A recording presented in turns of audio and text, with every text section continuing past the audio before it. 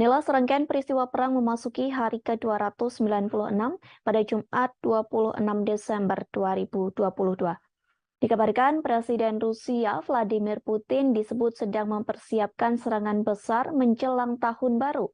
Hal tersebut disampaikan melalui Menteri Pertahanan Ukraina Oleksiy Reznikov. Oleksiy Reznikov mengatakan Putin sedang mempersiapkan serangan baru yang lebih besar untuk tahun 2023. Serangan baru ini dibuktikan dengan Kremlin sedang mempersiapkan operasi baru, meskipun Rusia mengalami serangkaian kemunduran di medan perang. Peristiwa selanjutnya yakni Rusia melakukan segala cara untuk merebut ibu kota Kiev, Ukraina. Hal tersebut disampaikan oleh Kepala Angkatan Bersenjata Ukraina Jenderal Valery Zaluzhny. Sang jenderal mengatakan Rusia mungkin mencoba mengambil alih kota itu antara Februari atau Maret 2023. Peristiwa selanjutnya terkait aksi penembakan Rusia yang terjadi pada Kamis 15 Desember 2022. Akibat penembakan tersebut dilaporkan menewaskan 2 orang. Kedua korban itu diantaranya termasuk seorang pekerja palang merah di Kherson. Selain memakan korban jiwa, serangan tersebut juga memutus total aliran listrik di kota selatan. Peristiwa selanjutnya soal Rusia menambah jumlah peluncuran uji coba rudal balistik. Hal tersebut disampaikan oleh Komandan Pasukan Roket Strategis Sergei Karakeyev. Ia mengatakan Rusia akan menambah jumlah peluncuran uji coba rudal balistik antar benua menjadi 8 pada 2023, di mana pada tahun 2022 Rusia melakukan uji coba sebanyak 4 kali saja. Kemudian sebuah pangkalan udara Rusia di Kursk diserang pada Rabu 14 Desember malam. Informasi itu telah dikonfirmasi oleh pejabat senior sekaligus penasehat Presiden Ukraina yakni Anton Gerasenko. Di sisi lain, Putin mengaku Rusia akan mencoba mengatasi dampak finansial dari sanksi Barat dengan menjual gas ke tetangga timurnya. Dalam pidato yang disiarkan televisi lokal, Putin menyebut Kremlin akan mengembangkan hubungan ekonomi dengan negara-negara di Asia, Afrika, dan Amerika Latin. Lebih jauh, militer Amerika Serikat mengumumkan akan memperluas pelatihan personil militer Ukraina di Jerman. Mulai Januari tahun 2023, 500 tentara akan dilatih dalam kurun waktu 1 bulan.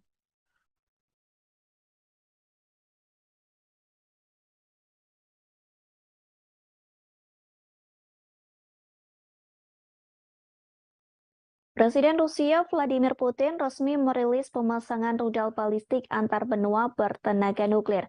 Rudal balistik antar benua alias ICBM itu dipasang di wilayah Kaluga pada Rabu 14 Desember 2022.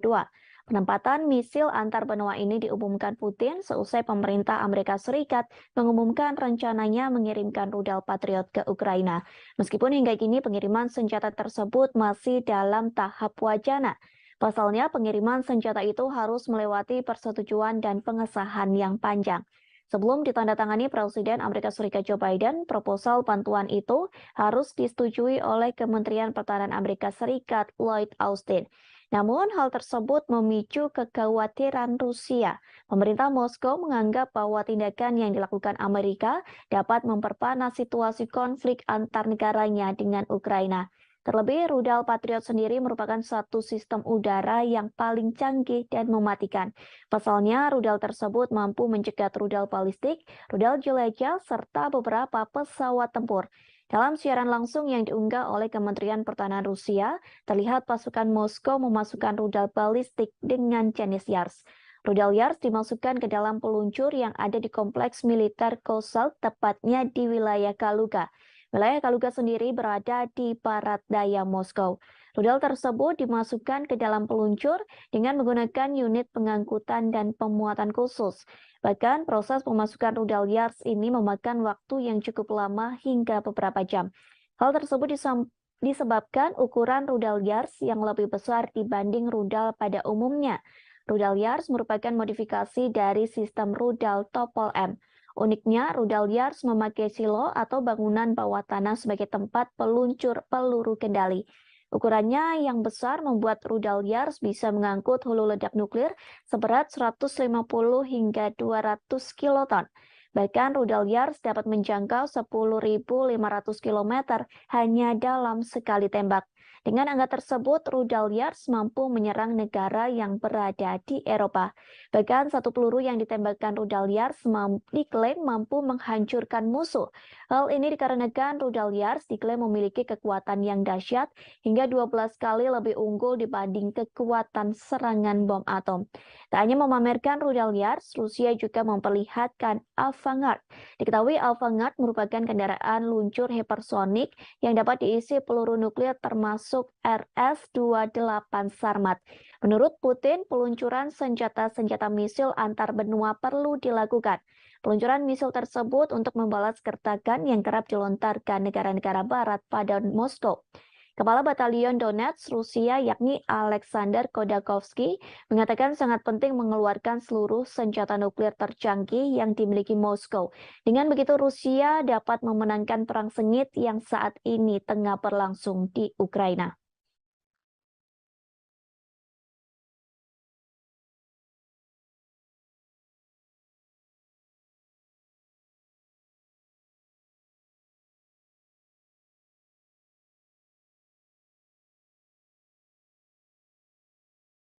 Presiden Rusia Vladimir Putin memastikan tidak ada gencatan senjata menjelang Natal di Ukraina.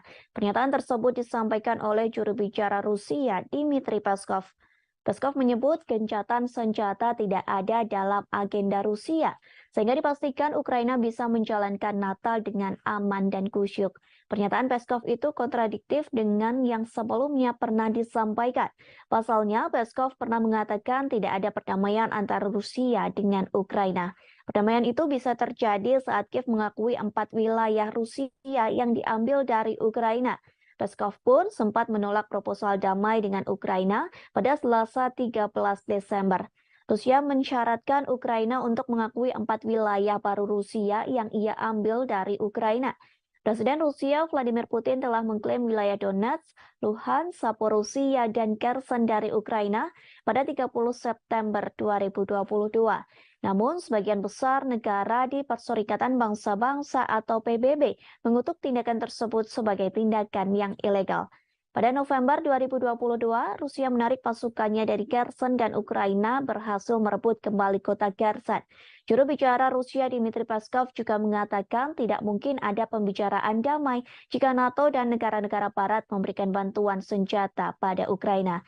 Dmitry Peskov menanggapi permintaan Zelensky pada barat untuk mengirim peralatan militer dan keuangan. Zelensky juga mengusulkan solusi perdamaian yang akan dimulai dengan penarikan pasukan Rusia dari Ukraina. Sementara hingga kini pertempuran Rusia dan Ukraina masih terus berlangsung hingga musim dingin. Presiden Ukraina Volodymyr Zelensky mengungkapkan telah mengajukan proposal untuk meminta gencatan senjata ke Rusia. Ia meminta Rusia untuk menarik pasukannya pada minggu ini menjelang Natal. Kiev meminta Moskow menarik pasukannya menjelang Natal sebagai langkah untuk mengakhiri konflik. Merespon hal tersebut, Rusia pun menolak. Pasukan Moskow masih melancarkan serangan ke Ukraina, bahkan Rusia menjatuhkan drone ke rudal ibu kota Kiev pada Rabu 14 Desember. Zelensky pun meragukan Rusia tidak menyerang negaranya saat Natal.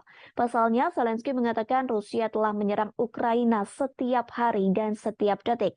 Bahkan setiap daerah di Ukraina pun telah terkena serangan dari pasukan Putin. Orang nomor satu di Ukraina itu menggambarkan Rusia telah menghancurkan negaranya dengan artileri, sehingga kini Ukraina pun menjadi rata dengan tanah.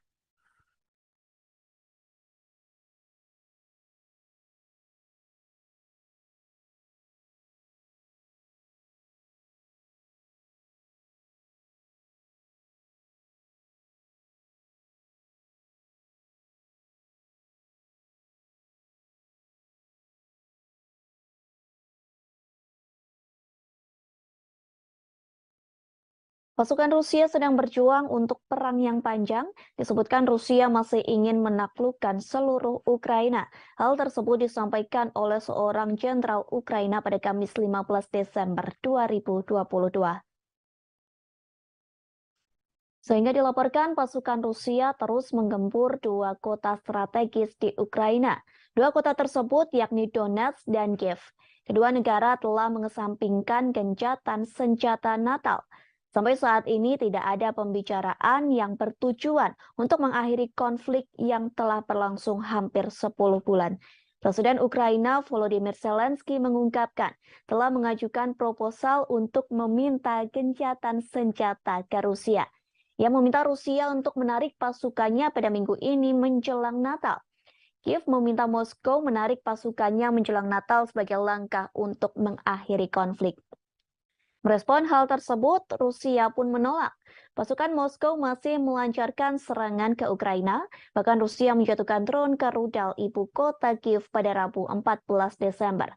Presiden Rusia Vladimir Putin memastikan tidak ada gencatan senjata menjelang Natal di Ukraina. Pernyataan tersebut disampaikan oleh juru bicara Rusia Dmitry Peskov. Peskov menyebut gencatan senjata tidak ada dalam agenda Rusia, sehingga dipastikan Ukraina bisa menjalankan Natal dengan aman dan khusyuk.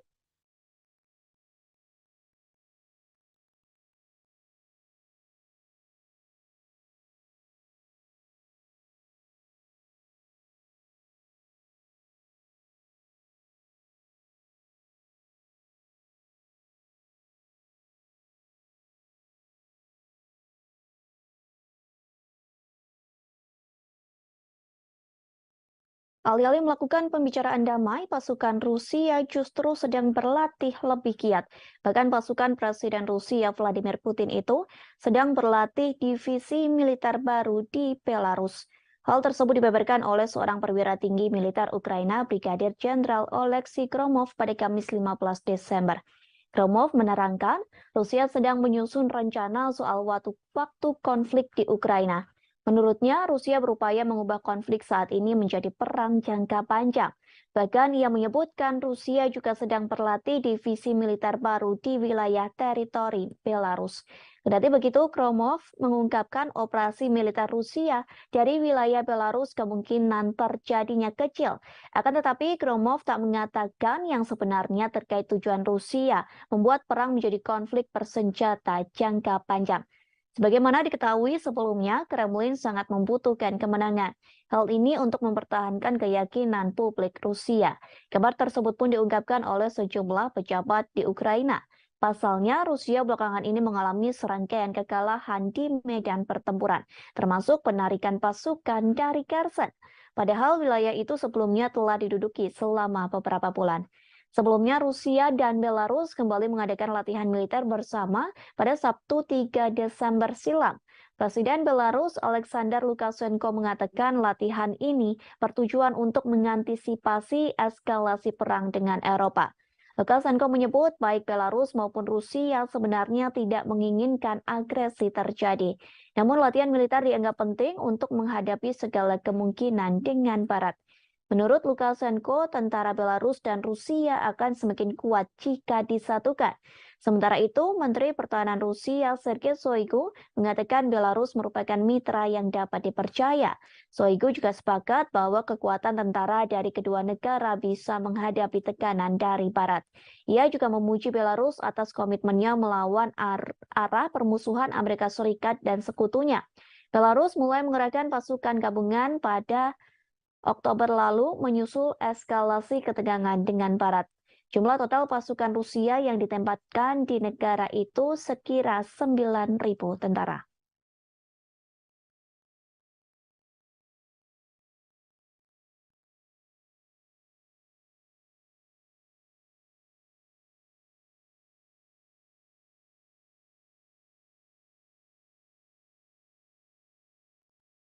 Seorang tentara Rusia mengeluh soal kondisi hidupnya yang disebut sangat buruk. Pasalnya, ia menjalankan pelatihan menjadi tentara Rusia namun tidak diberi fasilitas yang memadai. Bahkan hanya sekedar air minum pun tidak diberikan saat latihan perang melawan Ukraina. Hal tersebut disampaikan oleh seorang penasehat Kementerian Luar Negeri Ukraina. Ia mengunggah sebuah video di akun Twitternya pada Kamis 15 Desember 2022. Video yang beredar di media sosial itu berisi curhatan dari tentara Rusia. Dalam video tersebut, pria itu mengaku diberi batasan untuk minum. Kondisi ini terjadi saat Rusia melakukan mobilisasi militer untuk mempersiapkan pasukan melawan Ukraina. Rekaman berdurasi 41 detik dimaksudkan untuk menunjukkan kondisi kehidupan yang tidak memadai yang dihadapi tentara Rusia. Dalam video tersebut juga terdengar umpatan dari beberapa tentara lain yang berada di balik kamera. Sementara kondisi di sekitar mereka berlatih militer pun turut diperhatikan. Nampak dua tenda berdampingan dalam struktur yang tampaknya terbuat dari kayu gelondongan. Rupanya video serupa juga sering muncul di media sosial. Banyak rekaman yang menunjukkan kondisi kehidupan pasukan Rusia yang memburuk, seperti yang terjadi pada 16 Oktober 2022. Seorang pengawas media Rusia, yakni Julia Davis, memposting video di Twitternya. Dalam postingan tersebut memperlihatkan seorang pria yang direkrut menjadi militer Rusia. Pria tersebut mengklaim menghadapi kondisi yang buruk dalam kamp. Pasalnya di kamp tersebut banyak penyakit dan pencurian yang semakin merajalela. Ia mengatakan kamp pasukan Rusia itu sangat suram lantaran hanya ada satu penghangat tubuh di dalam tenda yang besar.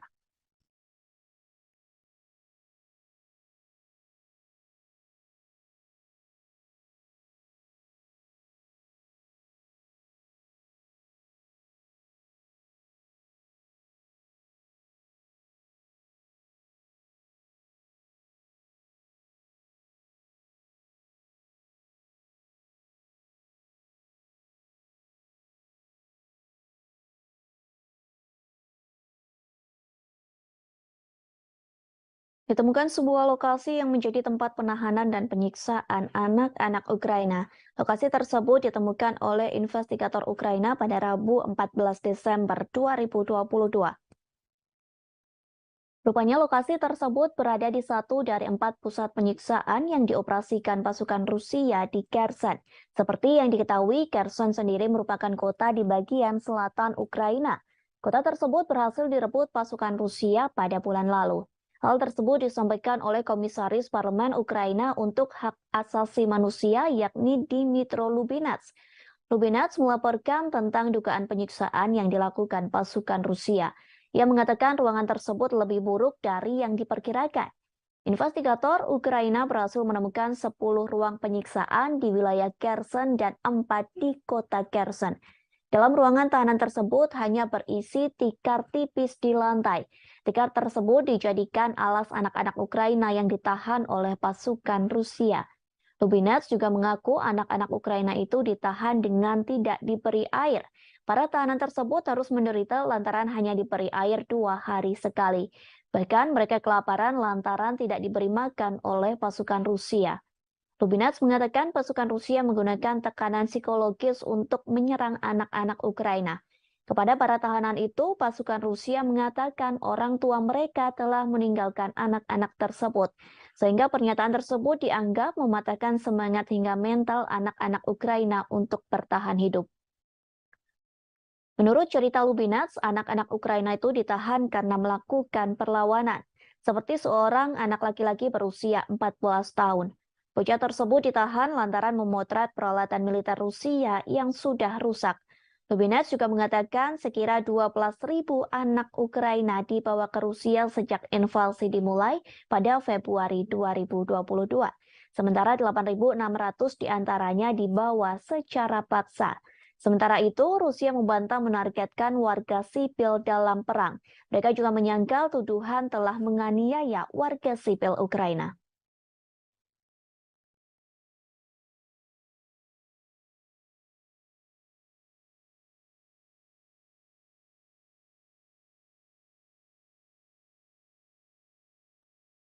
Rudal Patriot sedang menjadi senjata yang disorot berbagai negara.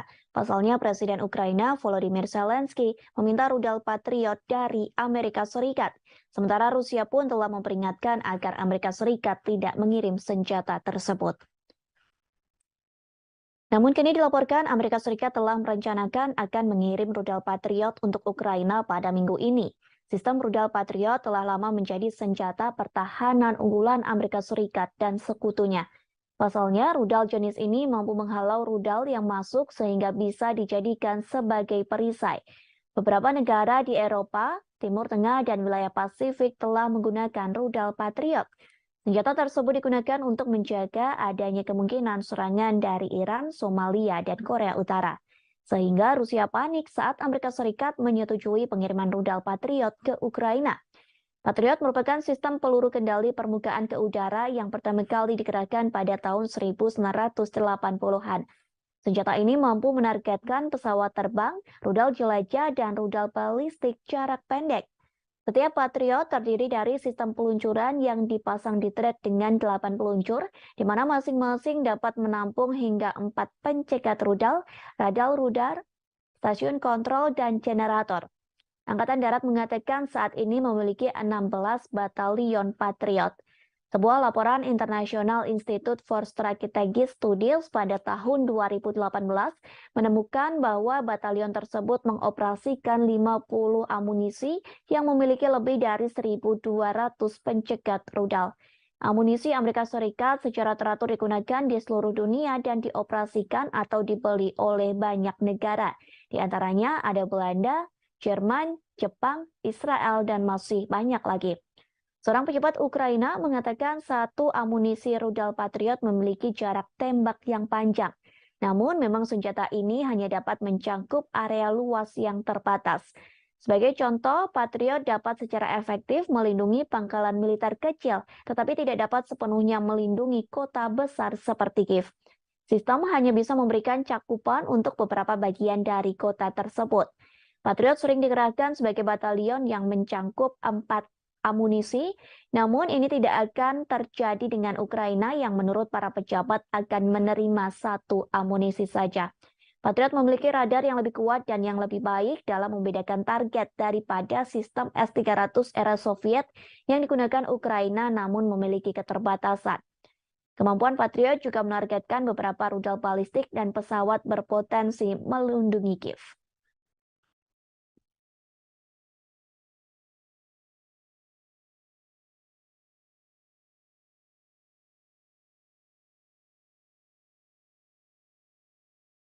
Kemudian kita beralih ke berita selanjutnya.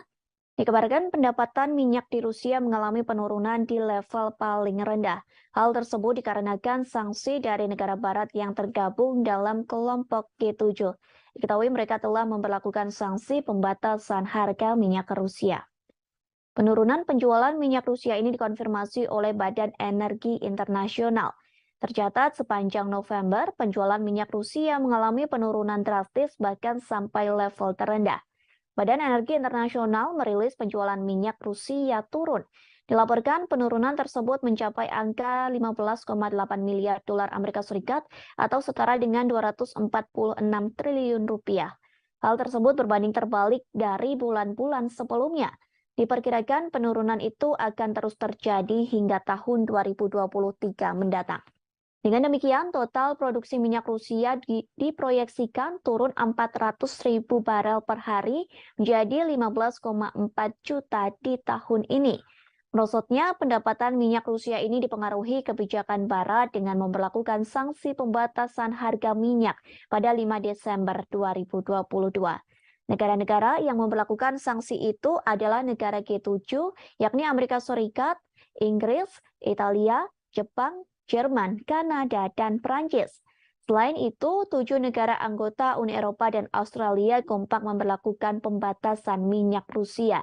Karena terkena sanksi ini, maka kargo minyak mentah Rusia dilarang beroperasi apabila menolak batas harga yang diusulkan sebesar 60 dolar Amerika Serikat atau setara dengan 925.000 rupiah per barel.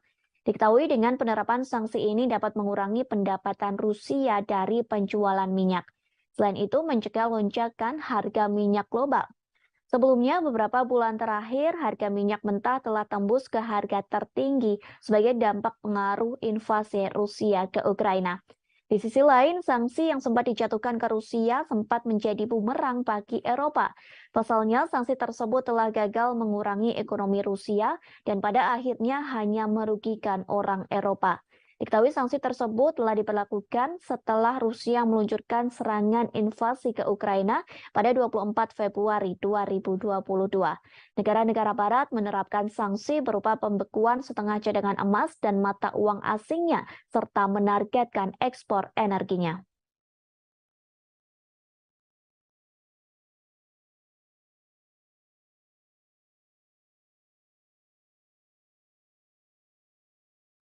Akibat perang dengan Rusia, banyak warga Ukraina yang harus mengungsi di Israel. Namun kini warga Ukraina yang berada di Israel terancam diusir.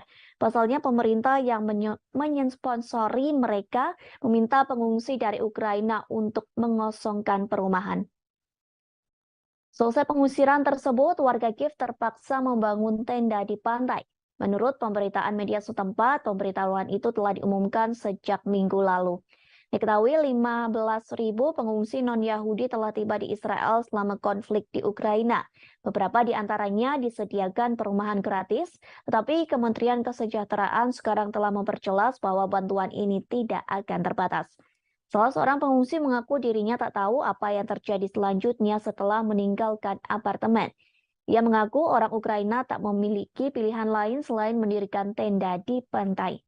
Ketua Salu, sebuah kelompok yang menyediakan apartemen untuk pengungsi, bekerja sama dengan otoritas Israel, bersikeras bahwa orang-orang Ukraina sudah tua dan cacat. Sementara Kementerian Kesejahteraan setempat juga buka suara yang menyebut pengusiran ini dilakukan lantaran kontrak dengan satu operator yang menampung para pengungsi perang telah berakhir. Selain itu, penyewa disebut tak mampu membiayai akomodasi karena kondisi medis atau fisik.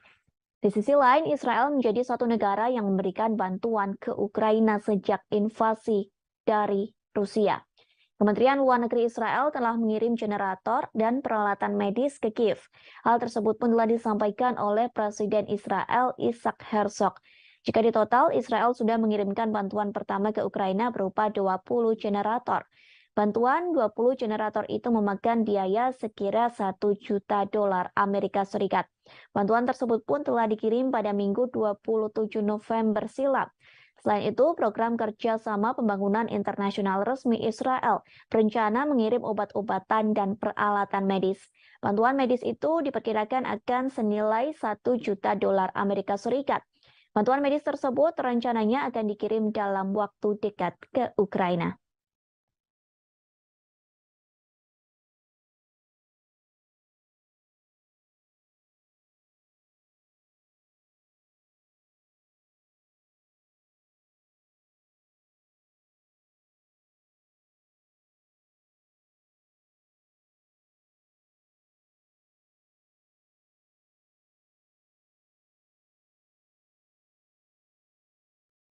Dilaporkan Jerman telah mengirim bantuan untuk Ukraina. Jerman mengalokasikan hampir $500 miliar Amerika Serikat. Angka tersebut digunakan untuk menopang pasokan energinya ke Ukraina agar bisa menyalakan listrik di tengah serangan Rusia. Namun pengeluaran besar-besaran ini kemungkinan tidak cukup untuk mengatasi krisis energi. Perkiraan total biaya mencerminkan skala kumulatif dana talangan energi. Skema lain yang telah diterapkan Jerman di tengah melonjaknya harga minyak dan gas alam serta hilangnya impor dari Rusia. Berbagai subsidi disebut sebagai pasoka energi. Angka bantuan itu setara dengan $5.400 Amerika Serikat per penduduk di Jerman. Kemudian 12% dari produk domestik bruto serta diperkirakan $1,6 miliar Amerika Serikat per hari sejak dimulainya konflik di Eropa Timur. Kemungkinan diperlukan pula lebih banyak pengeluaran untuk mengatasi krisis ini. Perlu diketahui efek ekonomi dari konflik tersebut sebagian besar berasal dari sanksi anti-Rusia yang diberlakukan oleh Amerika Serikat, Jerman, dan anggota NATO lainnya. Terlepas dari upaya Barat untuk menghukum dan mengisolasi Rusia. Pendapatan pemerintah Rusia dari ekspor minyak dan gas diklaim meningkat lebih dari 2 kali lipat dari minyak dan gas. Selama periode yang sama, peningkatan pendapatan energi membantu mendorong surplus anggaran pemerintah Rusia menjadi 557 miliar rubel. Kendati demikian, ekonomi terbesar Eropa itu kini berada di bawah kekuasaan cuaca. Penjualan energi dianggap sebagai risiko jika terjadi musim dingin yang panjang pada momen musim dingin tahun ini. Musim dingin tahun ini merupakan yang pertama di Jerman dalam setengah abad tanpa gas Rusia. Wakil Presiden Institut Kiel untuk Ekonomi Dunia Jerman, yakni Stefan Kutz, turut mengomentari hal tersebut. Ia mengatakan bahwa pasokan energi yang tidak pasti telah mendorong ekonomi negara ke fase yang sangat kritis.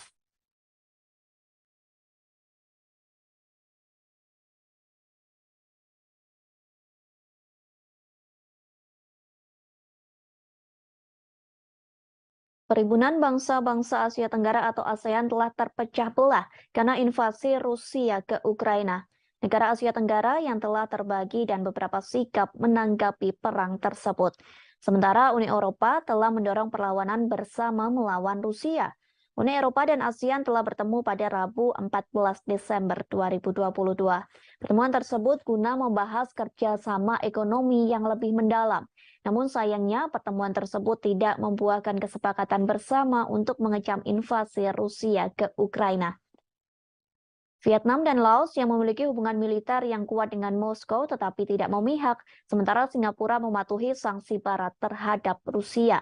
Dalam pemungutan suara Perserikatan Bangsa-Bangsa pada bulan Oktober yang mengecam upaya aneksasi Rusia atas wilayah Ukraina, baik Vietnam maupun Laos abstain bersama dengan Thailand.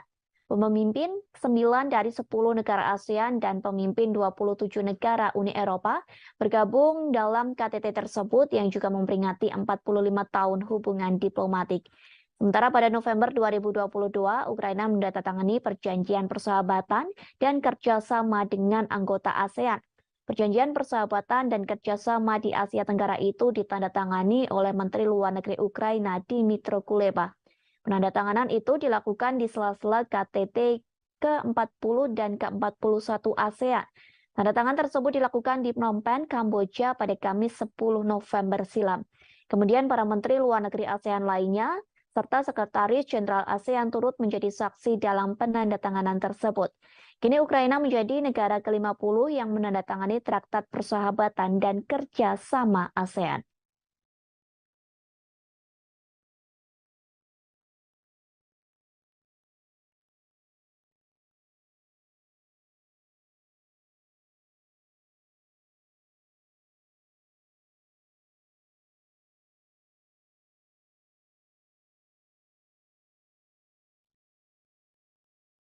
Inilah serangkaian peristiwa perang memasuki hari ke-296 pada Jumat 26 Desember 2022. Dikabarkan Presiden Rusia Vladimir Putin disebut sedang mempersiapkan serangan besar menjelang tahun baru. Hal tersebut disampaikan melalui Menteri Pertahanan Ukraina Oleksiy Reznikov. Oleksiy Reznikov mengatakan Putin sedang mempersiapkan serangan baru yang lebih besar untuk tahun 2023. Serangan baru ini dibuktikan dengan Kremlin sedang mempersiapkan operasi baru, meskipun Rusia mengalami serangkaian kemunduran di medan perang. Peristiwa selanjutnya yakni Rusia melakukan segala cara untuk merebut ibu kota Kiev, Ukraina. Hal tersebut disampaikan oleh Kepala Angkatan Bersenjata Ukraina Jenderal Valery Zaluzhny. Sang jenderal mengatakan Rusia mungkin mencoba mengambil alih kota itu antara Februari atau Maret 2023. Peristiwa selanjutnya terkait aksi penembakan Rusia yang terjadi pada Kamis 15 Desember 2022. Akibat penembakan tersebut dilaporkan menewaskan 2 orang. Kedua korban itu diantaranya termasuk seorang pekerja palang merah di Kherson. Selain memakan korban jiwa, serangan tersebut juga memutus total aliran listrik di kota selatan. Peristiwa selanjutnya soal Rusia menambah jumlah peluncuran uji coba rudal balistik.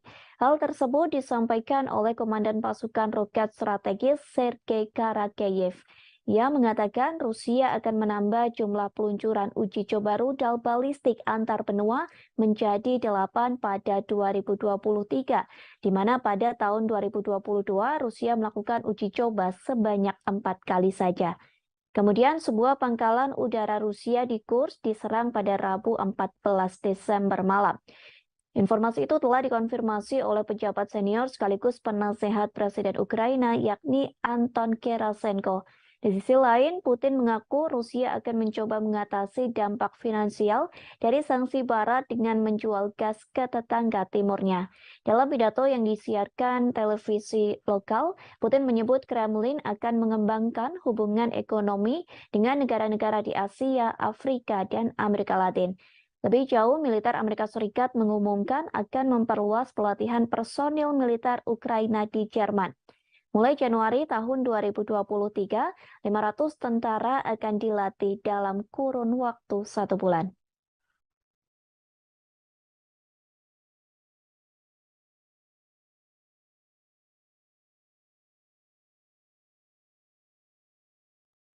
Presiden Rusia Vladimir Putin resmi merilis pemasangan rudal balistik antar benua bertenaga nuklir. Rudal balistik antar benua alias ICBM itu dipasang di wilayah Kaluga pada Rabu 14 Desember 2022. Penempatan misil antar benua ini diumumkan Putin seusai pemerintah Amerika Serikat mengumumkan rencananya mengirimkan rudal Patriot ke Ukraina. Meskipun hingga kini pengiriman senjata tersebut masih dalam tahap wacana. Pasalnya, pengiriman senjata itu harus melewati persetujuan dan pengesahan yang panjang. Sebelum ditandatangani Presiden Amerika Serikat Joe Biden, proposal bantuan itu harus disetujui oleh Kementerian Pertahanan Amerika Serikat Lloyd Austin. Namun, hal tersebut memicu kekhawatiran Rusia. Pemerintah Moskow menganggap bahwa tindakan yang dilakukan Amerika dapat memperpanas situasi konflik antar negaranya dengan Ukraina. Terlebih, rudal Patriot sendiri merupakan satu sistem udara yang paling canggih dan mematikan. Pasalnya, rudal tersebut mampu mencegat rudal balistik, rudal jelajah, serta beberapa pesawat tempur. Dalam siaran langsung yang diunggah oleh Kementerian Pertahanan Rusia, terlihat pasukan Moskow memasukkan rudal balistik dengan jenis Yars. Rudal Yars dimasukkan ke dalam peluncur yang ada di kompleks militer Kozel, tepatnya di wilayah Kaluga. Wilayah Kaluga sendiri berada di barat daya Moskow. Rudal tersebut dimasukkan ke dalam peluncur dengan menggunakan unit pengangkutan dan pemuatan khusus. Bahkan proses pemasukan rudal Yars ini memakan waktu yang cukup lama hingga beberapa jam. Hal tersebut disebabkan ukuran rudal Yars yang lebih besar dibanding rudal pada umumnya. Rudal Yars merupakan modifikasi dari sistem rudal Topol M. Uniknya, rudal Yars memakai silo atau bangunan bawah tanah sebagai tempat peluncur peluru kendali. Ukurannya yang besar membuat rudal Yars bisa mengangkut hulu ledak nuklir seberat 150 hingga 200 kiloton. Bahkan rudal Yars dapat menjangkau 10.500 km hanya dalam sekali tembak. Dengan angka tersebut, rudal Yars mampu menyerang negara yang berada di Eropa. Bahkan satu peluru yang ditembakkan rudal Yars diklaim mampu menghancurkan musuh. Hal ini dikarenakan rudal Yars diklaim memiliki kekuatan yang dahsyat hingga 12 kali lebih unggul dibanding kekuatan serangan bom atom. Tak hanya memamerkan rudal Yars, Rusia juga memperlihatkan Avangard. Diketahui Avangard merupakan kendaraan luncur hipersonik yang dapat diisi peluru nuklir termasuk RS-28 Sarmat. Menurut Putin, peluncuran senjata-senjata misil antar benua perlu dilakukan. Peluncuran misil tersebut untuk membalas gertakan yang kerap dilontarkan negara-negara barat pada Moskow. Kepala Batalion Donetsk Rusia yakni Alexander Khodakovsky mengatakan sangat penting mengeluarkan seluruh senjata nuklir tercanggih yang dimiliki Moskow. Dengan begitu Rusia dapat memenangkan perang sengit yang saat ini tengah berlangsung di Ukraina.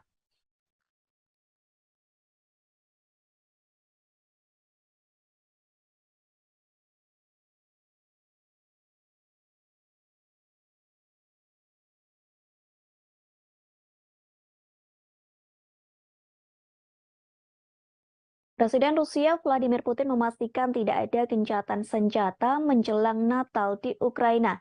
Pernyataan tersebut disampaikan oleh juru bicara Rusia, Dmitry Peskov. Peskov menyebut gencatan senjata tidak ada dalam agenda Rusia, sehingga dipastikan Ukraina bisa menjalankan Natal dengan aman dan kusyuk.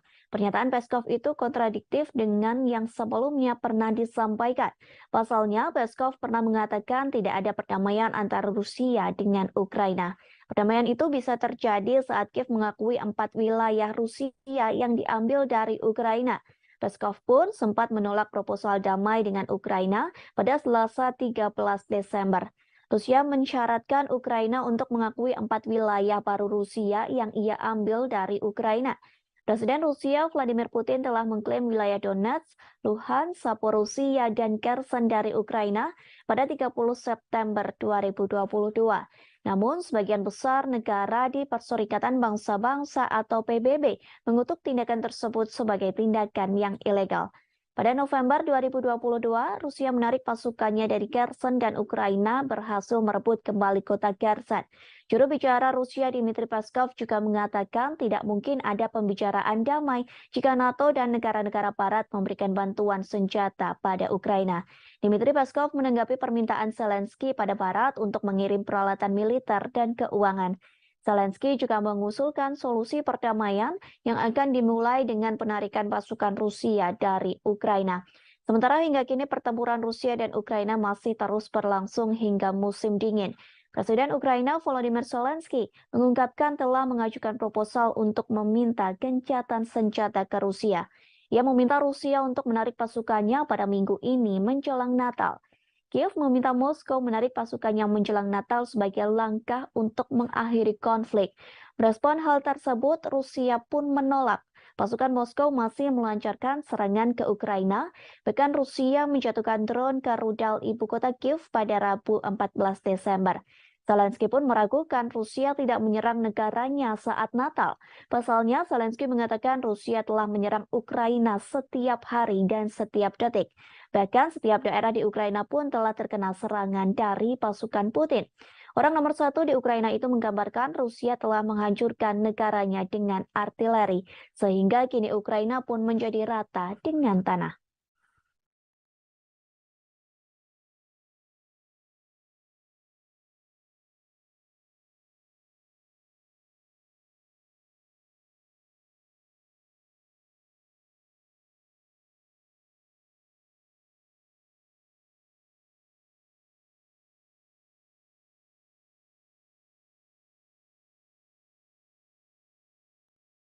Pasukan Rusia sedang berjuang untuk perang yang panjang.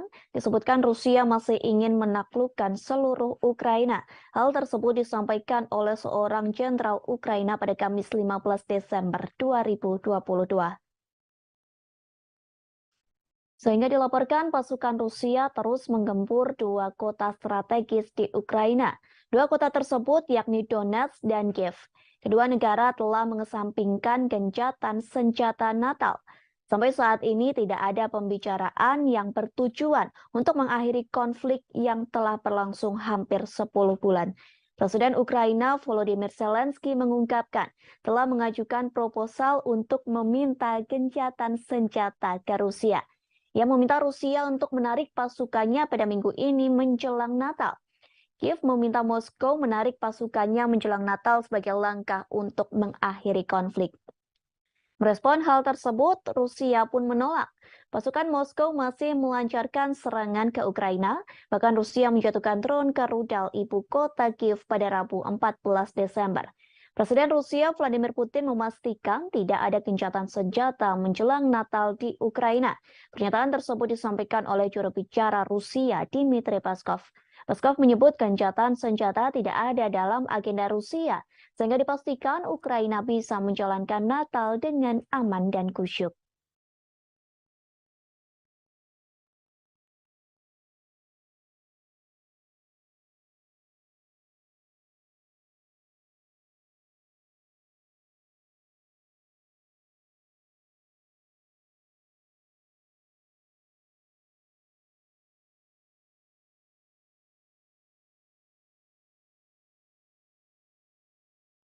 Alih-alih melakukan pembicaraan damai, pasukan Rusia justru sedang berlatih lebih giat.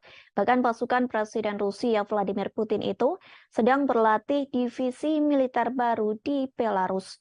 Hal tersebut dibeberkan oleh seorang perwira tinggi militer Ukraina, Brigadir Jenderal Oleksiy Gromov pada Kamis 15 Desember. Gromov menerangkan, Rusia sedang menyusun rencana soal waktu konflik di Ukraina. Menurutnya, Rusia berupaya mengubah konflik saat ini menjadi perang jangka panjang. Bahkan ia menyebutkan Rusia juga sedang berlatih divisi militer baru di wilayah teritori Belarus. Kendati begitu, Gromov mengungkapkan operasi militer Rusia dari wilayah Belarus kemungkinan terjadinya kecil. Akan tetapi, Gromov tak mengatakan yang sebenarnya terkait tujuan Rusia membuat perang menjadi konflik bersenjata jangka panjang. Sebagaimana diketahui sebelumnya, Kremlin sangat membutuhkan kemenangan. Hal ini untuk mempertahankan keyakinan publik Rusia. Kabar tersebut pun diungkapkan oleh sejumlah pejabat di Ukraina. Pasalnya, Rusia belakangan ini mengalami serangkaian kekalahan di medan pertempuran, termasuk penarikan pasukan dari Kherson. Padahal wilayah itu sebelumnya telah diduduki selama beberapa bulan. Sebelumnya, Rusia dan Belarus kembali mengadakan latihan militer bersama pada Sabtu 3 Desember silam. Presiden Belarus Alexander Lukashenko mengatakan latihan ini bertujuan untuk mengantisipasi eskalasi perang dengan Eropa. Lukashenko menyebut baik Belarus maupun Rusia sebenarnya tidak menginginkan agresi terjadi. Namun latihan militer dianggap penting untuk menghadapi segala kemungkinan dengan Barat. Menurut Lukashenko, tentara Belarus dan Rusia akan semakin kuat jika disatukan. Sementara itu, Menteri Pertahanan Rusia Sergei Shoigu mengatakan Belarus merupakan mitra yang dapat dipercaya. Shoigu juga sepakat bahwa kekuatan tentara dari kedua negara bisa menghadapi tekanan dari Barat. Ia juga memuji Belarus atas komitmennya melawan arah permusuhan Amerika Serikat dan sekutunya. Belarus mulai mengerahkan pasukan gabungan pada Oktober lalu menyusul eskalasi ketegangan dengan Barat. Jumlah total pasukan Rusia yang ditempatkan di negara itu sekira 9.000 tentara.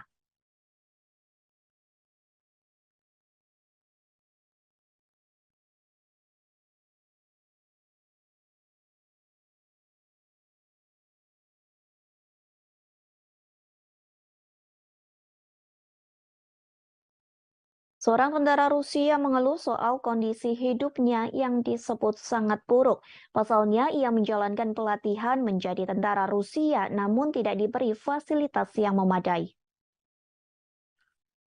Bahkan hanya sekedar air minum pun tidak diberikan saat latihan perang melawan Ukraina. Hal tersebut disampaikan oleh seorang penasehat Kementerian Luar Negeri Ukraina. Ia mengunggah sebuah video di akun Twitternya pada Kamis 15 Desember 2022. Video yang beredar di media sosial itu berisi curhatan dari tentara Rusia. Dalam video tersebut, pria itu mengaku diberi batasan untuk minum. Kondisi ini terjadi saat Rusia melakukan mobilisasi militer untuk mempersiapkan pasukan melawan Ukraina. Rekaman berdurasi 41 detik dimaksudkan untuk menunjukkan kondisi kehidupan yang tidak memadai yang dihadapi tentara Rusia. Dalam video tersebut juga terdengar umpatan dari beberapa tentara lain yang berada di balik kamera. Sementara kondisi di sekitar mereka berlatih militer pun turut diperhatikan. Nampak dua tenda berdampingan dalam struktur yang tampaknya terbuat dari kayu gelondongan. Rupanya video serupa juga sering muncul di media sosial. Banyak rekaman yang menunjukkan kondisi kehidupan pasukan Rusia yang memburuk, seperti yang terjadi pada 16 Oktober 2022. Seorang pengawas media Rusia, yakni Julia Davis, memposting video di Twitternya. Dalam postingan tersebut memperlihatkan seorang pria yang direkrut menjadi militer Rusia. Pria tersebut mengklaim menghadapi kondisi yang buruk dalam kamp. Pasalnya di kamp tersebut banyak penyakit dan pencurian yang semakin merajalela. Ia mengatakan kamp pasukan Rusia itu sangat suram lantaran hanya ada satu penghangat tubuh di dalam tenda yang besar.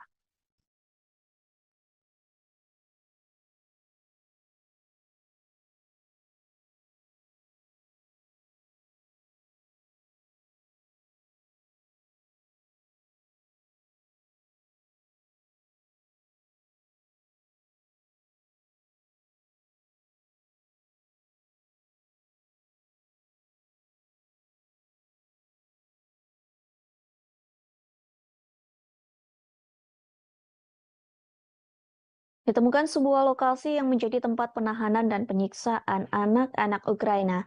Lokasi tersebut ditemukan oleh investigator Ukraina pada Rabu 14 Desember 2022. Rupanya lokasi tersebut berada di satu dari 4 pusat penyiksaan yang dioperasikan pasukan Rusia di Kherson. Seperti yang diketahui, Kherson sendiri merupakan kota di bagian selatan Ukraina. Kota tersebut berhasil direbut pasukan Rusia pada bulan lalu. Hal tersebut disampaikan oleh Komisaris Parlemen Ukraina untuk Hak Asasi Manusia, yakni Dmytro Lubinets.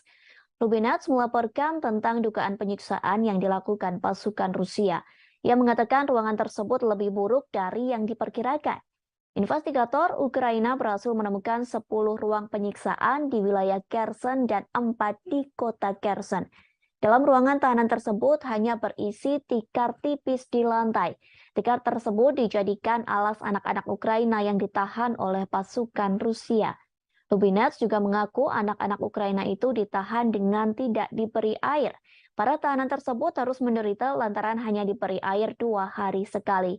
Bahkan mereka kelaparan lantaran tidak diberi makan oleh pasukan Rusia. Lubinets mengatakan pasukan Rusia menggunakan tekanan psikologis untuk menyerang anak-anak Ukraina. Kepada para tahanan itu, pasukan Rusia mengatakan orang tua mereka telah meninggalkan anak-anak tersebut, sehingga pernyataan tersebut dianggap mematahkan semangat hingga mental anak-anak Ukraina untuk bertahan hidup. Menurut cerita Lubinets, anak-anak Ukraina itu ditahan karena melakukan perlawanan, seperti seorang anak laki-laki berusia 14 tahun. Bocah tersebut ditahan lantaran memotret peralatan militer Rusia yang sudah rusak. Lubinets juga mengatakan sekira 12.000 anak Ukraina dibawa ke Rusia sejak invasi dimulai pada Februari 2022. Sementara 8.600 diantaranya dibawa secara paksa. Sementara itu, Rusia membantah menargetkan warga sipil dalam perang. Mereka juga menyangkal tuduhan telah menganiaya warga sipil Ukraina.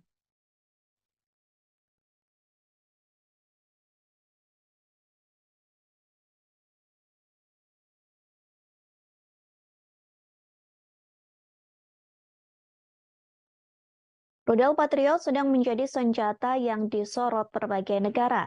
Pasalnya, Presiden Ukraina Volodymyr Zelensky meminta rudal Patriot dari Amerika Serikat. Sementara Rusia pun telah memperingatkan agar Amerika Serikat tidak mengirim senjata tersebut. Namun kini dilaporkan Amerika Serikat telah merencanakan akan mengirim rudal Patriot untuk Ukraina pada minggu ini. Sistem rudal Patriot telah lama menjadi senjata pertahanan unggulan Amerika Serikat dan sekutunya. Pasalnya, rudal jenis ini mampu menghalau rudal yang masuk sehingga bisa dijadikan sebagai perisai. Beberapa negara di Eropa, Timur Tengah, dan wilayah Pasifik telah menggunakan rudal Patriot. Senjata tersebut digunakan untuk menjaga adanya kemungkinan serangan dari Iran, Somalia, dan Korea Utara. Sehingga Rusia panik saat Amerika Serikat menyetujui pengiriman rudal Patriot ke Ukraina. Patriot merupakan sistem peluru kendali permukaan ke udara yang pertama kali dikerahkan pada tahun 1980-an. Senjata ini mampu menargetkan pesawat terbang, rudal jelajah, dan rudal balistik jarak pendek. Setiap Patriot terdiri dari sistem peluncuran yang dipasang di trek dengan 8 peluncur, di mana masing-masing dapat menampung hingga 4 pencegat rudal, radar, stasiun kontrol, dan generator. Angkatan Darat mengatakan saat ini memiliki 16 batalion Patriot.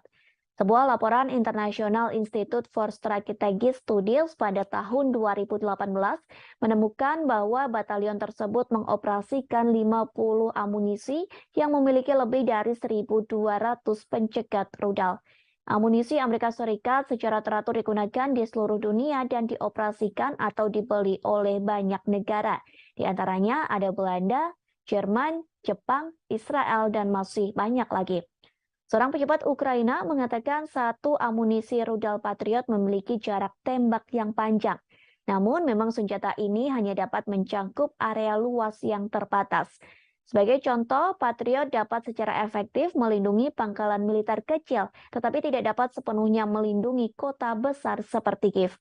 Sistem hanya bisa memberikan cakupan untuk beberapa bagian dari kota tersebut.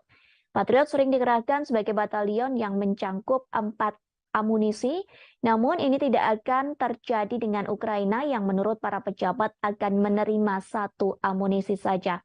Patriot memiliki radar yang lebih kuat dan yang lebih baik dalam membedakan target daripada sistem S-300 era Soviet yang digunakan Ukraina namun memiliki keterbatasan.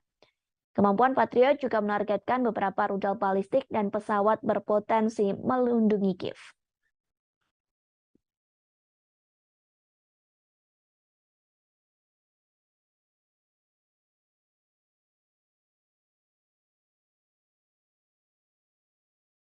Kemudian kita beralih ke berita selanjutnya.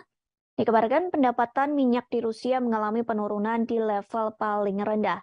Hal tersebut dikarenakan sanksi dari negara barat yang tergabung dalam kelompok G7.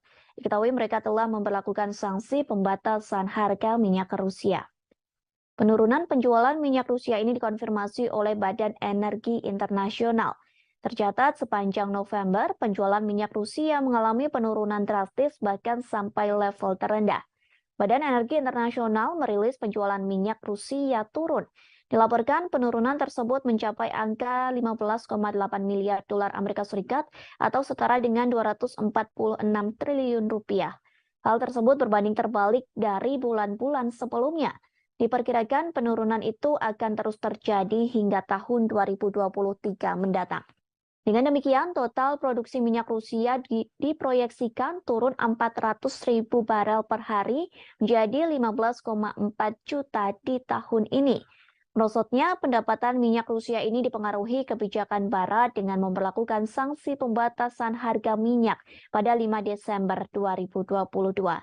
Negara-negara yang memperlakukan sanksi itu adalah negara G7, yakni Amerika Serikat, Inggris, Italia, Jepang, Jerman, Kanada, dan Prancis. Selain itu, 7 negara anggota Uni Eropa dan Australia kompak memperlakukan pembatasan minyak Rusia. Karena terkena sanksi ini, maka kargo minyak mentah Rusia dilarang beroperasi apabila menolak batas harga yang diusulkan sebesar 60 dolar Amerika Serikat atau setara dengan 925.000 rupiah per barel. Diketahui dengan penerapan sanksi ini dapat mengurangi pendapatan Rusia dari penjualan minyak. Selain itu, mencegah lonjakan harga minyak global. Sebelumnya, beberapa bulan terakhir, harga minyak mentah telah tembus ke harga tertinggi sebagai dampak pengaruh invasi Rusia ke Ukraina. Di sisi lain, sanksi yang sempat dijatuhkan ke Rusia sempat menjadi bumerang bagi Eropa. Pasalnya, sanksi tersebut telah gagal mengurangi ekonomi Rusia dan pada akhirnya hanya merugikan orang Eropa. Diketahui sanksi tersebut telah diberlakukan setelah Rusia meluncurkan serangan invasi ke Ukraina pada 24 Februari 2022. Negara-negara Barat menerapkan sanksi berupa pembekuan setengah cadangan emas dan mata uang asingnya, serta menargetkan ekspor energinya.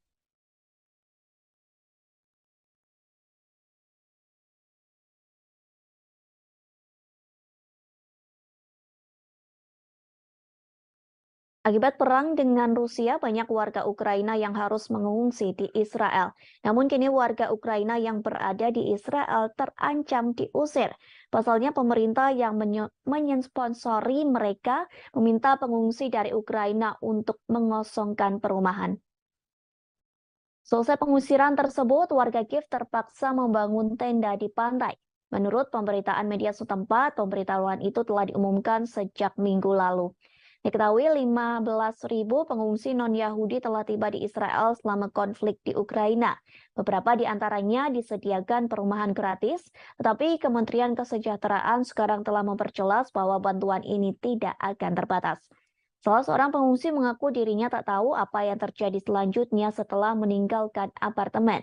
Ia mengaku orang Ukraina tak memiliki pilihan lain selain mendirikan tenda di pantai. Ketua Salu, sebuah kelompok yang menyediakan apartemen untuk pengungsi, bekerja sama dengan otoritas Israel, bersikeras bahwa orang-orang Ukraina sudah tua dan cacat. Sementara Kementerian Kesejahteraan setempat juga buka suara yang menyebut pengusiran ini dilakukan lantaran kontrak dengan satu operator yang menampung para pengungsi perang telah berakhir. Selain itu, penyewa disebut tak mampu membiayai akomodasi karena kondisi medis atau fisik. Di sisi lain, Israel menjadi satu negara yang memberikan bantuan ke Ukraina sejak invasi dari Rusia. Kementerian Luar Negeri Israel telah mengirim generator dan peralatan medis ke Kiev. Hal tersebut pun telah disampaikan oleh Presiden Israel Isaac Herzog. Jika di total, Israel sudah mengirimkan bantuan pertama ke Ukraina berupa 20 generator. Bantuan 20 generator itu memakan biaya sekira 1 juta dolar Amerika Serikat. Bantuan tersebut pun telah dikirim pada Minggu 27 November silam. Selain itu, program kerjasama pembangunan internasional resmi Israel berencana mengirim obat-obatan dan peralatan medis. Bantuan medis itu diperkirakan akan senilai 1 juta dolar Amerika Serikat. Bantuan medis tersebut rencananya akan dikirim dalam waktu dekat ke Ukraina.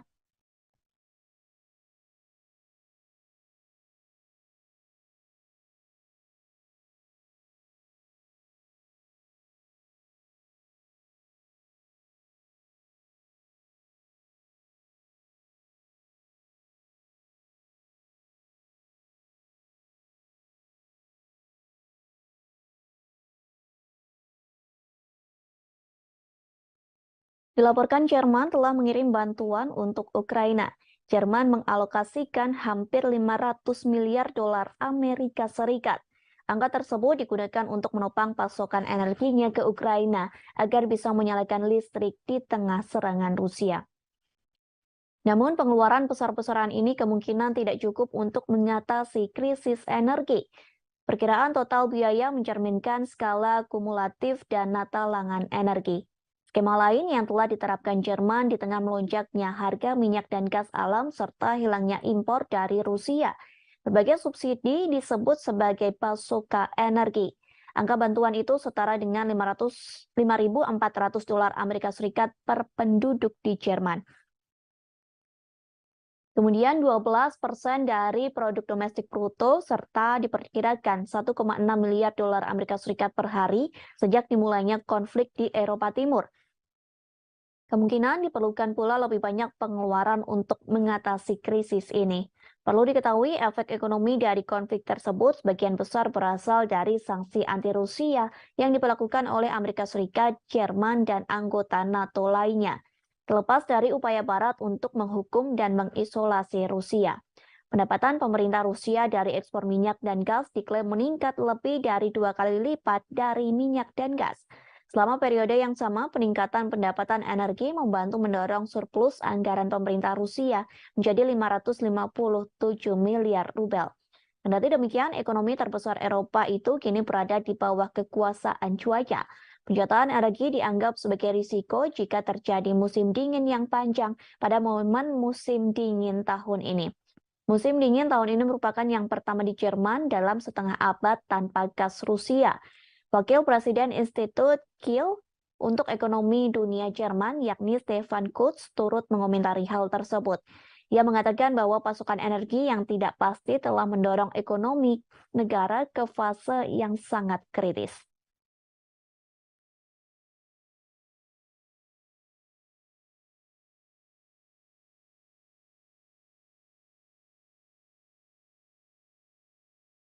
Perhimpunan Bangsa-Bangsa Asia Tenggara atau ASEAN telah terpecah belah karena invasi Rusia ke Ukraina. Negara Asia Tenggara yang telah terbagi dan beberapa sikap menanggapi perang tersebut. Sementara Uni Eropa telah mendorong perlawanan bersama melawan Rusia. Uni Eropa dan ASEAN telah bertemu pada Rabu 14 Desember 2022. Pertemuan tersebut guna membahas kerjasama ekonomi yang lebih mendalam. Namun sayangnya pertemuan tersebut tidak membuahkan kesepakatan bersama untuk mengecam invasi Rusia ke Ukraina. Vietnam dan Laos yang memiliki hubungan militer yang kuat dengan Moskow tetapi tidak memihak, sementara Singapura mematuhi sanksi Barat terhadap Rusia. Dalam pemungutan suara Perserikatan Bangsa-Bangsa pada bulan Oktober yang mengecam upaya aneksasi Rusia atas wilayah Ukraina, baik Vietnam maupun Laos abstain bersama dengan Thailand. Pemimpin 9 dari 10 negara ASEAN dan pemimpin 27 negara Uni Eropa bergabung dalam KTT tersebut yang juga memperingati 45 tahun hubungan diplomatik. Sementara pada November 2022, Ukraina menandatangani perjanjian persahabatan dan kerjasama dengan anggota ASEAN. Perjanjian persahabatan dan kerjasama di Asia Tenggara itu ditandatangani oleh Menteri Luar Negeri Ukraina Dmytro Kuleba. Penandatanganan itu dilakukan di sela-sela KTT ke-40 dan ke-41 ASEAN. Tanda tangan tersebut dilakukan di Phnom Penh, Kamboja pada Kamis 10 November silam.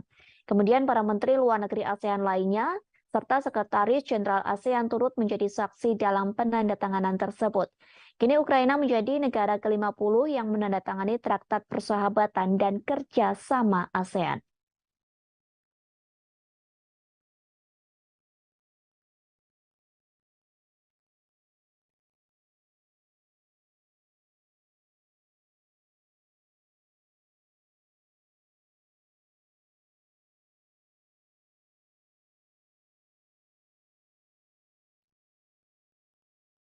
Inilah serangkaian peristiwa perang memasuki hari ke-296 pada Jumat 26 Desember 2022. Dikabarkan Presiden Rusia Vladimir Putin disebut sedang mempersiapkan serangan besar menjelang tahun baru. Hal tersebut disampaikan melalui Menteri Pertahanan Ukraina Oleksiy Reznikov. Oleksiy Reznikov mengatakan Putin sedang mempersiapkan serangan baru yang lebih besar untuk tahun 2023. Serangan baru ini dibuktikan dengan Kremlin sedang mempersiapkan operasi baru, meskipun Rusia mengalami serangkaian kemunduran di medan perang. Peristiwa selanjutnya yakni Rusia melakukan segala cara untuk merebut ibu kota Kiev, Ukraina. Hal tersebut disampaikan oleh Kepala Angkatan Bersenjata Ukraina, Jenderal Valery Zaluzhny. Sang jenderal mengatakan Rusia mungkin mencoba mengambil alih kota itu antara Februari atau Maret 2023. Peristiwa selanjutnya terkait aksi penembakan Rusia yang terjadi pada Kamis 15 Desember 2022. Akibat penembakan tersebut dilaporkan menewaskan 2 orang. Kedua korban itu diantaranya termasuk seorang pekerja palang merah di Kherson. Selain memakan korban jiwa, serangan tersebut juga memutus total aliran listrik di kota selatan. Peristiwa selanjutnya soal Rusia menambah jumlah peluncuran uji coba rudal balistik.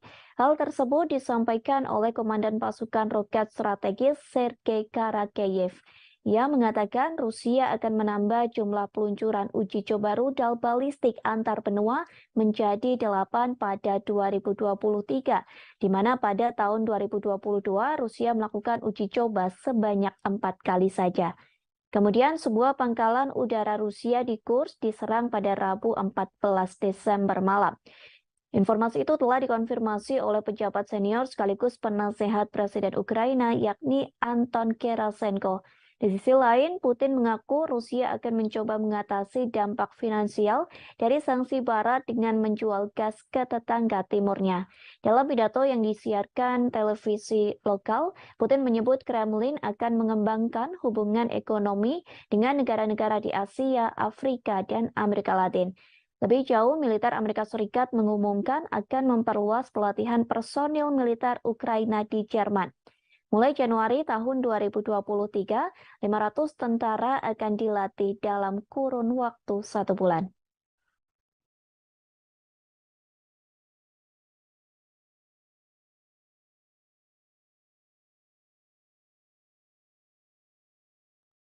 Presiden Rusia Vladimir Putin resmi merilis pemasangan rudal balistik antar benua bertenaga nuklir.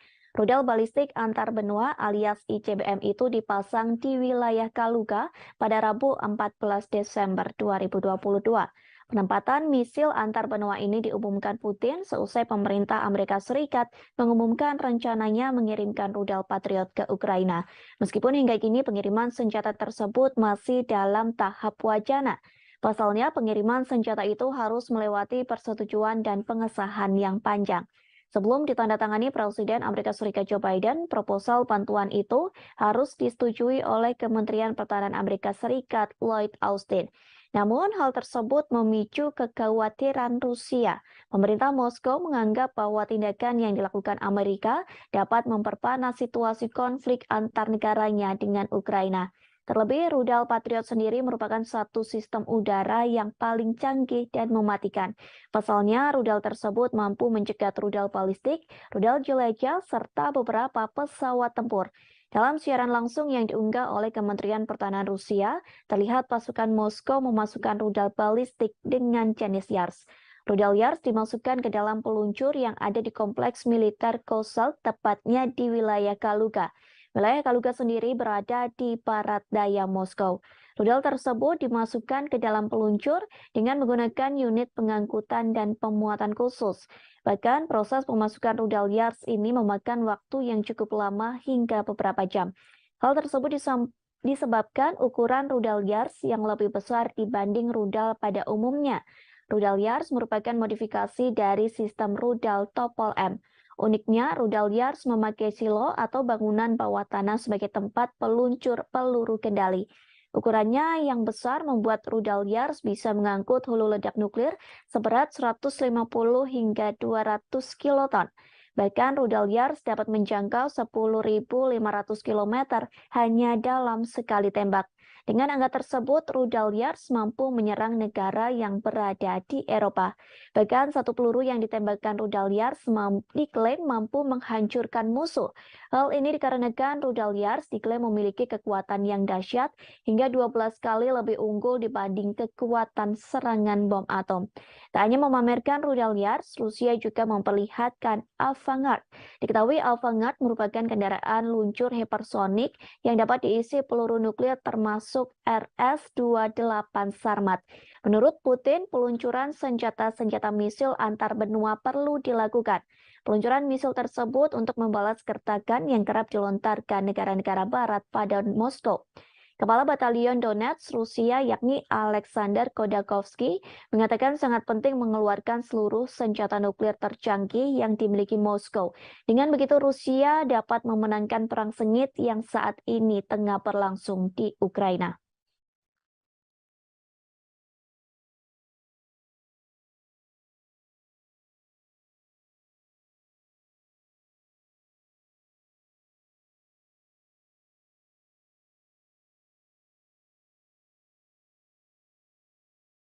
Presiden Rusia Vladimir Putin memastikan tidak ada gencatan senjata menjelang Natal di Ukraina. Pernyataan tersebut disampaikan oleh juru bicara Rusia, Dmitry Peskov. Peskov menyebut gencatan senjata tidak ada dalam agenda Rusia, sehingga dipastikan Ukraina bisa menjalankan Natal dengan aman dan kusyuk. Pernyataan Peskov itu kontradiktif dengan yang sebelumnya pernah disampaikan. Pasalnya, Peskov pernah mengatakan tidak ada perdamaian antara Rusia dengan Ukraina. Perdamaian itu bisa terjadi saat Kiev mengakui 4 wilayah Rusia yang diambil dari Ukraina. Peskov pun sempat menolak proposal damai dengan Ukraina pada Selasa 13 Desember. Rusia mensyaratkan Ukraina untuk mengakui 4 wilayah baru Rusia yang ia ambil dari Ukraina. Presiden Rusia Vladimir Putin telah mengklaim wilayah Donetsk, Luhansk, Zaporizhia, dan Kherson dari Ukraina pada 30 September 2022. Namun, sebagian besar negara di Perserikatan Bangsa-Bangsa atau PBB mengutuk tindakan tersebut sebagai tindakan yang ilegal. Pada November 2022, Rusia menarik pasukannya dari Kherson dan Ukraina berhasil merebut kembali kota Kherson. Juru bicara Rusia Dmitry Peskov juga mengatakan tidak mungkin ada pembicaraan damai jika NATO dan negara-negara barat memberikan bantuan senjata pada Ukraina. Dmitry Peskov menanggapi permintaan Zelensky pada barat untuk mengirim peralatan militer dan keuangan. Zelensky juga mengusulkan solusi perdamaian yang akan dimulai dengan penarikan pasukan Rusia dari Ukraina. Sementara hingga kini pertempuran Rusia dan Ukraina masih terus berlangsung hingga musim dingin. Presiden Ukraina Volodymyr Zelensky mengungkapkan telah mengajukan proposal untuk meminta gencatan senjata ke Rusia. Ia meminta Rusia untuk menarik pasukannya pada minggu ini menjelang Natal. Kiev meminta Moskow menarik pasukannya menjelang Natal sebagai langkah untuk mengakhiri konflik. Merespon hal tersebut, Rusia pun menolak. Pasukan Moskow masih melancarkan serangan ke Ukraina, bahkan Rusia menjatuhkan drone ke rudal ibu kota Kiev pada Rabu 14 Desember. Zelensky pun meragukan Rusia tidak menyerang negaranya saat Natal. Pasalnya, Zelensky mengatakan Rusia telah menyerang Ukraina setiap hari dan setiap detik. Bahkan setiap daerah di Ukraina pun telah terkena serangan dari pasukan Putin. Orang nomor satu di Ukraina itu menggambarkan Rusia telah menghancurkan negaranya dengan artileri, sehingga kini Ukraina pun menjadi rata dengan tanah.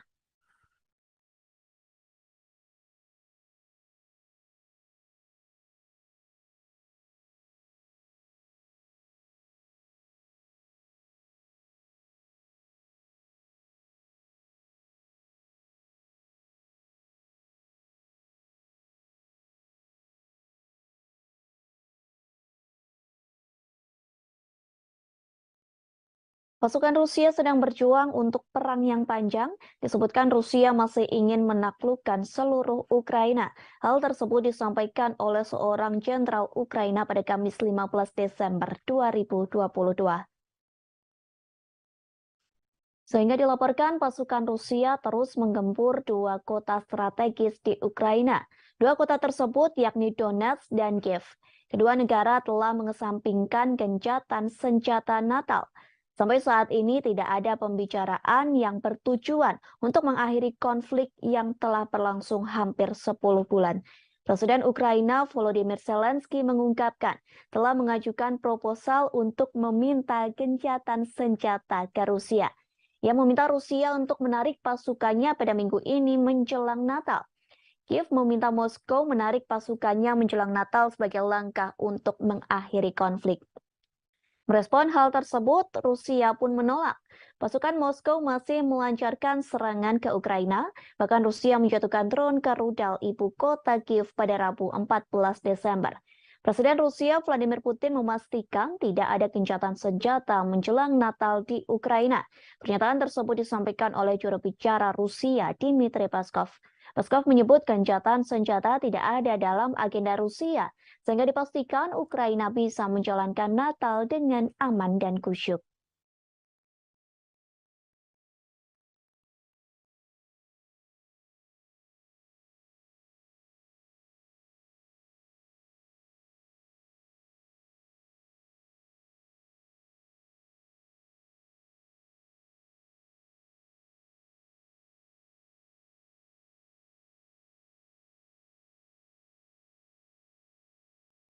Alih-alih melakukan pembicaraan damai, pasukan Rusia justru sedang berlatih lebih giat. Bahkan pasukan Presiden Rusia Vladimir Putin itu sedang berlatih divisi militer baru di Belarus. Hal tersebut dibeberkan oleh seorang perwira tinggi militer Ukraina, Brigadir Jenderal Oleksiy Gromov pada Kamis 15 Desember. Gromov menerangkan, Rusia sedang menyusun rencana soal waktu konflik di Ukraina. Menurutnya, Rusia berupaya mengubah konflik saat ini menjadi perang jangka panjang. Bahkan ia menyebutkan Rusia juga sedang berlatih divisi militer baru di wilayah teritori Belarus. Kendati begitu, Gromov mengungkapkan operasi militer Rusia dari wilayah Belarus kemungkinan terjadinya kecil. Akan tetapi, Gromov tak mengatakan yang sebenarnya terkait tujuan Rusia membuat perang menjadi konflik bersenjata jangka panjang. Sebagaimana diketahui sebelumnya, Kremlin sangat membutuhkan kemenangan. Hal ini untuk mempertahankan keyakinan publik Rusia. Kabar tersebut pun diungkapkan oleh sejumlah pejabat di Ukraina. Pasalnya, Rusia belakangan ini mengalami serangkaian kekalahan di medan pertempuran, termasuk penarikan pasukan dari Kherson. Padahal wilayah itu sebelumnya telah diduduki selama beberapa bulan. Sebelumnya, Rusia dan Belarus kembali mengadakan latihan militer bersama pada Sabtu 3 Desember silam. Presiden Belarus Alexander Lukashenko mengatakan latihan ini bertujuan untuk mengantisipasi eskalasi perang dengan Eropa. Lukashenko menyebut baik Belarus maupun Rusia sebenarnya tidak menginginkan agresi terjadi. Namun latihan militer dianggap penting untuk menghadapi segala kemungkinan dengan Barat. Menurut Lukashenko, tentara Belarus dan Rusia akan semakin kuat jika disatukan. Sementara itu, Menteri Pertahanan Rusia Sergei Shoigu mengatakan Belarus merupakan mitra yang dapat dipercaya. Shoigu juga sepakat bahwa kekuatan tentara dari kedua negara bisa menghadapi tekanan dari Barat.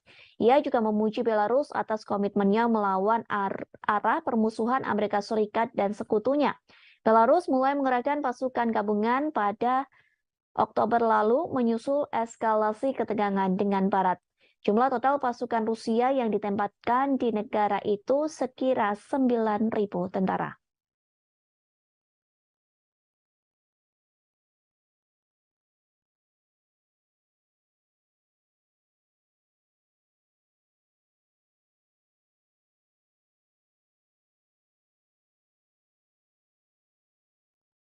Seorang tentara Rusia mengeluh soal kondisi hidupnya yang disebut sangat buruk. Pasalnya, ia menjalankan pelatihan menjadi tentara Rusia namun tidak diberi fasilitas yang memadai. Bahkan hanya sekedar air minum pun tidak diberikan saat latihan perang melawan Ukraina. Hal tersebut disampaikan oleh seorang penasehat Kementerian Luar Negeri Ukraina. Ia mengunggah sebuah video di akun Twitternya pada Kamis 15 Desember 2022. Video yang beredar di media sosial itu berisi curhatan dari tentara Rusia. Dalam video tersebut, pria itu mengaku diberi batasan untuk minum. Kondisi ini terjadi saat Rusia melakukan mobilisasi militer untuk mempersiapkan pasukan melawan Ukraina. Rekaman berdurasi 41 detik dimaksudkan untuk menunjukkan kondisi kehidupan yang tidak memadai yang dihadapi tentara Rusia. Dalam video tersebut juga terdengar umpatan dari beberapa tentara lain yang berada di balik kamera. Sementara kondisi di sekitar mereka berlatih militer pun turut diperhatikan. Nampak dua tenda berdampingan dalam struktur yang tampaknya terbuat dari kayu gelondongan. Rupanya video serupa juga sering muncul di media sosial. Banyak rekaman yang menunjukkan kondisi kehidupan pasukan Rusia yang memburuk, seperti yang terjadi pada 16 Oktober 2022. Seorang pengawas media Rusia, yakni Julia Davis, memposting video di Twitternya. Dalam postingan tersebut memperlihatkan seorang pria yang direkrut menjadi militer Rusia. Pria tersebut mengklaim menghadapi kondisi yang buruk dalam kamp. Pasalnya di kamp tersebut banyak penyakit dan pencurian yang semakin merajalela. Ia mengatakan kamp pasukan Rusia itu sangat suram lantaran hanya ada satu penghangat tubuh di dalam tenda yang besar.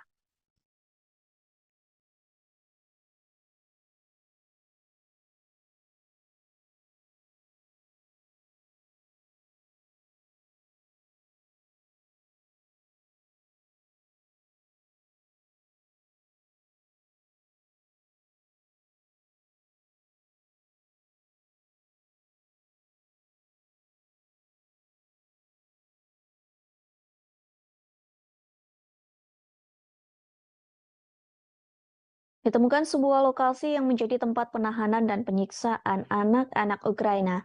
Lokasi tersebut ditemukan oleh investigator Ukraina pada Rabu 14 Desember 2022. Rupanya lokasi tersebut berada di satu dari 4 pusat penyiksaan yang dioperasikan pasukan Rusia di Kherson.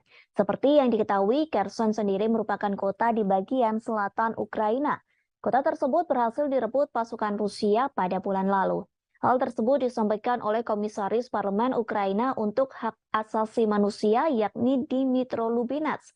Lubinets melaporkan tentang dugaan penyiksaan yang dilakukan pasukan Rusia. Ia mengatakan ruangan tersebut lebih buruk dari yang diperkirakan. Investigator Ukraina berhasil menemukan 10 ruang penyiksaan di wilayah Kherson dan 4 di kota Kherson. Dalam ruangan tahanan tersebut hanya berisi tikar tipis di lantai. Tikar tersebut dijadikan alas anak-anak Ukraina yang ditahan oleh pasukan Rusia. Lubinets juga mengaku anak-anak Ukraina itu ditahan dengan tidak diberi air. Para tahanan tersebut harus menderita lantaran hanya diberi air 2 hari sekali. Bahkan mereka kelaparan lantaran tidak diberi makan oleh pasukan Rusia. Lubinets mengatakan pasukan Rusia menggunakan tekanan psikologis untuk menyerang anak-anak Ukraina. Kepada para tahanan itu, pasukan Rusia mengatakan orang tua mereka telah meninggalkan anak-anak tersebut, sehingga pernyataan tersebut dianggap mematahkan semangat hingga mental anak-anak Ukraina untuk bertahan hidup. Menurut cerita Lubinets, anak-anak Ukraina itu ditahan karena melakukan perlawanan, seperti seorang anak laki-laki berusia 14 tahun. Bocah tersebut ditahan lantaran memotret peralatan militer Rusia yang sudah rusak. Lubinets juga mengatakan sekira 12.000 anak Ukraina dibawa ke Rusia sejak invasi dimulai pada Februari 2022. Sementara 8.600 diantaranya dibawa secara paksa. Sementara itu, Rusia membantah menargetkan warga sipil dalam perang. Mereka juga menyangkal tuduhan telah menganiaya warga sipil Ukraina.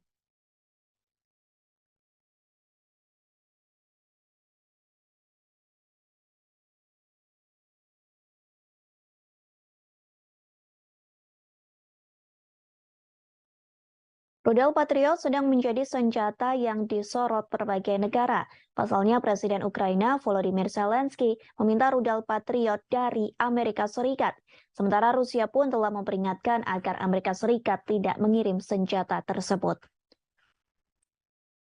Namun kini dilaporkan Amerika Serikat telah merencanakan akan mengirim rudal Patriot untuk Ukraina pada minggu ini. Sistem rudal Patriot telah lama menjadi senjata pertahanan unggulan Amerika Serikat dan sekutunya. Pasalnya, rudal jenis ini mampu menghalau rudal yang masuk sehingga bisa dijadikan sebagai perisai. Beberapa negara di Eropa, Timur Tengah, dan wilayah Pasifik telah menggunakan rudal Patriot. Senjata tersebut digunakan untuk menjaga adanya kemungkinan serangan dari Iran, Somalia, dan Korea Utara. sehingga Rusia panik saat Amerika Serikat menyetujui pengiriman rudal Patriot ke Ukraina. Patriot merupakan sistem peluru kendali permukaan ke udara yang pertama kali dikerahkan pada tahun 1980-an. Senjata ini mampu menargetkan pesawat terbang, rudal jelajah, dan rudal balistik jarak pendek. Setiap Patriot terdiri dari sistem peluncuran yang dipasang di thread dengan 8 peluncur, di mana masing-masing dapat menampung hingga 4 pencegat rudal, rudal, stasiun kontrol, dan generator. Angkatan Darat mengatakan saat ini memiliki 16 batalion Patriot. Sebuah laporan International Institute for Strategic Studies pada tahun 2018 menemukan bahwa batalion tersebut mengoperasikan 50 amunisi yang memiliki lebih dari 1.200 pencegat rudal. Amunisi Amerika Serikat secara teratur digunakan di seluruh dunia dan dioperasikan atau dibeli oleh banyak negara. Di antaranya ada Belanda, Jerman, Jepang, Israel, dan masih banyak lagi. Seorang pejabat Ukraina mengatakan satu amunisi rudal Patriot memiliki jarak tembak yang panjang. Namun memang senjata ini hanya dapat mencangkup area luas yang terbatas. Sebagai contoh, Patriot dapat secara efektif melindungi pangkalan militer kecil, tetapi tidak dapat sepenuhnya melindungi kota besar seperti Kiev. Sistem hanya bisa memberikan cakupan untuk beberapa bagian dari kota tersebut. Patriot sering dikerahkan sebagai batalion yang mencangkup 4 amunisi, namun ini tidak akan terjadi dengan Ukraina yang menurut para pejabat akan menerima satu amunisi saja. Patriot memiliki radar yang lebih kuat dan yang lebih baik dalam membedakan target daripada sistem S-300 era Soviet yang digunakan Ukraina namun memiliki keterbatasan. Kemampuan Patriot juga menargetkan beberapa rudal balistik dan pesawat berpotensi melindungi Kiev.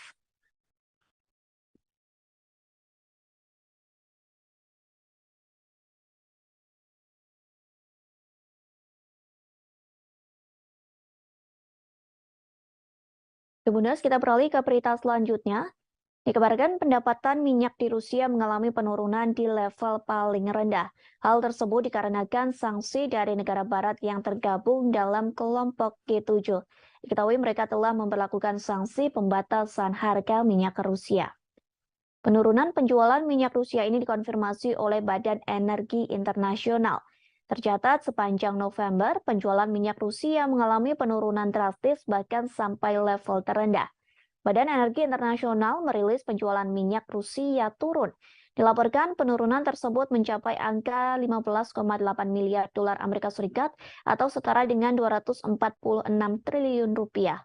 Hal tersebut berbanding terbalik dari bulan-bulan sebelumnya. Diperkirakan penurunan itu akan terus terjadi hingga tahun 2023 mendatang. Dengan demikian, total produksi minyak Rusia diproyeksikan turun 400.000 barel per hari menjadi 15,4 juta di tahun ini. Merosotnya pendapatan minyak Rusia ini dipengaruhi kebijakan Barat dengan memperlakukan sanksi pembatasan harga minyak pada 5 Desember 2022. Negara-negara yang memperlakukan sanksi itu adalah negara G7, yakni Amerika Serikat, Inggris, Italia, Jepang, Jerman, Kanada, dan Prancis. Selain itu, 7 negara anggota Uni Eropa dan Australia kompak memperlakukan pembatasan minyak Rusia. Karena terkena sanksi ini, maka kargo minyak mentah Rusia dilarang beroperasi apabila menolak batas harga yang diusulkan sebesar 60 dolar Amerika Serikat atau setara dengan 925.000 rupiah per barel. Diketahui dengan penerapan sanksi ini dapat mengurangi pendapatan Rusia dari penjualan minyak. Selain itu, mencegah lonjakan harga minyak global. Sebelumnya, beberapa bulan terakhir, harga minyak mentah telah tembus ke harga tertinggi sebagai dampak pengaruh invasi Rusia ke Ukraina. Di sisi lain, sanksi yang sempat dijatuhkan ke Rusia sempat menjadi bumerang bagi Eropa. Pasalnya, sanksi tersebut telah gagal mengurangi ekonomi Rusia dan pada akhirnya hanya merugikan orang Eropa. Diketahui sanksi tersebut telah diberlakukan setelah Rusia meluncurkan serangan invasi ke Ukraina pada 24 Februari 2022. Negara-negara barat menerapkan sanksi berupa pembekuan setengah cadangan emas dan mata uang asingnya, serta menargetkan ekspor energinya.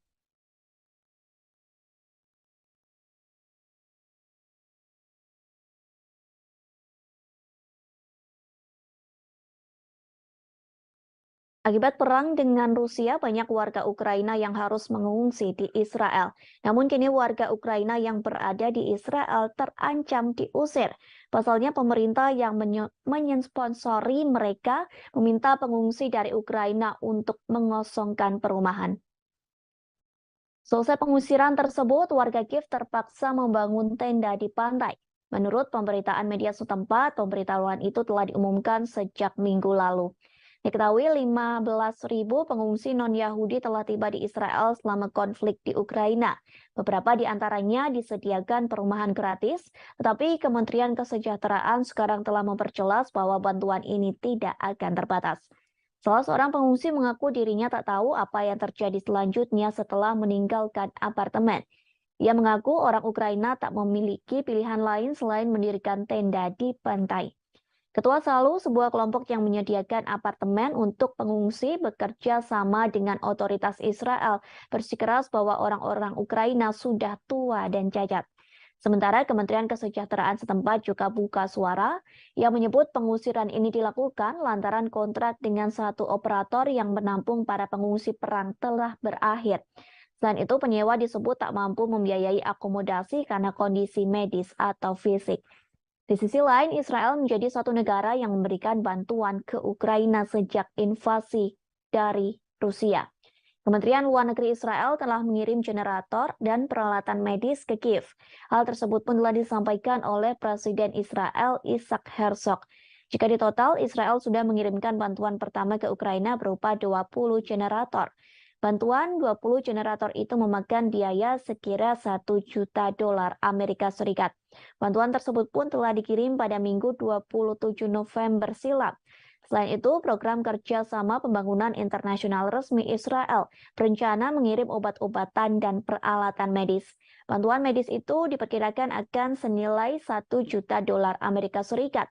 Bantuan medis tersebut rencananya akan dikirim dalam waktu dekat ke Ukraina.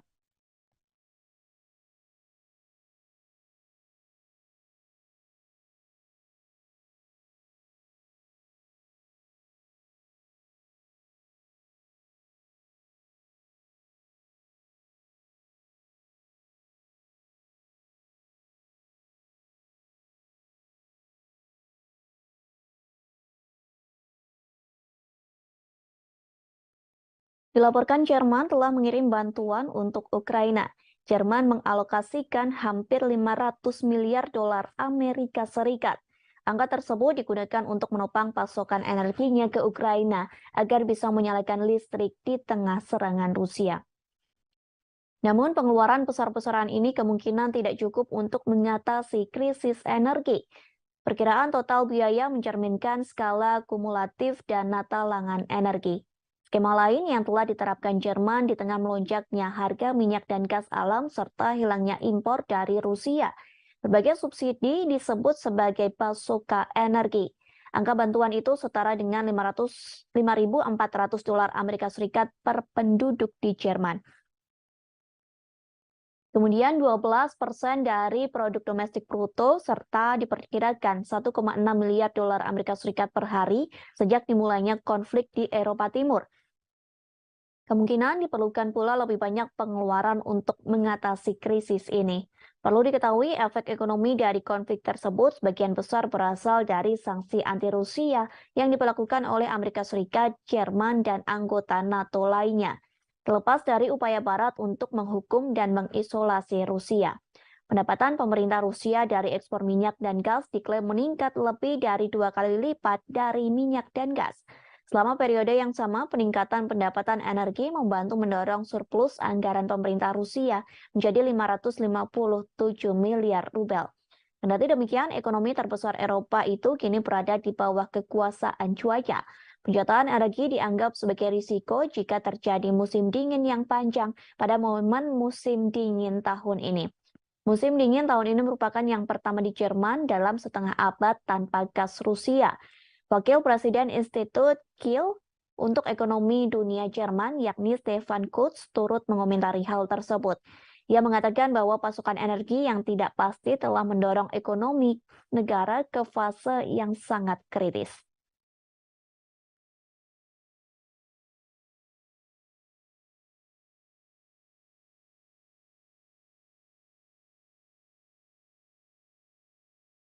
Perhimpunan Bangsa-Bangsa Asia Tenggara atau ASEAN telah terpecah belah karena invasi Rusia ke Ukraina.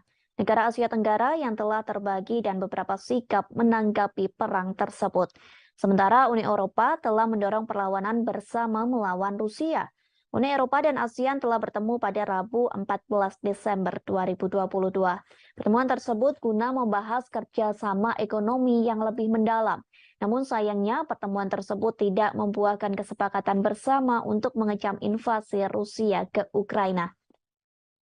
Vietnam dan Laos yang memiliki hubungan militer yang kuat dengan Moskow tetapi tidak memihak, sementara Singapura mematuhi sanksi barat terhadap Rusia. Dalam pemungutan suara Perserikatan Bangsa-Bangsa pada bulan Oktober yang mengecam upaya aneksasi Rusia atas wilayah Ukraina, baik Vietnam maupun Laos abstain bersama dengan Thailand. Pemimpin 9 dari 10 negara ASEAN dan pemimpin 27 negara Uni Eropa bergabung dalam KTT tersebut yang juga memperingati 45 tahun hubungan diplomatik. Sementara pada November 2022, Ukraina menandatangani perjanjian persahabatan dan kerjasama dengan anggota ASEAN. Perjanjian persahabatan dan kerjasama di Asia Tenggara itu ditandatangani oleh Menteri Luar Negeri Ukraina Dmytro Kuleba. Penandatanganan itu dilakukan di sela-sela KTT ke-40 dan ke-41 ASEAN. Tanda tangan tersebut dilakukan di Phnom Penh, Kamboja pada Kamis 10 November silam. Kemudian para menteri luar negeri ASEAN lainnya serta Sekretaris Jenderal ASEAN turut menjadi saksi dalam penandatanganan tersebut. Kini Ukraina menjadi negara ke-50 yang menandatangani Traktat Persahabatan dan Kerjasama ASEAN.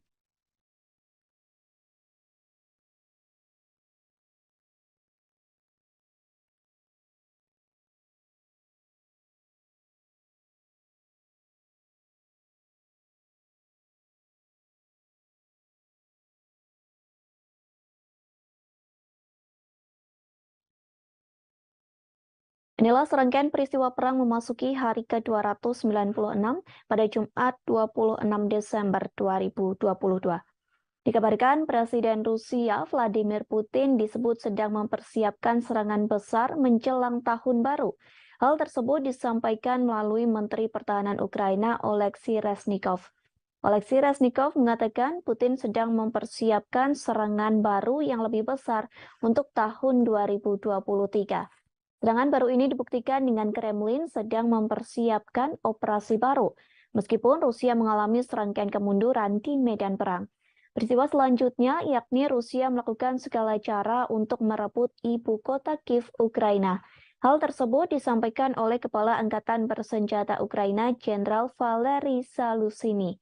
Sang jenderal mengatakan Rusia mungkin mencoba mengambil alih kota itu antara Februari atau Maret 2023. Peristiwa selanjutnya terkait aksi penembakan Rusia yang terjadi pada Kamis 15 Desember 2022. Akibat penembakan tersebut dilaporkan menewaskan 2 orang. Kedua korban itu diantaranya termasuk seorang pekerja palang merah di Kherson. Selain memakan korban jiwa, serangan tersebut juga memutus total aliran listrik di kota selatan. Peristiwa selanjutnya soal Rusia menambah jumlah peluncuran uji coba rudal balistik. Hal tersebut disampaikan oleh Komandan Pasukan Roket Strategis Sergei Karakeyev. Ia mengatakan Rusia akan menambah jumlah peluncuran uji coba rudal balistik antar benua menjadi 8 pada 2023, di mana pada tahun 2022 Rusia melakukan uji coba sebanyak 4 kali saja. Kemudian sebuah pangkalan udara Rusia di Kursk diserang pada Rabu 14 Desember malam. Informasi itu telah dikonfirmasi oleh pejabat senior sekaligus penasehat Presiden Ukraina yakni Anton Gerasenko. Di sisi lain, Putin mengaku Rusia akan mencoba mengatasi dampak finansial dari sanksi barat dengan menjual gas ke tetangga timurnya. Dalam pidato yang disiarkan televisi lokal, Putin menyebut Kremlin akan mengembangkan hubungan ekonomi dengan negara-negara di Asia, Afrika, dan Amerika Latin. Lebih jauh, militer Amerika Serikat mengumumkan akan memperluas pelatihan personil militer Ukraina di Jerman. Mulai Januari tahun 2023, 500 tentara akan dilatih dalam kurun waktu 1 bulan.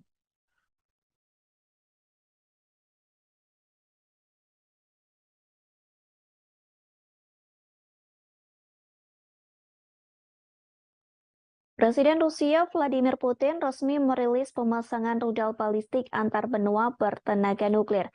Rudal balistik antar benua alias ICBM itu dipasang di wilayah Kaluga pada Rabu 14 Desember 2022. Penempatan misil antar benua ini diumumkan Putin seusai pemerintah Amerika Serikat mengumumkan rencananya mengirimkan rudal Patriot ke Ukraina. Meskipun hingga kini pengiriman senjata tersebut masih dalam tahap wacana. Pasalnya, pengiriman senjata itu harus melewati persetujuan dan pengesahan yang panjang. Sebelum ditandatangani Presiden Amerika Serikat Joe Biden, proposal bantuan itu harus disetujui oleh Kementerian Pertahanan Amerika Serikat Lloyd Austin. Namun, hal tersebut memicu kekhawatiran Rusia. Pemerintah Moskow menganggap bahwa tindakan yang dilakukan Amerika dapat memperpanas situasi konflik antar negaranya dengan Ukraina. Terlebih, rudal Patriot sendiri merupakan satu sistem udara yang paling canggih dan mematikan. Pasalnya, rudal tersebut mampu mencegat rudal balistik, rudal jelajah, serta beberapa pesawat tempur. Dalam siaran langsung yang diunggah oleh Kementerian Pertahanan Rusia, terlihat pasukan Moskow memasukkan rudal balistik dengan jenis Yars. Rudal Yars dimasukkan ke dalam peluncur yang ada di kompleks militer Kosal, tepatnya di wilayah Kaluga. Wilayah Kaluga sendiri berada di barat daya Moskow. Rudal tersebut dimasukkan ke dalam peluncur dengan menggunakan unit pengangkutan dan pemuatan khusus. Bahkan proses pemasukan rudal Yars ini memakan waktu yang cukup lama hingga beberapa jam. Hal tersebut disebabkan ukuran rudal Yars yang lebih besar dibanding rudal pada umumnya. Rudal Yars merupakan modifikasi dari sistem rudal Topol M. Uniknya, rudal Yars memakai silo atau bangunan bawah tanah sebagai tempat peluncur peluru kendali. Ukurannya yang besar membuat rudal Yars bisa mengangkut hulu ledak nuklir seberat 150 hingga 200 kiloton. Bahkan rudal Yars dapat menjangkau 10.500 km hanya dalam sekali tembak. Dengan angka tersebut, rudal Yars mampu menyerang negara yang berada di Eropa. Bahkan satu peluru yang ditembakkan rudal Yars diklaim mampu menghancurkan musuh. Hal ini dikarenakan rudal Yars diklaim memiliki kekuatan yang dahsyat hingga 12 kali lebih unggul dibanding kekuatan serangan bom atom. Tak hanya memamerkan rudal Yars, Rusia juga memperlihatkan Avangard. Diketahui Avangard merupakan kendaraan luncur hipersonik yang dapat diisi peluru nuklir termasuk RS-28 Sarmat. Menurut Putin, peluncuran senjata-senjata misil antar benua perlu dilakukan. Peluncuran misil tersebut untuk membalas gertakan yang kerap dilontarkan negara-negara barat pada Moskow. Kepala Batalion Donetsk Rusia yakni Alexander Khodakovsky mengatakan sangat penting mengeluarkan seluruh senjata nuklir tercanggih yang dimiliki Moskow. Dengan begitu Rusia dapat memenangkan perang sengit yang saat ini tengah berlangsung di Ukraina.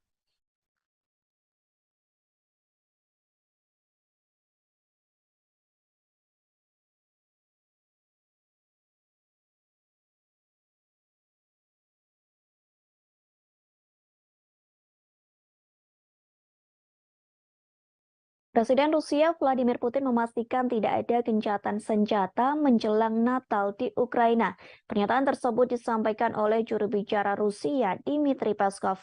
Peskov menyebut gencatan senjata tidak ada dalam agenda Rusia, sehingga dipastikan Ukraina bisa menjalankan Natal dengan aman dan kusyuk. Pernyataan Peskov itu kontradiktif dengan yang sebelumnya pernah disampaikan. Pasalnya, Peskov pernah mengatakan tidak ada perdamaian antara Rusia dengan Ukraina. Perdamaian itu bisa terjadi saat Kiev mengakui 4 wilayah Rusia yang diambil dari Ukraina. Peskov pun sempat menolak proposal damai dengan Ukraina pada Selasa 13 Desember. Rusia mensyaratkan Ukraina untuk mengakui 4 wilayah baru Rusia yang ia ambil dari Ukraina. Presiden Rusia Vladimir Putin telah mengklaim wilayah Donetsk, Luhansk, Zaporizhia, dan Kherson dari Ukraina pada 30 September 2022. Namun, sebagian besar negara di Perserikatan Bangsa-Bangsa atau PBB mengutuk tindakan tersebut sebagai tindakan yang ilegal. Pada November 2022, Rusia menarik pasukannya dari Kherson dan Ukraina berhasil merebut kembali kota Kherson. Juru bicara Rusia Dmitry Peskov juga mengatakan tidak mungkin ada pembicaraan damai jika NATO dan negara-negara barat memberikan bantuan senjata pada Ukraina. Dmitry Peskov menanggapi permintaan Zelensky pada barat untuk mengirim peralatan militer dan keuangan. Zelensky juga mengusulkan solusi perdamaian yang akan dimulai dengan penarikan pasukan Rusia dari Ukraina. Sementara hingga kini pertempuran Rusia dan Ukraina masih terus berlangsung hingga musim dingin. Presiden Ukraina Volodymyr Zelensky mengungkapkan telah mengajukan proposal untuk meminta gencatan senjata ke Rusia. Ia meminta Rusia untuk menarik pasukannya pada minggu ini menjelang Natal. Kiev meminta Moskow menarik pasukannya menjelang Natal sebagai langkah untuk mengakhiri konflik. Merespon hal tersebut, Rusia pun menolak. Pasukan Moskow masih melancarkan serangan ke Ukraina, bahkan Rusia menjatuhkan drone ke rudal ibu kota Kiev pada Rabu 14 Desember. Zelensky pun meragukan Rusia tidak menyerang negaranya saat Natal. Pasalnya, Zelensky mengatakan Rusia telah menyerang Ukraina setiap hari dan setiap detik. Bahkan setiap daerah di Ukraina pun telah terkena serangan dari pasukan Putin. Orang nomor satu di Ukraina itu menggambarkan Rusia telah menghancurkan negaranya dengan artileri, sehingga kini Ukraina pun menjadi rata dengan tanah.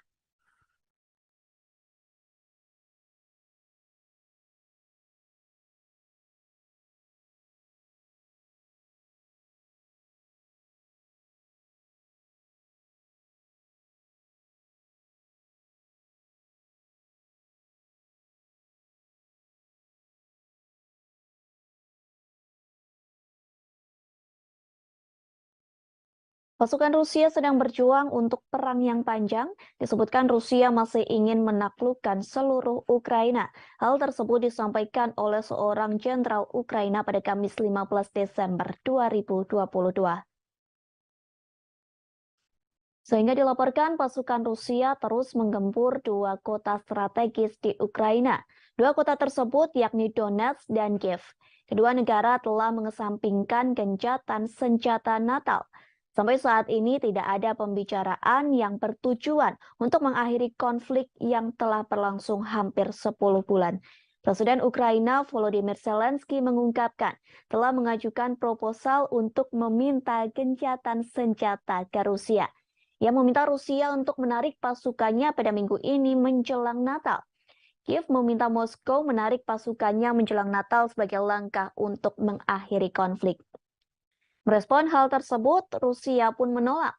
Pasukan Moskow masih melancarkan serangan ke Ukraina, bahkan Rusia menjatuhkan drone ke rudal ibu kota Kiev pada Rabu 14 Desember.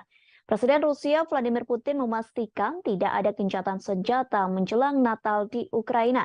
Pernyataan tersebut disampaikan oleh juru bicara Rusia Dmitry Peskov. Peskov menyebut gencatan senjata tidak ada dalam agenda Rusia, sehingga dipastikan Ukraina bisa menjalankan Natal dengan aman dan khusyuk.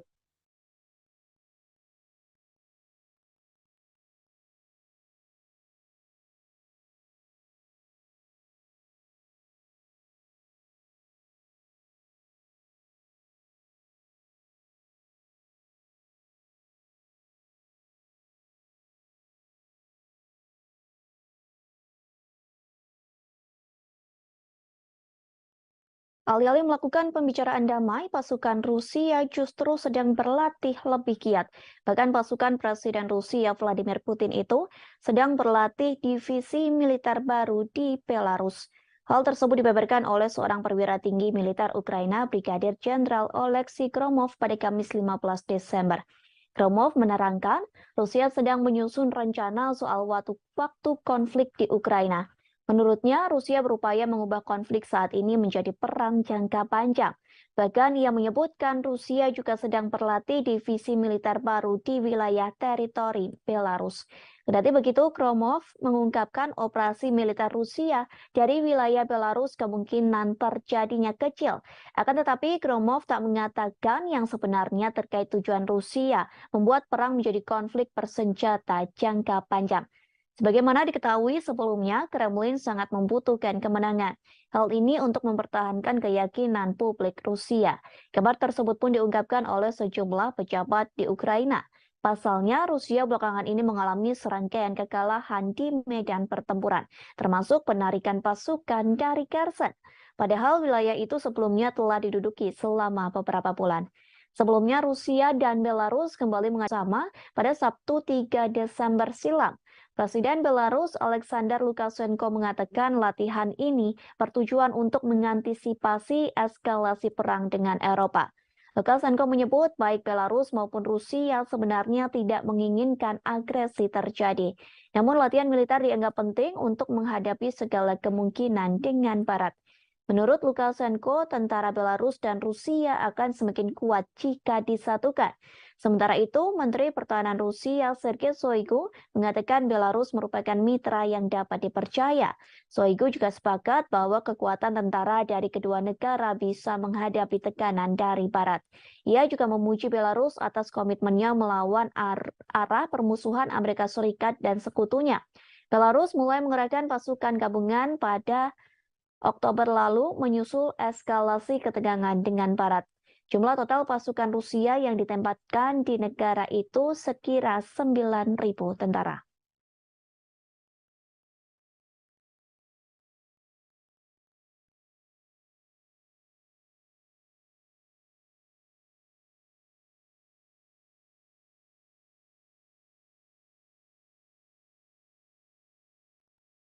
Seorang tentara Rusia mengeluh soal kondisi hidupnya yang disebut sangat buruk.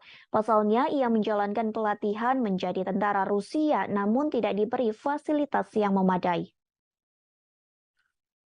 Bahkan hanya sekedar air minum pun tidak diberikan saat latihan perang melawan Ukraina. Hal tersebut disampaikan oleh seorang penasehat Kementerian Luar Negeri Ukraina. Ia mengunggah sebuah video di akun Twitternya pada Kamis 15 Desember 2022. Video yang beredar di media sosial itu berisi curhatan dari tentara Rusia. Dalam video tersebut, pria itu mengaku diberi batasan untuk minum. Kondisi ini terjadi saat Rusia melakukan mobilisasi militer untuk mempersiapkan pasukan melawan Ukraina. Rekaman berdurasi 41 detik dimaksudkan untuk menunjukkan kondisi kehidupan yang tidak memadai yang dihadapi tentara Rusia. Dalam video tersebut juga terdengar umpatan dari beberapa tentara lain yang berada di balik kamera. Sementara kondisi di sekitar mereka berlatih militer pun turut diperhatikan. Nampak dua tenda berdampingan dalam struktur yang tampaknya terbuat dari kayu gelondongan. Rupanya video serupa juga sering muncul di media sosial. Banyak rekaman yang menunjukkan kondisi kehidupan pasukan Rusia yang memburuk, seperti yang terjadi pada 16 Oktober 2022. Seorang pengawas media Rusia, yakni Julia Davis, memposting video di Twitternya. Dalam postingan tersebut memperlihatkan seorang pria yang direkrut menjadi militer Rusia. Pria tersebut mengklaim menghadapi kondisi yang buruk dalam kamp. Pasalnya di kamp tersebut banyak penyakit dan pencurian yang semakin merajalela. Ia mengatakan kamp pasukan Rusia itu sangat suram lantaran hanya ada satu penghangat tubuh di dalam tenda yang besar.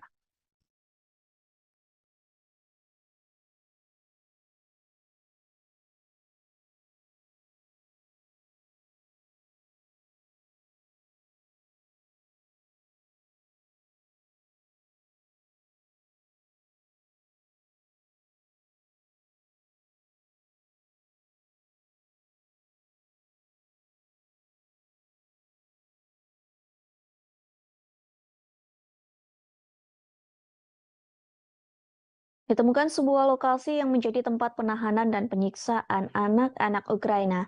Lokasi tersebut ditemukan oleh investigator Ukraina pada Rabu 14 Desember 2022. Rupanya lokasi tersebut berada di satu dari 4 pusat penyiksaan yang dioperasikan pasukan Rusia di Kherson. Seperti yang diketahui, Kherson sendiri merupakan kota di bagian selatan Ukraina. Kota tersebut berhasil direbut pasukan Rusia pada bulan lalu. Hal tersebut disampaikan oleh Komisaris Parlemen Ukraina untuk Hak Asasi Manusia, yakni Dmytro Lubinets.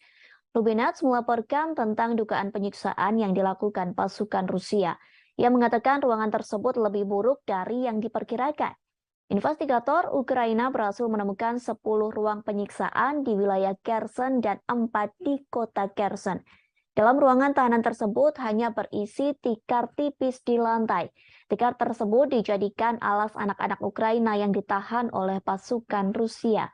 Lubinets juga mengaku anak-anak Ukraina itu ditahan dengan tidak diberi air.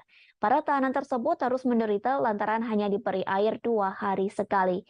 Bahkan mereka kelaparan lantaran tidak diberi makan oleh pasukan Rusia. Lubinets mengatakan pasukan Rusia menggunakan tekanan psikologis untuk menyerang anak-anak Ukraina.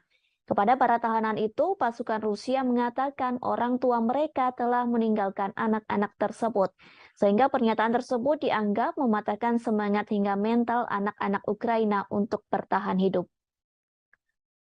Menurut cerita Lubinets, anak-anak Ukraina itu ditahan karena melakukan perlawanan, seperti seorang anak laki-laki berusia 14 tahun. Bocah tersebut ditahan lantaran memotret peralatan militer Rusia yang sudah rusak. Lubinets juga mengatakan sekira 12.000 anak Ukraina dibawa ke Rusia sejak invasi dimulai pada Februari 2022. Sementara 8.600 diantaranya dibawa secara paksa. Sementara itu, Rusia membantah menargetkan warga sipil dalam perang. Mereka juga menyangkal tuduhan telah menganiaya warga sipil Ukraina.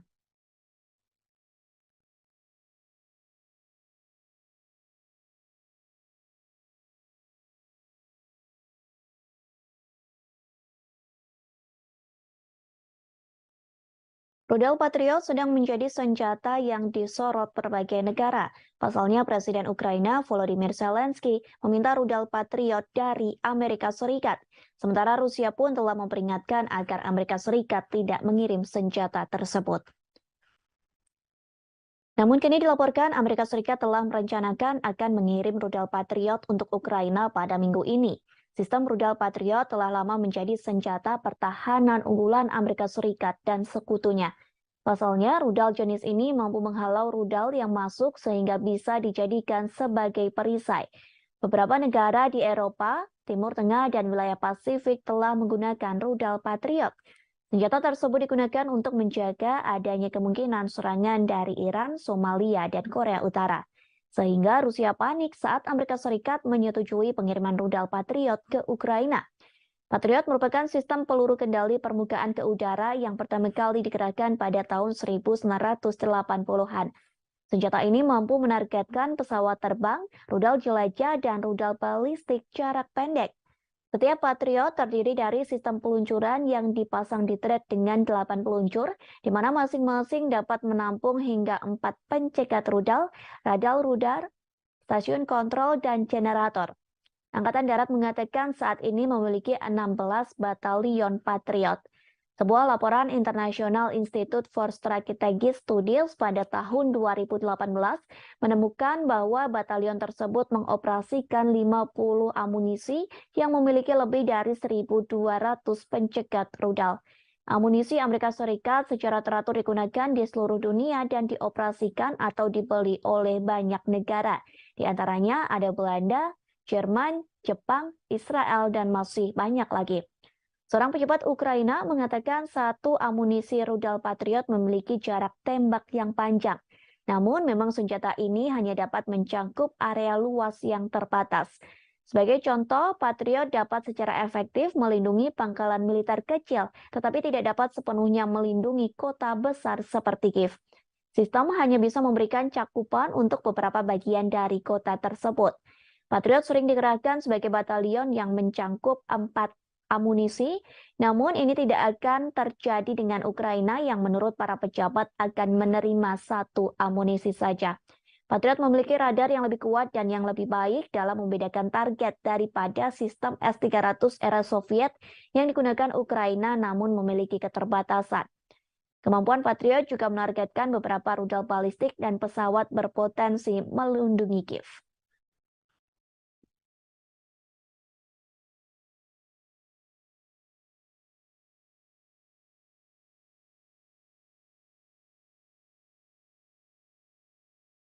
Kemudian kita beralih ke berita selanjutnya. Dikabarkan pendapatan minyak di Rusia mengalami penurunan di level paling rendah. Hal tersebut dikarenakan sanksi dari negara barat yang tergabung dalam kelompok G7. Diketahui mereka telah memperlakukan sanksi pembatasan harga minyak ke Rusia. Penurunan penjualan minyak Rusia ini dikonfirmasi oleh Badan Energi Internasional. Tercatat sepanjang November, penjualan minyak Rusia mengalami penurunan drastis bahkan sampai level terendah.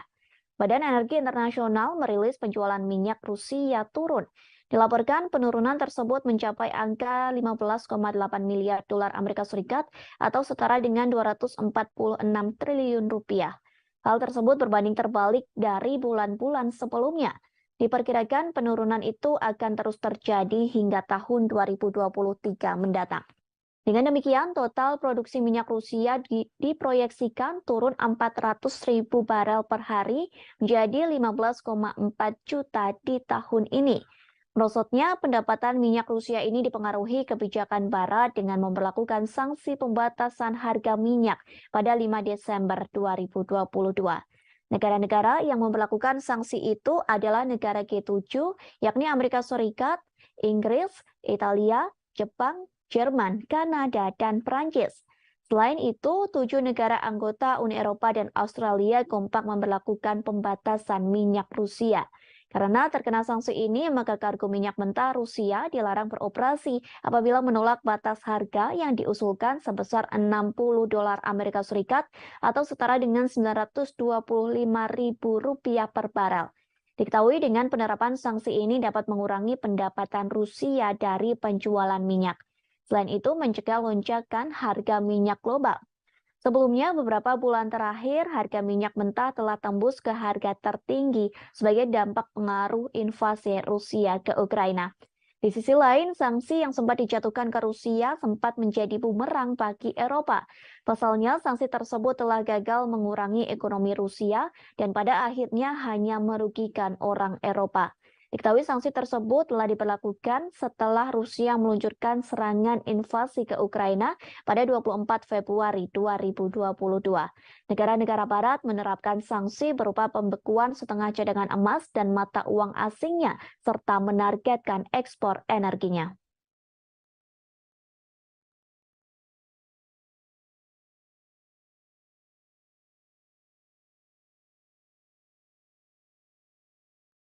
Akibat perang dengan Rusia, banyak warga Ukraina yang harus mengungsi di Israel. Namun kini warga Ukraina yang berada di Israel terancam diusir. Pasalnya pemerintah yang mensponsori mereka meminta pengungsi dari Ukraina untuk mengosongkan perumahan. Selesai pengusiran tersebut, warga Kiev terpaksa membangun tenda di pantai. Menurut pemberitaan media setempat, pemberitahuan itu telah diumumkan sejak minggu lalu. Diketahui 15.000 pengungsi non-Yahudi telah tiba di Israel selama konflik di Ukraina. Beberapa di antaranya disediakan perumahan gratis, tetapi Kementerian Kesejahteraan sekarang telah memperjelas bahwa bantuan ini tidak akan terbatas. Salah seorang pengungsi mengaku dirinya tak tahu apa yang terjadi selanjutnya setelah meninggalkan apartemen.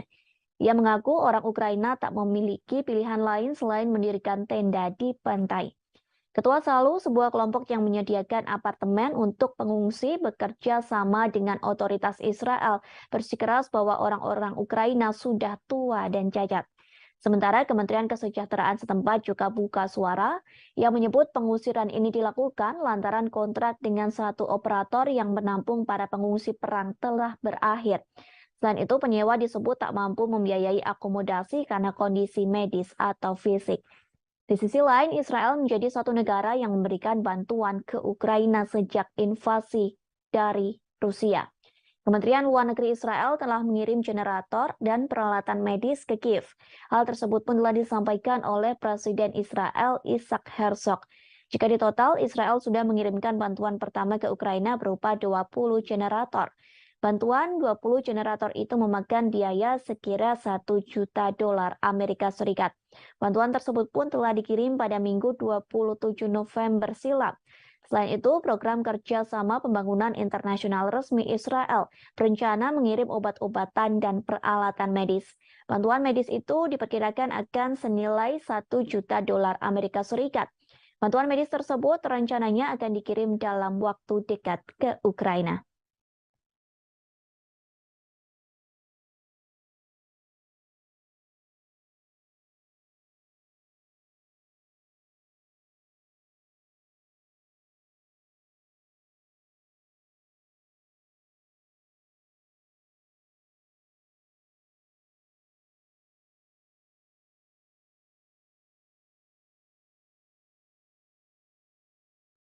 Dilaporkan Jerman telah mengirim bantuan untuk Ukraina. Jerman mengalokasikan hampir 500 miliar dolar Amerika Serikat. Angka tersebut digunakan untuk menopang pasokan energinya ke Ukraina agar bisa menyalakan listrik di tengah serangan Rusia. Namun pengeluaran besar-besaran ini kemungkinan tidak cukup untuk mengatasi krisis energi. Perkiraan total biaya mencerminkan skala kumulatif dana talangan energi. Skema lain yang telah diterapkan Jerman di tengah melonjaknya harga minyak dan gas alam serta hilangnya impor dari Rusia. Berbagai subsidi disebut sebagai pasoka energi. Angka bantuan itu setara dengan 5.400 dolar Amerika Serikat per penduduk di Jerman.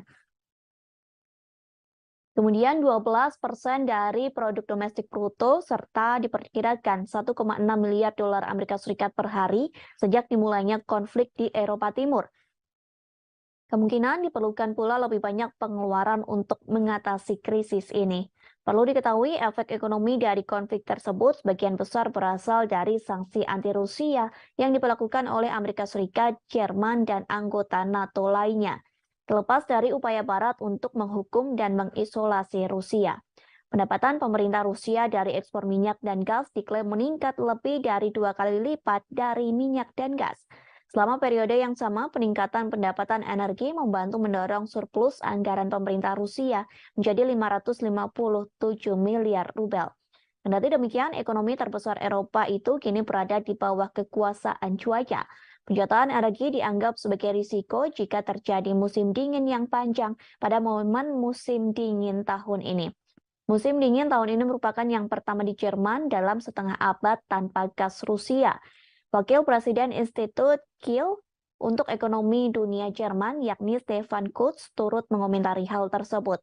Ia mengatakan bahwa pasokan energi yang tidak pasti telah mendorong ekonomi negara ke fase yang sangat kritis.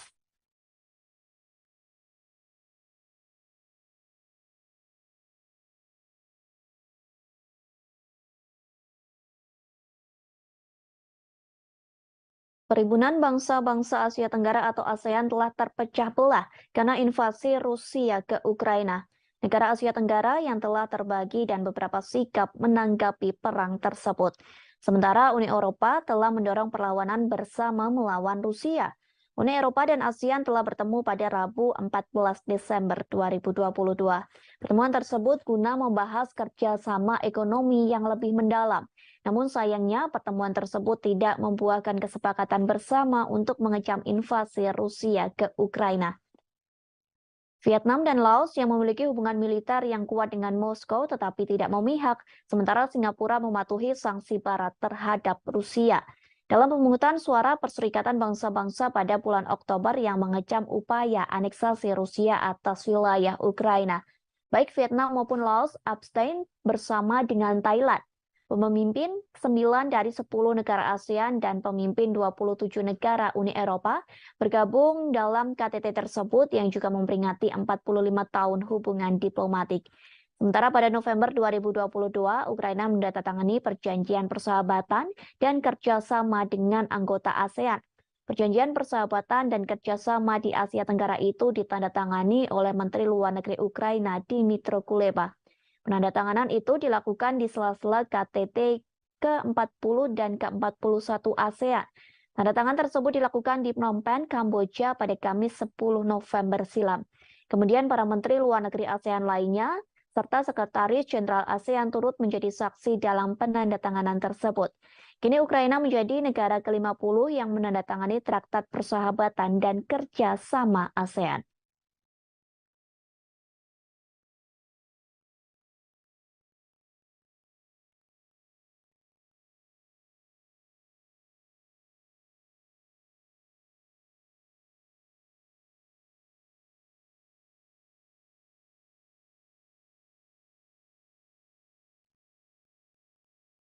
Inilah serangkaian peristiwa perang memasuki hari ke-296 pada Jumat 26 Desember 2022. Dikabarkan Presiden Rusia Vladimir Putin disebut sedang mempersiapkan serangan besar menjelang tahun baru. Hal tersebut disampaikan melalui Menteri Pertahanan Ukraina Oleksiy Reznikov. Oleksiy Reznikov mengatakan Putin sedang mempersiapkan serangan baru yang lebih besar untuk tahun 2023. Serangan baru ini dibuktikan dengan Kremlin sedang mempersiapkan operasi baru, meskipun Rusia mengalami serangkaian kemunduran di medan perang. Peristiwa selanjutnya yakni Rusia melakukan segala cara untuk merebut ibu kota Kiev, Ukraina. Hal tersebut disampaikan oleh Kepala Angkatan Bersenjata Ukraina, Jenderal Valery Zaluzhny. Sang jenderal mengatakan Rusia mungkin mencoba mengambil alih kota itu antara Februari atau Maret 2023. Peristiwa selanjutnya terkait aksi penembakan Rusia yang terjadi pada Kamis 15 Desember 2022. Akibat penembakan tersebut dilaporkan menewaskan 2 orang. Kedua korban itu diantaranya termasuk seorang pekerja palang merah di Kherson. Selain memakan korban jiwa, serangan tersebut juga memutus total aliran listrik di kota selatan. Peristiwa selanjutnya soal Rusia menambah jumlah peluncuran uji coba rudal balistik. Hal tersebut disampaikan oleh Komandan Pasukan Roket Strategis Sergei Karakeyev. Ia mengatakan Rusia akan menambah jumlah peluncuran uji coba rudal balistik antar benua menjadi 8 pada 2023, di mana pada tahun 2022 Rusia melakukan uji coba sebanyak 4 kali saja. Kemudian sebuah pangkalan udara Rusia di Kursk diserang pada Rabu 14 Desember malam.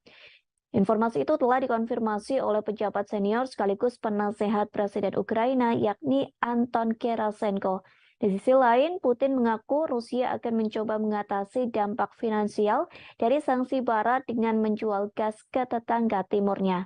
Dalam pidato yang disiarkan televisi lokal, Putin menyebut Kremlin akan mengembangkan hubungan ekonomi dengan negara-negara di Asia, Afrika, dan Amerika Latin. Lebih jauh, militer Amerika Serikat mengumumkan akan memperluas pelatihan personil militer Ukraina di Jerman. Mulai Januari tahun 2023, 500 tentara akan dilatih dalam kurun waktu 1 bulan.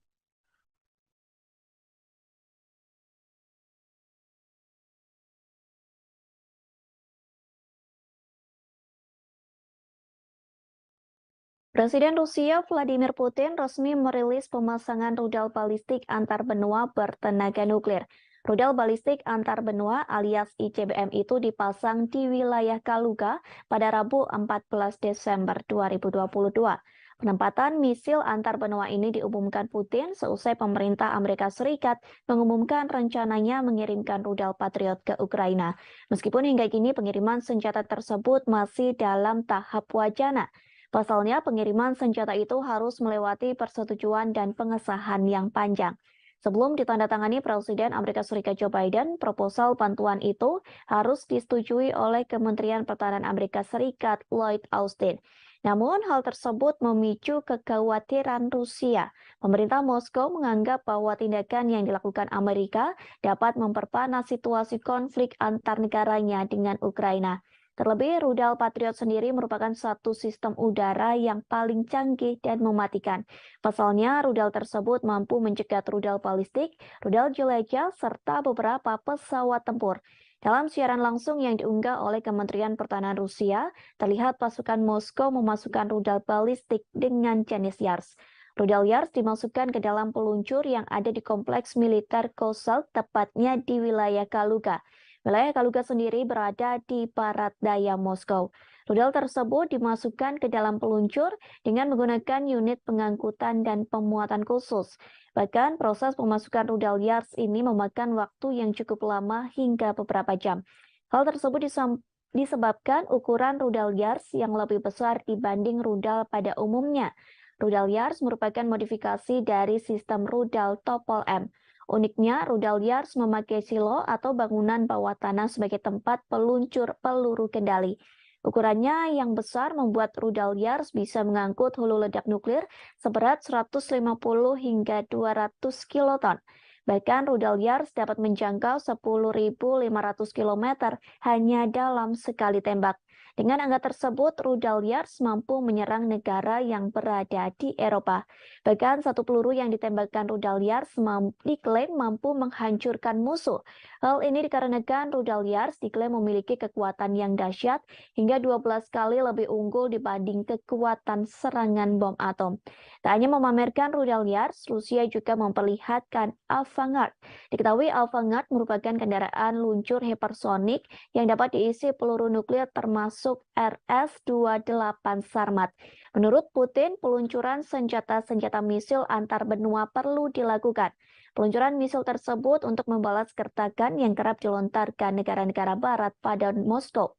Kepala Batalion Donetsk Rusia yakni Alexander Khodakovsky mengatakan sangat penting mengeluarkan seluruh senjata nuklir tercanggih yang dimiliki Moskow. Dengan begitu Rusia dapat memenangkan perang sengit yang saat ini tengah berlangsung di Ukraina.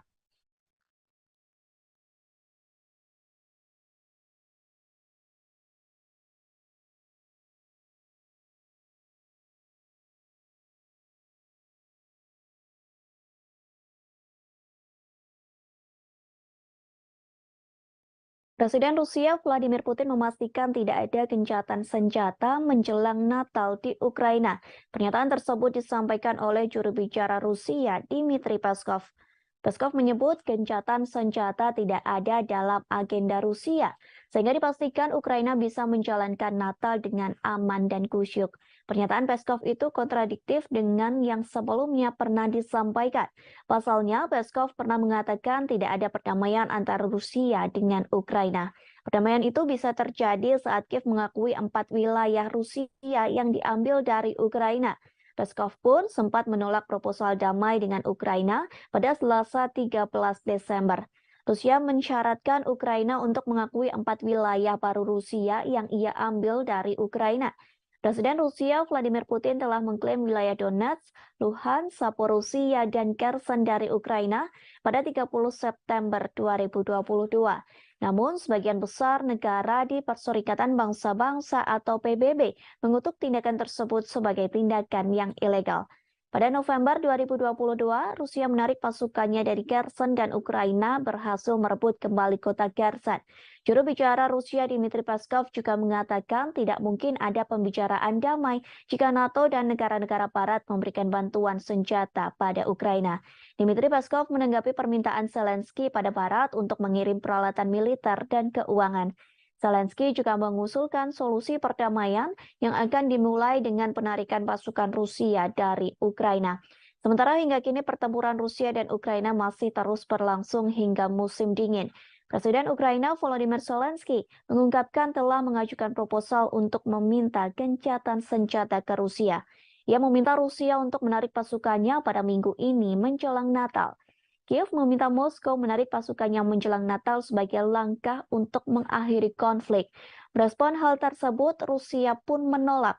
Pasukan Moskow masih melancarkan serangan ke Ukraina, bahkan Rusia menjatuhkan drone ke rudal ibu kota Kiev pada Rabu 14 Desember.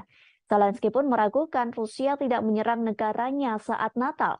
Pasalnya, Zelensky mengatakan Rusia telah menyerang Ukraina setiap hari dan setiap detik.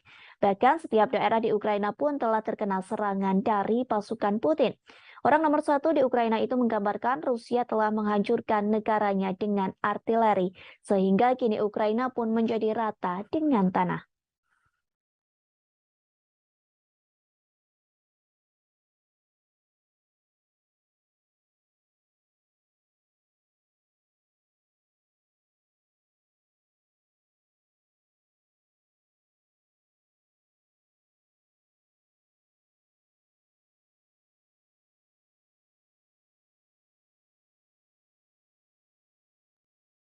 Pasukan Rusia sedang berjuang untuk perang yang panjang.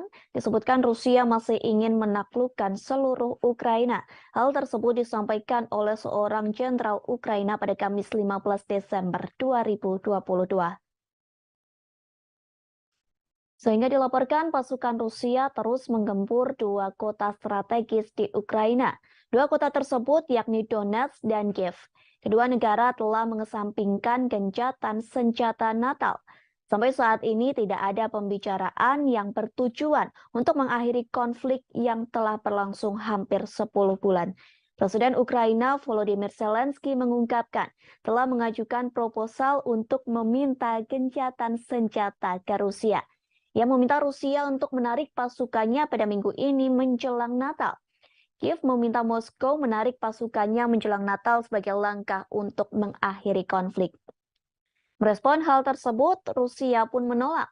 Pasukan Moskow masih melancarkan serangan ke Ukraina, bahkan Rusia menjatuhkan drone ke rudal ibu kota Kiev pada Rabu 14 Desember.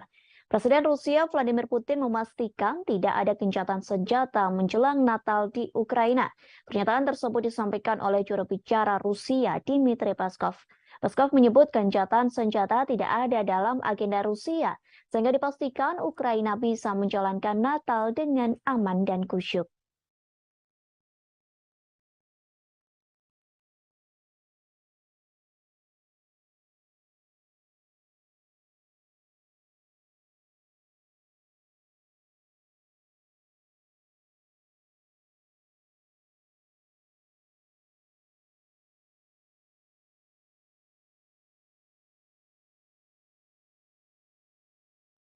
Alih-alih melakukan pembicaraan damai, pasukan Rusia justru sedang berlatih lebih giat. Bahkan pasukan Presiden Rusia Vladimir Putin itu sedang berlatih divisi militer baru di Belarus. Hal tersebut dibeberkan oleh seorang perwira tinggi militer Ukraina, Brigadir Jenderal Oleksiy Gromov pada Kamis 15 Desember. Gromov menerangkan, Rusia sedang menyusun rencana soal waktu konflik di Ukraina. Menurutnya, Rusia berupaya mengubah konflik saat ini menjadi perang jangka panjang. Bahkan ia menyebutkan Rusia juga sedang berlatih divisi militer baru di wilayah teritori Belarus. Kendati begitu, Gromov mengungkapkan operasi militer Rusia dari wilayah Belarus kemungkinan terjadinya kecil. Akan tetapi, Gromov tak mengatakan yang sebenarnya terkait tujuan Rusia membuat perang menjadi konflik bersenjata jangka panjang. Sebagaimana diketahui sebelumnya, Kremlin sangat membutuhkan kemenangan. Hal ini untuk mempertahankan keyakinan publik Rusia. Kabar tersebut pun diungkapkan oleh sejumlah pejabat di Ukraina.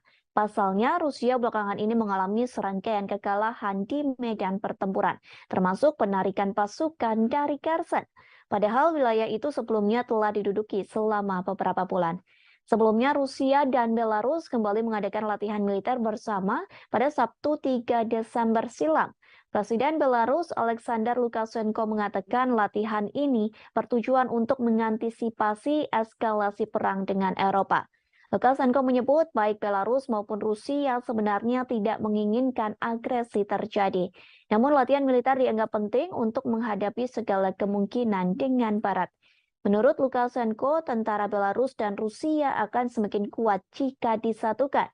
Sementara itu, Menteri Pertahanan Rusia Sergei Shoigu mengatakan Belarus merupakan mitra yang dapat dipercaya. Shoigu juga sepakat bahwa kekuatan tentara dari kedua negara bisa menghadapi tekanan dari Barat. Ia juga memuji Belarus atas komitmennya melawan arah permusuhan Amerika Serikat dan sekutunya. Belarus mulai mengerahkan pasukan gabungan pada Oktober lalu menyusul eskalasi ketegangan dengan Barat. Jumlah total pasukan Rusia yang ditempatkan di negara itu sekira 9.000 tentara.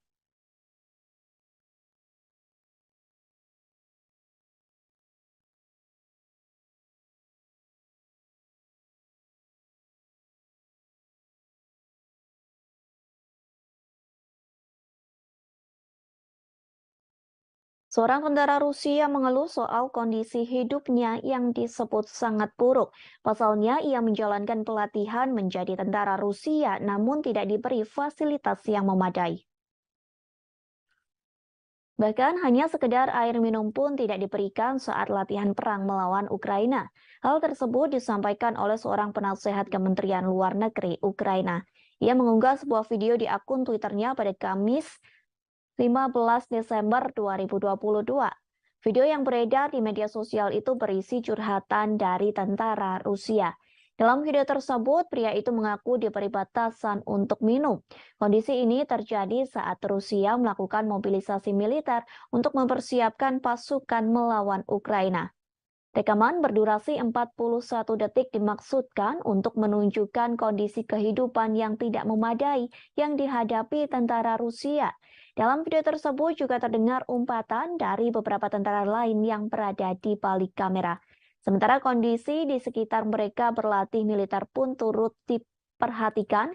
Nampak dua tenda berdampingan dalam struktur yang tampaknya terbuat dari kayu gelondongan. Rupanya video serupa juga sering muncul di media sosial. Banyak rekaman yang menunjukkan kondisi kehidupan pasukan Rusia yang memburuk, seperti yang terjadi pada 16 Oktober 2022. Seorang pengawas media Rusia, yakni Julia Davis, memposting video di Twitternya. Dalam postingan tersebut memperlihatkan seorang pria yang direkrut menjadi militer Rusia. Pria tersebut mengklaim menghadapi kondisi yang buruk dalam kamp. Pasalnya di kamp tersebut banyak penyakit dan pencurian yang semakin merajalela. Ia mengatakan kamp pasukan Rusia itu sangat suram lantaran hanya ada satu penghangat tubuh di dalam tenda yang besar.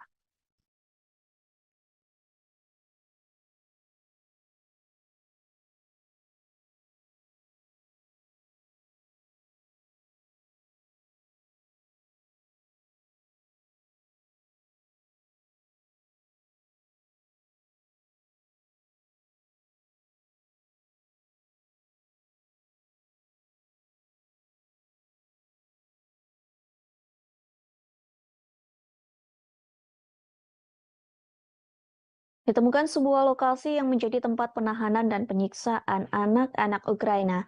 Lokasi tersebut ditemukan oleh investigator Ukraina pada Rabu 14 Desember 2022.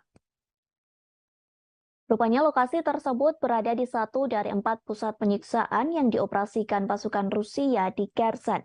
Seperti yang diketahui, Kherson sendiri merupakan kota di bagian selatan Ukraina.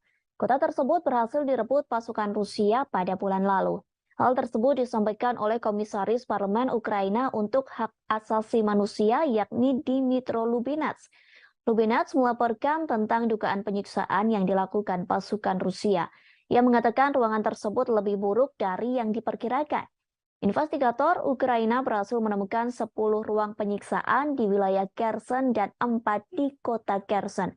Dalam ruangan tahanan tersebut hanya berisi tikar tipis di lantai. Tikar tersebut dijadikan alas anak-anak Ukraina yang ditahan oleh pasukan Rusia. Lubinets juga mengaku anak-anak Ukraina itu ditahan dengan tidak diberi air. Para tahanan tersebut harus menderita lantaran hanya diberi air 2 hari sekali. Bahkan mereka kelaparan lantaran tidak diberi makan oleh pasukan Rusia. Lubinets mengatakan pasukan Rusia menggunakan tekanan psikologis untuk menyerang anak-anak Ukraina. Kepada para tahanan itu, pasukan Rusia mengatakan orang tua mereka telah meninggalkan anak-anak tersebut, sehingga pernyataan tersebut dianggap mematahkan semangat hingga mental anak-anak Ukraina untuk bertahan hidup. Menurut cerita Lubinets, anak-anak Ukraina itu ditahan karena melakukan perlawanan, seperti seorang anak laki-laki berusia 14 tahun. Bocah tersebut ditahan lantaran memotret peralatan militer Rusia yang sudah rusak. Lubinets juga mengatakan sekira 12.000 anak Ukraina dibawa ke Rusia sejak invasi dimulai pada Februari 2022. Sementara 8.600 diantaranya dibawa secara paksa. Sementara itu, Rusia membantah menargetkan warga sipil dalam perang. Mereka juga menyangkal tuduhan telah menganiaya warga sipil Ukraina.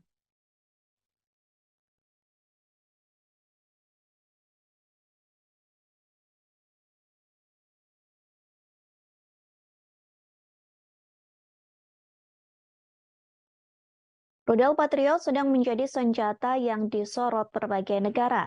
Pasalnya Presiden Ukraina Volodymyr Zelensky meminta rudal Patriot dari Amerika Serikat. Sementara Rusia pun telah memperingatkan agar Amerika Serikat tidak mengirim senjata tersebut.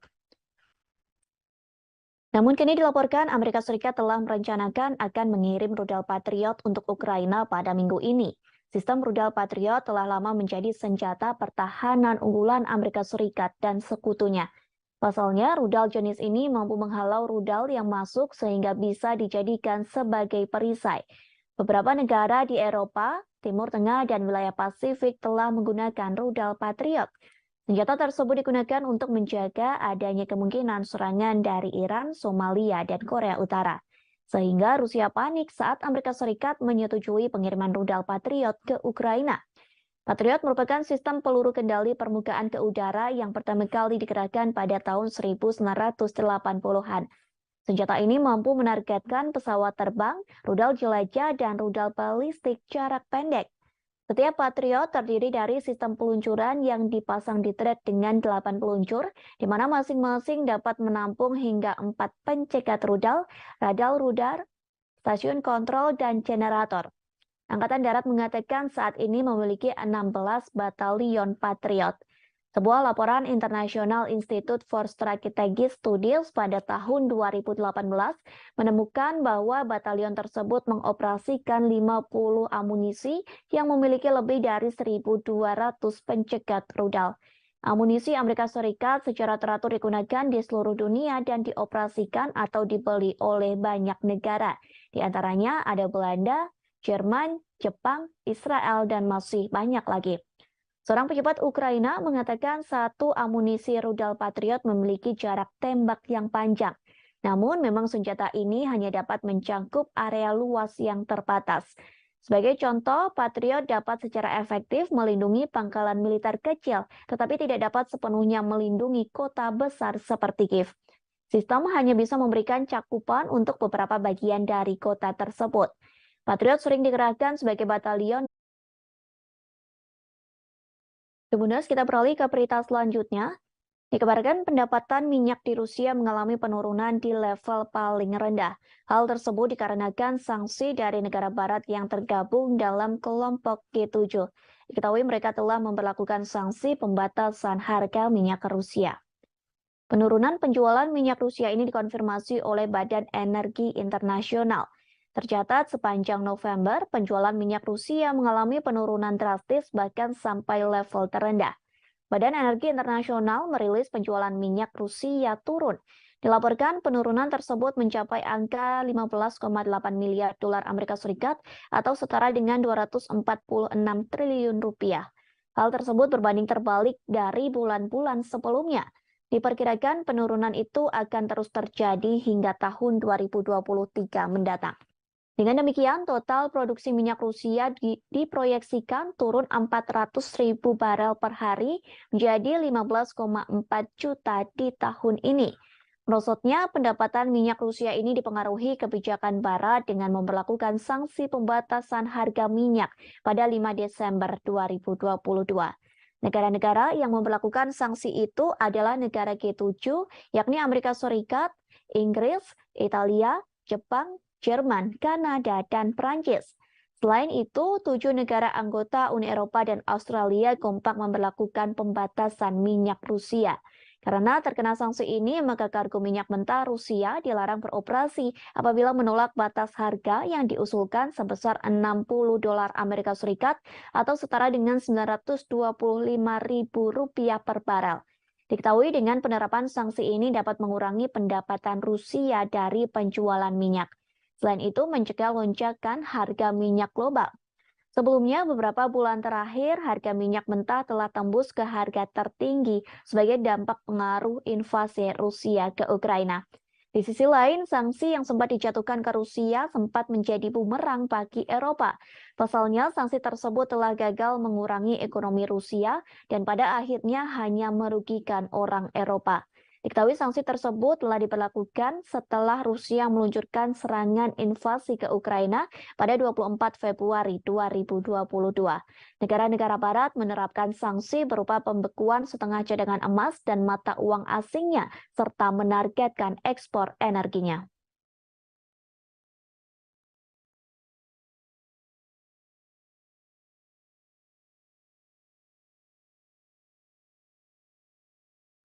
Akibat perang dengan Rusia, banyak warga Ukraina yang harus mengungsi di Israel. Namun kini warga Ukraina yang berada di Israel terancam diusir. Pasalnya pemerintah yang mensponsori mereka meminta pengungsi dari Ukraina untuk mengosongkan perumahan. Selesai pengusiran tersebut, warga Kiev terpaksa membangun tenda di pantai. Menurut pemberitaan media setempat, pemberitahuan itu telah diumumkan sejak minggu lalu. Diketahui 15.000 pengungsi non-Yahudi telah tiba di Israel selama konflik di Ukraina. Beberapa di antaranya disediakan perumahan gratis, tetapi Kementerian Kesejahteraan sekarang telah memperjelas bahwa bantuan ini tidak akan terbatas. Salah seorang pengungsi mengaku dirinya tak tahu apa yang terjadi selanjutnya setelah meninggalkan apartemen. Ia mengaku orang Ukraina tak memiliki pilihan lain selain mendirikan tenda di pantai. Ketua Salu, sebuah kelompok yang menyediakan apartemen untuk pengungsi, bekerja sama dengan otoritas Israel, bersikeras bahwa orang-orang Ukraina sudah tua dan cacat. Sementara Kementerian Kesejahteraan setempat juga buka suara yang menyebut pengusiran ini dilakukan lantaran kontrak dengan satu operator yang menampung para pengungsi perang telah berakhir. Selain itu, penyewa disebut tak mampu membiayai akomodasi karena kondisi medis atau fisik.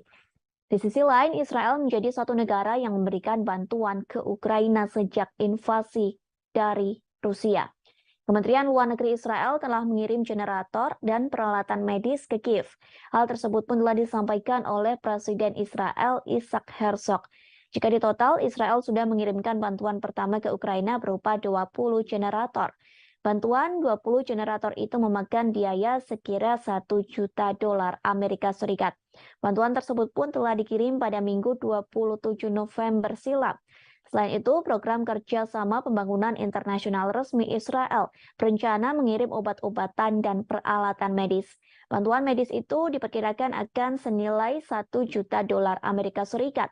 Bantuan medis tersebut rencananya akan dikirim dalam waktu dekat ke Ukraina.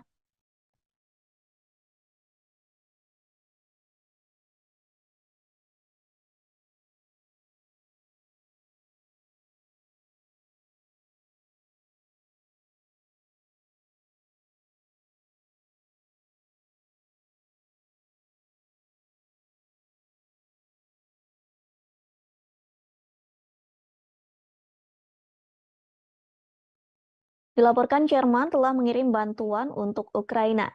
Jerman mengalokasikan hampir $500 miliar Amerika Serikat. Angka tersebut digunakan untuk menopang pasokan energinya ke Ukraina agar bisa menyalakan listrik di tengah serangan Rusia.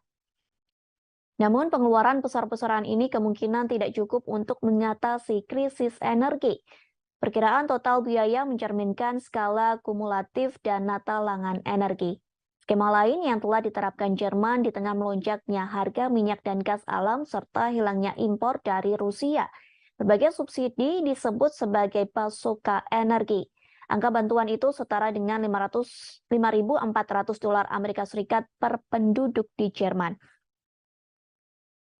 Kemudian 12% dari produk domestik bruto serta diperkirakan $1,6 miliar Amerika Serikat per hari sejak dimulainya konflik di Eropa Timur. Kemungkinan diperlukan pula lebih banyak pengeluaran untuk mengatasi krisis ini. Perlu diketahui efek ekonomi dari konflik tersebut sebagian besar berasal dari sanksi anti-Rusia yang diberlakukan oleh Amerika Serikat, Jerman, dan anggota NATO lainnya. Terlepas dari upaya Barat untuk menghukum dan mengisolasi Rusia. Pendapatan pemerintah Rusia dari ekspor minyak dan gas diklaim meningkat lebih dari 2 kali lipat dari minyak dan gas. Selama periode yang sama, peningkatan pendapatan energi membantu mendorong surplus anggaran pemerintah Rusia menjadi 557 miliar rubel. Kendati demikian, ekonomi terbesar Eropa itu kini berada di bawah kekuasaan cuaca. Penjualan energi dianggap sebagai risiko jika terjadi musim dingin yang panjang pada momen musim dingin tahun ini. Musim dingin tahun ini merupakan yang pertama di Jerman dalam setengah abad tanpa gas Rusia. Wakil Presiden Institut Kiel untuk Ekonomi Dunia Jerman, yakni Stefan Kutz, turut mengomentari hal tersebut. Ia mengatakan bahwa pasokan energi yang tidak pasti telah mendorong ekonomi negara ke fase yang sangat kritis.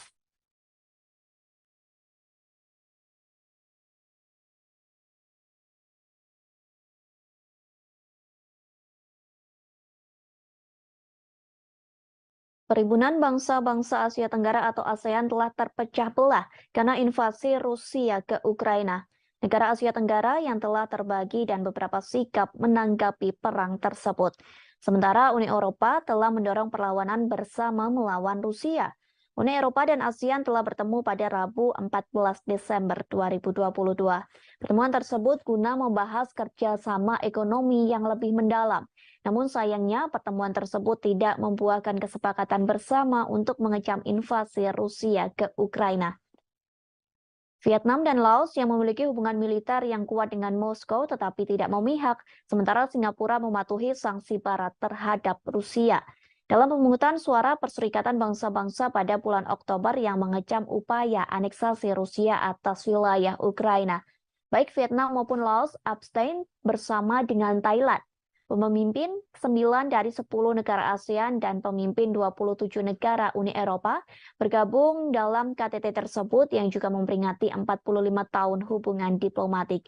Sementara pada November 2022, Ukraina menandatangani perjanjian persahabatan dan kerjasama dengan anggota ASEAN. Perjanjian persahabatan dan kerjasama di Asia Tenggara itu ditandatangani oleh Menteri Luar Negeri Ukraina Dmytro Kuleba. Penandatanganan itu dilakukan di sela-sela KTT ke-40 dan ke-41 ASEAN. Tanda tangan tersebut dilakukan di Phnom Penh, Kamboja pada Kamis 10 November silam. Kemudian para menteri luar negeri ASEAN lainnya, serta Sekretaris Jenderal ASEAN turut menjadi saksi dalam penandatanganan tersebut.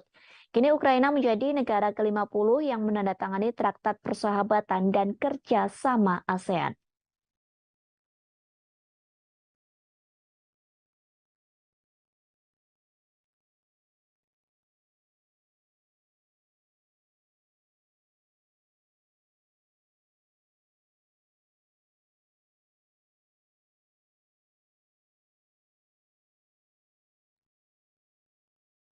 Inilah serangkaian peristiwa perang memasuki hari ke-296 pada Jumat 26 Desember 2022. Dikabarkan Presiden Rusia Vladimir Putin disebut sedang mempersiapkan serangan besar menjelang tahun baru. Hal tersebut disampaikan melalui Menteri Pertahanan Ukraina Oleksiy Reznikov. Oleksiy Reznikov mengatakan Putin sedang mempersiapkan serangan baru yang lebih besar untuk tahun 2023. Serangan baru ini dibuktikan dengan Kremlin sedang mempersiapkan operasi baru, meskipun Rusia mengalami serangkaian kemunduran di medan perang. Peristiwa selanjutnya yakni Rusia melakukan segala cara untuk merebut ibu kota Kiev, Ukraina. Hal tersebut disampaikan oleh Kepala Angkatan Bersenjata Ukraina Jenderal Valery Zaluzhny. Sang jenderal mengatakan Rusia mungkin mencoba mengambil alih kota itu antara Februari atau Maret 2023. Peristiwa selanjutnya terkait aksi penembakan Rusia yang terjadi pada Kamis 15 Desember 2022. Akibat penembakan tersebut dilaporkan menewaskan 2 orang. Kedua korban itu diantaranya termasuk seorang pekerja palang merah di Kherson. Selain memakan korban jiwa, serangan tersebut juga memutus total aliran listrik di kota selatan. Peristiwa selanjutnya soal Rusia menambah jumlah peluncuran uji coba rudal balistik. Hal tersebut disampaikan oleh Komandan Pasukan Roket Strategis Sergei Karakeyev. Ia mengatakan Rusia akan menambah jumlah peluncuran uji coba rudal balistik antar benua menjadi 8 pada 2023, di mana pada tahun 2022 Rusia melakukan uji coba sebanyak 4 kali saja. Kemudian sebuah pangkalan udara Rusia di Kursk diserang pada Rabu 14 Desember malam. Informasi itu telah dikonfirmasi oleh pejabat senior sekaligus penasehat Presiden Ukraina yakni Anton Gerasenko. Di sisi lain, Putin mengaku Rusia akan mencoba mengatasi dampak finansial dari sanksi Barat dengan menjual gas ke tetangga timurnya. Dalam pidato yang disiarkan televisi lokal, Putin menyebut Kremlin akan mengembangkan hubungan ekonomi dengan negara-negara di Asia, Afrika, dan Amerika Latin. Lebih jauh, militer Amerika Serikat mengumumkan akan memperluas pelatihan personil militer Ukraina di Jerman. Mulai Januari tahun 2023, 500 tentara akan dilatih dalam kurun waktu 1 bulan.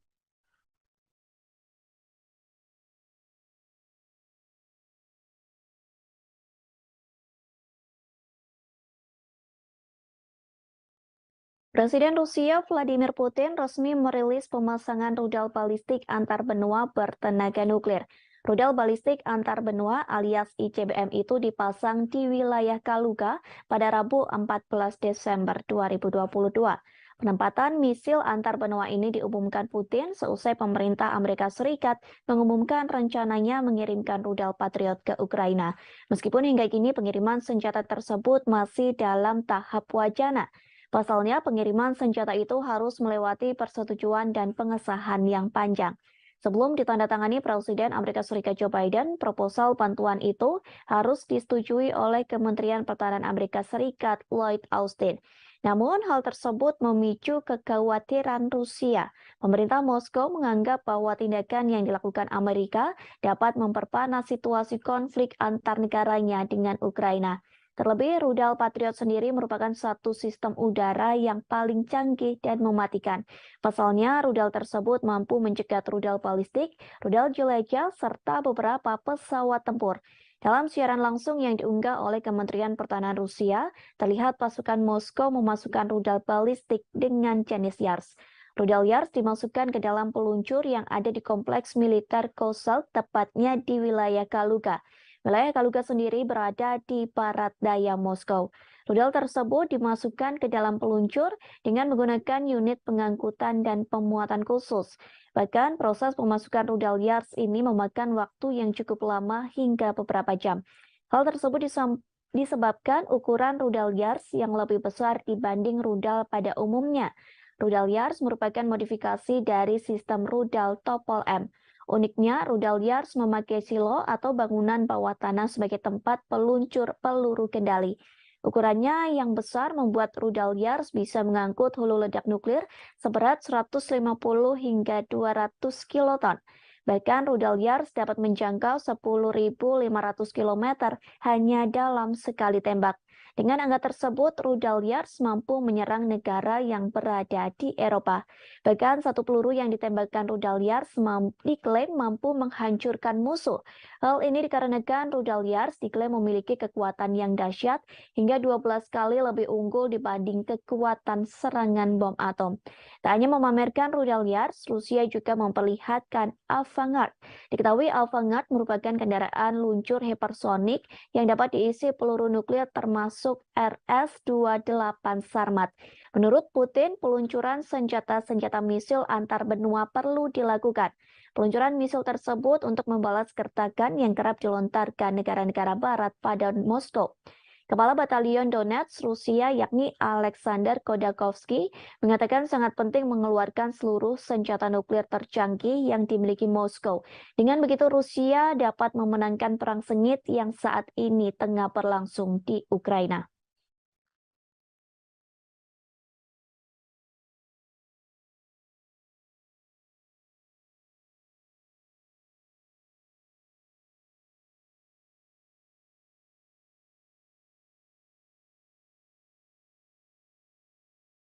Presiden Rusia Vladimir Putin memastikan tidak ada gencatan senjata menjelang Natal di Ukraina. Pernyataan tersebut disampaikan oleh juru bicara Rusia, Dmitry Peskov. Peskov menyebut gencatan senjata tidak ada dalam agenda Rusia, sehingga dipastikan Ukraina bisa menjalankan Natal dengan aman dan kusyuk.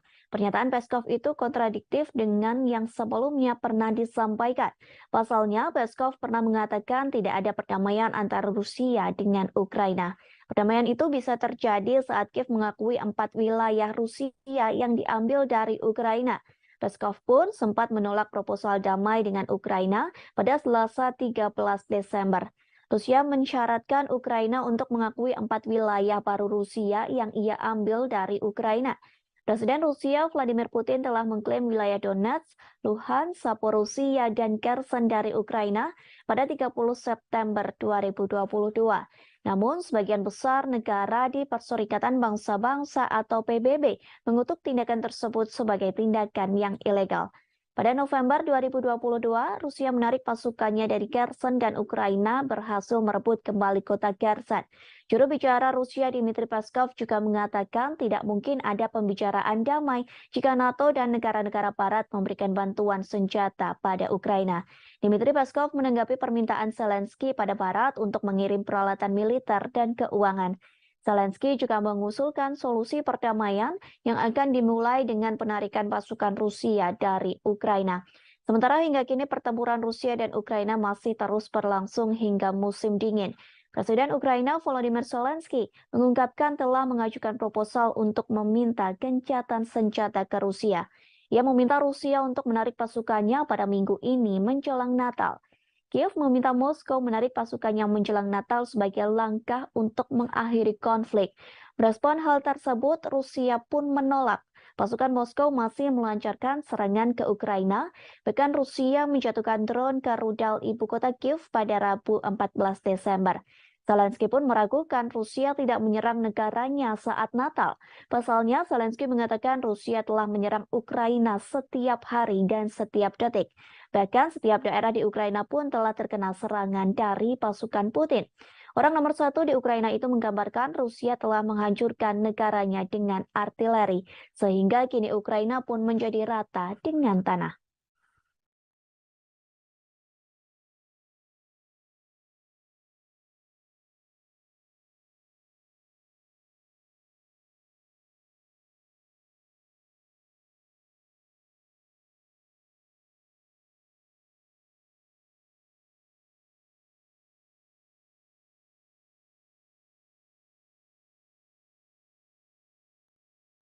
Pasukan Rusia sedang berjuang untuk perang yang panjang.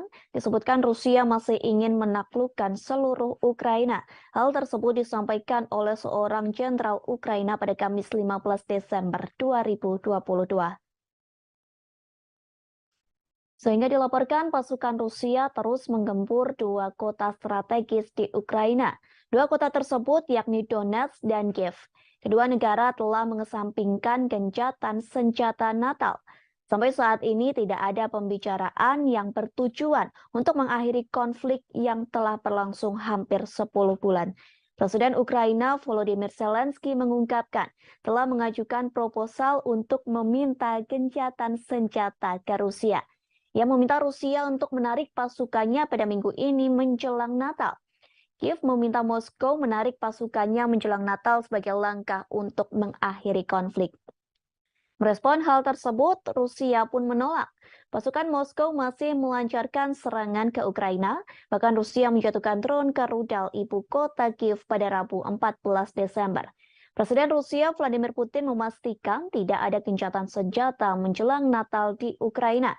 Pernyataan tersebut disampaikan oleh juru bicara Rusia Dmitry Peskov. Peskov menyebut gencatan senjata tidak ada dalam agenda Rusia, sehingga dipastikan Ukraina bisa menjalankan Natal dengan aman dan khusyuk.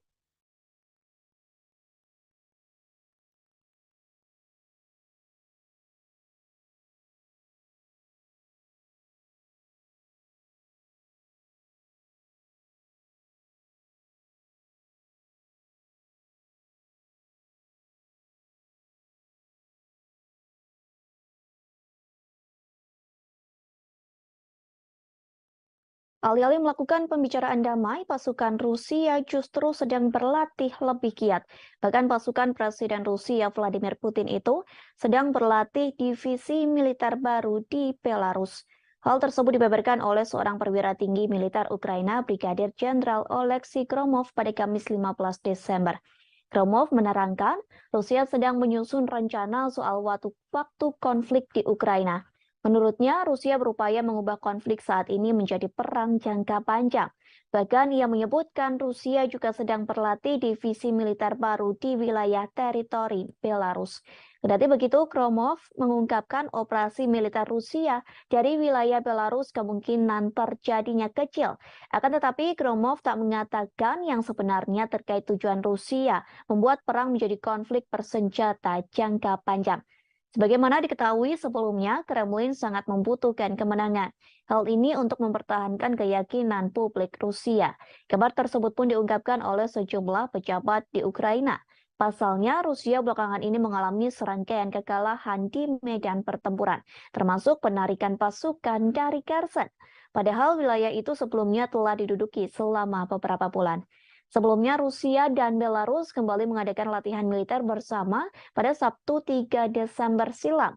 Presiden Belarus Alexander Lukashenko mengatakan latihan ini bertujuan untuk mengantisipasi eskalasi perang dengan Eropa.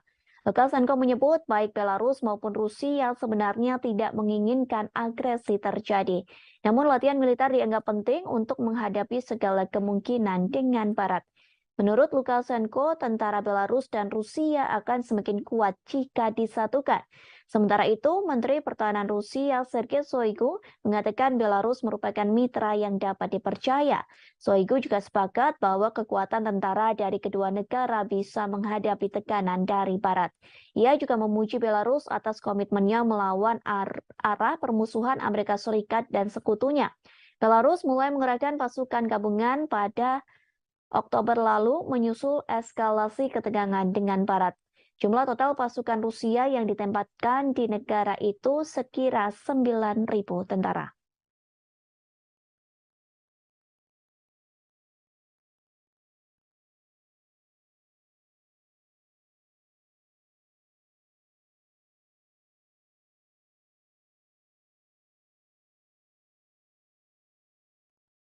Seorang tentara Rusia mengeluh soal kondisi hidupnya yang disebut sangat buruk. Pasalnya, ia menjalankan pelatihan menjadi tentara Rusia namun tidak diberi fasilitas yang memadai.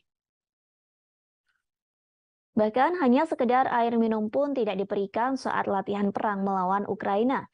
Hal tersebut disampaikan oleh seorang penasehat Kementerian Luar Negeri Ukraina. Ia mengunggah sebuah video di akun Twitternya pada Kamis 15 Desember 2022. Video yang beredar di media sosial itu berisi curhatan dari tentara Rusia. Dalam video tersebut, pria itu mengaku diberi batasan untuk minum. Kondisi ini terjadi saat Rusia melakukan mobilisasi militer untuk mempersiapkan pasukan melawan Ukraina. Rekaman berdurasi 41 detik dimaksudkan untuk menunjukkan kondisi kehidupan yang tidak memadai yang dihadapi tentara Rusia. Dalam video tersebut juga terdengar umpatan dari beberapa tentara lain yang berada di balik kamera.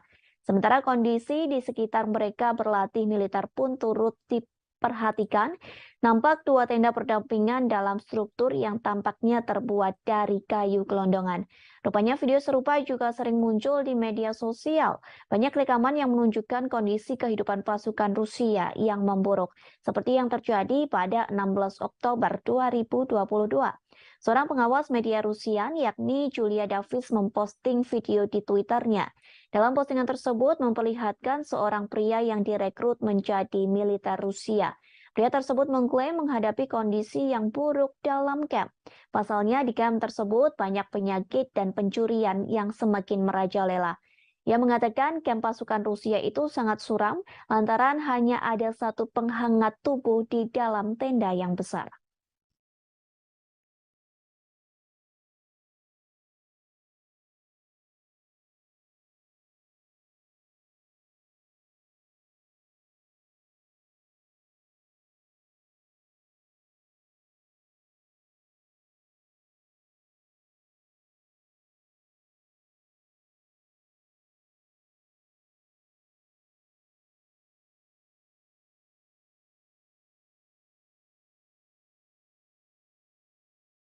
Ditemukan sebuah lokasi yang menjadi tempat penahanan dan penyiksaan anak-anak Ukraina. Lokasi tersebut ditemukan oleh investigator Ukraina pada Rabu 14 Desember 2022. Rupanya lokasi tersebut berada di satu dari 4 pusat penyiksaan yang dioperasikan pasukan Rusia di Kherson. Seperti yang diketahui, Kherson sendiri merupakan kota di bagian selatan Ukraina. Kota tersebut berhasil direbut pasukan Rusia pada bulan lalu. Hal tersebut disampaikan oleh Komisaris Parlemen Ukraina untuk Hak Asasi Manusia, yakni Dmytro Lubinets. Lubinets melaporkan tentang dugaan penyiksaan yang dilakukan pasukan Rusia. Ia mengatakan ruangan tersebut lebih buruk dari yang diperkirakan. Investigator Ukraina berhasil menemukan 10 ruang penyiksaan di wilayah Kherson dan 4 di kota Kherson. Dalam ruangan tahanan tersebut hanya berisi tikar tipis di lantai.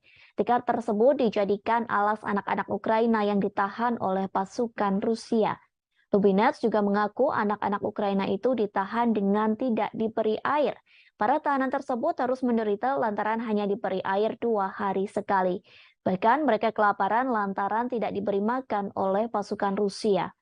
Lubinets mengatakan pasukan Rusia menggunakan tekanan psikologis untuk menyerang anak-anak Ukraina. Kepada para tahanan itu, pasukan Rusia mengatakan orang tua mereka telah meninggalkan anak-anak tersebut, sehingga pernyataan tersebut dianggap mematahkan semangat hingga mental anak-anak Ukraina untuk bertahan hidup. Menurut cerita Lubinets, anak-anak Ukraina itu ditahan karena melakukan perlawanan, seperti seorang anak laki-laki berusia 14 tahun. Bocah tersebut ditahan lantaran memotret peralatan militer Rusia yang sudah rusak. Lubinets juga mengatakan sekira 12.000 anak Ukraina dibawa ke Rusia sejak invasi dimulai pada Februari 2022. Sementara 8.600 diantaranya dibawa secara paksa. Sementara itu, Rusia membantah menargetkan warga sipil dalam perang. Mereka juga menyangkal tuduhan telah menganiaya warga sipil Ukraina.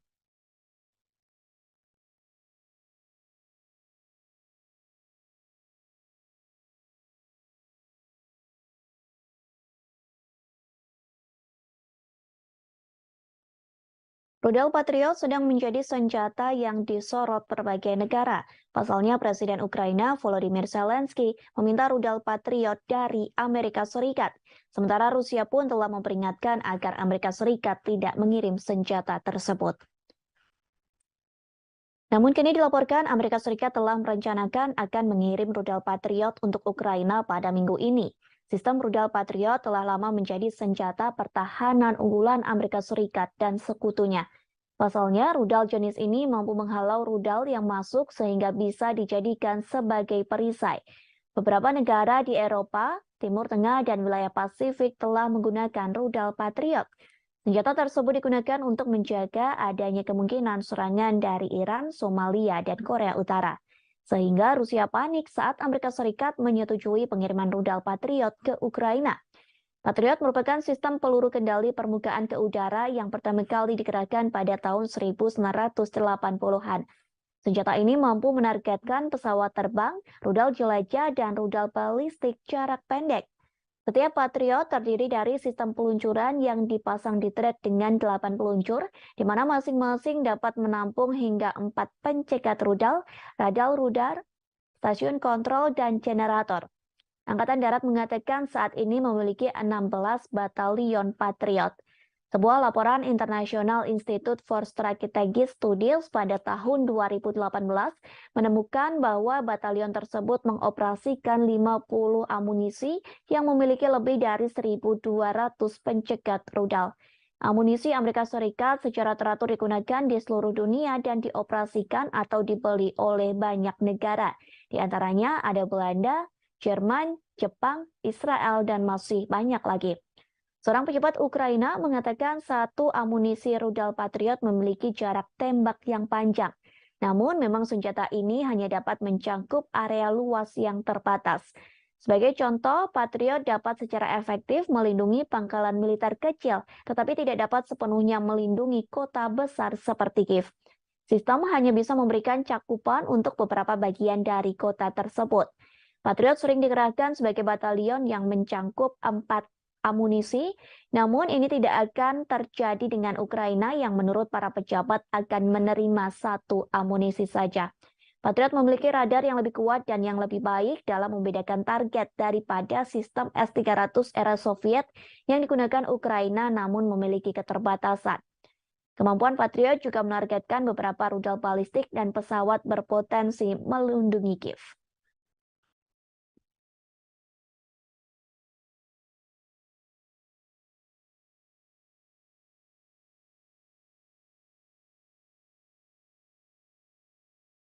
Kemudian kita beralih ke berita selanjutnya. Dikabarkan pendapatan minyak di Rusia mengalami penurunan di level paling rendah. Hal tersebut dikarenakan sanksi dari negara barat yang tergabung dalam kelompok G7. Diketahui mereka telah memperlakukan sanksi pembatasan harga minyak ke Rusia. Penurunan penjualan minyak Rusia ini dikonfirmasi oleh Badan Energi Internasional. Tercatat sepanjang November, penjualan minyak Rusia mengalami penurunan drastis bahkan sampai level terendah. Badan Energi Internasional merilis penjualan minyak Rusia turun.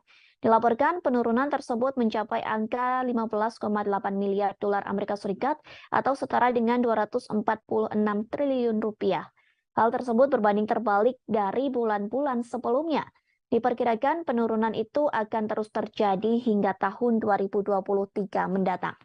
Dengan demikian, total produksi minyak Rusia diproyeksikan turun 400.000 barel per hari menjadi 15,4 juta di tahun ini. Merosotnya pendapatan minyak Rusia ini dipengaruhi kebijakan Barat dengan memperlakukan sanksi pembatasan harga minyak pada 5 Desember 2022. Negara-negara yang memperlakukan sanksi itu adalah negara G7, yakni Amerika Serikat, Inggris, Italia, Jepang, Jerman, Kanada, dan Prancis. Selain itu, 7 negara anggota Uni Eropa dan Australia kompak memperlakukan pembatasan minyak Rusia. Karena terkena sanksi ini, maka kargo minyak mentah Rusia dilarang beroperasi apabila menolak batas harga yang diusulkan sebesar 60 dolar Amerika Serikat atau setara dengan 925 ribu rupiah per barel. Diketahui dengan penerapan sanksi ini dapat mengurangi pendapatan Rusia dari penjualan minyak. Selain itu, mencegah lonjakan harga minyak global. Sebelumnya, beberapa bulan terakhir, harga minyak mentah telah tembus ke harga tertinggi sebagai dampak pengaruh invasi Rusia ke Ukraina. Di sisi lain, sanksi yang sempat dijatuhkan ke Rusia sempat menjadi bumerang bagi Eropa. Pasalnya, sanksi tersebut telah gagal mengurangi ekonomi Rusia dan pada akhirnya hanya merugikan orang Eropa. Diketahui sanksi tersebut telah diberlakukan setelah Rusia meluncurkan serangan invasi ke Ukraina pada 24 Februari 2022. Negara-negara Barat menerapkan sanksi berupa pembekuan setengah cadangan emas dan mata uang asingnya, serta menargetkan ekspor energinya.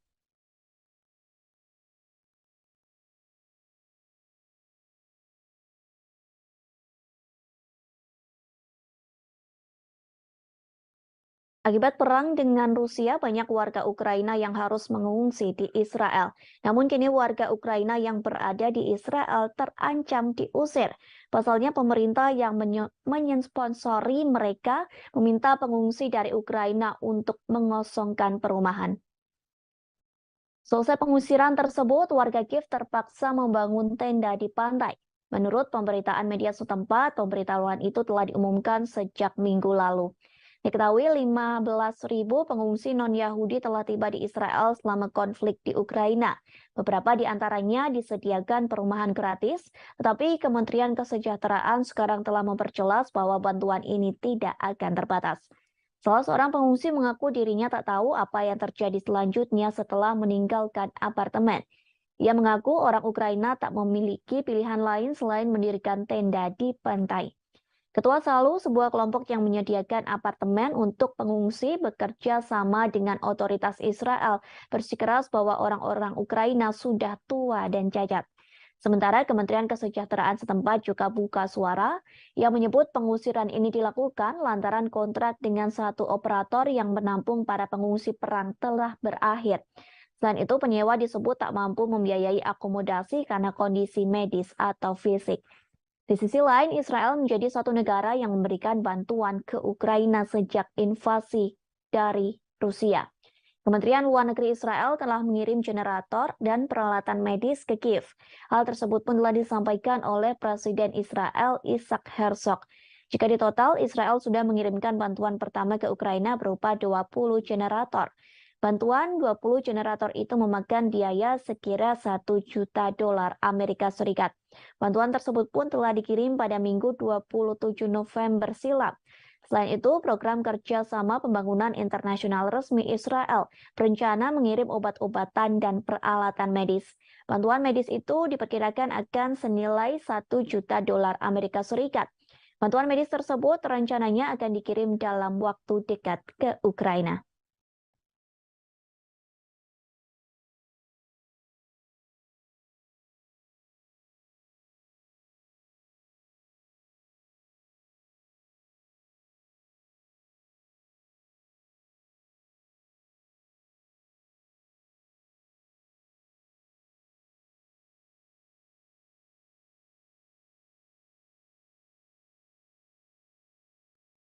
Dilaporkan Jerman telah mengirim bantuan untuk Ukraina. Jerman mengalokasikan hampir 500 miliar dolar Amerika Serikat. Angka tersebut digunakan untuk menopang pasokan energinya ke Ukraina agar bisa menyalakan listrik di tengah serangan Rusia. Namun pengeluaran besar-besaran ini kemungkinan tidak cukup untuk mengatasi krisis energi. Perkiraan total biaya mencerminkan skala kumulatif dana talangan energi. Skema lain yang telah diterapkan Jerman di tengah melonjaknya harga minyak dan gas alam serta hilangnya impor dari Rusia. Berbagai subsidi disebut sebagai pasoka energi. Angka bantuan itu setara dengan 5.400 dolar Amerika Serikat per penduduk di Jerman.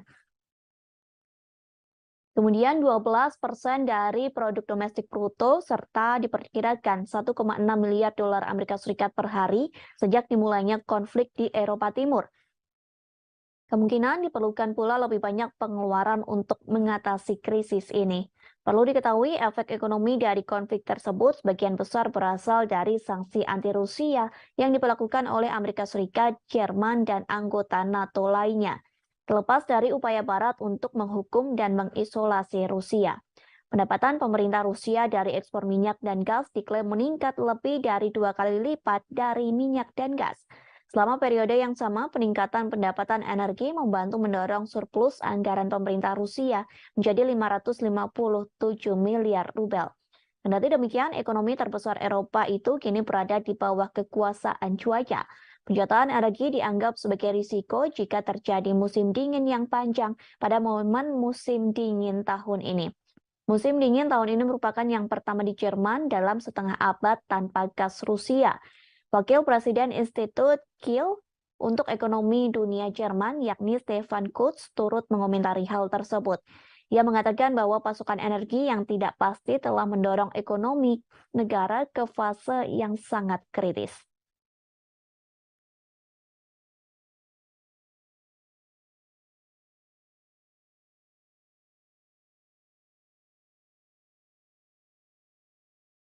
Perhimpunan Bangsa-Bangsa Asia Tenggara atau ASEAN telah terpecah belah karena invasi Rusia ke Ukraina. Negara Asia Tenggara yang telah terbagi dan beberapa sikap menanggapi perang tersebut. Sementara Uni Eropa telah mendorong perlawanan bersama melawan Rusia. Uni Eropa dan ASEAN telah bertemu pada Rabu 14 Desember 2022. Pertemuan tersebut guna membahas kerjasama ekonomi yang lebih mendalam. Namun sayangnya pertemuan tersebut tidak membuahkan kesepakatan bersama untuk mengecam invasi Rusia ke Ukraina. Vietnam dan Laos yang memiliki hubungan militer yang kuat dengan Moskow tetapi tidak memihak, sementara Singapura mematuhi sanksi Barat terhadap Rusia. Dalam pemungutan suara Perserikatan Bangsa-Bangsa pada bulan Oktober yang mengecam upaya aneksasi Rusia atas wilayah Ukraina, baik Vietnam maupun Laos abstain bersama dengan Thailand. Pemimpin 9 dari 10 negara ASEAN dan pemimpin 27 negara Uni Eropa bergabung dalam KTT tersebut yang juga memperingati 45 tahun hubungan diplomatik. Sementara pada November 2022, Ukraina menandatangani perjanjian persahabatan dan kerjasama dengan anggota ASEAN. Perjanjian persahabatan dan kerjasama di Asia Tenggara itu ditandatangani oleh Menteri Luar Negeri Ukraina Dmytro Kuleba. Penandatanganan itu dilakukan di sela-sela KTT ke-40 dan ke-41 ASEAN. Tanda tangan tersebut dilakukan di Phnom Penh, Kamboja pada Kamis 10 November silam. Kemudian para menteri luar negeri ASEAN lainnya serta Sekretaris Jenderal ASEAN turut menjadi saksi dalam penandatanganan tersebut. Kini Ukraina menjadi negara ke-50 yang menandatangani Traktat Persahabatan dan Kerjasama ASEAN.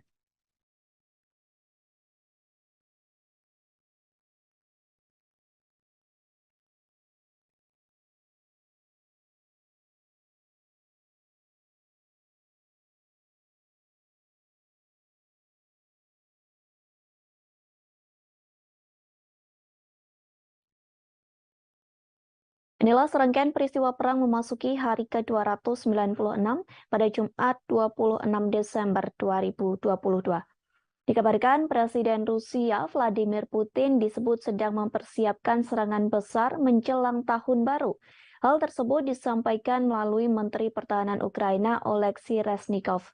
Oleksiy Reznikov mengatakan Putin sedang mempersiapkan serangan baru yang lebih besar untuk tahun 2023.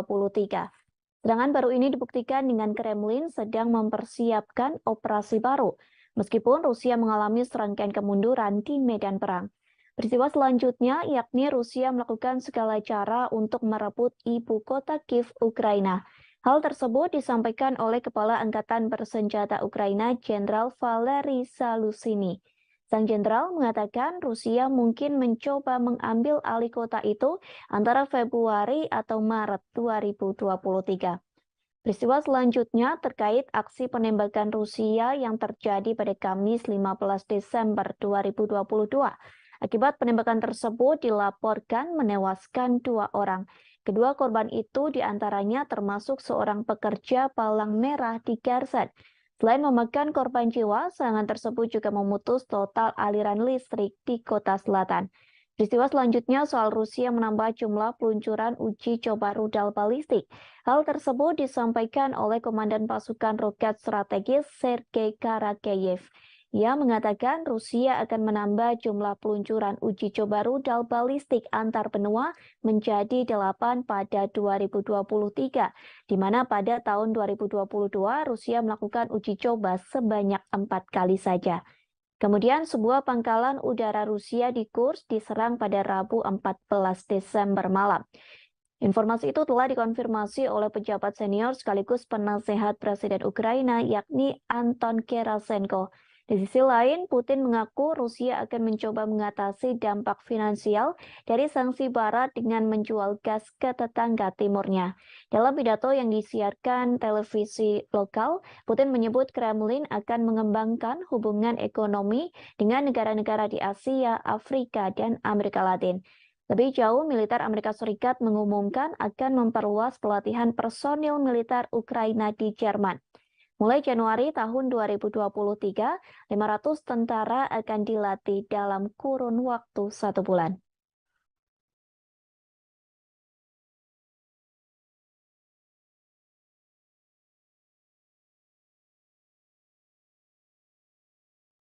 Presiden Rusia Vladimir Putin resmi merilis pemasangan rudal balistik antar benua bertenaga nuklir. Rudal balistik antar benua alias ICBM itu dipasang di wilayah Kaluga pada Rabu 14 Desember 2022. Penempatan misil antar benua ini diumumkan Putin seusai pemerintah Amerika Serikat mengumumkan rencananya mengirimkan rudal Patriot ke Ukraina. Meskipun hingga kini pengiriman senjata tersebut masih dalam tahap wacana. Pasalnya, pengiriman senjata itu harus melewati persetujuan dan pengesahan yang panjang. Sebelum ditandatangani Presiden Amerika Serikat Joe Biden, proposal bantuan itu harus disetujui oleh Kementerian Pertahanan Amerika Serikat Lloyd Austin. Namun, hal tersebut memicu kekhawatiran Rusia. Pemerintah Moskow menganggap bahwa tindakan yang dilakukan Amerika dapat memperpanas situasi konflik antar negaranya dengan Ukraina. Terlebih, rudal Patriot sendiri merupakan satu sistem udara yang paling canggih dan mematikan. Pasalnya, rudal tersebut mampu mencegat rudal balistik, rudal jelajah, serta beberapa pesawat tempur. Dalam siaran langsung yang diunggah oleh Kementerian Pertahanan Rusia, terlihat pasukan Moskow memasukkan rudal balistik dengan jenis Yars. Rudal Yars dimasukkan ke dalam peluncur yang ada di kompleks militer Kosel, tepatnya di wilayah Kaluga. Wilayah Kaluga sendiri berada di barat daya Moskow. Rudal tersebut dimasukkan ke dalam peluncur dengan menggunakan unit pengangkutan dan pemuatan khusus. Bahkan proses pemasukan rudal Yars ini memakan waktu yang cukup lama hingga beberapa jam. Hal tersebut disebabkan ukuran rudal Yars yang lebih besar dibanding rudal pada umumnya. Rudal Yars merupakan modifikasi dari sistem rudal Topol M. Uniknya, rudal Yars memakai silo atau bangunan bawah tanah sebagai tempat peluncur peluru kendali. Ukurannya yang besar membuat rudal Yars bisa mengangkut hulu ledak nuklir seberat 150 hingga 200 kiloton. Bahkan rudal Yars dapat menjangkau 10.500 km hanya dalam sekali tembak. Dengan angka tersebut, rudal Yars mampu menyerang negara yang berada di Eropa. Bahkan satu peluru yang ditembakkan rudal Yars diklaim mampu menghancurkan musuh. Hal ini dikarenakan rudal Yars diklaim memiliki kekuatan yang dahsyat hingga 12 kali lebih unggul dibanding kekuatan serangan bom atom. Tak hanya memamerkan rudal Yars, Rusia juga memperlihatkan Avangard. Diketahui Avangard merupakan kendaraan luncur hipersonik yang dapat diisi peluru nuklir termasuk RS-28 Sarmat. Menurut Putin, peluncuran senjata-senjata misil antar benua perlu dilakukan. Peluncuran misil tersebut untuk membalas gertakan yang kerap dilontarkan negara-negara barat pada Moskow. Kepala Batalion Donetsk Rusia yakni Alexander Kodakovsky mengatakan sangat penting mengeluarkan seluruh senjata nuklir tercanggih yang dimiliki Moskow. Dengan begitu Rusia dapat memenangkan perang sengit yang saat ini tengah berlangsung di Ukraina.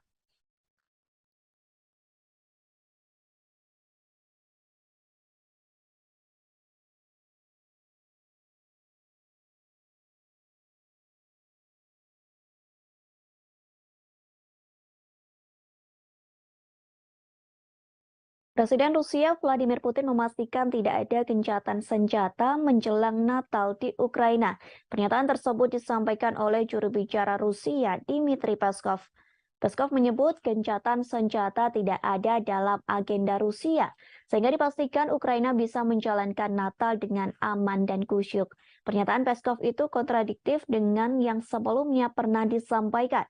Pasalnya, Peskov pernah mengatakan tidak ada perdamaian antara Rusia dengan Ukraina. Perdamaian itu bisa terjadi saat Kiev mengakui 4 wilayah Rusia yang diambil dari Ukraina. Peskov pun sempat menolak proposal damai dengan Ukraina pada Selasa 13 Desember. Rusia mensyaratkan Ukraina untuk mengakui 4 wilayah baru Rusia yang ia ambil dari Ukraina. Presiden Rusia Vladimir Putin telah mengklaim wilayah Donetsk, Luhansk, Zaporizhia, dan Kherson dari Ukraina pada 30 September 2022. Namun, sebagian besar negara di Perserikatan Bangsa-Bangsa atau PBB mengutuk tindakan tersebut sebagai tindakan yang ilegal. Pada November 2022, Rusia menarik pasukannya dari Kherson dan Ukraina berhasil merebut kembali kota Kherson. Juru bicara Rusia Dmitry Peskov juga mengatakan tidak mungkin ada pembicaraan damai jika NATO dan negara-negara barat memberikan bantuan senjata pada Ukraina. Dmitry Peskov menanggapi permintaan Zelensky pada barat untuk mengirim peralatan militer dan keuangan. Zelensky juga mengusulkan solusi perdamaian yang akan dimulai dengan penarikan pasukan Rusia dari Ukraina. Sementara hingga kini pertempuran Rusia dan Ukraina masih terus berlangsung hingga musim dingin. Presiden Ukraina Volodymyr Zelensky mengungkapkan telah mengajukan proposal untuk meminta gencatan senjata ke Rusia. Ia meminta Rusia untuk menarik pasukannya pada minggu ini menjelang Natal. Kiev meminta Moskow menarik pasukannya menjelang Natal sebagai langkah untuk mengakhiri konflik. Merespon hal tersebut, Rusia pun menolak. Pasukan Moskow masih melancarkan serangan ke Ukraina, bahkan Rusia menjatuhkan drone ke rudal ibu kota Kiev pada Rabu 14 Desember. Zelensky pun meragukan Rusia tidak menyerang negaranya saat Natal. Pasalnya, Zelensky mengatakan Rusia telah menyerang Ukraina setiap hari dan setiap detik. Bahkan setiap daerah di Ukraina pun telah terkena serangan dari pasukan Putin. Orang nomor satu di Ukraina itu menggambarkan Rusia telah menghancurkan negaranya dengan artileri, sehingga kini Ukraina pun menjadi rata dengan tanah.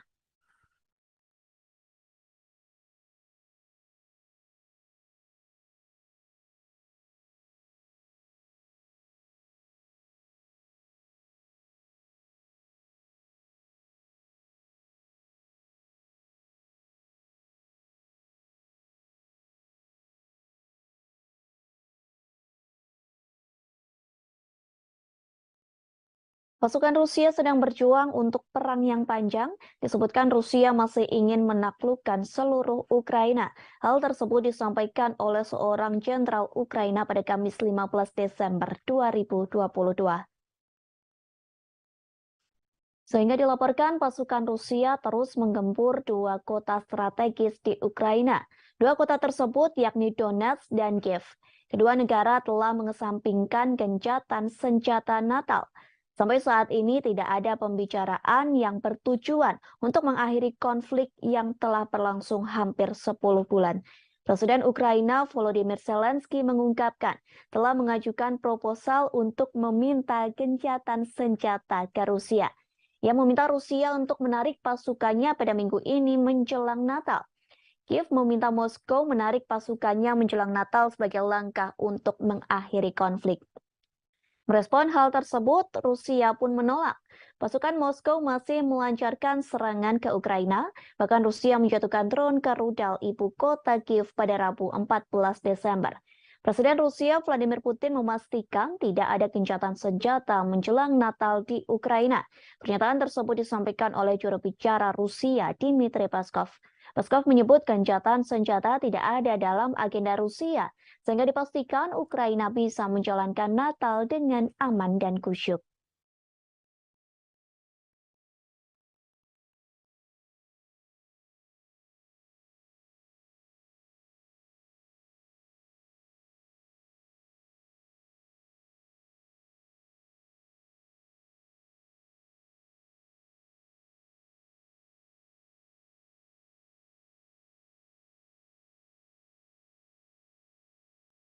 Alih-alih melakukan pembicaraan damai, pasukan Rusia justru sedang berlatih lebih giat. Bahkan pasukan Presiden Rusia Vladimir Putin itu sedang berlatih divisi militer baru di Belarus. Hal tersebut dibeberkan oleh seorang perwira tinggi militer Ukraina, Brigadir Jenderal Oleksiy Gromov pada Kamis 15 Desember. Gromov menerangkan, Rusia sedang menyusun rencana soal waktu konflik di Ukraina. Menurutnya, Rusia berupaya mengubah konflik saat ini menjadi perang jangka panjang. Bahkan ia menyebutkan Rusia juga sedang berlatih divisi militer baru di wilayah teritori Belarus. Kendati begitu, Gromov mengungkapkan operasi militer Rusia dari wilayah Belarus kemungkinan terjadinya kecil.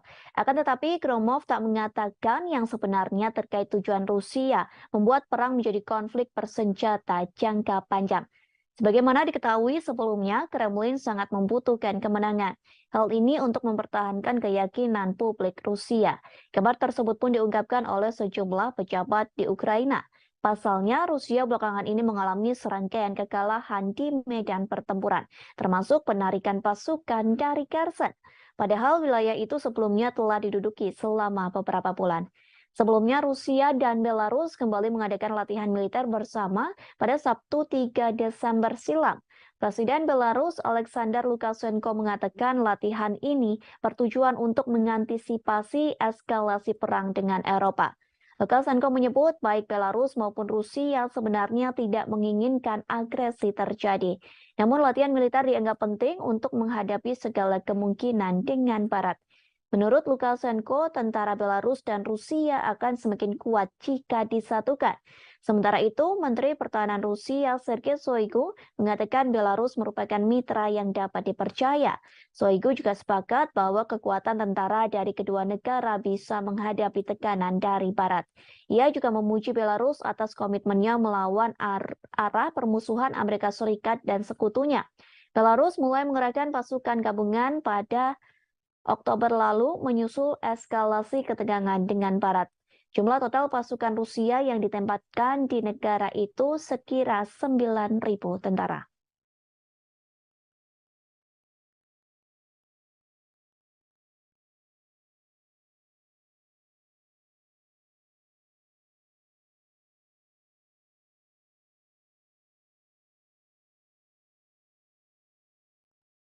Seorang tentara Rusia mengeluh soal kondisi hidupnya yang disebut sangat buruk. Pasalnya, ia menjalankan pelatihan menjadi tentara Rusia namun tidak diberi fasilitas yang memadai. Bahkan hanya sekedar air minum pun tidak diberikan saat latihan perang melawan Ukraina. Hal tersebut disampaikan oleh seorang penasehat Kementerian Luar Negeri Ukraina. Ia mengunggah sebuah video di akun Twitternya pada Kamis 15 Desember 2022. Video yang beredar di media sosial itu berisi curhatan dari tentara Rusia. Dalam video tersebut, pria itu mengaku diberi batasan untuk minum. Kondisi ini terjadi saat Rusia melakukan mobilisasi militer untuk mempersiapkan pasukan melawan Ukraina. Rekaman berdurasi 41 detik dimaksudkan untuk menunjukkan kondisi kehidupan yang tidak memadai yang dihadapi tentara Rusia. Dalam video tersebut juga terdengar umpatan dari beberapa tentara lain yang berada di balik kamera. Sementara kondisi di sekitar mereka berlatih militer pun turut diperhatikan. Nampak dua tenda berdampingan dalam struktur yang tampaknya terbuat dari kayu gelondongan. Rupanya video serupa juga sering muncul di media sosial. Banyak rekaman yang menunjukkan kondisi kehidupan pasukan Rusia yang memburuk, seperti yang terjadi pada 16 Oktober 2022. Seorang pengawas media Rusia, yakni Julia Davis, memposting video di Twitternya. Dalam postingan tersebut memperlihatkan seorang pria yang direkrut menjadi militer Rusia.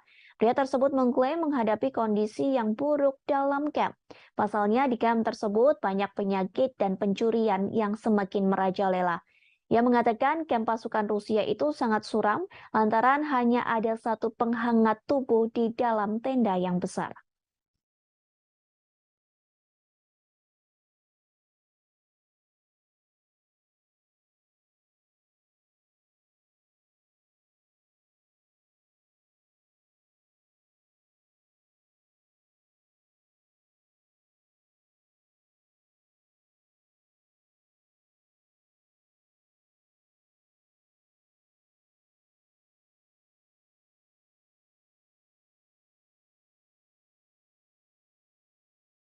Ditemukan sebuah lokasi yang menjadi tempat penahanan dan penyiksaan anak-anak Ukraina.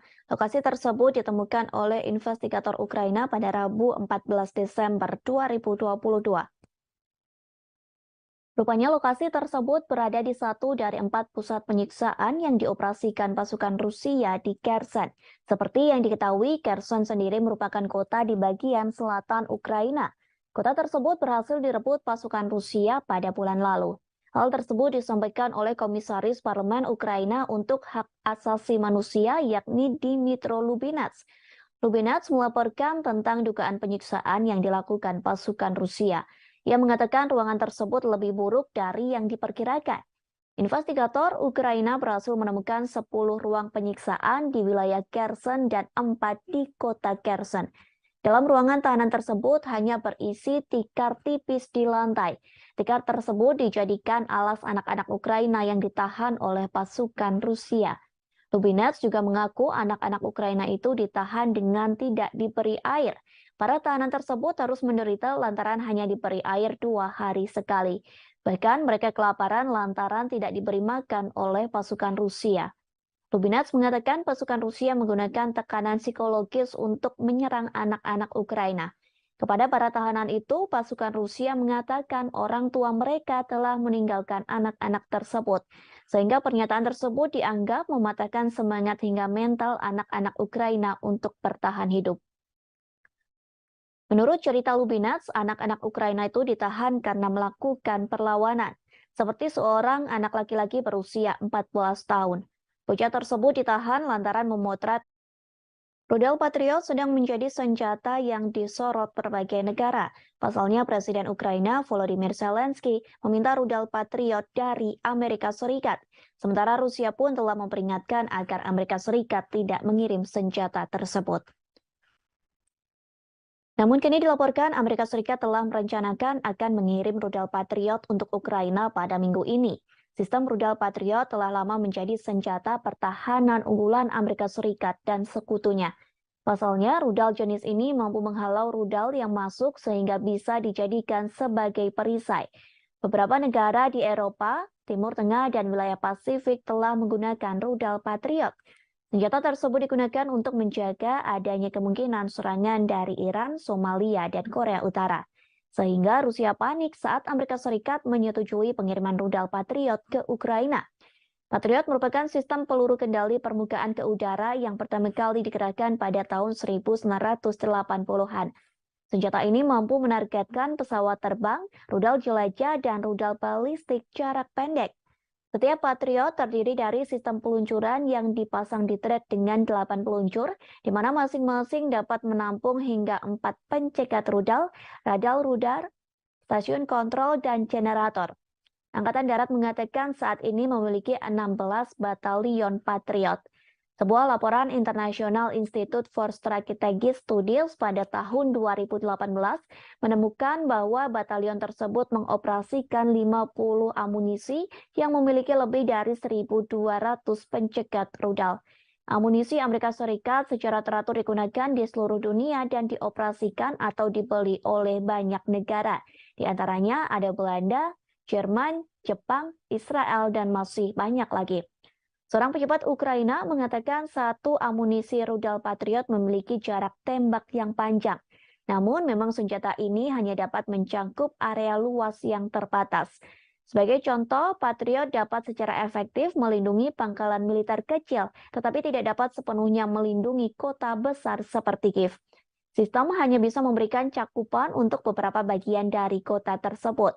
Patriot sering dikerahkan sebagai batalion yang mencangkup 4 amunisi, namun ini tidak akan terjadi dengan Ukraina yang menurut para pejabat akan menerima satu amunisi saja.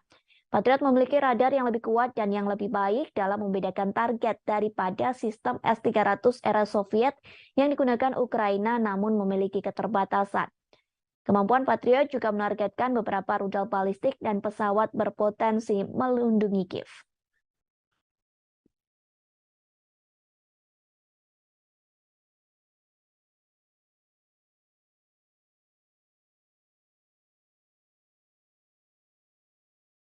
Kemudian kita beralih ke berita selanjutnya. Dikabarkan pendapatan minyak di Rusia mengalami penurunan di level paling rendah. Hal tersebut dikarenakan sanksi dari negara barat yang tergabung dalam kelompok G7. Diketahui mereka telah memberlakukan sanksi pembatasan harga minyak ke Rusia. Penurunan penjualan minyak Rusia ini dikonfirmasi oleh Badan Energi Internasional. Tercatat sepanjang November, penjualan minyak Rusia mengalami penurunan drastis bahkan sampai level terendah. Badan Energi Internasional merilis penjualan minyak Rusia turun. Dilaporkan penurunan tersebut mencapai angka 15,8 miliar dolar Amerika Serikat atau setara dengan 246 triliun rupiah.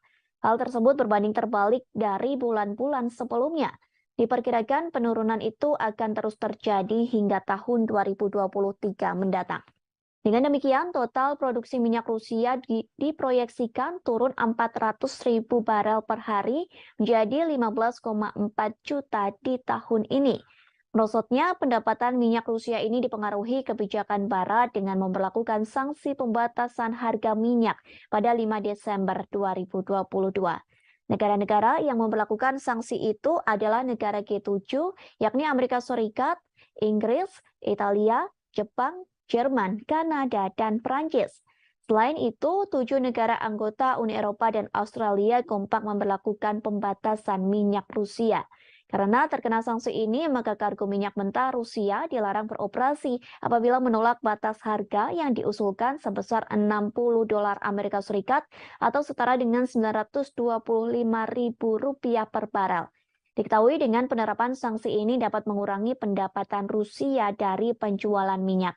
Selain itu, mencegah lonjakan harga minyak global.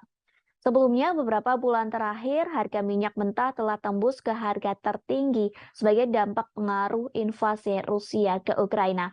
Di sisi lain, sanksi yang sempat dijatuhkan ke Rusia sempat menjadi bumerang bagi Eropa.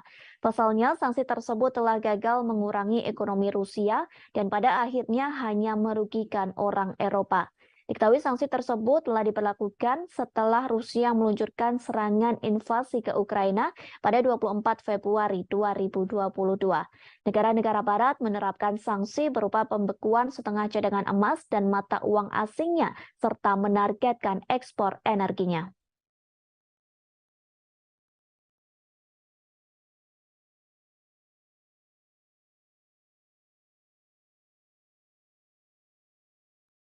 Akibat perang dengan Rusia, banyak warga Ukraina yang harus mengungsi di Israel. Namun kini warga Ukraina yang berada di Israel terancam diusir. Pasalnya pemerintah yang mensponsori mereka meminta pengungsi dari Ukraina untuk mengosongkan perumahan. Selesai pengusiran tersebut, warga Kiev terpaksa membangun tenda di pantai. Menurut pemberitaan media setempat, pemberitahuan itu telah diumumkan sejak minggu lalu. Diketahui 15.000 pengungsi non-Yahudi telah tiba di Israel selama konflik di Ukraina. Beberapa di antaranya disediakan perumahan gratis, tetapi Kementerian Kesejahteraan sekarang telah memperjelas bahwa bantuan ini tidak akan terbatas. Salah seorang pengungsi mengaku dirinya tak tahu apa yang terjadi selanjutnya setelah meninggalkan apartemen. Ia mengaku orang Ukraina tak memiliki pilihan lain selain mendirikan tenda di pantai. Ketua Salu, sebuah kelompok yang menyediakan apartemen untuk pengungsi, bekerja sama dengan otoritas Israel, bersikeras bahwa orang-orang Ukraina sudah tua dan cacat. Sementara Kementerian Kesejahteraan setempat juga buka suara, yang menyebut pengusiran ini dilakukan lantaran kontrak dengan satu operator yang menampung para pengungsi perang telah berakhir. Selain itu, penyewa disebut tak mampu membiayai akomodasi karena kondisi medis atau fisik. Di sisi lain, Israel menjadi satu negara yang memberikan bantuan ke Ukraina sejak invasi dari Rusia. Kementerian Luar Negeri Israel telah mengirim generator dan peralatan medis ke Kiev. Hal tersebut pun telah disampaikan oleh Presiden Israel Isaac Herzog. Jika di total, Israel sudah mengirimkan bantuan pertama ke Ukraina berupa 20 generator.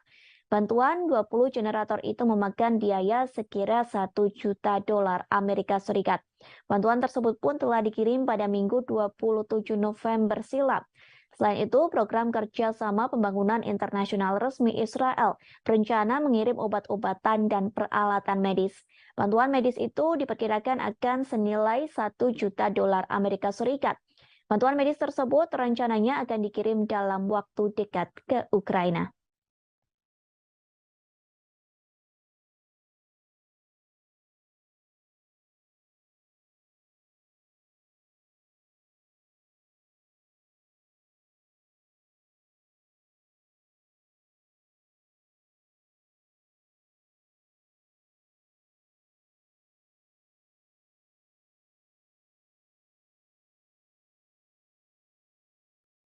Dilaporkan Jerman telah mengirim bantuan untuk Ukraina. Jerman mengalokasikan hampir 500 miliar dolar Amerika Serikat. Angka tersebut digunakan untuk menopang pasokan energinya ke Ukraina agar bisa menyalakan listrik di tengah serangan Rusia. Namun pengeluaran besar-besaran ini kemungkinan tidak cukup untuk mengatasi krisis energi. Perkiraan total biaya mencerminkan skala kumulatif dana talangan energi. Skema lain yang telah diterapkan Jerman di tengah melonjaknya harga minyak dan gas alam serta hilangnya impor dari Rusia. Berbagai subsidi disebut sebagai pasokan energi. Angka bantuan itu setara dengan $5.400 Amerika Serikat per penduduk di Jerman. Kemudian 12% dari produk domestik bruto serta diperkirakan $1,6 miliar Amerika Serikat per hari sejak dimulainya konflik di Eropa Timur. Kemungkinan diperlukan pula lebih banyak pengeluaran untuk mengatasi krisis ini. Perlu diketahui efek ekonomi dari konflik tersebut sebagian besar berasal dari sanksi anti-Rusia yang diberlakukan oleh Amerika Serikat, Jerman, dan anggota NATO lainnya. Terlepas dari upaya Barat untuk menghukum dan mengisolasi Rusia. Pendapatan pemerintah Rusia dari ekspor minyak dan gas diklaim meningkat lebih dari 2 kali lipat dari minyak dan gas. Selama periode yang sama, peningkatan pendapatan energi membantu mendorong surplus anggaran pemerintah Rusia menjadi 557 miliar rubel. Kendati demikian, ekonomi terbesar Eropa itu kini berada di bawah kekuasaan cuaca. Penjualan energi dianggap sebagai risiko jika terjadi musim dingin yang panjang pada momen musim dingin tahun ini. Musim dingin tahun ini merupakan yang pertama di Jerman dalam setengah abad tanpa gas Rusia. Wakil Presiden Institut Kiel untuk Ekonomi Dunia Jerman, yakni Stefan Kutz, turut mengomentari hal tersebut. Ia mengatakan bahwa pasokan energi yang tidak pasti telah mendorong ekonomi negara ke fase yang sangat kritis.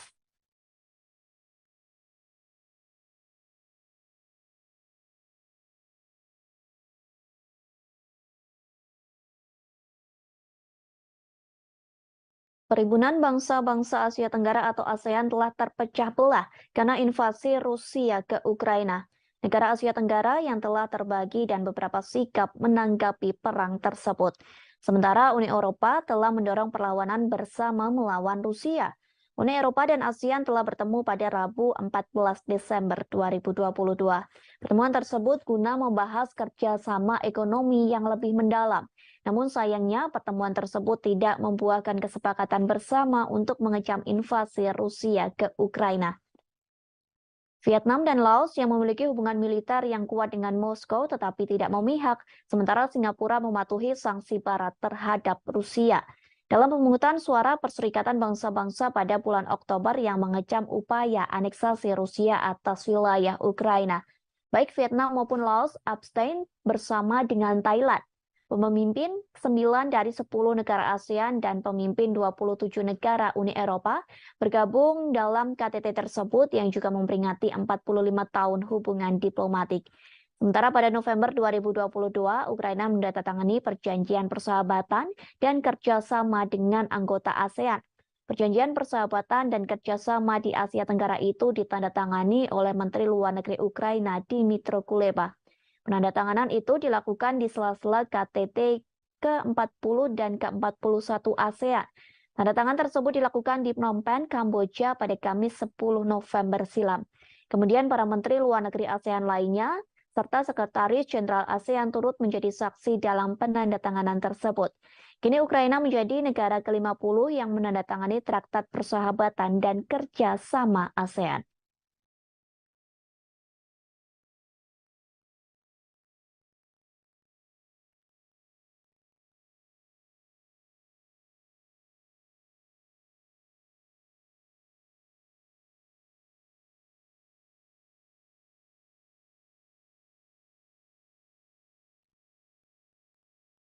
Inilah serangkaian peristiwa perang memasuki hari ke-296 pada Jumat 26 Desember 2022.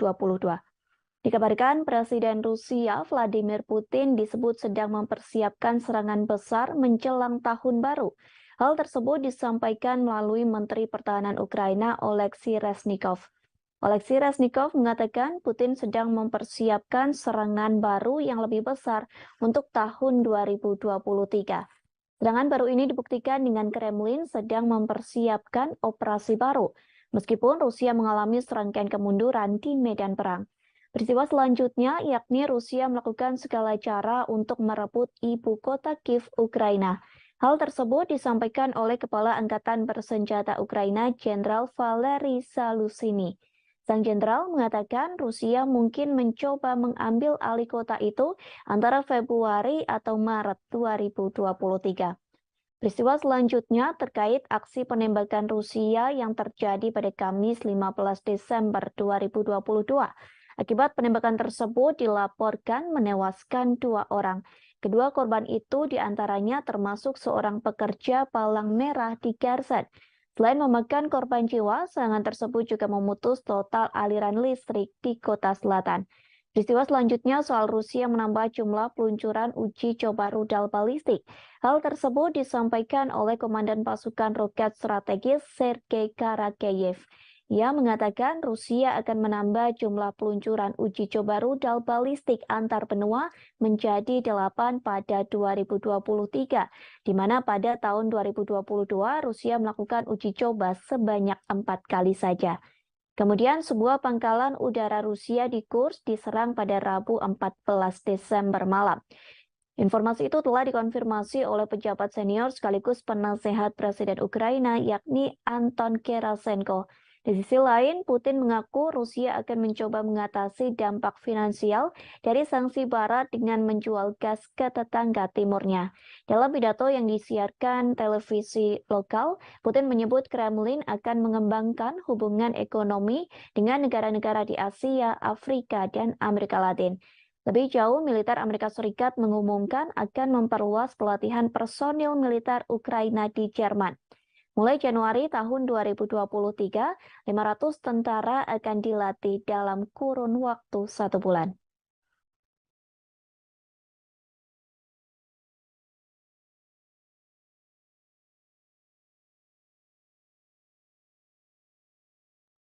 Presiden Rusia Vladimir Putin resmi merilis pemasangan rudal balistik antar benua bertenaga nuklir. Rudal balistik antar benua alias ICBM itu dipasang di wilayah Kaluga pada Rabu 14 Desember 2022. Penempatan misil antar benua ini diumumkan Putin seusai pemerintah Amerika Serikat mengumumkan rencananya mengirimkan rudal Patriot ke Ukraina. Meskipun hingga kini pengiriman senjata tersebut masih dalam tahap wacana. Pasalnya, pengiriman senjata itu harus melewati persetujuan dan pengesahan yang panjang. Sebelum ditandatangani Presiden Amerika Serikat Joe Biden, proposal bantuan itu harus disetujui oleh Kementerian Pertahanan Amerika Serikat Lloyd Austin. Namun, hal tersebut memicu kekhawatiran Rusia. Pemerintah Moskow menganggap bahwa tindakan yang dilakukan Amerika dapat memperpanas situasi konflik antar negaranya dengan Ukraina. Terlebih, rudal Patriot sendiri merupakan satu sistem udara yang paling canggih dan mematikan. Pasalnya, rudal tersebut mampu mencegat rudal balistik, rudal jelajah, serta beberapa pesawat tempur. Dalam siaran langsung yang diunggah oleh Kementerian Pertahanan Rusia, terlihat pasukan Moskow memasukkan rudal balistik dengan jenis Yars. Rudal Yars dimasukkan ke dalam peluncur yang ada di kompleks militer Kosal, tepatnya di wilayah Kaluga. Wilayah Kaluga sendiri berada di barat daya Moskow. Rudal tersebut dimasukkan ke dalam peluncur dengan menggunakan unit pengangkutan dan pemuatan khusus. Bahkan proses pemasukan rudal Yars ini memakan waktu yang cukup lama hingga beberapa jam. Hal tersebut disebabkan ukuran rudal Yars yang lebih besar dibanding rudal pada umumnya. Rudal Yars merupakan modifikasi dari sistem rudal Topol M. Uniknya, rudal Yars memakai silo atau bangunan bawah tanah sebagai tempat peluncur peluru kendali. Ukurannya yang besar membuat rudal Yars bisa mengangkut hulu ledak nuklir seberat 150 hingga 200 kiloton. Bahkan rudal Yars dapat menjangkau 10.500 km hanya dalam sekali tembak. Dengan angka tersebut, rudal Yars mampu menyerang negara yang berada di Eropa. Bahkan satu peluru yang ditembakkan rudal Yars diklaim mampu menghancurkan musuh. Hal ini dikarenakan rudal Yars diklaim memiliki kekuatan yang dahsyat hingga 12 kali lebih unggul dibanding kekuatan serangan bom atom. Tak hanya memamerkan rudal Yars, Rusia juga memperlihatkan Avangard. Diketahui Avangard merupakan kendaraan luncur hipersonik yang dapat diisi peluru nuklir termasuk RS-28 Sarmat. Menurut Putin, peluncuran senjata-senjata misil antar benua perlu dilakukan. Peluncuran misil tersebut untuk membalas gertakan yang kerap dilontarkan negara-negara barat pada Moskow. Kepala Batalion Donetsk Rusia yakni Alexander Khodakovsky mengatakan sangat penting mengeluarkan seluruh senjata nuklir tercanggih yang dimiliki Moskow. Dengan begitu Rusia dapat memenangkan perang sengit yang saat ini tengah berlangsung di Ukraina.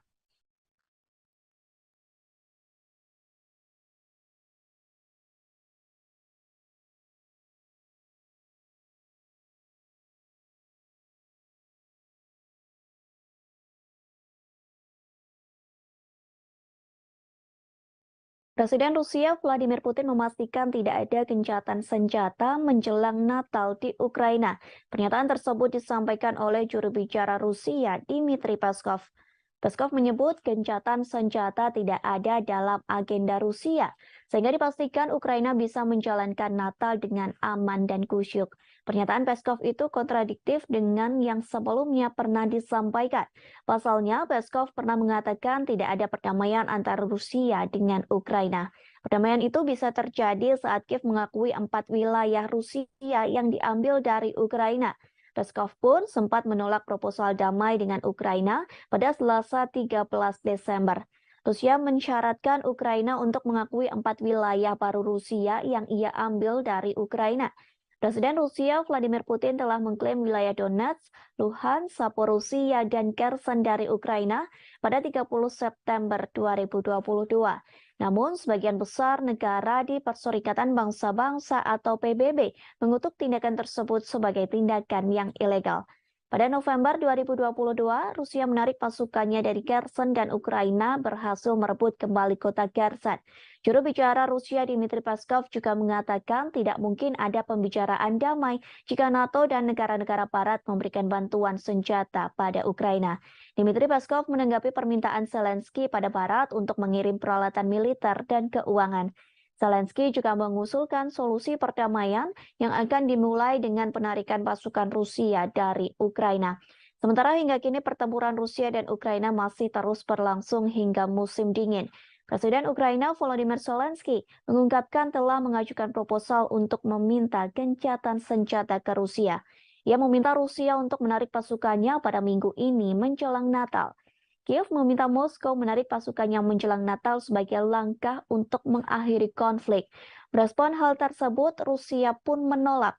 Pasukan Moskow masih melancarkan serangan ke Ukraina, bahkan Rusia menjatuhkan drone ke rudal ibu kota Kiev pada Rabu 14 Desember. Zelensky pun meragukan Rusia tidak menyerang negaranya saat Natal. Pasalnya, Zelensky mengatakan Rusia telah menyerang Ukraina setiap hari dan setiap detik. Bahkan setiap daerah di Ukraina pun telah terkena serangan dari pasukan Putin. Orang nomor satu di Ukraina itu menggambarkan Rusia telah menghancurkan negaranya dengan artileri, sehingga kini Ukraina pun menjadi rata dengan tanah.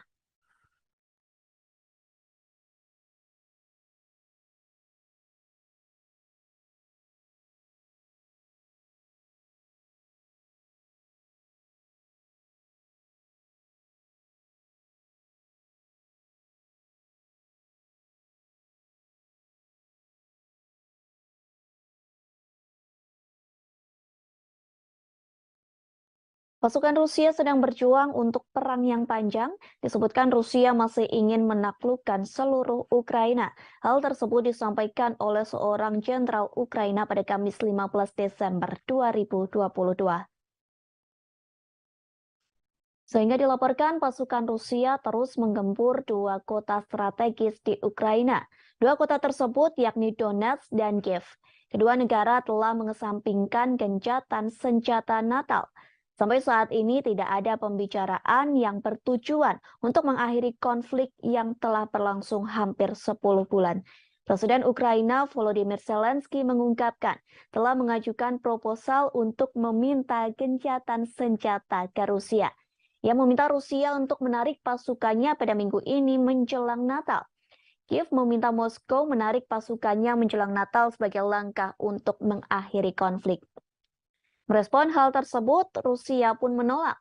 Pasukan Moskow masih melancarkan serangan ke Ukraina, bahkan Rusia menjatuhkan drone ke rudal ibu kota Kiev pada Rabu 14 Desember. Presiden Rusia Vladimir Putin memastikan tidak ada gencatan senjata menjelang Natal di Ukraina. Pernyataan tersebut disampaikan oleh juru bicara Rusia, Dmitry Peskov. Peskov menyebut gencatan senjata tidak ada dalam agenda Rusia, sehingga dipastikan Ukraina bisa menjalankan Natal dengan aman dan khusyuk.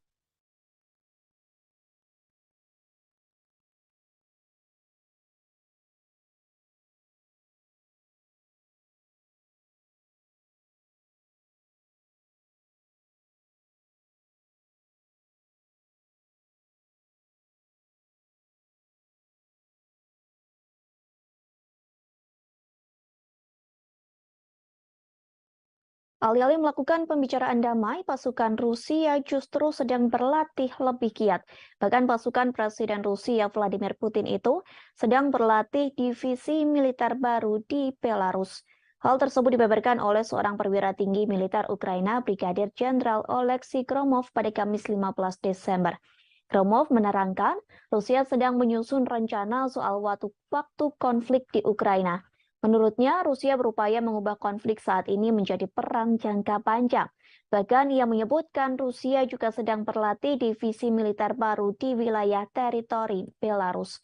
Kendati begitu, Gromov mengungkapkan operasi militer Rusia dari wilayah Belarus kemungkinan terjadinya kecil. Akan tetapi, Gromov tak mengatakan yang sebenarnya terkait tujuan Rusia membuat perang menjadi konflik bersenjata jangka panjang. Sebagaimana diketahui sebelumnya, Kremlin sangat membutuhkan kemenangan. Hal ini untuk mempertahankan keyakinan publik Rusia. Kabar tersebut pun diungkapkan oleh sejumlah pejabat di Ukraina. Pasalnya, Rusia belakangan ini mengalami serangkaian kekalahan di medan pertempuran, termasuk penarikan pasukan dari Kherson. Padahal wilayah itu sebelumnya telah diduduki selama beberapa bulan. Sebelumnya, Rusia dan Belarus kembali mengadakan latihan militer bersama pada Sabtu 3 Desember silam. Presiden Belarus Alexander Lukashenko mengatakan latihan ini bertujuan untuk mengantisipasi eskalasi perang dengan Eropa. Lukashenko menyebut baik Belarus maupun Rusia sebenarnya tidak menginginkan agresi terjadi. Namun latihan militer dianggap penting untuk menghadapi segala kemungkinan dengan Barat. Menurut Lukashenko, tentara Belarus dan Rusia akan semakin kuat jika disatukan. Sementara itu, Menteri Pertahanan Rusia Sergei Shoigu mengatakan Belarus merupakan mitra yang dapat dipercaya. Shoigu juga sepakat bahwa kekuatan tentara dari kedua negara bisa menghadapi tekanan dari Barat. Ia juga memuji Belarus atas komitmennya melawan arah permusuhan Amerika Serikat dan sekutunya. Belarus mulai mengerahkan pasukan gabungan pada Oktober lalu menyusul eskalasi ketegangan dengan Barat. Jumlah total pasukan Rusia yang ditempatkan di negara itu sekira 9.000 tentara.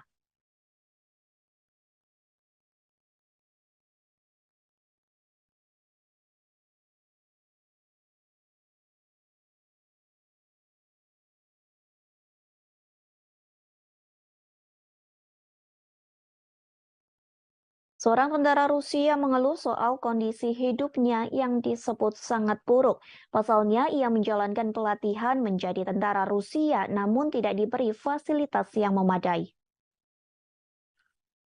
Bahkan hanya sekedar air minum pun tidak diberikan saat latihan perang melawan Ukraina. Hal tersebut disampaikan oleh seorang penasehat Kementerian Luar Negeri Ukraina. Ia mengunggah sebuah video di akun Twitternya pada Kamis 15 Desember 2022.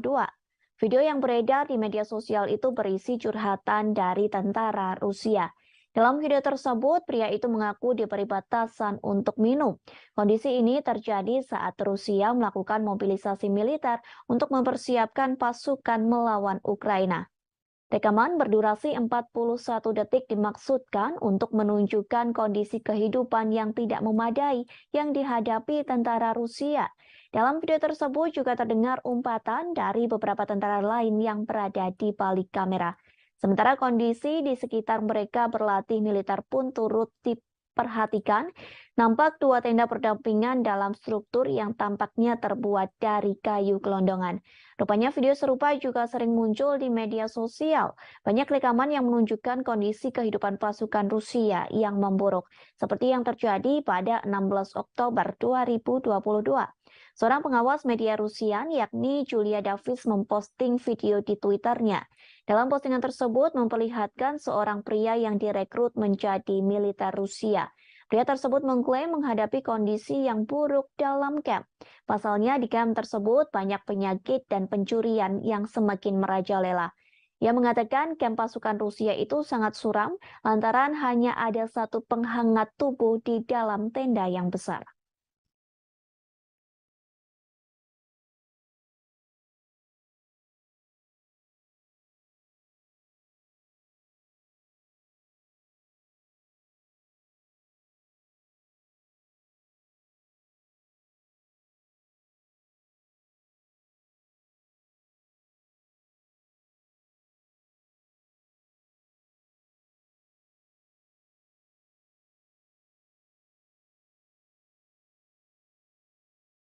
Ditemukan sebuah lokasi yang menjadi tempat penahanan dan penyiksaan anak-anak Ukraina.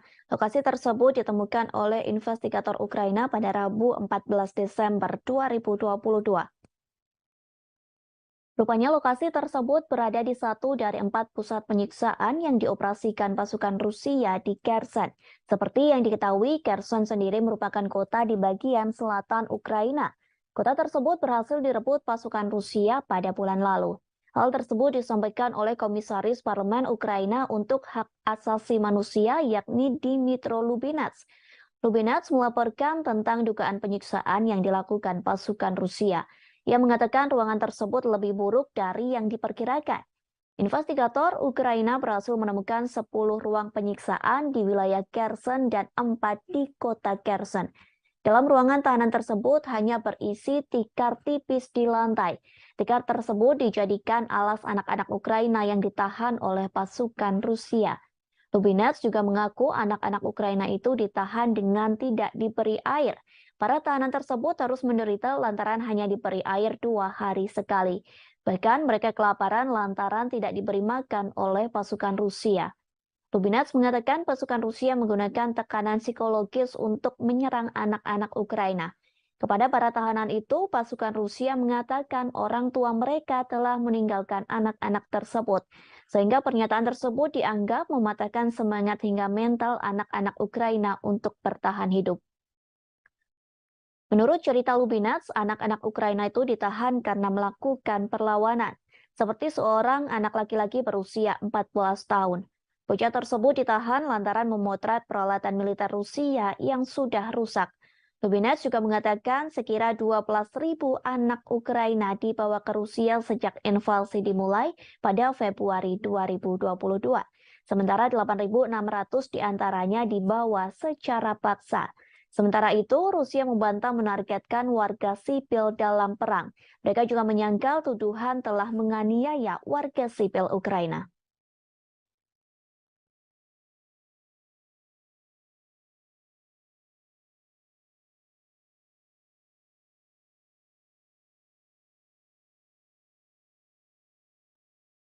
Rudal Patriot sedang menjadi senjata yang disorot berbagai negara. Pasalnya, Presiden Ukraina Volodymyr Zelensky meminta rudal Patriot dari Amerika Serikat. Sementara Rusia pun telah memperingatkan agar Amerika Serikat tidak mengirim senjata tersebut. Namun kini dilaporkan Amerika Serikat telah merencanakan akan mengirim rudal Patriot untuk Ukraina pada minggu ini. Sistem rudal Patriot telah lama menjadi senjata pertahanan unggulan Amerika Serikat dan sekutunya. Pasalnya, rudal jenis ini mampu menghalau rudal yang masuk sehingga bisa dijadikan sebagai perisai. Beberapa negara di Eropa, Timur Tengah, dan wilayah Pasifik telah menggunakan rudal Patriot. Senjata tersebut digunakan untuk menjaga adanya kemungkinan serangan dari Iran, Somalia, dan Korea Utara. Sehingga Rusia panik saat Amerika Serikat menyetujui pengiriman rudal Patriot ke Ukraina. Patriot merupakan sistem peluru kendali permukaan ke udara yang pertama kali dikerahkan pada tahun 1980-an. Senjata ini mampu menargetkan pesawat terbang, rudal jelajah, dan rudal balistik jarak pendek. Setiap Patriot terdiri dari sistem peluncuran yang dipasang di trek dengan 8 peluncur, di mana masing-masing dapat menampung hingga 4 pencegat rudal, radar, stasiun kontrol, dan generator. Angkatan Darat mengatakan saat ini memiliki 16 batalion Patriot. Sebuah laporan International Institute for Strategic Studies pada tahun 2018 menemukan bahwa batalion tersebut mengoperasikan 50 amunisi yang memiliki lebih dari 1.200 pencegat rudal. Amunisi Amerika Serikat secara teratur digunakan di seluruh dunia dan dioperasikan atau dibeli oleh banyak negara. Di antaranya ada Belanda, Jerman, Jepang, Israel, dan masih banyak lagi. Seorang pejabat Ukraina mengatakan satu amunisi rudal Patriot memiliki jarak tembak yang panjang. Namun memang senjata ini hanya dapat mencangkup area luas yang terbatas. Sebagai contoh, Patriot dapat secara efektif melindungi pangkalan militer kecil, tetapi tidak dapat sepenuhnya melindungi kota besar seperti Kiev. Sistem hanya bisa memberikan cakupan untuk beberapa bagian dari kota tersebut. Patriot sering dikerahkan sebagai batalion yang mencangkup 4 amunisi, namun ini tidak akan terjadi dengan Ukraina yang menurut para pejabat akan menerima 1 amunisi saja. Patriot memiliki radar yang lebih kuat dan yang lebih baik dalam membedakan target daripada sistem S-300 era Soviet yang digunakan Ukraina namun memiliki keterbatasan. Kemampuan Patriot juga menargetkan beberapa rudal balistik dan pesawat berpotensi melindungi Kiev.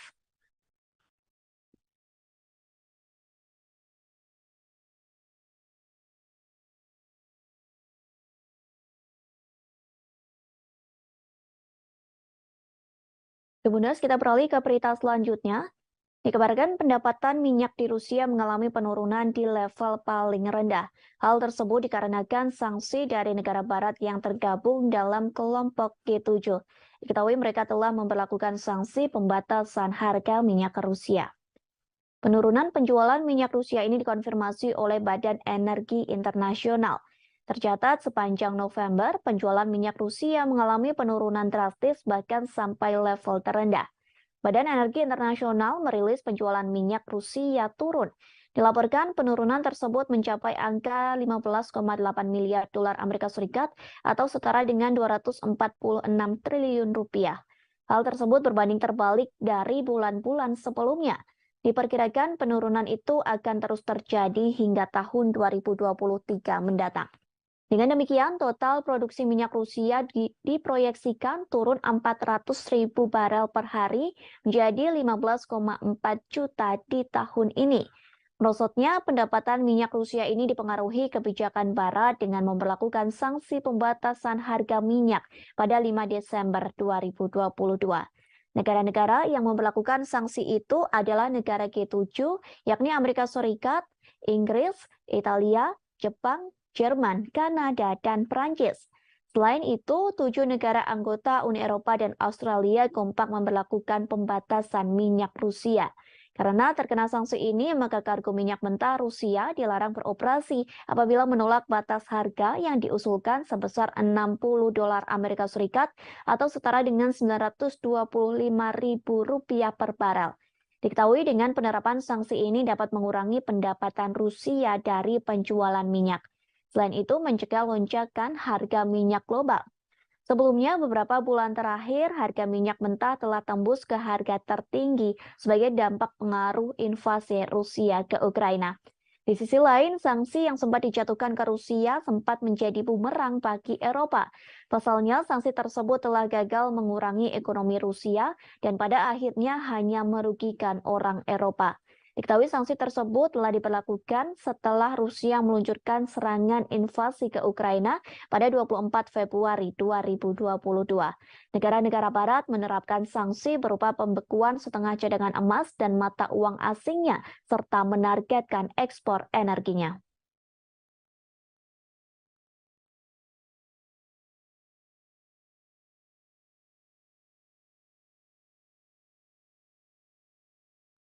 Akibat perang dengan Rusia, banyak warga Ukraina yang harus mengungsi di Israel. Namun kini warga Ukraina yang berada di Israel terancam diusir. Pasalnya pemerintah yang mensponsori mereka meminta pengungsi dari Ukraina untuk mengosongkan perumahan. Selesai pengusiran tersebut, warga Kiev terpaksa membangun tenda di pantai. Menurut pemberitaan media setempat, pemberitahuan itu telah diumumkan sejak minggu lalu. Diketahui 15.000 pengungsi non-Yahudi telah tiba di Israel selama konflik di Ukraina.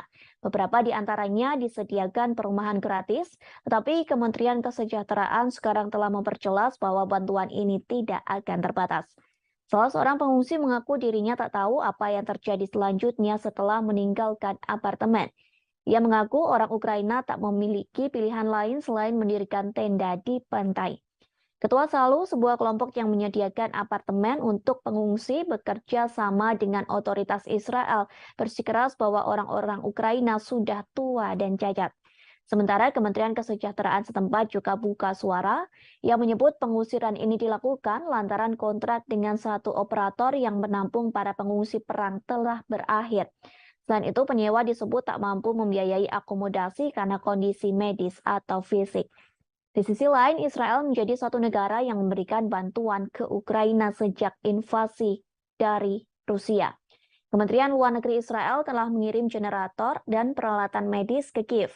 Hal tersebut pun telah disampaikan oleh Presiden Israel Isaac Herzog. Jika ditotal, Israel sudah mengirimkan bantuan pertama ke Ukraina berupa 20 generator. Bantuan 20 generator itu memakan biaya sekira 1 juta dolar Amerika Serikat. Bantuan tersebut pun telah dikirim pada Minggu 27 November silam. Selain itu, program kerjasama pembangunan internasional resmi Israel berencana mengirim obat-obatan dan peralatan medis. Bantuan medis itu diperkirakan akan senilai 1 juta dolar Amerika Serikat. Bantuan medis tersebut rencananya akan dikirim dalam waktu dekat ke Ukraina.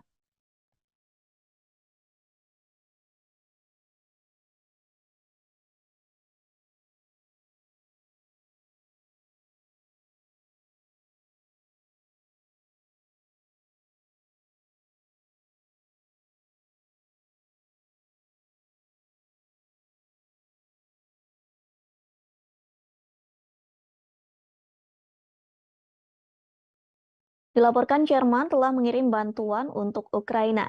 Jerman mengalokasikan hampir 500 miliar dolar Amerika Serikat. Angka tersebut digunakan untuk menopang pasokan energinya ke Ukraina agar bisa menyalakan listrik di tengah serangan Rusia. Namun pengeluaran besar-besaran ini kemungkinan tidak cukup untuk mengatasi krisis energi. Perkiraan total biaya mencerminkan skala kumulatif dana talangan energi. Skema lain yang telah diterapkan Jerman di tengah melonjaknya harga minyak dan gas alam serta hilangnya impor dari Rusia. Berbagai subsidi disebut sebagai pasokan energi.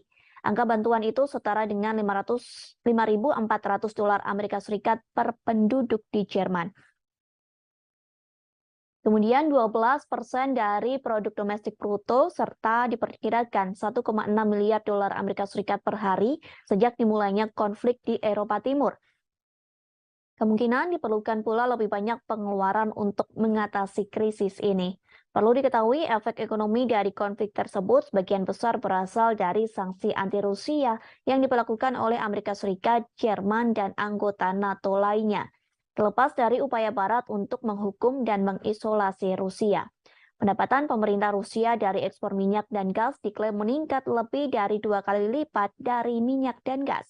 Selama periode yang sama, peningkatan pendapatan energi membantu mendorong surplus anggaran pemerintah Rusia menjadi 557 miliar rubel. Kendati demikian, ekonomi terbesar Eropa itu kini berada di bawah kekuasaan cuaca. Penjualan energi dianggap sebagai risiko jika terjadi musim dingin yang panjang pada momen musim dingin tahun ini. Musim dingin tahun ini merupakan yang pertama di Jerman dalam setengah abad tanpa gas Rusia. Wakil Presiden Institut Kiel untuk Ekonomi Dunia Jerman, yakni Stefan Kurz, turut mengomentari hal tersebut. Ia mengatakan bahwa pasokan energi yang tidak pasti telah mendorong ekonomi negara ke fase yang sangat kritis.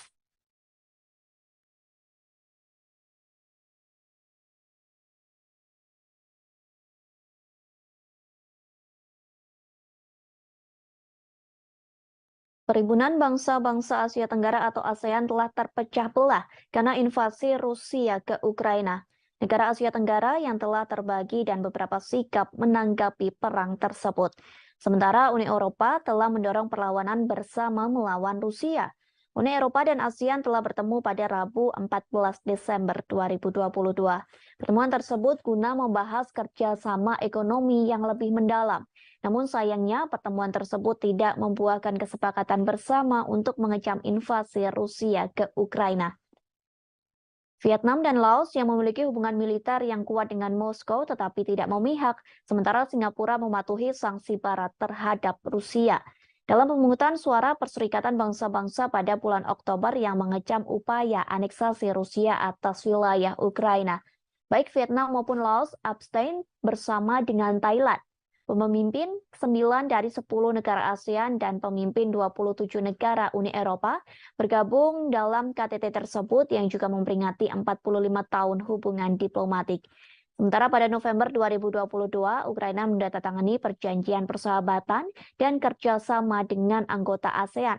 Perjanjian persahabatan dan kerjasama di Asia Tenggara itu ditandatangani oleh Menteri Luar Negeri Ukraina Dmytro Kuleba. Penandatanganan itu dilakukan di sela-sela KTT ke-40 dan ke-41 ASEAN. Tanda tangan tersebut dilakukan di Phnom Penh, Kamboja pada Kamis 10 November silam. Kemudian para menteri luar negeri ASEAN lainnya serta Sekretaris Jenderal ASEAN turut menjadi saksi dalam penandatanganan tersebut. Kini Ukraina menjadi negara ke-50 yang menandatangani Traktat Persahabatan dan Kerjasama ASEAN.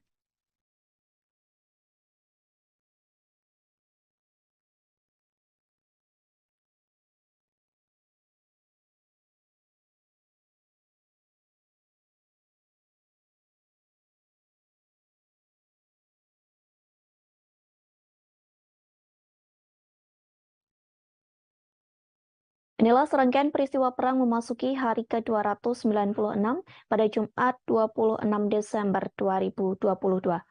Dikabarkan Presiden Rusia Vladimir Putin disebut sedang mempersiapkan serangan besar menjelang tahun baru. Hal tersebut disampaikan melalui Menteri Pertahanan Ukraina Oleksiy Reznikov.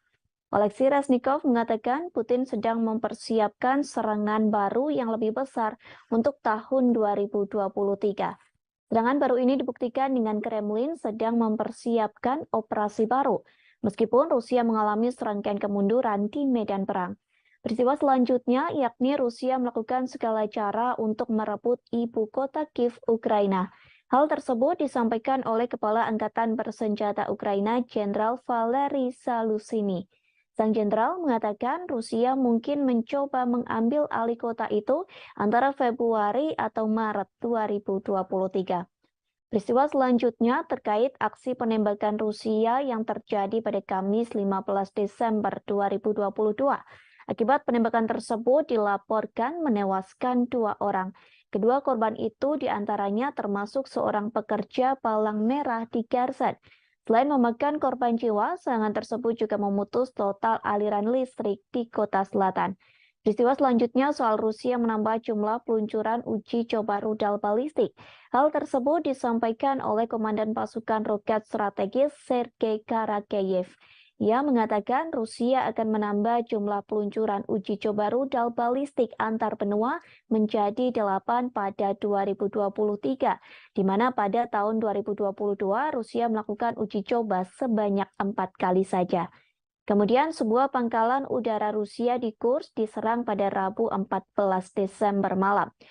Informasi itu telah dikonfirmasi oleh pejabat senior sekaligus penasehat Presiden Ukraina yakni Anton Gerasenko. Di sisi lain, Putin mengaku Rusia akan mencoba mengatasi dampak finansial dari sanksi barat dengan menjual gas ke tetangga timurnya. Dalam pidato yang disiarkan televisi lokal, Putin menyebut Kremlin akan mengembangkan hubungan ekonomi dengan negara-negara di Asia, Afrika, dan Amerika Latin. Lebih jauh, militer Amerika Serikat mengumumkan akan memperluas pelatihan personil militer Ukraina di Jerman. Mulai Januari tahun 2023, 500 tentara akan dilatih dalam kurun waktu 1 bulan.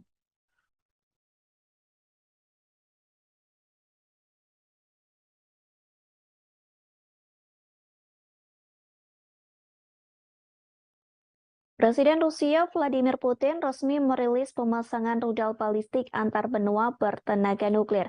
Rudal balistik antar benua alias ICBM itu dipasang di wilayah Kaluga pada Rabu 14 Desember 2022. Penempatan misil antar benua ini diumumkan Putin seusai pemerintah Amerika Serikat mengumumkan rencananya mengirimkan rudal Patriot ke Ukraina. Meskipun hingga kini pengiriman senjata tersebut masih dalam tahap wacana. Pasalnya, pengiriman senjata itu harus melewati persetujuan dan pengesahan yang panjang. Sebelum ditandatangani Presiden Amerika Serikat Joe Biden, proposal bantuan itu harus disetujui oleh Kementerian Pertahanan Amerika Serikat Lloyd Austin. Namun, hal tersebut memicu kekhawatiran Rusia. Pemerintah Moskow menganggap bahwa tindakan yang dilakukan Amerika dapat memperpanas situasi konflik antar negaranya dengan Ukraina. Terlebih, rudal Patriot sendiri merupakan satu sistem udara yang paling canggih dan mematikan. Pasalnya, rudal tersebut mampu mencegat rudal balistik, rudal jelajah, serta beberapa pesawat tempur. Dalam siaran langsung yang diunggah oleh Kementerian Pertahanan Rusia, terlihat pasukan Moskow memasukkan rudal balistik dengan jenis Yars. Rudal Yars dimasukkan ke dalam peluncur yang ada di kompleks militer Kozal, tepatnya di wilayah Kaluga. Wilayah Kaluga sendiri berada di barat daya Moskow. Rudal tersebut dimasukkan ke dalam peluncur dengan menggunakan unit pengangkutan dan pemuatan khusus. Bahkan proses pemasukan rudal Yars ini memakan waktu yang cukup lama hingga beberapa jam. Hal tersebut disebabkan ukuran rudal Yars yang lebih besar dibanding rudal pada umumnya. Rudal Yars merupakan modifikasi dari sistem rudal Topol M. Uniknya, rudal Yars memakai silo atau bangunan bawah tanah sebagai tempat peluncur peluru kendali. Ukurannya yang besar membuat rudal Yars bisa mengangkut hulu ledak nuklir seberat 150 hingga 200 kiloton. Bahkan rudal Yars dapat menjangkau 10.500 km hanya dalam sekali tembak. Dengan angka tersebut, rudal Yars mampu menyerang negara yang berada di Eropa. Bahkan satu peluru yang ditembakkan rudal Yars diklaim mampu menghancurkan musuh. Hal ini dikarenakan rudal Yars diklaim memiliki kekuatan yang dahsyat hingga 12 kali lebih unggul dibanding kekuatan serangan bom atom. Tak hanya memamerkan rudal Yars, Rusia juga memperlihatkan Avangard. Diketahui Avangard merupakan kendaraan luncur hipersonik yang dapat diisi peluru nuklir termasuk RS-28 Sarmat. Menurut Putin, peluncuran senjata-senjata misil antar benua perlu dilakukan. Peluncuran misil tersebut untuk membalas gertakan yang kerap dilontarkan negara-negara barat pada Moskow. Kepala Batalion Donetsk, Rusia, yakni Alexander Khodakovsky, mengatakan sangat penting mengeluarkan seluruh senjata nuklir tercanggih yang dimiliki Moskow. Dengan begitu, Rusia dapat memenangkan perang sengit yang saat ini tengah berlangsung di Ukraina.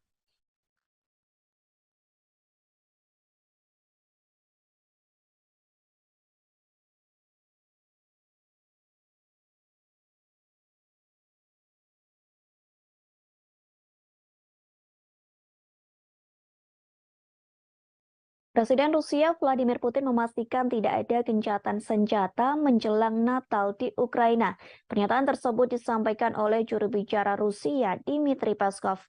Peskov menyebut gencatan senjata tidak ada dalam agenda Rusia, sehingga dipastikan Ukraina bisa menjalankan Natal dengan aman dan kusyuk. Pernyataan Peskov itu kontradiktif dengan yang sebelumnya pernah disampaikan. Pasalnya, Peskov pernah mengatakan tidak ada perdamaian antara Rusia dengan Ukraina.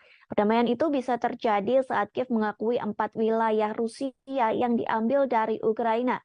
Peskov pun sempat menolak proposal damai dengan Ukraina pada Selasa 13 Desember.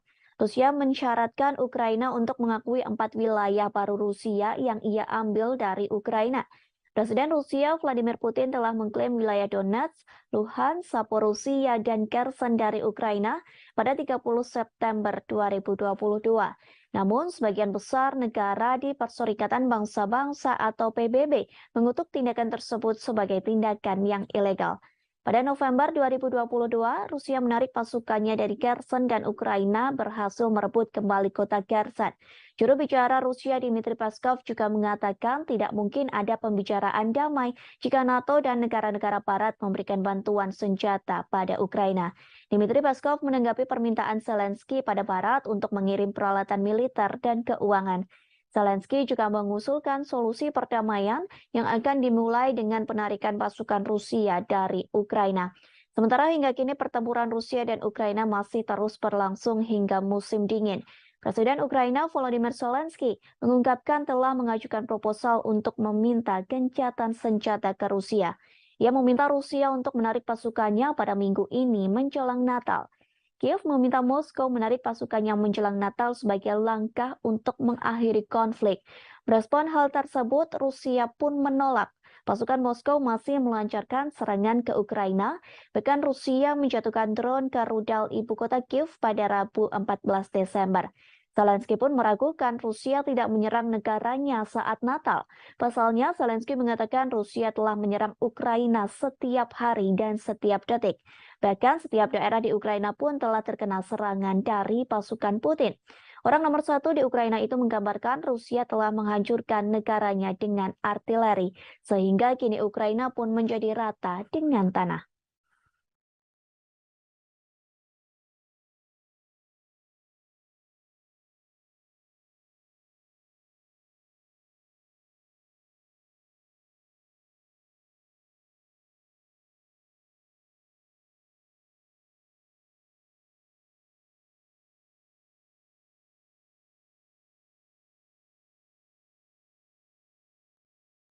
Pasukan Rusia sedang berjuang untuk perang yang panjang. Disebutkan Rusia masih ingin menaklukkan seluruh Ukraina. Hal tersebut disampaikan oleh seorang jenderal Ukraina pada Kamis 15 Desember 2022. Sehingga dilaporkan pasukan Rusia terus menggempur dua kota strategis di Ukraina. Dua kota tersebut yakni Donetsk dan Kiev. Kedua negara telah mengesampingkan gencatan senjata Natal. Sampai saat ini tidak ada pembicaraan yang bertujuan untuk mengakhiri konflik yang telah berlangsung hampir 10 bulan. Presiden Ukraina Volodymyr Zelensky mengungkapkan telah mengajukan proposal untuk meminta gencatan senjata ke Rusia. Ia meminta Rusia untuk menarik pasukannya pada minggu ini menjelang Natal. Kiev meminta Moskow menarik pasukannya menjelang Natal sebagai langkah untuk mengakhiri konflik. Merespon hal tersebut, Rusia pun menolak. pasukan Moskow masih melancarkan serangan ke Ukraina, bahkan Rusia menjatuhkan drone ke rudal ibu kota Kiev pada Rabu 14 Desember. Presiden Rusia Vladimir Putin memastikan tidak ada gencatan senjata menjelang Natal di Ukraina. Pernyataan tersebut disampaikan oleh juru bicara Rusia, Dmitry Peskov. Peskov menyebut gencatan senjata tidak ada dalam agenda Rusia, sehingga dipastikan Ukraina bisa menjalankan Natal dengan aman dan khusyuk.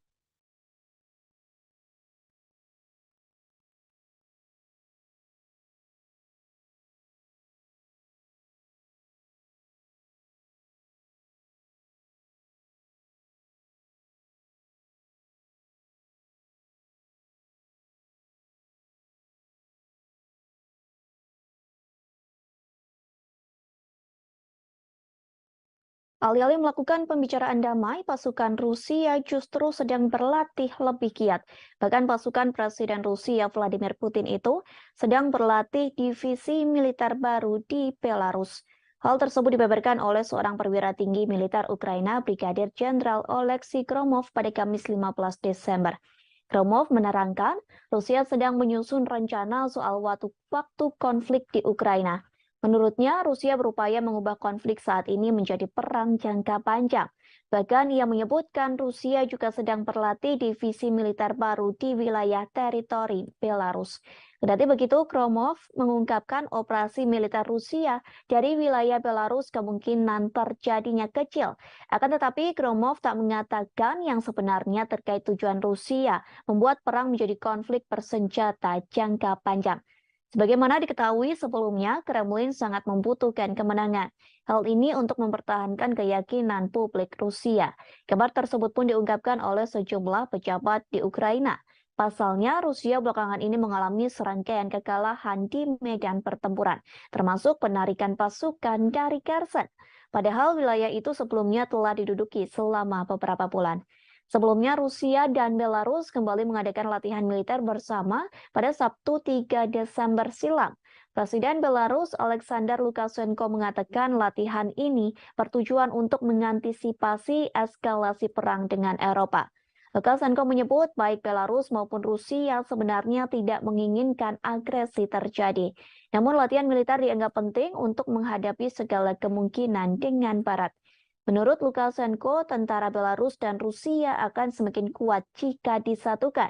Sementara itu, Menteri Pertahanan Rusia Sergei Shoigu mengatakan Belarus merupakan mitra yang dapat dipercaya.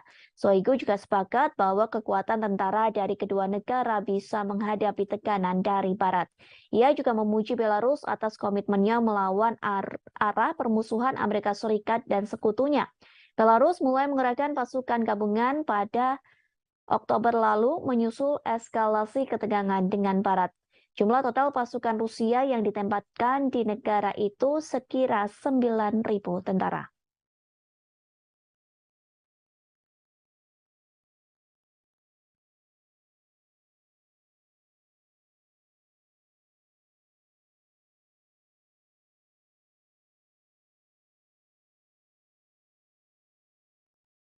Seorang tentara Rusia mengeluh soal kondisi hidupnya yang disebut sangat buruk.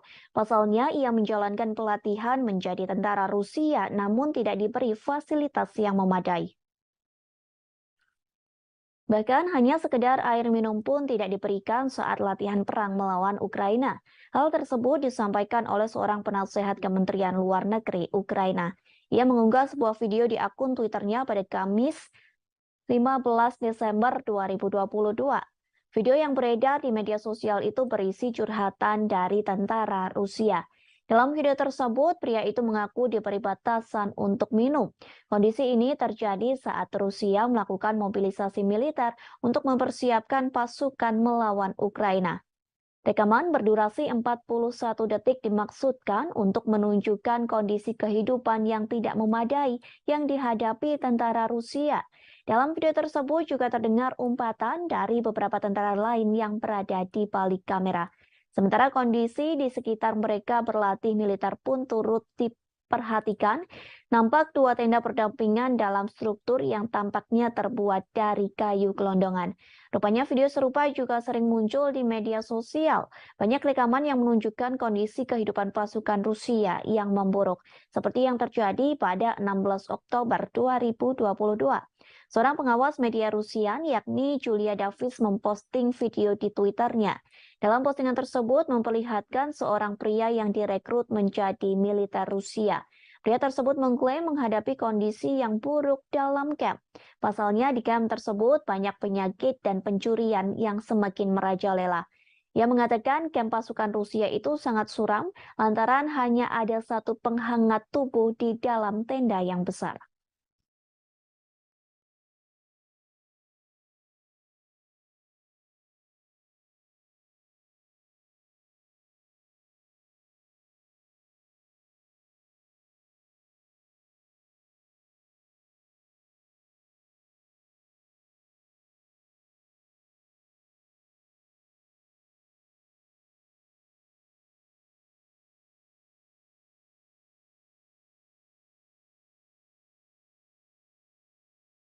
Ditemukan sebuah lokasi yang menjadi tempat penahanan dan penyiksaan anak-anak Ukraina. Lokasi tersebut ditemukan oleh investigator Ukraina pada Rabu 14 Desember 2022. Rupanya lokasi tersebut berada di satu dari 4 pusat penyiksaan yang dioperasikan pasukan Rusia di Kherson. Seperti yang diketahui, Kherson sendiri merupakan kota di bagian selatan Ukraina. Kota tersebut berhasil direbut pasukan Rusia pada bulan lalu. Hal tersebut disampaikan oleh Komisaris Parlemen Ukraina untuk Hak Asasi Manusia, yakni Dmytro Lubinets. Lubinets melaporkan tentang dugaan penyiksaan yang dilakukan pasukan Rusia. Ia mengatakan ruangan tersebut lebih buruk dari yang diperkirakan.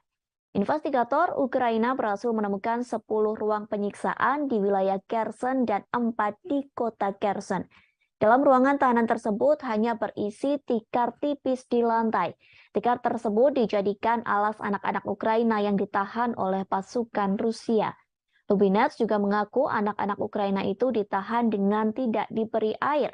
Para tahanan tersebut harus menderita lantaran hanya diberi air 2 hari sekali. Bahkan mereka kelaparan lantaran tidak diberi makan oleh pasukan Rusia. Lubinets mengatakan pasukan Rusia menggunakan tekanan psikologis untuk menyerang anak-anak Ukraina.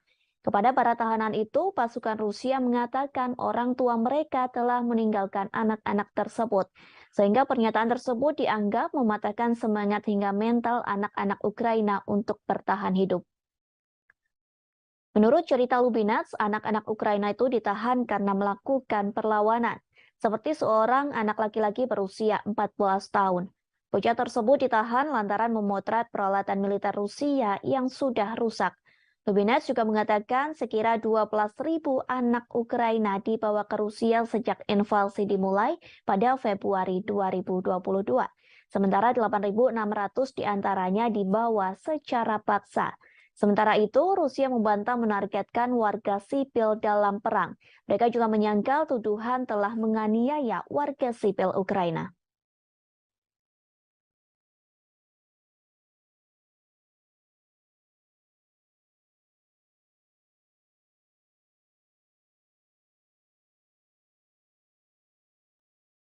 Rudal Patriot sedang menjadi senjata yang disorot berbagai negara. Pasalnya Presiden Ukraina Volodymyr Zelensky meminta rudal Patriot dari Amerika Serikat. Sementara Rusia pun telah memperingatkan agar Amerika Serikat tidak mengirim senjata tersebut. Namun kini dilaporkan Amerika Serikat telah merencanakan akan mengirim rudal Patriot untuk Ukraina pada minggu ini. Sistem rudal Patriot telah lama menjadi senjata pertahanan unggulan Amerika Serikat dan sekutunya. Pasalnya, rudal jenis ini mampu menghalau rudal yang masuk sehingga bisa dijadikan sebagai perisai. Beberapa negara di Eropa, Timur Tengah, dan wilayah Pasifik telah menggunakan rudal Patriot. Senjata tersebut digunakan untuk menjaga adanya kemungkinan serangan dari Iran, Somalia, dan Korea Utara. Sehingga Rusia panik saat Amerika Serikat menyetujui pengiriman rudal Patriot ke Ukraina. Patriot merupakan sistem peluru kendali permukaan ke udara yang pertama kali dikerahkan pada tahun 1980-an. Senjata ini mampu menargetkan pesawat terbang, rudal jelajah, dan rudal balistik jarak pendek. Setiap Patriot terdiri dari sistem peluncuran yang dipasang di trek dengan 8 peluncur, di mana masing-masing dapat menampung hingga 4 pencegat rudal, radar, stasiun kontrol, dan generator. Angkatan Darat mengatakan saat ini memiliki 16 batalion Patriot.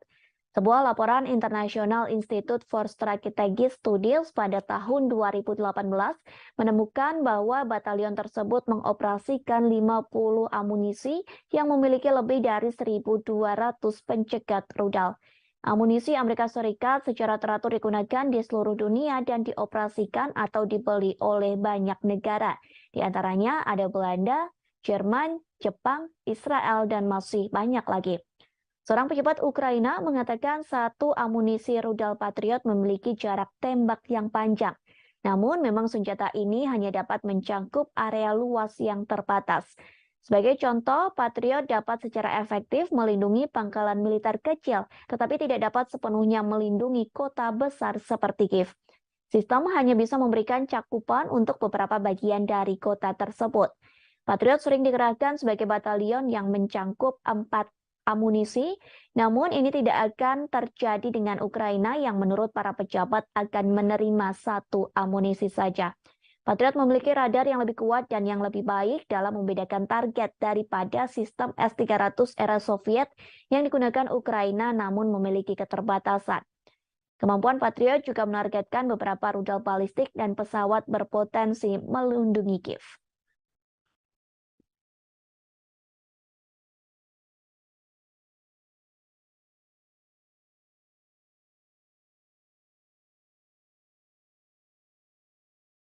Kemudian kita beralih ke berita selanjutnya. Dikabarkan pendapatan minyak di Rusia mengalami penurunan di level paling rendah. Hal tersebut dikarenakan sanksi dari negara barat yang tergabung dalam kelompok G7. Diketahui mereka telah memperlakukan sanksi pembatasan harga minyak ke Rusia. Penurunan penjualan minyak Rusia ini dikonfirmasi oleh Badan Energi Internasional. Tercatat sepanjang November, penjualan minyak Rusia mengalami penurunan drastis bahkan sampai level terendah. Badan Energi Internasional merilis penjualan minyak Rusia turun. Dilaporkan penurunan tersebut mencapai angka 15,8 miliar dolar Amerika Serikat atau setara dengan 246 triliun rupiah. Hal tersebut berbanding terbalik dari bulan-bulan sebelumnya.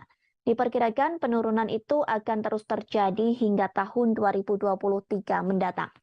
Dengan demikian, total produksi minyak Rusia diproyeksikan turun 400.000 barel per hari menjadi 15,4 juta di tahun ini. Merosotnya pendapatan minyak Rusia ini dipengaruhi kebijakan Barat dengan memperlakukan sanksi pembatasan harga minyak pada 5 Desember 2022. Negara-negara yang memperlakukan sanksi itu adalah negara G7, yakni Amerika Serikat, Inggris, Italia, Jepang, Jerman, Kanada, dan Prancis. Selain itu, 7 negara anggota Uni Eropa dan Australia kompak memperlakukan pembatasan minyak Rusia. Karena terkena sanksi ini, maka kargo minyak mentah Rusia dilarang beroperasi apabila menolak batas harga yang diusulkan sebesar 60 dolar Amerika Serikat atau setara dengan 925.000 rupiah per barel. Diketahui dengan penerapan sanksi ini dapat mengurangi pendapatan Rusia dari penjualan minyak. Selain itu, mencegah lonjakan harga minyak global. Sebelumnya, beberapa bulan terakhir, harga minyak mentah telah tembus ke harga tertinggi sebagai dampak pengaruh invasi Rusia ke Ukraina. Di sisi lain, sanksi yang sempat dijatuhkan ke Rusia sempat menjadi bumerang bagi Eropa. Pasalnya, sanksi tersebut telah gagal mengurangi ekonomi Rusia dan pada akhirnya hanya merugikan orang Eropa. Diketahui sanksi tersebut telah diberlakukan setelah Rusia meluncurkan serangan invasi ke Ukraina pada 24 Februari 2022. Negara-negara Barat menerapkan sanksi berupa pembekuan setengah cadangan emas dan mata uang asingnya, serta menargetkan ekspor energinya.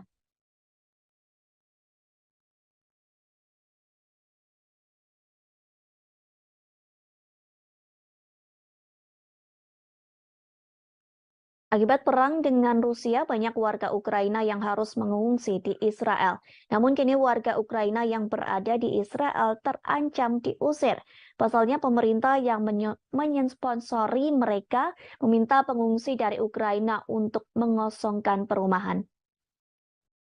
Selesai pengusiran tersebut, warga Kiev terpaksa membangun tenda di pantai. Menurut pemberitaan media setempat, pemberitahuan itu telah diumumkan sejak minggu lalu.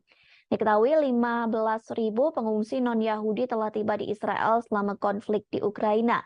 Beberapa di antaranya disediakan perumahan gratis, tetapi Kementerian Kesejahteraan sekarang telah memperjelas bahwa bantuan ini tidak akan terbatas.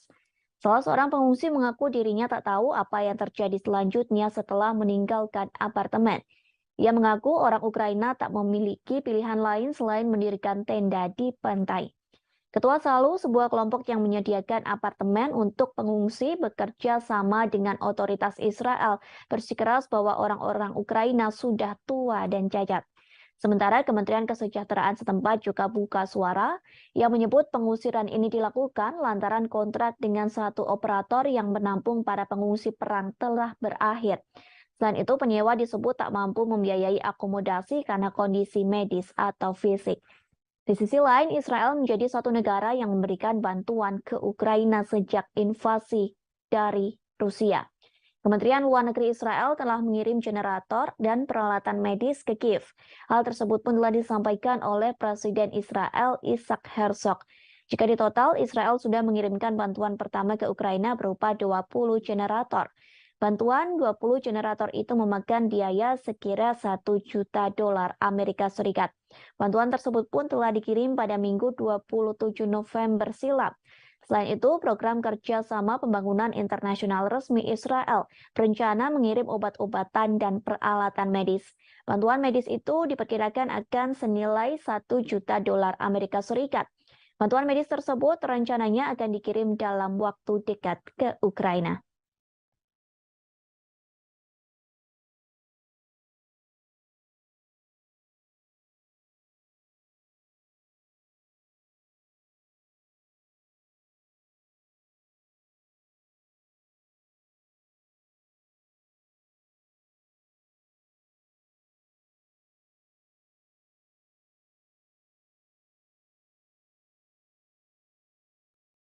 Dilaporkan Jerman telah mengirim bantuan untuk Ukraina. Jerman mengalokasikan hampir 500 miliar dolar Amerika Serikat. Angka tersebut digunakan untuk menopang pasokan energinya ke Ukraina agar bisa menyalakan listrik di tengah serangan Rusia. Namun pengeluaran besar-besaran ini kemungkinan tidak cukup untuk mengatasi krisis energi. Perkiraan total biaya mencerminkan skala kumulatif dana talangan energi. Skema lain yang telah diterapkan Jerman di tengah melonjaknya harga minyak dan gas alam serta hilangnya impor dari Rusia. Berbagai subsidi disebut sebagai pasokan energi. Angka bantuan itu setara dengan $5.400 Amerika Serikat per penduduk di Jerman. Kemudian 12% dari produk domestik bruto serta diperkirakan $1,6 miliar Amerika Serikat per hari sejak dimulainya konflik di Eropa Timur. Kemungkinan diperlukan pula lebih banyak pengeluaran untuk mengatasi krisis ini. Perlu diketahui efek ekonomi dari konflik tersebut sebagian besar berasal dari sanksi anti-Rusia yang diberlakukan oleh Amerika Serikat, Jerman, dan anggota NATO lainnya. Terlepas dari upaya Barat untuk menghukum dan mengisolasi Rusia. Pendapatan pemerintah Rusia dari ekspor minyak dan gas diklaim meningkat lebih dari 2 kali lipat dari minyak dan gas. Selama periode yang sama, peningkatan pendapatan energi membantu mendorong surplus anggaran pemerintah Rusia menjadi 557 miliar rubel. Kendati demikian, ekonomi terbesar Eropa itu kini berada di bawah kekuasaan cuaca. Penjualan energi dianggap sebagai risiko jika terjadi musim dingin yang panjang pada momen musim dingin tahun ini. Musim dingin tahun ini merupakan yang pertama di Jerman dalam setengah abad tanpa gas Rusia. Wakil Presiden Institut Kiel untuk Ekonomi Dunia Jerman, yakni Stefan Kutz, turut mengomentari hal tersebut. Ia mengatakan bahwa pasokan energi yang tidak pasti telah mendorong ekonomi negara ke fase yang sangat kritis.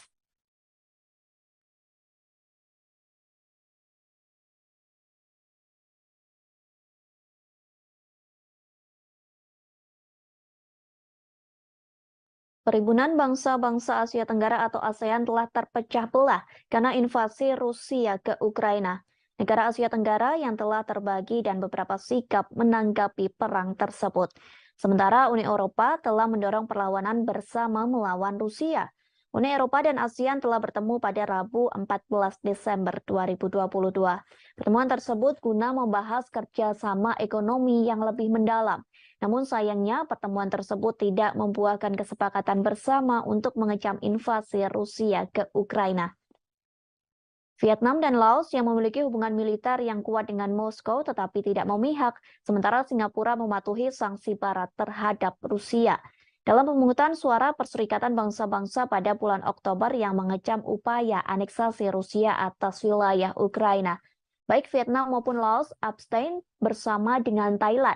Pemimpin 9 dari 10 negara ASEAN dan pemimpin 27 negara Uni Eropa bergabung dalam KTT tersebut yang juga memperingati 45 tahun hubungan diplomatik. Sementara pada November 2022, Ukraina menandatangani perjanjian persahabatan dan kerjasama dengan anggota ASEAN. Perjanjian persahabatan dan kerjasama di Asia Tenggara itu ditandatangani oleh Menteri Luar Negeri Ukraina Dmytro Kuleba. Penandatanganan itu dilakukan di sela-sela KTT ke-40 dan ke-41 ASEAN. Tanda tangan tersebut dilakukan di Phnom Penh, Kamboja pada Kamis 10 November silam. Kemudian para menteri luar negeri ASEAN lainnya serta Sekretaris Jenderal ASEAN turut menjadi saksi dalam penandatanganan tersebut. Kini Ukraina menjadi negara ke-50 yang menandatangani Traktat Persahabatan dan Kerjasama ASEAN.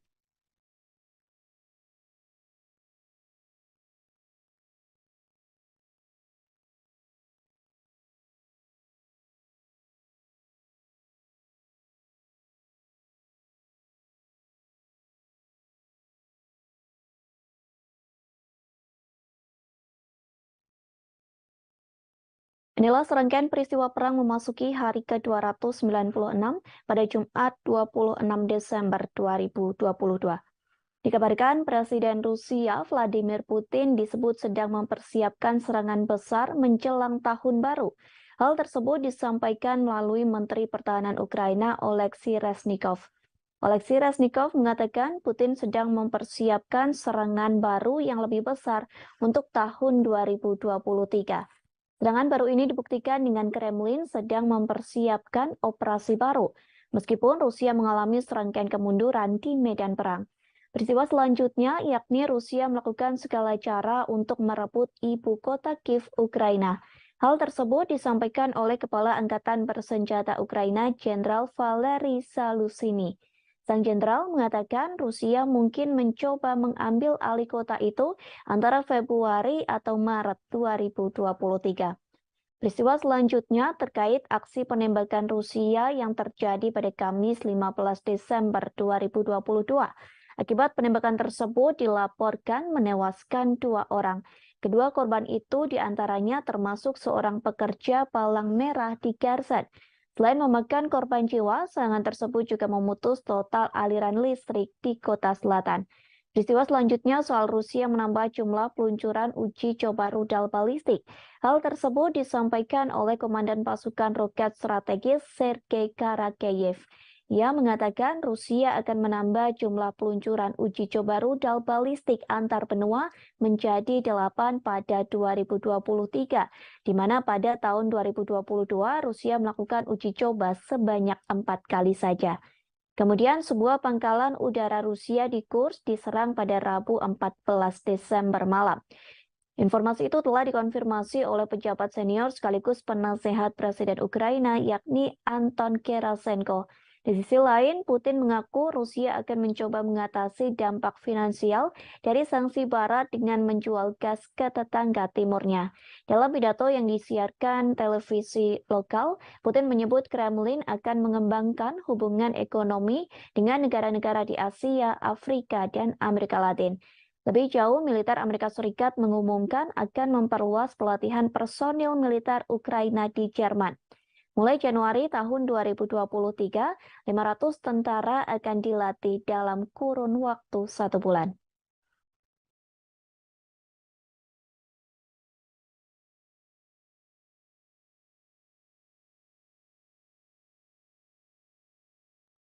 Presiden Rusia Vladimir Putin resmi merilis pemasangan rudal balistik antar benua bertenaga nuklir. Rudal balistik antar benua alias ICBM itu dipasang di wilayah Kaluga pada Rabu 14 Desember 2022. Penempatan misil antar benua ini diumumkan Putin seusai pemerintah Amerika Serikat mengumumkan rencananya mengirimkan rudal Patriot ke Ukraina. Meskipun hingga kini pengiriman senjata tersebut masih dalam tahap wacana. Pasalnya, pengiriman senjata itu harus melewati persetujuan dan pengesahan yang panjang. Sebelum ditandatangani Presiden Amerika Serikat Joe Biden, proposal bantuan itu harus disetujui oleh Kementerian Pertahanan Amerika Serikat Lloyd Austin. Namun, hal tersebut memicu kekhawatiran Rusia. Pemerintah Moskow menganggap bahwa tindakan yang dilakukan Amerika dapat memperpanas situasi konflik antar negaranya dengan Ukraina. Terlebih, rudal Patriot sendiri merupakan satu sistem udara yang paling canggih dan mematikan. Pasalnya, rudal tersebut mampu mencegat rudal balistik, rudal jelajah, serta beberapa pesawat tempur. Dalam siaran langsung yang diunggah oleh Kementerian Pertahanan Rusia, terlihat pasukan Moskow memasukkan rudal balistik dengan jenis Yars. Rudal Yars dimasukkan ke dalam peluncur yang ada di kompleks militer Kosal, tepatnya di wilayah Kaluga. Wilayah Kaluga sendiri berada di barat daya Moskow. Rudal tersebut dimasukkan ke dalam peluncur dengan menggunakan unit pengangkutan dan pemuatan khusus. Bahkan proses pemasukan rudal Yars ini memakan waktu yang cukup lama hingga beberapa jam. Hal tersebut disebabkan ukuran rudal Yars yang lebih besar dibanding rudal pada umumnya. Rudal Yars merupakan modifikasi dari sistem rudal Topol M. Uniknya, rudal Yars memakai silo atau bangunan bawah tanah sebagai tempat peluncur peluru kendali. Ukurannya yang besar membuat rudal Yars bisa mengangkut hulu ledak nuklir seberat 150 hingga 200 kiloton. Bahkan rudal Yars dapat menjangkau 10.500 km hanya dalam sekali tembak. Dengan angka tersebut, rudal Yars mampu menyerang negara yang berada di Eropa. Bahkan satu peluru yang ditembakkan rudal Yars diklaim mampu menghancurkan musuh. Hal ini dikarenakan rudal Yars diklaim memiliki kekuatan yang dahsyat hingga 12 kali lebih unggul dibanding kekuatan serangan bom atom. Tak hanya memamerkan rudal Yars, Rusia juga memperlihatkan Avangard. Diketahui Avangard merupakan kendaraan luncur hipersonik yang dapat diisi peluru nuklir termasuk RS-28 Sarmat. Menurut Putin, peluncuran senjata-senjata misil antar benua perlu dilakukan. Peluncuran misil tersebut untuk membalas gertakan yang kerap dilontarkan negara-negara barat pada Moskow. Kepala Batalion Donetsk Rusia yakni Alexander Khodakovsky mengatakan sangat penting mengeluarkan seluruh senjata nuklir tercanggih yang dimiliki Moskow. Dengan begitu Rusia dapat memenangkan perang sengit yang saat ini tengah berlangsung di Ukraina.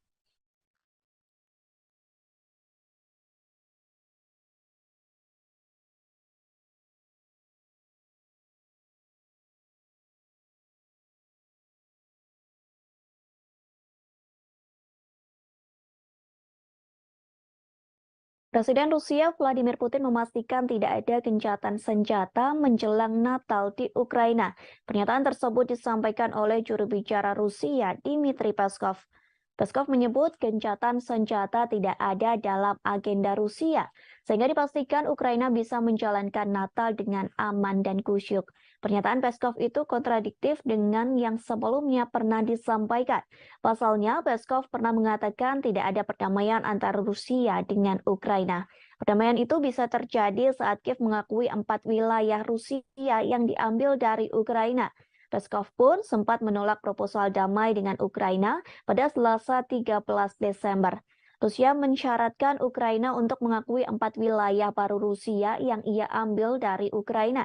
Presiden Rusia Vladimir Putin telah mengklaim wilayah Donetsk, Luhansk, Zaporizhia, dan Kherson dari Ukraina pada 30 September 2022.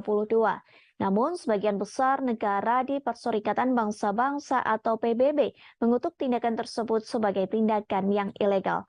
Pada November 2022, Rusia menarik pasukannya dari Kherson dan Ukraina berhasil merebut kembali kota Kherson. Juru bicara Rusia Dmitry Peskov juga mengatakan tidak mungkin ada pembicaraan damai jika NATO dan negara-negara barat memberikan bantuan senjata pada Ukraina. Dmitry Peskov menanggapi permintaan Zelensky pada barat untuk mengirim peralatan militer dan keuangan. Zelensky juga mengusulkan solusi perdamaian yang akan dimulai dengan penarikan pasukan Rusia dari Ukraina. Sementara hingga kini pertempuran Rusia dan Ukraina masih terus berlangsung hingga musim dingin. Presiden Ukraina Volodymyr Zelensky mengungkapkan telah mengajukan proposal untuk meminta gencatan senjata ke Rusia. Ia meminta Rusia untuk menarik pasukannya pada minggu ini menjelang Natal. Kiev meminta Moskow menarik pasukannya menjelang Natal sebagai langkah untuk mengakhiri konflik. Merespon hal tersebut, Rusia pun menolak. Pasukan Moskow masih melancarkan serangan ke Ukraina, bahkan Rusia menjatuhkan drone ke rudal ibu kota Kiev pada Rabu 14 Desember. Zelensky pun meragukan Rusia tidak menyerang negaranya saat Natal. Pasalnya, Zelensky mengatakan Rusia telah menyerang Ukraina setiap hari dan setiap detik. Bahkan setiap daerah di Ukraina pun telah terkena serangan dari pasukan Putin. Orang nomor satu di Ukraina itu menggambarkan Rusia telah menghancurkan negaranya dengan artileri, sehingga kini Ukraina pun menjadi rata dengan tanah.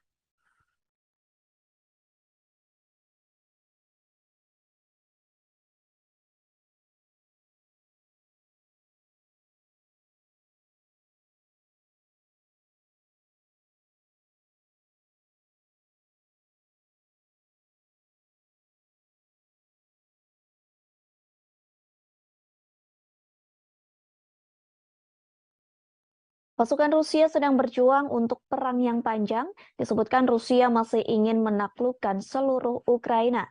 Hal tersebut disampaikan oleh seorang jenderal Ukraina pada Kamis 15 Desember 2022. Sehingga dilaporkan pasukan Rusia terus menggempur dua kota strategis di Ukraina. Dua kota tersebut yakni Donetsk dan Kiev. Kedua negara telah mengesampingkan gencatan senjata Natal. Sampai saat ini tidak ada pembicaraan yang bertujuan untuk mengakhiri konflik yang telah berlangsung hampir 10 bulan. Presiden Ukraina Volodymyr Zelensky mengungkapkan telah mengajukan proposal untuk meminta gencatan senjata ke Rusia. Ia meminta Rusia untuk menarik pasukannya pada minggu ini menjelang Natal. Kiev meminta Moskow menarik pasukannya menjelang Natal sebagai langkah untuk mengakhiri konflik. Merespon hal tersebut, Rusia pun menolak.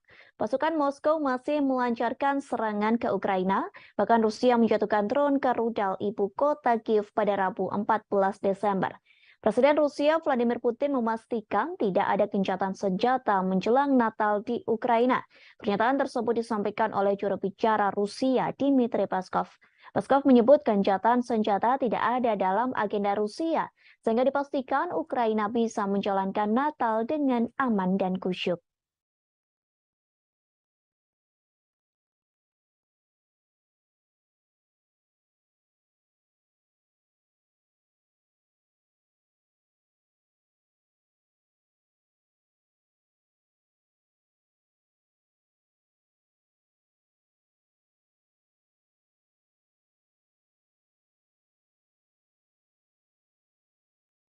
Alih-alih melakukan pembicaraan damai, pasukan Rusia justru sedang berlatih lebih giat.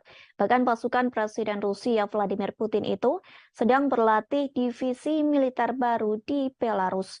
Hal tersebut dibeberkan oleh seorang perwira tinggi militer Ukraina, Brigadir Jenderal Oleksiy Gromov pada Kamis 15 Desember. Gromov menerangkan, Rusia sedang menyusun rencana soal waktu konflik di Ukraina. Menurutnya, Rusia berupaya mengubah konflik saat ini menjadi perang jangka panjang. Bahkan ia menyebutkan Rusia juga sedang berlatih divisi militer baru di wilayah teritori Belarus. Kendati begitu, Gromov mengungkapkan operasi militer Rusia dari wilayah Belarus kemungkinan terjadinya kecil.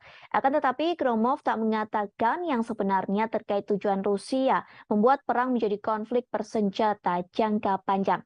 Sebagaimana diketahui sebelumnya, Kremlin sangat membutuhkan kemenangan. Hal ini untuk mempertahankan keyakinan publik Rusia. Kabar tersebut pun diungkapkan oleh sejumlah pejabat di Ukraina. Pasalnya, Rusia belakangan ini mengalami serangkaian kekalahan di medan pertempuran, termasuk penarikan pasukan dari Kherson. Padahal wilayah itu sebelumnya telah diduduki selama beberapa bulan. Sebelumnya, Rusia dan Belarus kembali mengadakan latihan militer bersama pada Sabtu 3 Desember silam. Presiden Belarus Alexander Lukashenko mengatakan latihan ini bertujuan untuk mengantisipasi eskalasi perang dengan Eropa. Lukashenko menyebut baik Belarus maupun Rusia sebenarnya tidak menginginkan agresi terjadi. Namun latihan militer dianggap penting untuk menghadapi segala kemungkinan dengan Barat. Menurut Lukashenko, tentara Belarus dan Rusia akan semakin kuat jika disatukan. Sementara itu, Menteri Pertahanan Rusia Sergei Shoigu mengatakan Belarus merupakan mitra yang dapat dipercaya. Shoigu juga sepakat bahwa kekuatan tentara dari kedua negara bisa menghadapi tekanan dari Barat. Ia juga memuji Belarus atas komitmennya melawan arah permusuhan Amerika Serikat dan sekutunya. Belarus mulai mengerahkan pasukan gabungan pada Oktober lalu menyusul eskalasi ketegangan dengan Barat. Jumlah total pasukan Rusia yang ditempatkan di negara itu sekira 9.000 tentara.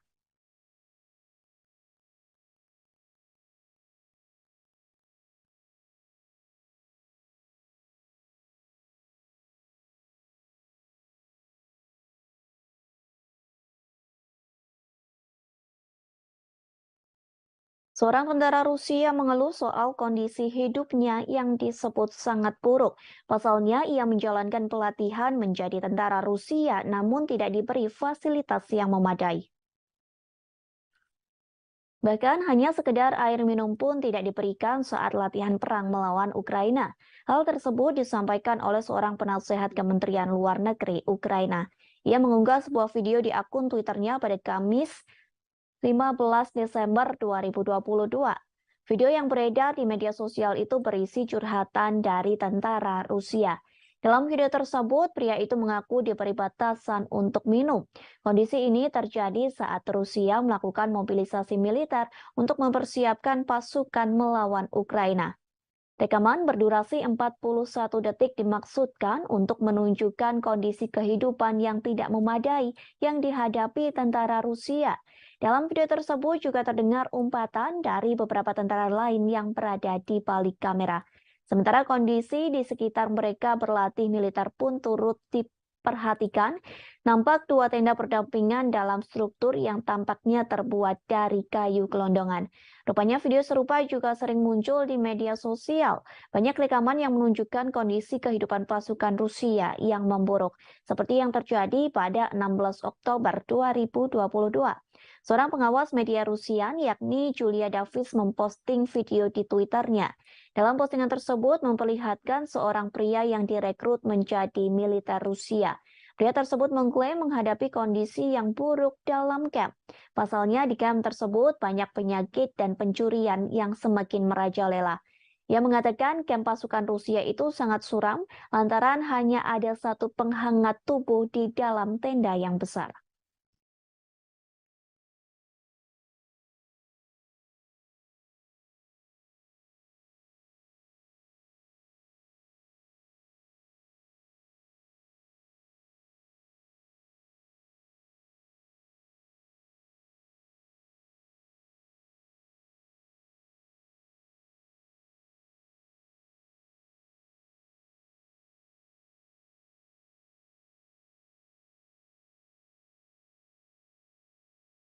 Ditemukan sebuah lokasi yang menjadi tempat penahanan dan penyiksaan anak-anak Ukraina. Lokasi tersebut ditemukan oleh investigator Ukraina pada Rabu 14 Desember 2022.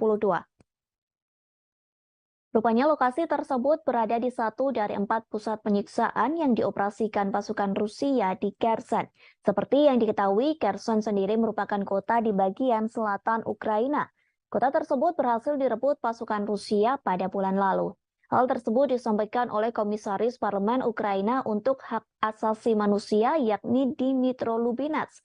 Lubinets melaporkan tentang dugaan penyiksaan yang dilakukan pasukan Rusia. Ia mengatakan ruangan tersebut lebih buruk dari yang diperkirakan.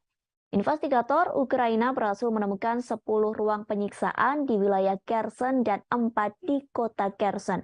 Dalam ruangan tahanan tersebut hanya berisi tikar tipis di lantai.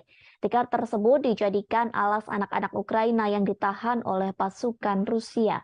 Lubinets juga mengaku anak-anak Ukraina itu ditahan dengan tidak diberi air. Para tahanan tersebut harus menderita lantaran hanya diberi air 2 hari sekali. Bahkan mereka kelaparan lantaran tidak diberi makan oleh pasukan Rusia. Lubinets mengatakan pasukan Rusia menggunakan tekanan psikologis untuk menyerang anak-anak Ukraina. Kepada para tahanan itu, pasukan Rusia mengatakan orang tua mereka telah meninggalkan anak-anak tersebut, sehingga pernyataan tersebut dianggap mematahkan semangat hingga mental anak-anak Ukraina untuk bertahan hidup. Menurut cerita Lubinets, anak-anak Ukraina itu ditahan karena melakukan perlawanan, seperti seorang anak laki-laki berusia 14 tahun. Bocah tersebut ditahan lantaran memotret peralatan militer Rusia yang sudah rusak. Lubinets juga mengatakan sekira 12.000 anak Ukraina dibawa ke Rusia sejak invasi dimulai pada Februari 2022. Sementara 8.600 diantaranya dibawa secara paksa. Sementara itu, Rusia membantah menargetkan warga sipil dalam perang. Mereka juga menyangkal tuduhan telah menganiaya warga sipil Ukraina.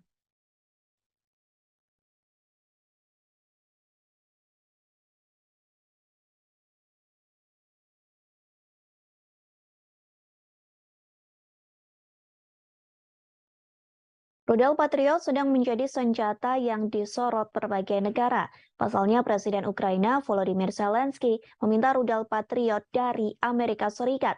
Sementara Rusia pun telah memperingatkan agar Amerika Serikat tidak mengirim senjata tersebut.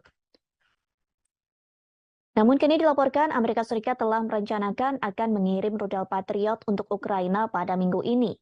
Sistem rudal Patriot telah lama menjadi senjata pertahanan unggulan Amerika Serikat dan sekutunya. Pasalnya, rudal jenis ini mampu menghalau rudal yang masuk sehingga bisa dijadikan sebagai perisai. Beberapa negara di Eropa, Timur Tengah, dan wilayah Pasifik telah menggunakan rudal Patriot. Senjata tersebut digunakan untuk menjaga adanya kemungkinan serangan dari Iran, Somalia, dan Korea Utara. Sehingga Rusia panik saat Amerika Serikat menyetujui pengiriman rudal Patriot ke Ukraina. Patriot merupakan sistem peluru kendali permukaan ke udara yang pertama kali dikerahkan pada tahun 1980-an. Senjata ini mampu menargetkan pesawat terbang, rudal jelajah, dan rudal balistik jarak pendek. Setiap Patriot terdiri dari sistem peluncuran yang dipasang di tret dengan 8 peluncur, di mana masing-masing dapat menampung hingga 4 pencegat rudal, rudal, stasiun kontrol, dan generator. Angkatan Darat mengatakan saat ini memiliki 16 batalion Patriot. Sebuah laporan International Institute for Strategic Studies pada tahun 2018 menemukan bahwa batalion tersebut mengoperasikan 50 amunisi yang memiliki lebih dari 1.200 pencegat rudal. Amunisi Amerika Serikat secara teratur digunakan di seluruh dunia dan dioperasikan atau dibeli oleh banyak negara. Di antaranya ada Belanda, Jerman, Jepang, Israel, dan masih banyak lagi. Seorang pejabat Ukraina mengatakan satu amunisi rudal Patriot memiliki jarak tembak yang panjang. Namun memang senjata ini hanya dapat mencangkup area luas yang terbatas. Sebagai contoh, Patriot dapat secara efektif melindungi pangkalan militer kecil, tetapi tidak dapat sepenuhnya melindungi kota besar seperti Kiev. Sistem hanya bisa memberikan cakupan untuk beberapa bagian dari kota tersebut. Patriot sering dikerahkan sebagai batalion yang mencangkup 4 amunisi, namun ini tidak akan terjadi dengan Ukraina yang menurut para pejabat akan menerima 1 amunisi saja. Patriot memiliki radar yang lebih kuat dan yang lebih baik dalam membedakan target daripada sistem S-300 era Soviet yang digunakan Ukraina namun memiliki keterbatasan. Kemampuan Patriot juga menargetkan beberapa rudal balistik dan pesawat berpotensi melindungi Kiev.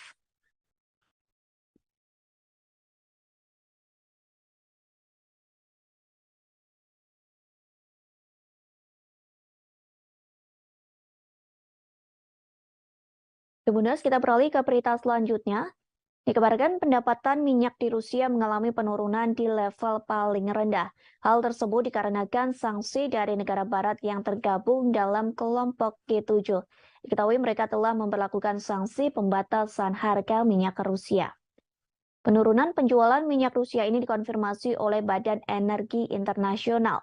Tercatat sepanjang November, penjualan minyak Rusia mengalami penurunan drastis bahkan sampai level terendah. Badan Energi Internasional merilis penjualan minyak Rusia turun. Dilaporkan penurunan tersebut mencapai angka 15,8 miliar dolar Amerika Serikat atau setara dengan 246 triliun rupiah. Hal tersebut berbanding terbalik dari bulan-bulan sebelumnya.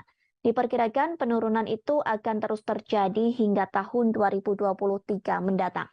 Dengan demikian, total produksi minyak Rusia diproyeksikan turun 400.000 barel per hari menjadi 15,4 juta di tahun ini. Merosotnya pendapatan minyak Rusia ini dipengaruhi kebijakan Barat dengan memperlakukan sanksi pembatasan harga minyak pada 5 Desember 2022.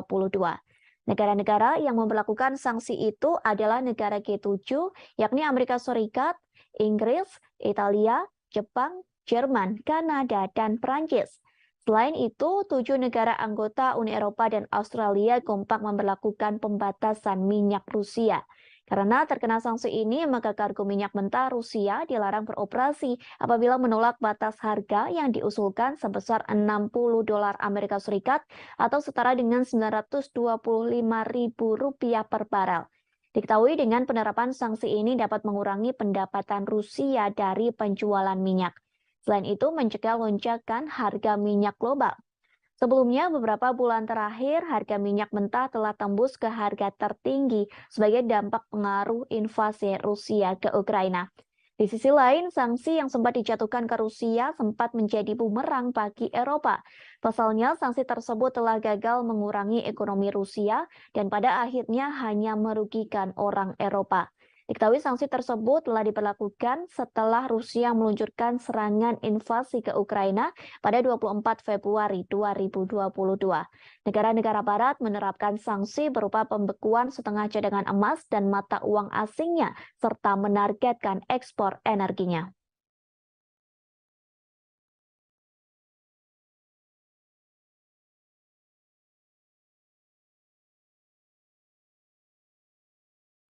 Akibat perang dengan Rusia, banyak warga Ukraina yang harus mengungsi di Israel. Namun kini warga Ukraina yang berada di Israel terancam diusir. Pasalnya pemerintah yang menyponsori mereka meminta pengungsi dari Ukraina untuk mengosongkan perumahan. Selesai pengusiran tersebut, warga Kiev terpaksa membangun tenda di pantai. Menurut pemberitaan media setempat, pemberitahuan itu telah diumumkan sejak minggu lalu. Diketahui 15.000 pengungsi non-Yahudi telah tiba di Israel selama konflik di Ukraina. Beberapa di antaranya disediakan perumahan gratis, tetapi Kementerian Kesejahteraan sekarang telah memperjelas bahwa bantuan ini tidak akan terbatas. Salah seorang pengungsi mengaku dirinya tak tahu apa yang terjadi selanjutnya setelah meninggalkan apartemen. Ia mengaku orang Ukraina tak memiliki pilihan lain selain mendirikan tenda di pantai. Ketua Salu, sebuah kelompok yang menyediakan apartemen untuk pengungsi, bekerja sama dengan otoritas Israel, bersikeras bahwa orang-orang Ukraina sudah tua dan cacat. Sementara Kementerian Kesejahteraan setempat juga buka suara yang menyebut pengusiran ini dilakukan lantaran kontrak dengan satu operator yang menampung para pengungsi perang telah berakhir. Selain itu, penyewa disebut tak mampu membiayai akomodasi karena kondisi medis atau fisik. Di sisi lain, Israel menjadi satu negara yang memberikan bantuan ke Ukraina sejak invasi dari Rusia. Kementerian Luar Negeri Israel telah mengirim generator dan peralatan medis ke Kiev. Hal tersebut pun telah disampaikan oleh Presiden Israel Isaac Herzog. Jika di total, Israel sudah mengirimkan bantuan pertama ke Ukraina berupa 20 generator. Bantuan 20 generator itu memakan biaya sekira 1 juta dolar Amerika Serikat. Bantuan tersebut pun telah dikirim pada Minggu 27 November silam. Selain itu, program kerjasama pembangunan internasional resmi Israel berencana mengirim obat-obatan dan peralatan medis. Bantuan medis itu diperkirakan akan senilai 1 juta dolar Amerika Serikat. Bantuan medis tersebut rencananya akan dikirim dalam waktu dekat ke Ukraina.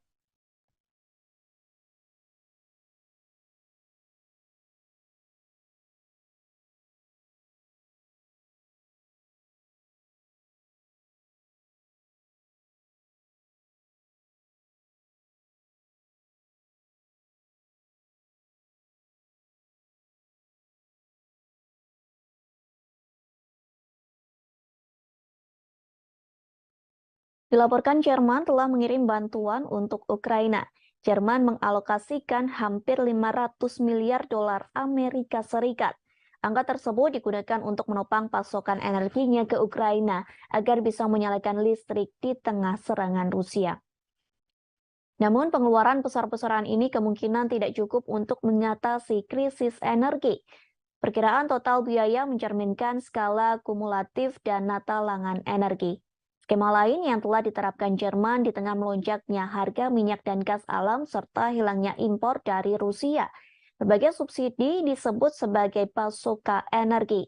Angka bantuan itu setara dengan 5.400 dolar Amerika Serikat per penduduk di Jerman.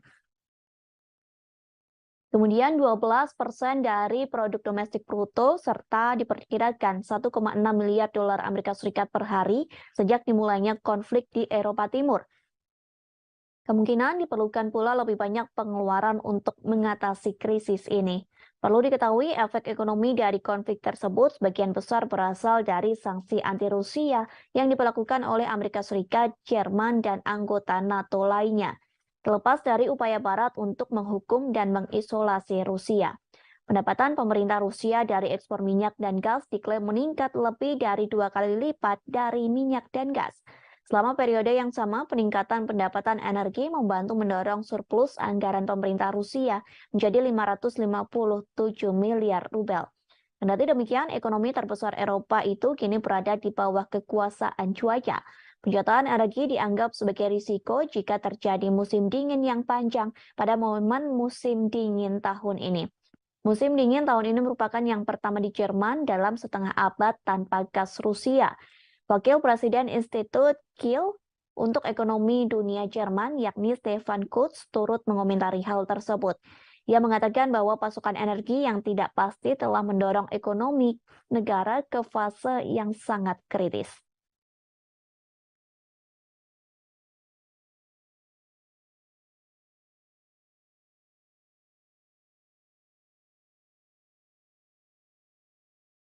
Perhimpunan Bangsa-Bangsa Asia Tenggara atau ASEAN telah terpecah belah karena invasi Rusia ke Ukraina. Negara Asia Tenggara yang telah terbagi dan beberapa sikap menanggapi perang tersebut. Sementara Uni Eropa telah mendorong perlawanan bersama melawan Rusia. Uni Eropa dan ASEAN telah bertemu pada Rabu 14 Desember 2022. Pertemuan tersebut guna membahas kerjasama ekonomi yang lebih mendalam. Namun sayangnya pertemuan tersebut tidak membuahkan kesepakatan bersama untuk mengecam invasi Rusia ke Ukraina. Vietnam dan Laos yang memiliki hubungan militer yang kuat dengan Moskow tetapi tidak memihak, sementara Singapura mematuhi sanksi Barat terhadap Rusia. Dalam pemungutan suara Perserikatan Bangsa-Bangsa pada bulan Oktober yang mengecam upaya aneksasi Rusia atas wilayah Ukraina, baik Vietnam maupun Laos abstain bersama dengan Thailand. Pemimpin 9 dari 10 negara ASEAN dan pemimpin 27 negara Uni Eropa bergabung dalam KTT tersebut yang juga memperingati 45 tahun hubungan diplomatik. Sementara pada November 2022, Ukraina menandatangani perjanjian persahabatan dan kerjasama dengan anggota ASEAN. Perjanjian persahabatan dan kerjasama di Asia Tenggara itu ditandatangani oleh Menteri Luar Negeri Ukraina Dmytro Kuleba. Penandatanganan itu dilakukan di sela-sela KTT ke-40 dan ke-41 ASEAN. Tanda tangan tersebut dilakukan di Phnom Penh, Kamboja pada Kamis 10 November silam. Kemudian para Menteri Luar Negeri ASEAN lainnya serta Sekretaris Jenderal ASEAN turut menjadi saksi dalam penandatanganan tersebut. Kini Ukraina menjadi negara ke-50 yang menandatangani Traktat Persahabatan dan Kerjasama ASEAN.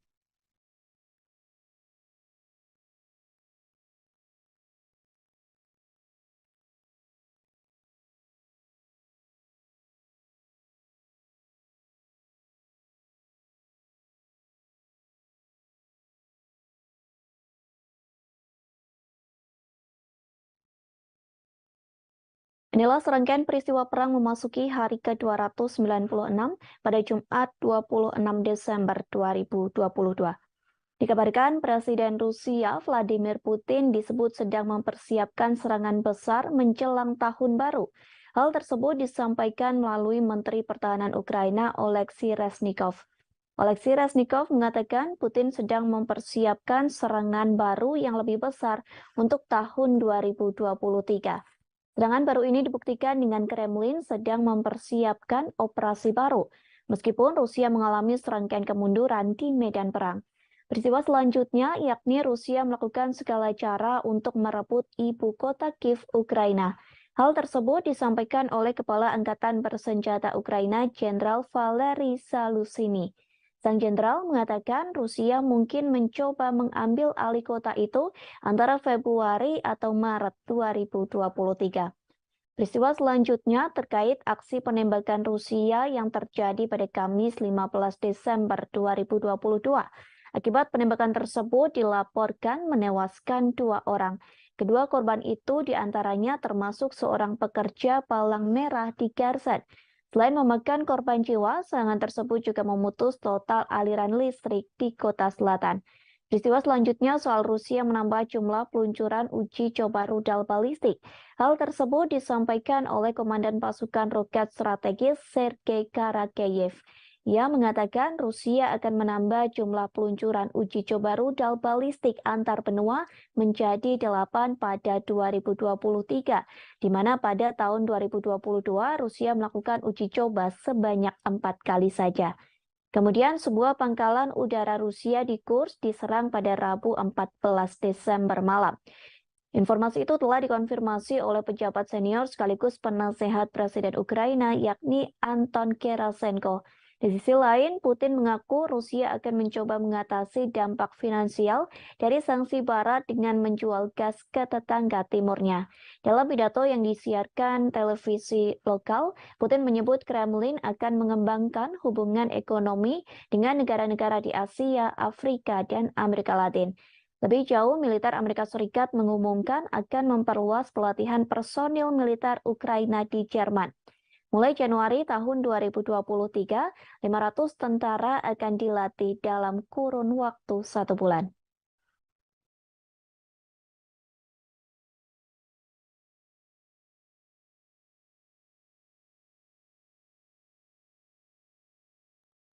Presiden Rusia Vladimir Putin resmi merilis pemasangan rudal balistik antar benua bertenaga nuklir.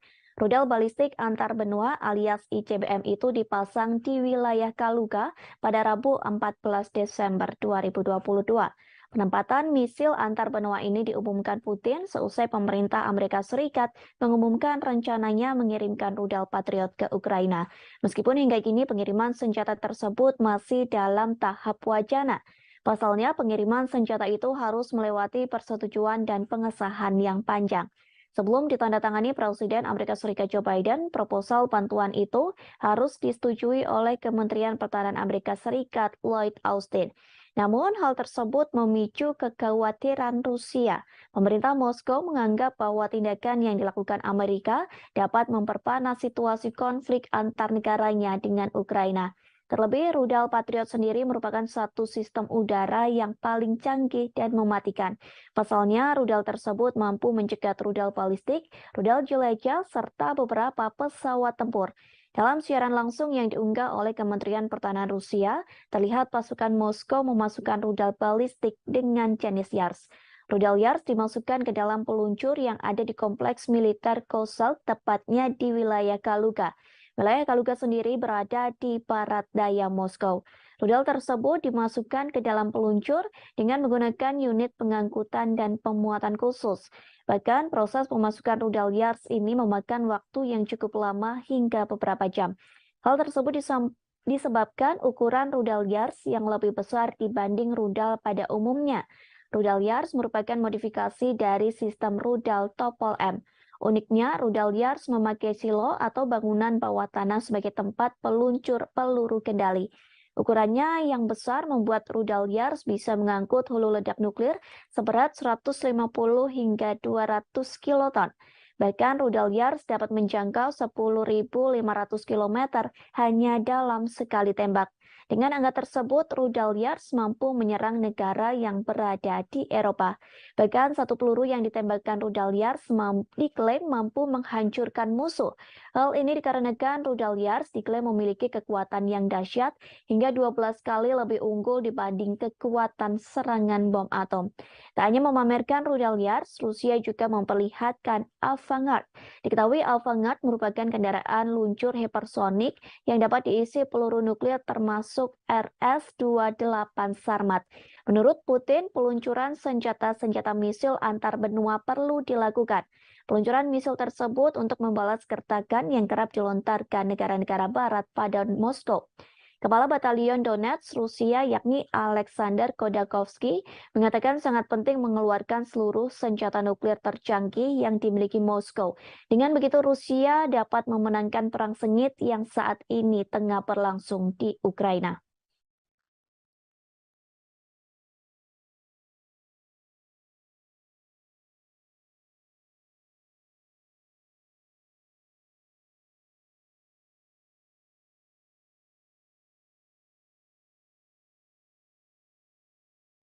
Presiden Rusia Vladimir Putin memastikan tidak ada gencatan senjata menjelang Natal di Ukraina. Pernyataan tersebut disampaikan oleh juru bicara Rusia, Dmitry Peskov. Peskov menyebut gencatan senjata tidak ada dalam agenda Rusia, sehingga dipastikan Ukraina bisa menjalankan Natal dengan aman dan kusyuk. Pernyataan Peskov itu kontradiktif dengan yang sebelumnya pernah disampaikan. Pasalnya, Peskov pernah mengatakan tidak ada perdamaian antara Rusia dengan Ukraina. Perdamaian itu bisa terjadi saat Kiev mengakui 4 wilayah Rusia yang diambil dari Ukraina. Peskov pun sempat menolak proposal damai dengan Ukraina pada Selasa 13 Desember. Rusia mensyaratkan Ukraina untuk mengakui 4 wilayah baru Rusia yang ia ambil dari Ukraina. Presiden Rusia Vladimir Putin telah mengklaim wilayah Donetsk, Luhansk, Zaporizhia, dan Kherson dari Ukraina pada 30 September 2022. Namun, sebagian besar negara di Perserikatan Bangsa-Bangsa atau PBB mengutuk tindakan tersebut sebagai tindakan yang ilegal. Pada November 2022, Rusia menarik pasukannya dari Kherson dan Ukraina berhasil merebut kembali kota Kherson. Juru bicara Rusia Dmitry Peskov juga mengatakan tidak mungkin ada pembicaraan damai jika NATO dan negara-negara barat memberikan bantuan senjata pada Ukraina. Dmitry Peskov menanggapi permintaan Zelensky pada barat untuk mengirim peralatan militer dan keuangan. Zelensky juga mengusulkan solusi perdamaian yang akan dimulai dengan penarikan pasukan Rusia dari Ukraina. Sementara hingga kini pertempuran Rusia dan Ukraina masih terus berlangsung hingga musim dingin. Presiden Ukraina Volodymyr Zelensky mengungkapkan telah mengajukan proposal untuk meminta gencatan senjata ke Rusia. Ia meminta Rusia untuk menarik pasukannya pada minggu ini menjelang Natal. Kiev meminta Moskow menarik pasukannya menjelang Natal sebagai langkah untuk mengakhiri konflik. Merespon hal tersebut, Rusia pun menolak. Pasukan Moskow masih melancarkan serangan ke Ukraina, bahkan Rusia menjatuhkan drone ke rudal ibu kota Kiev pada Rabu 14 Desember. Zelensky pun meragukan Rusia tidak menyerang negaranya saat Natal. Pasalnya, Zelensky mengatakan Rusia telah menyerang Ukraina setiap hari dan setiap detik. Bahkan setiap daerah di Ukraina pun telah terkena serangan dari pasukan Putin. Orang nomor satu di Ukraina itu menggambarkan Rusia telah menghancurkan negaranya dengan artileri, sehingga kini Ukraina pun menjadi rata dengan tanah.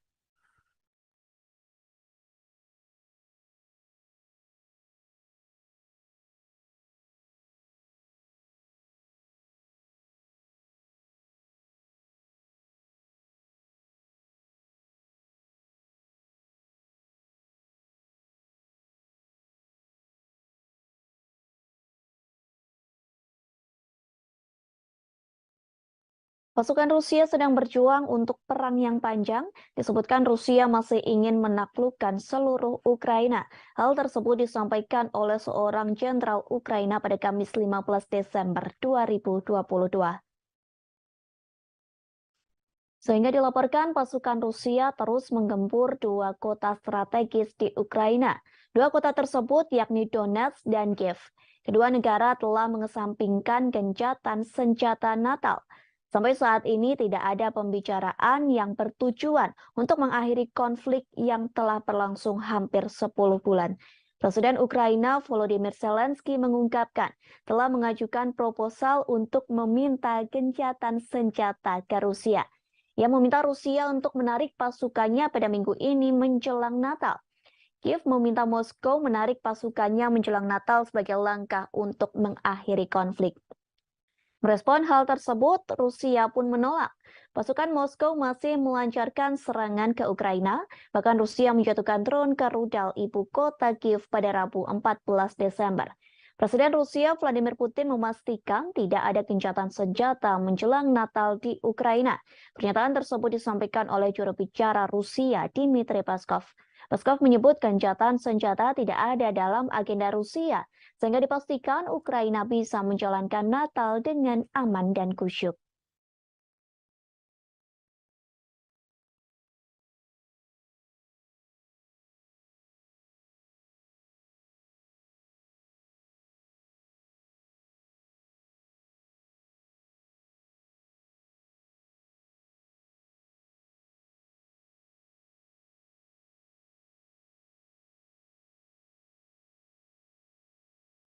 Alih-alih melakukan pembicaraan damai, pasukan Rusia justru sedang berlatih lebih giat. Bahkan pasukan Presiden Rusia Vladimir Putin itu sedang berlatih divisi militer baru di Belarus. Hal tersebut dibeberkan oleh seorang perwira tinggi militer Ukraina, Brigadir Jenderal Oleksiy Gromov pada Kamis 15 Desember. Gromov menerangkan, Rusia sedang menyusun rencana soal waktu konflik di Ukraina. Menurutnya, Rusia berupaya mengubah konflik saat ini menjadi perang jangka panjang. Bahkan ia menyebutkan Rusia juga sedang berlatih divisi militer baru di wilayah teritori Belarus. Kendati begitu, Gromov mengungkapkan operasi militer Rusia dari wilayah Belarus kemungkinan terjadinya kecil. Akan tetapi, Gromov tak mengatakan yang sebenarnya terkait tujuan Rusia membuat perang menjadi konflik bersenjata jangka panjang. Sebagaimana diketahui sebelumnya, Kremlin sangat membutuhkan kemenangan. Hal ini untuk mempertahankan keyakinan publik Rusia. Kabar tersebut pun diungkapkan oleh sejumlah pejabat di Ukraina.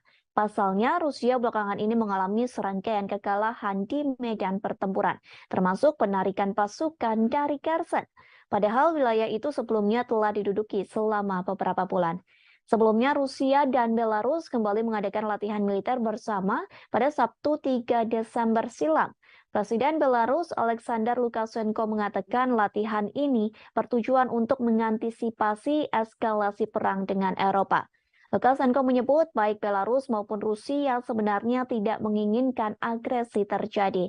Namun latihan militer dianggap penting untuk menghadapi segala kemungkinan dengan Barat. Menurut Lukashenko, tentara Belarus dan Rusia akan semakin kuat jika disatukan. Sementara itu, Menteri Pertahanan Rusia Sergei Shoigu mengatakan Belarus merupakan mitra yang dapat dipercaya. Shoigu juga sepakat bahwa kekuatan tentara dari kedua negara bisa menghadapi tekanan dari Barat. Ia juga memuji Belarus atas komitmennya melawan arah permusuhan Amerika Serikat dan sekutunya. Belarus mulai mengerahkan pasukan gabungan pada Oktober lalu menyusul eskalasi ketegangan dengan Barat. Jumlah total pasukan Rusia yang ditempatkan di negara itu sekira 9.000 tentara.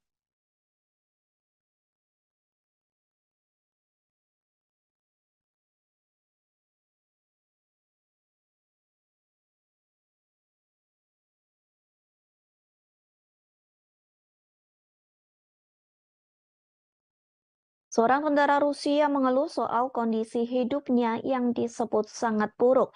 Pasalnya, ia menjalankan pelatihan menjadi tentara Rusia namun tidak diberi fasilitas yang memadai.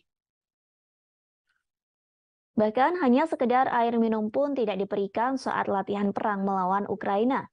Hal tersebut disampaikan oleh seorang penasehat Kementerian Luar Negeri Ukraina. Ia mengunggah sebuah video di akun Twitternya pada Kamis 15 Desember 2022. Video yang beredar di media sosial itu berisi curhatan dari tentara Rusia. Dalam video tersebut, pria itu mengaku diberi batasan untuk minum. Kondisi ini terjadi saat Rusia melakukan mobilisasi militer untuk mempersiapkan pasukan melawan Ukraina. Rekaman berdurasi 41 detik dimaksudkan untuk menunjukkan kondisi kehidupan yang tidak memadai yang dihadapi tentara Rusia. Dalam video tersebut juga terdengar umpatan dari beberapa tentara lain yang berada di balik kamera. Sementara kondisi di sekitar mereka berlatih militer pun turut diperhatikan, nampak dua tenda berdampingan dalam struktur yang tampaknya terbuat dari kayu gelondongan. Rupanya video serupa juga sering muncul di media sosial.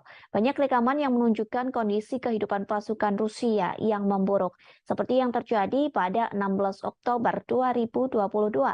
Seorang pengawas media Rusia, yakni Julia Davis, memposting video di Twitternya. Dalam postingan tersebut memperlihatkan seorang pria yang direkrut menjadi militer Rusia. Pria tersebut mengklaim menghadapi kondisi yang buruk dalam kamp. Pasalnya di kamp tersebut banyak penyakit dan pencurian yang semakin merajalela. Ia mengatakan kamp pasukan Rusia itu sangat suram lantaran hanya ada satu penghangat tubuh di dalam tenda yang besar.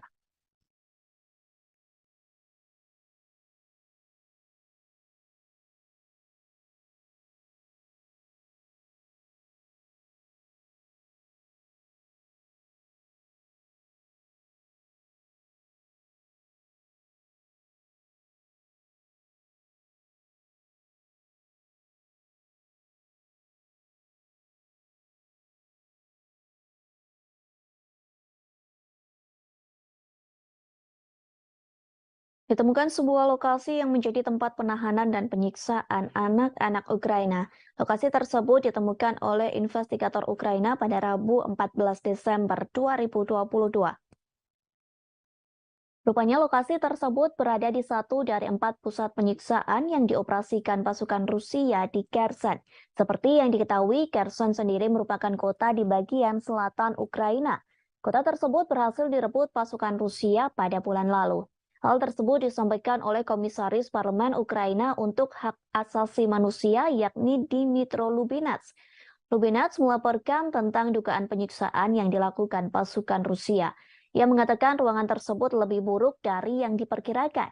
Investigator Ukraina berhasil menemukan 10 ruang penyiksaan di wilayah Kherson dan 4 di kota Kherson.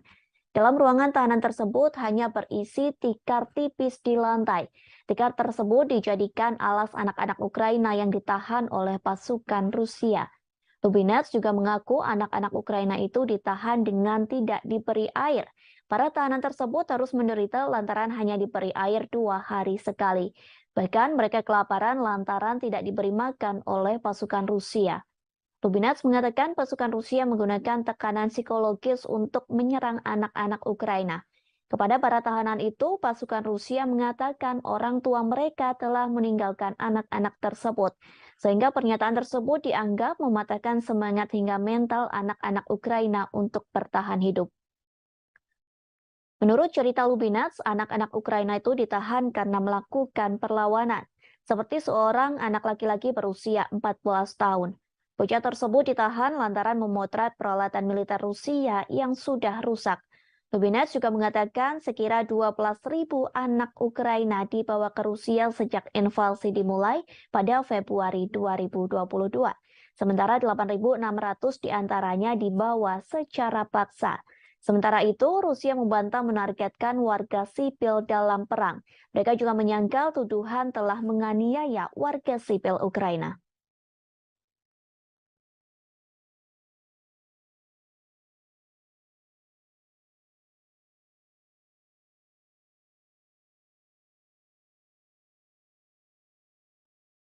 Rudal Patriot sedang menjadi senjata yang disorot berbagai negara. Pasalnya Presiden Ukraina Volodymyr Zelensky meminta rudal Patriot dari Amerika Serikat. Sementara Rusia pun telah memperingatkan agar Amerika Serikat tidak mengirim senjata tersebut. Namun kini dilaporkan Amerika Serikat telah merencanakan akan mengirim rudal Patriot untuk Ukraina pada minggu ini. Sistem rudal Patriot telah lama menjadi senjata pertahanan unggulan Amerika Serikat dan sekutunya. Pasalnya, rudal jenis ini mampu menghalau rudal yang masuk sehingga bisa dijadikan sebagai perisai. Beberapa negara di Eropa, Timur Tengah, dan wilayah Pasifik telah menggunakan rudal Patriot. Senjata tersebut digunakan untuk menjaga adanya kemungkinan serangan dari Iran, Somalia, dan Korea Utara. Sehingga Rusia panik saat Amerika Serikat menyetujui pengiriman rudal Patriot ke Ukraina. Patriot merupakan sistem peluru kendali permukaan ke udara yang pertama kali dikerahkan pada tahun 1980-an. Senjata ini mampu menargetkan pesawat terbang, rudal jelajah, dan rudal balistik jarak pendek. Setiap Patriot terdiri dari sistem peluncuran yang dipasang di trek dengan 8 peluncur, di mana masing-masing dapat menampung hingga 4 pencegat rudal, radar, stasiun kontrol, dan generator. Angkatan Darat mengatakan saat ini memiliki 16 batalion Patriot. Sebuah laporan International Institute for Strategic Studies pada tahun 2018 menemukan bahwa batalion tersebut mengoperasikan 50 amunisi yang memiliki lebih dari 1.200 pencegat rudal. Amunisi Amerika Serikat secara teratur digunakan di seluruh dunia dan dioperasikan atau dibeli oleh banyak negara. Di antaranya ada Belanda, Jerman, Jepang, Israel, dan masih banyak lagi. Seorang pejabat Ukraina mengatakan satu amunisi rudal Patriot memiliki jarak tembak yang panjang. Namun memang senjata ini hanya dapat mencangkup area luas yang terbatas. Sebagai contoh, Patriot dapat secara efektif melindungi pangkalan militer kecil, tetapi tidak dapat sepenuhnya melindungi kota besar seperti Kiev. Sistem hanya bisa memberikan cakupan untuk beberapa bagian dari kota tersebut. Patriot sering dikerahkan sebagai batalion yang mencangkup 4 amunisi, namun ini tidak akan terjadi dengan Ukraina yang menurut para pejabat akan menerima satu amunisi saja. Patriot memiliki radar yang lebih kuat dan yang lebih baik dalam membedakan target daripada sistem S-300 era Soviet yang digunakan Ukraina namun memiliki keterbatasan. Kemampuan Patriot juga menargetkan beberapa rudal balistik dan pesawat berpotensi melindungi Kiev.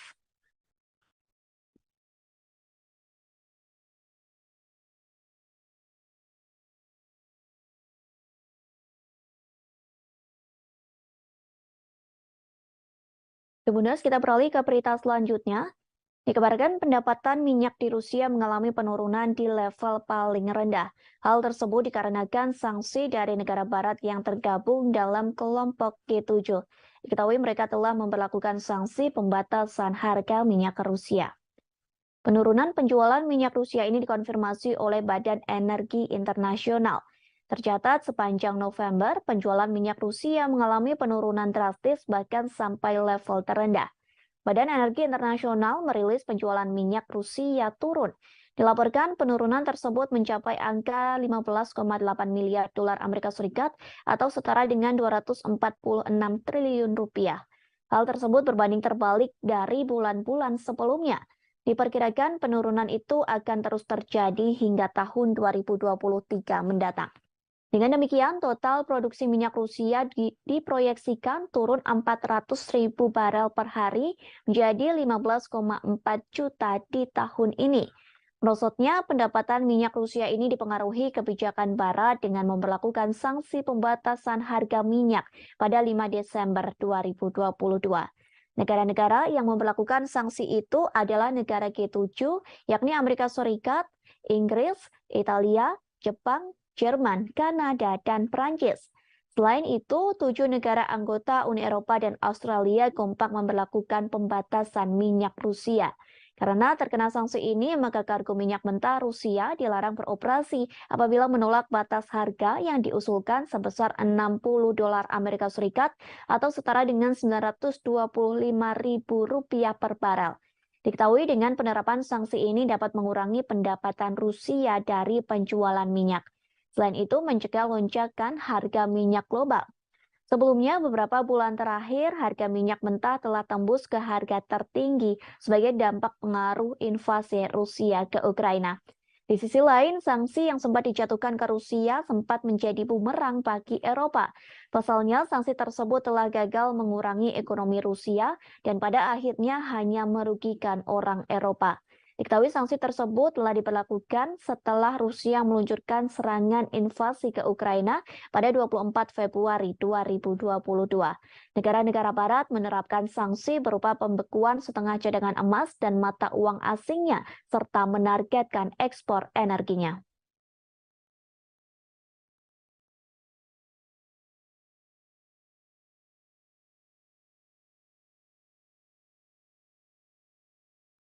Akibat perang dengan Rusia, banyak warga Ukraina yang harus mengungsi di Israel. Namun kini warga Ukraina yang berada di Israel terancam diusir. Pasalnya pemerintah yang mensponsori mereka meminta pengungsi dari Ukraina untuk mengosongkan perumahan. Selesai pengusiran tersebut, warga Kiev terpaksa membangun tenda di pantai. Menurut pemberitaan media setempat, pemberitahuan itu telah diumumkan sejak minggu lalu. Diketahui 15.000 pengungsi non-Yahudi telah tiba di Israel selama konflik di Ukraina. Beberapa di antaranya disediakan perumahan gratis, tetapi Kementerian Kesejahteraan sekarang telah memperjelas bahwa bantuan ini tidak akan terbatas. Salah seorang pengungsi mengaku dirinya tak tahu apa yang terjadi selanjutnya setelah meninggalkan apartemen. Ia mengaku orang Ukraina tak memiliki pilihan lain selain mendirikan tenda di pantai. Ketua Salu, sebuah kelompok yang menyediakan apartemen untuk pengungsi, bekerja sama dengan otoritas Israel, bersikeras bahwa orang-orang Ukraina sudah tua dan cacat. Sementara Kementerian Kesejahteraan setempat juga buka suara yang menyebut pengusiran ini dilakukan lantaran kontrak dengan satu operator yang menampung para pengungsi perang telah berakhir. Selain itu, penyewa disebut tak mampu membiayai akomodasi karena kondisi medis atau fisik.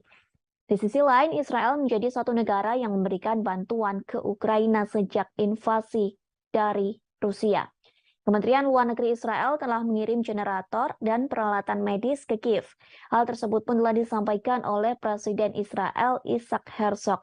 Jika di total, Israel sudah mengirimkan bantuan pertama ke Ukraina berupa 20 generator. Bantuan 20 generator itu memakan biaya sekira $1 juta Amerika Serikat. Bantuan tersebut pun telah dikirim pada Minggu 27 November silam. Selain itu, program kerjasama pembangunan internasional resmi Israel berencana mengirim obat-obatan dan peralatan medis. Bantuan medis itu diperkirakan akan senilai $1 juta Amerika Serikat. Bantuan medis tersebut rencananya akan dikirim dalam waktu dekat ke Ukraina.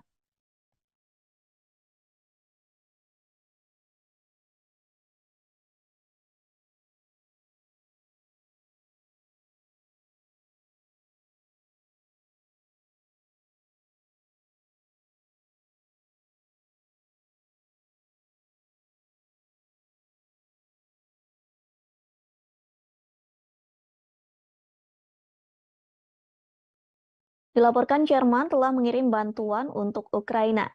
Jerman mengalokasikan hampir $500 miliar Amerika Serikat. Angka tersebut digunakan untuk menopang pasokan energinya ke Ukraina agar bisa menyalakan listrik di tengah serangan Rusia.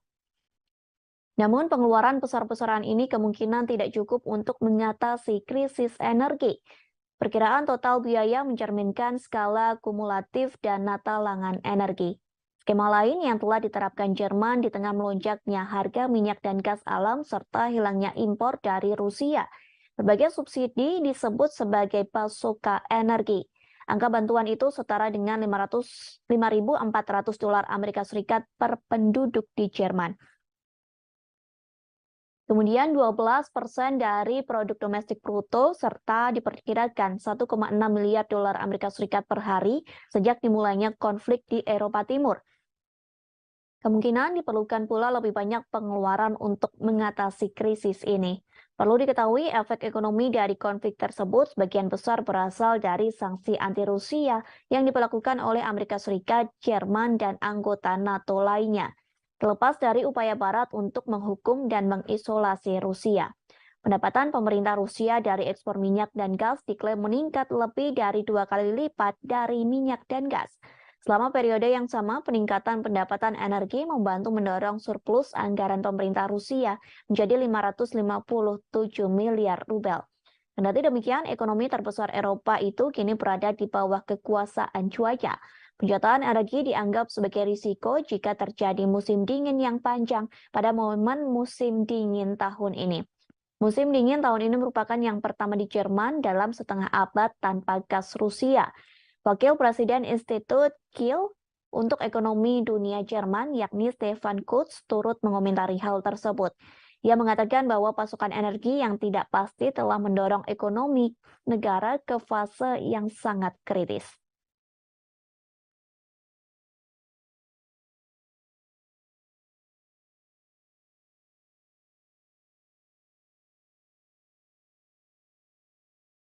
Perhimpunan Bangsa-Bangsa Asia Tenggara atau ASEAN telah terpecah belah karena invasi Rusia ke Ukraina. negara Asia Tenggara yang telah terbagi dan beberapa sikap menanggapi perang tersebut. Sementara Uni Eropa telah mendorong perlawanan bersama melawan Rusia. Uni Eropa dan ASEAN telah bertemu pada Rabu 14 Desember 2022. Pertemuan tersebut guna membahas kerjasama ekonomi yang lebih mendalam. Namun sayangnya pertemuan tersebut tidak membuahkan kesepakatan bersama untuk mengecam invasi Rusia ke Ukraina. Vietnam dan Laos yang memiliki hubungan militer yang kuat dengan Moskow tetapi tidak memihak, sementara Singapura mematuhi sanksi Barat terhadap Rusia. Dalam pemungutan suara Perserikatan Bangsa-Bangsa pada bulan Oktober yang mengecam upaya aneksasi Rusia atas wilayah Ukraina, baik Vietnam maupun Laos abstain bersama dengan Thailand. Pemimpin 9 dari 10 negara ASEAN dan pemimpin 27 negara Uni Eropa bergabung dalam KTT tersebut yang juga memperingati 45 tahun hubungan diplomatik. Sementara pada November 2022, Ukraina menandatangani perjanjian persahabatan dan kerjasama dengan anggota ASEAN. Perjanjian persahabatan dan kerjasama di Asia Tenggara itu ditandatangani oleh Menteri Luar Negeri Ukraina Dmytro Kuleba. Penandatanganan itu dilakukan di sela-sela KTT ke-40 dan ke-41 ASEAN. Tanda tangan tersebut dilakukan di Phnom Penh, Kamboja pada Kamis 10 November silam. Kemudian para menteri luar negeri ASEAN lainnya, serta Sekretaris Jenderal ASEAN turut menjadi saksi dalam penandatanganan tersebut. Kini Ukraina menjadi negara ke-50 yang menandatangani Traktat Persahabatan dan Kerjasama ASEAN.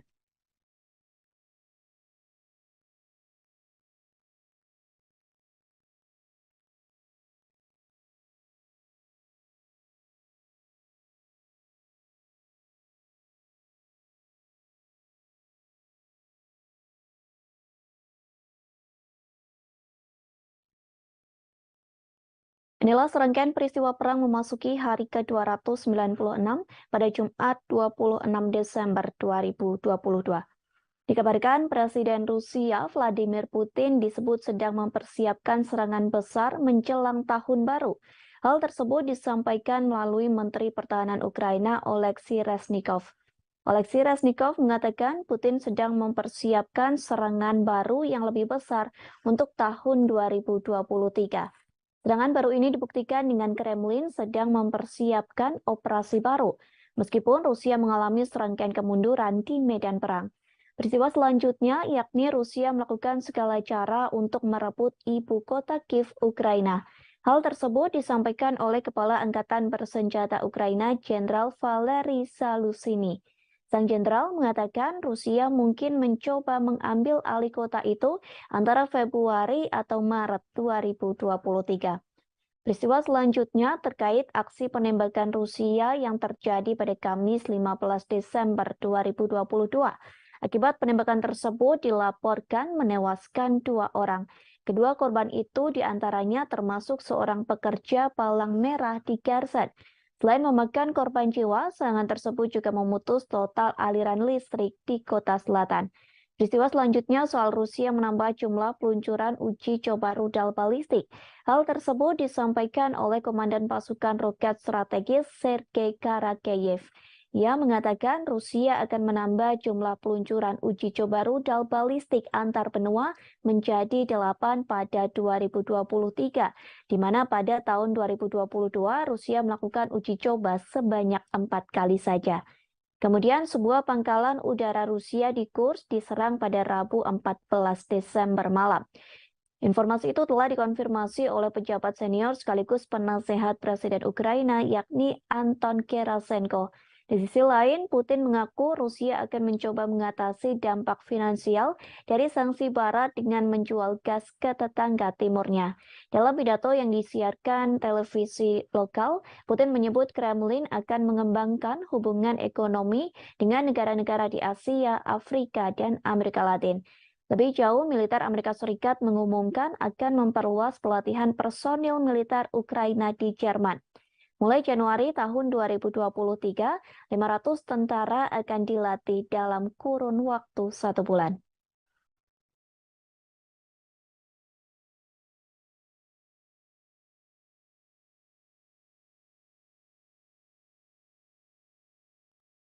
Presiden Rusia Vladimir Putin resmi merilis pemasangan rudal balistik antar benua bertenaga nuklir. Rudal balistik antar benua alias ICBM itu dipasang di wilayah Kaluga pada Rabu 14 Desember 2022. Penempatan misil antar benua ini diumumkan Putin seusai pemerintah Amerika Serikat mengumumkan rencananya mengirimkan rudal Patriot ke Ukraina. Meskipun hingga kini pengiriman senjata tersebut masih dalam tahap wacana.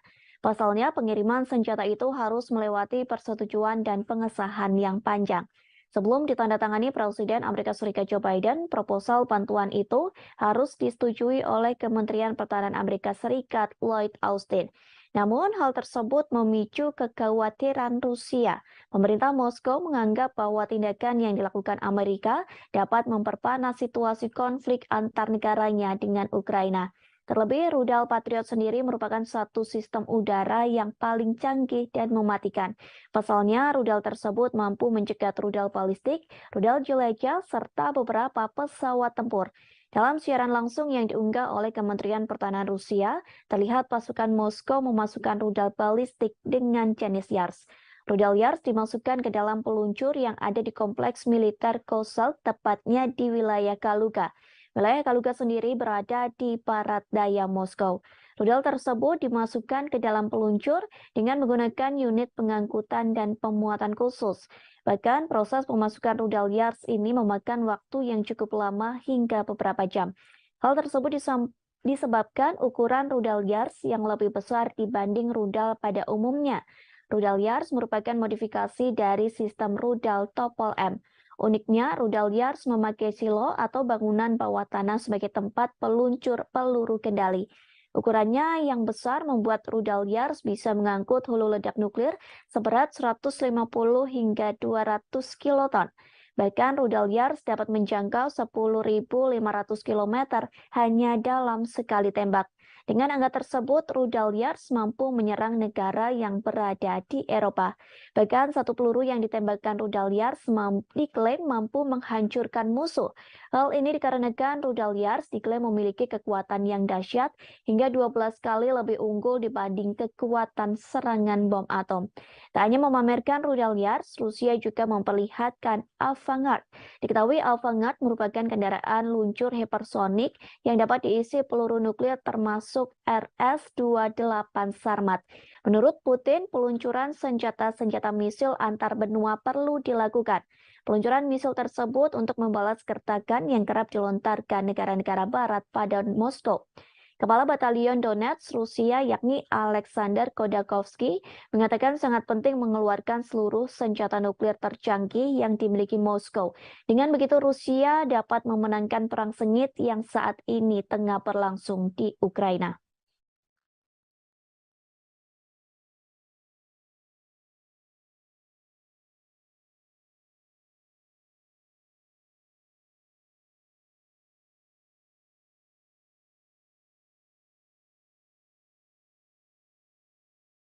Presiden Rusia Vladimir Putin memastikan tidak ada gencatan senjata menjelang Natal di Ukraina. Pernyataan tersebut disampaikan oleh juru bicara Rusia, Dmitry Peskov. Peskov menyebut gencatan senjata tidak ada dalam agenda Rusia, sehingga dipastikan Ukraina bisa menjalankan Natal dengan aman dan kusyuk. Pernyataan Peskov itu kontradiktif dengan yang sebelumnya pernah disampaikan. Pasalnya, Peskov pernah mengatakan tidak ada perdamaian antara Rusia dengan Ukraina. Perdamaian itu bisa terjadi saat Kiev mengakui 4 wilayah Rusia yang diambil dari Ukraina.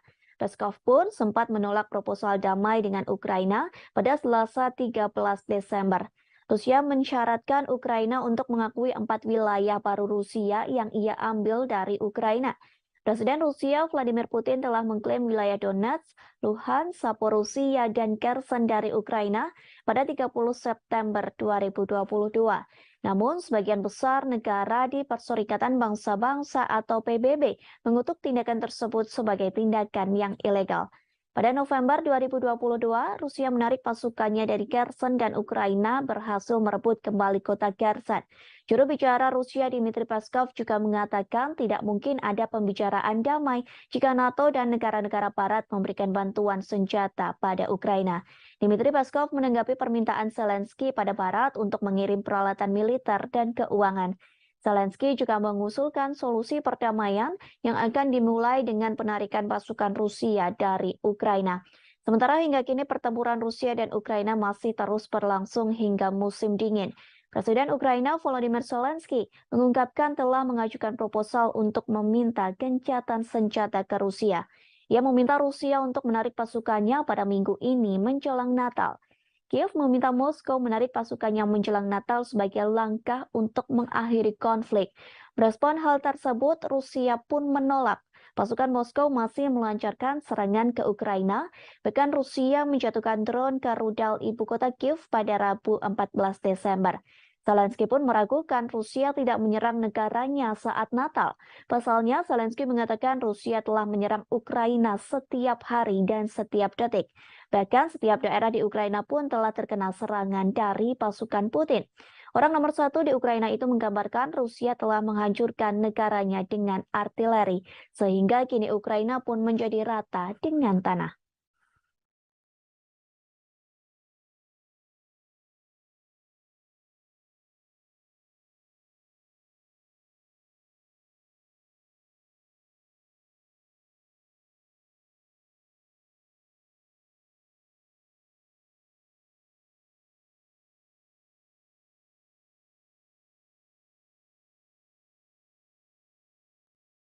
Pasukan Rusia sedang berjuang untuk perang yang panjang. Disebutkan Rusia masih ingin menaklukkan seluruh Ukraina. Hal tersebut disampaikan oleh seorang jenderal Ukraina pada Kamis 15 Desember 2022. Sehingga dilaporkan pasukan Rusia terus menggempur dua kota strategis di Ukraina. Dua kota tersebut yakni Donetsk dan Kiev. Kedua negara telah mengesampingkan gencatan senjata Natal. Sampai saat ini tidak ada pembicaraan yang bertujuan untuk mengakhiri konflik yang telah berlangsung hampir 10 bulan. Presiden Ukraina Volodymyr Zelensky mengungkapkan telah mengajukan proposal untuk meminta gencatan senjata ke Rusia. Ia meminta Rusia untuk menarik pasukannya pada minggu ini menjelang Natal. Kiev meminta Moskow menarik pasukannya menjelang Natal sebagai langkah untuk mengakhiri konflik. Merespon hal tersebut, Rusia pun menolak. Pasukan Moskow masih melancarkan serangan ke Ukraina, bahkan Rusia menjatuhkan drone ke rudal ibu kota Kiev pada Rabu 14 Desember. Presiden Rusia Vladimir Putin memastikan tidak ada gencatan senjata menjelang Natal di Ukraina. Pernyataan tersebut disampaikan oleh juru bicara Rusia Dmitry Peskov. Peskov menyebut gencatan senjata tidak ada dalam agenda Rusia, sehingga dipastikan Ukraina bisa menjalankan Natal dengan aman dan khusyuk.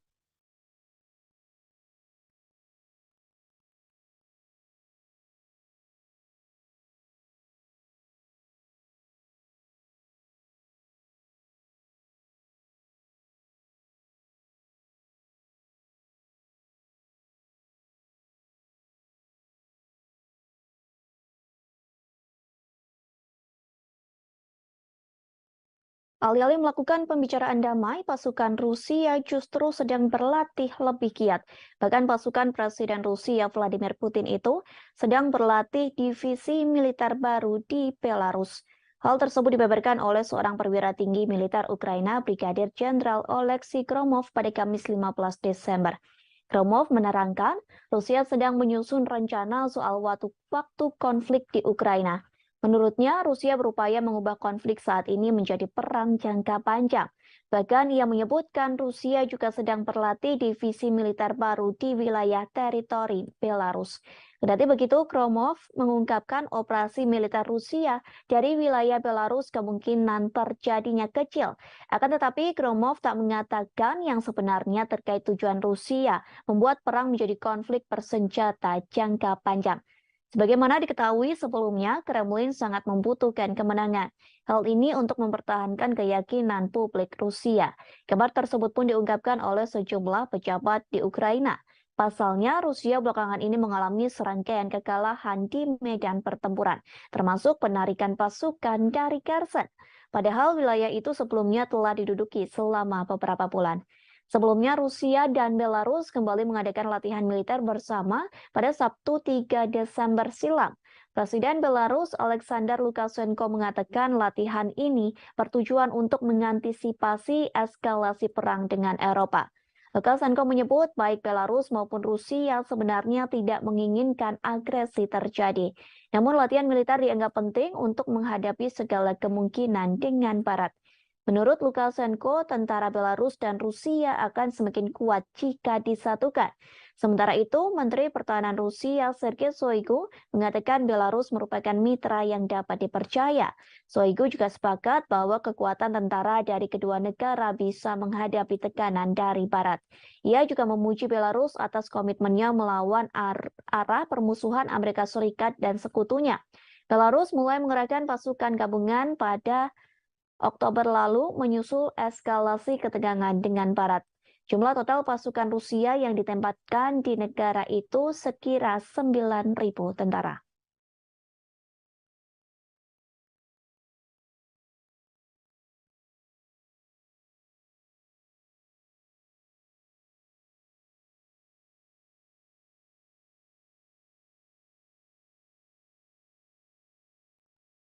Seorang tentara Rusia mengeluh soal kondisi hidupnya yang disebut sangat buruk. Pasalnya, ia menjalankan pelatihan menjadi tentara Rusia namun tidak diberi fasilitas yang memadai. Bahkan hanya sekedar air minum pun tidak diberikan saat latihan perang melawan Ukraina. Hal tersebut disampaikan oleh seorang penasehat Kementerian Luar Negeri Ukraina. Ia mengunggah sebuah video di akun Twitternya pada Kamis 15 Desember 2022. Video yang beredar di media sosial itu berisi curhatan dari tentara Rusia. Dalam video tersebut, pria itu mengaku diberi batasan untuk minum. Kondisi ini terjadi saat Rusia melakukan mobilisasi militer untuk mempersiapkan pasukan melawan Ukraina. Rekaman berdurasi 41 detik dimaksudkan untuk menunjukkan kondisi kehidupan yang tidak memadai yang dihadapi tentara Rusia. Dalam video tersebut juga terdengar umpatan dari beberapa tentara lain yang berada di balik kamera. Sementara kondisi di sekitar mereka berlatih militer pun turut diperhatikan. Nampak dua tenda berdampingan dalam struktur yang tampaknya terbuat dari kayu gelondongan. Rupanya video serupa juga sering muncul di media sosial. Banyak rekaman yang menunjukkan kondisi kehidupan pasukan Rusia yang memburuk, seperti yang terjadi pada 16 Oktober 2022. Seorang pengawas media Rusia, yakni Julia Davis, memposting video di Twitternya. Dalam postingan tersebut memperlihatkan seorang pria yang direkrut menjadi militer Rusia. Pria tersebut mengklaim menghadapi kondisi yang buruk dalam kamp. Pasalnya di kamp tersebut banyak penyakit dan pencurian yang semakin merajalela. Ia mengatakan kamp pasukan Rusia itu sangat suram lantaran hanya ada satu penghangat tubuh di dalam tenda yang besar.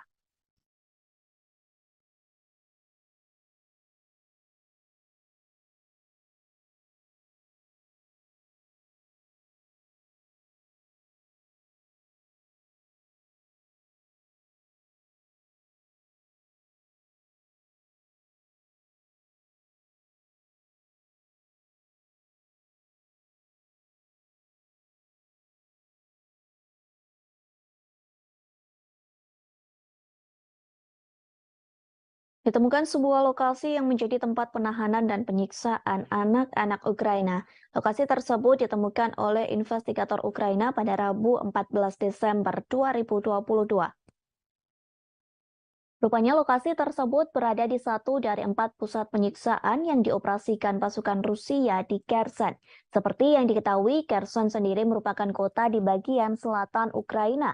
Kota tersebut berhasil direbut pasukan Rusia pada bulan lalu. Hal tersebut disampaikan oleh Komisaris Parlemen Ukraina untuk Hak Asasi Manusia, yakni Dmytro Lubinets. Lubinets melaporkan tentang dugaan penyiksaan yang dilakukan pasukan Rusia. Ia mengatakan ruangan tersebut lebih buruk dari yang diperkirakan. Investigator Ukraina berhasil menemukan 10 ruang penyiksaan di wilayah Kherson dan 4 di kota Kherson. Dalam ruangan tahanan tersebut hanya berisi tikar tipis di lantai. Tikar tersebut dijadikan alas anak-anak Ukraina yang ditahan oleh pasukan Rusia. Lubinets juga mengaku anak-anak Ukraina itu ditahan dengan tidak diberi air. Para tahanan tersebut harus menderita lantaran hanya diberi air 2 hari sekali. Bahkan mereka kelaparan lantaran tidak diberi makan oleh pasukan Rusia. Lubinets mengatakan pasukan Rusia menggunakan tekanan psikologis untuk menyerang anak-anak Ukraina. Kepada para tahanan itu, pasukan Rusia mengatakan orang tua mereka telah meninggalkan anak-anak tersebut, sehingga pernyataan tersebut dianggap mematahkan semangat hingga mental anak-anak Ukraina untuk bertahan hidup. Menurut cerita Lubinets, anak-anak Ukraina itu ditahan karena melakukan perlawanan, seperti seorang anak laki-laki berusia 14 tahun. Bocah tersebut ditahan lantaran memotret peralatan militer Rusia yang sudah rusak. Lubinets juga mengatakan sekira 12.000 anak Ukraina dibawa ke Rusia sejak invasi dimulai pada Februari 2022. Sementara 8.600 diantaranya dibawa secara paksa. Sementara itu, Rusia membantah menargetkan warga sipil dalam perang. Mereka juga menyangkal tuduhan telah menganiaya warga sipil Ukraina.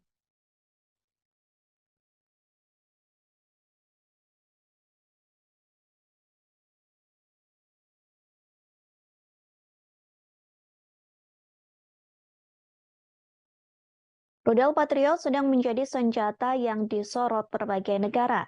Pasalnya, Presiden Ukraina Volodymyr Zelensky meminta rudal Patriot dari Amerika Serikat. Sementara Rusia pun telah memperingatkan agar Amerika Serikat tidak mengirim senjata tersebut. Namun kini dilaporkan Amerika Serikat telah merencanakan akan mengirim rudal Patriot untuk Ukraina pada minggu ini. Sistem rudal Patriot telah lama menjadi senjata pertahanan unggulan Amerika Serikat dan sekutunya.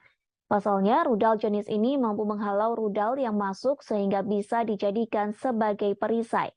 Beberapa negara di Eropa, Timur Tengah, dan wilayah Pasifik telah menggunakan rudal Patriot. Senjata tersebut digunakan untuk menjaga adanya kemungkinan serangan dari Iran, Somalia, dan Korea Utara.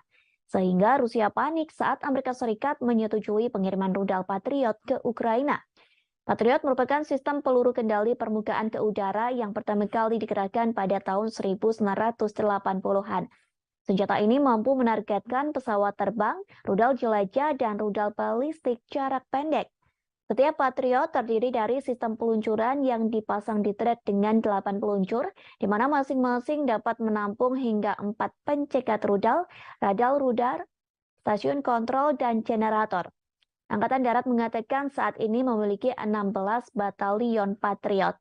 Sebuah laporan International Institute for Strategic Studies pada tahun 2018 menemukan bahwa batalion tersebut mengoperasikan 50 amunisi yang memiliki lebih dari 1.200 pencegat rudal.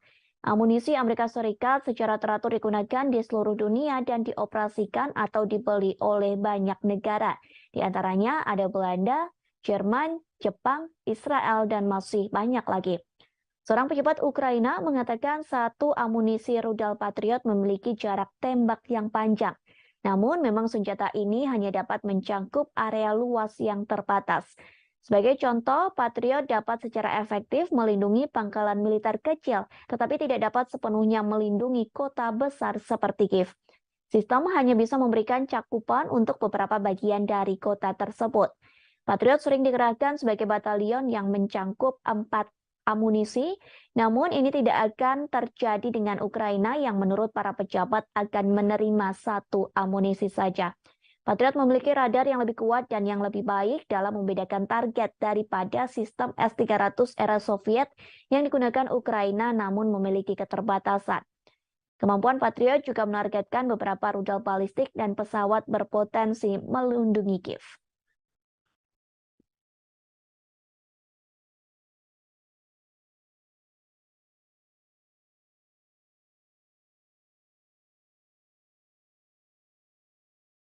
Kemudian kita beralih ke berita selanjutnya.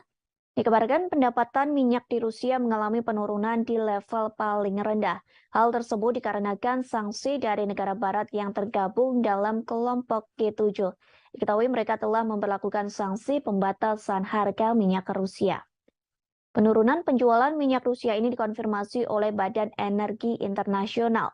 Tercatat sepanjang November, penjualan minyak Rusia mengalami penurunan drastis bahkan sampai level terendah.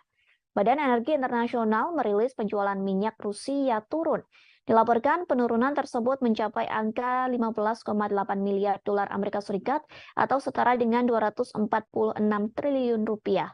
Hal tersebut berbanding terbalik dari bulan-bulan sebelumnya. Diperkirakan penurunan itu akan terus terjadi hingga tahun 2023 mendatang.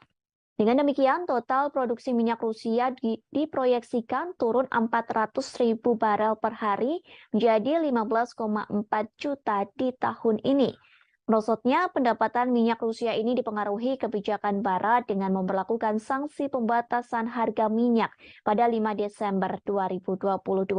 Negara-negara yang memperlakukan sanksi itu adalah negara G7, yakni Amerika Serikat, Inggris, Italia, Jepang, Jerman, Kanada, dan Prancis. Selain itu, 7 negara anggota Uni Eropa dan Australia kompak memperlakukan pembatasan minyak Rusia. Karena terkena sanksi ini, maka kargo minyak mentah Rusia dilarang beroperasi apabila menolak batas harga yang diusulkan sebesar 60 dolar Amerika Serikat atau setara dengan 925 ribu rupiah per barel.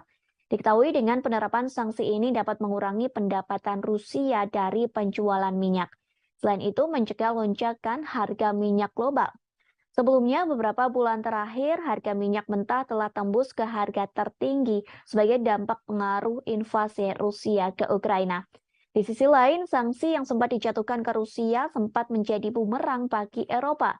Pasalnya, sanksi tersebut telah gagal mengurangi ekonomi Rusia dan pada akhirnya hanya merugikan orang Eropa.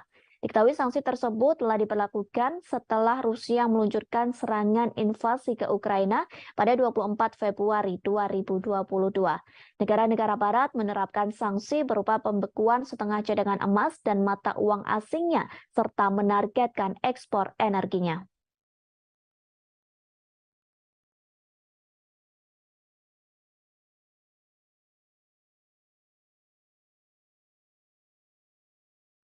Akibat perang dengan Rusia, banyak warga Ukraina yang harus mengungsi di Israel. Namun kini warga Ukraina yang berada di Israel terancam diusir. Pasalnya pemerintah yang mensponsori mereka meminta pengungsi dari Ukraina untuk mengosongkan perumahan.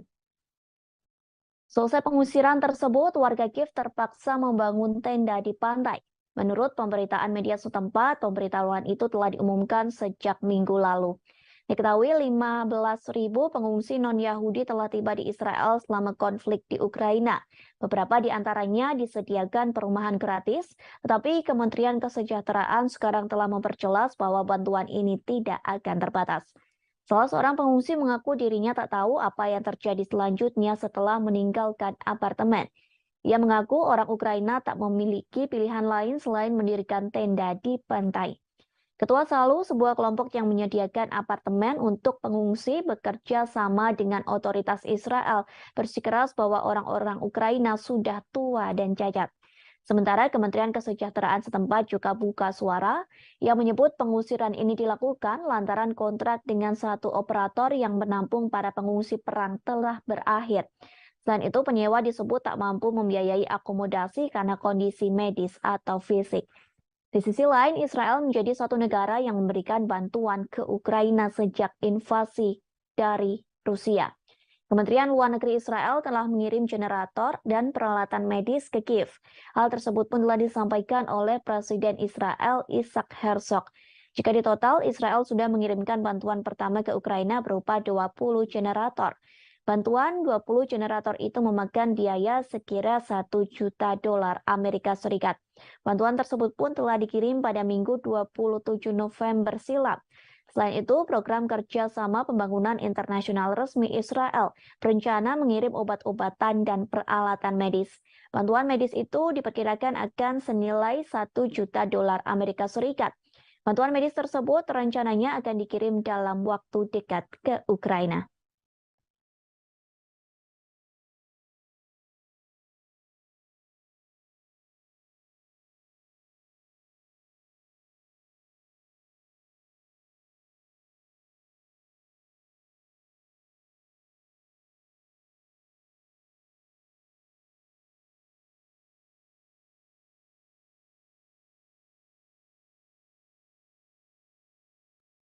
Dilaporkan Jerman telah mengirim bantuan untuk Ukraina.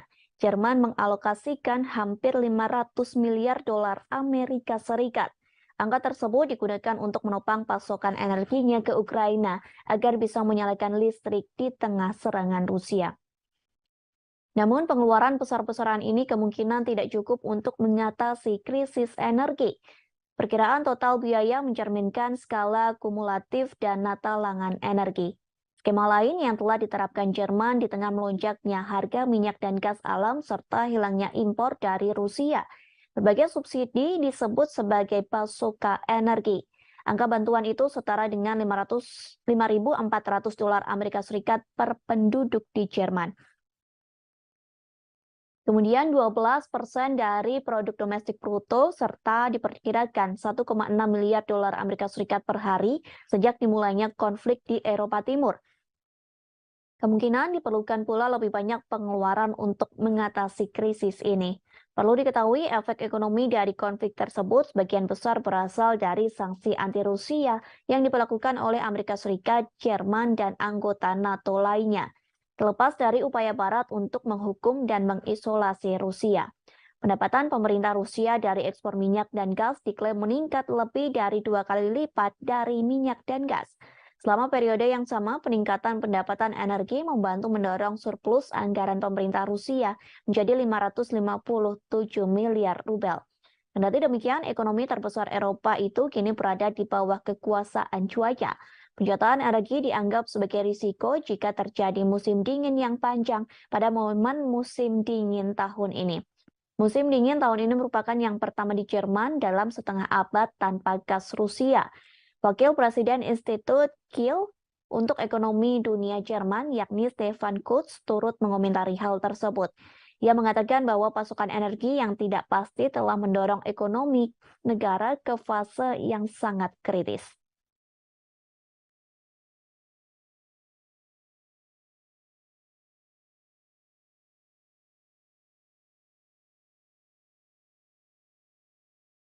Perhimpunan Bangsa-Bangsa Asia Tenggara atau ASEAN telah terpecah belah karena invasi Rusia ke Ukraina.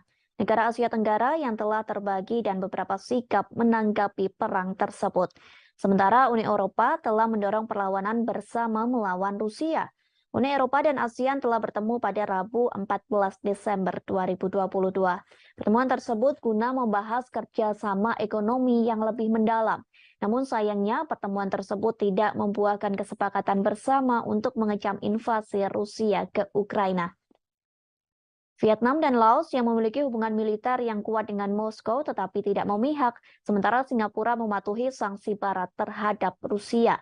Dalam pemungutan suara Perserikatan Bangsa-Bangsa pada bulan Oktober yang mengecam upaya aneksasi Rusia atas wilayah Ukraina, baik Vietnam maupun Laos abstain bersama dengan Thailand.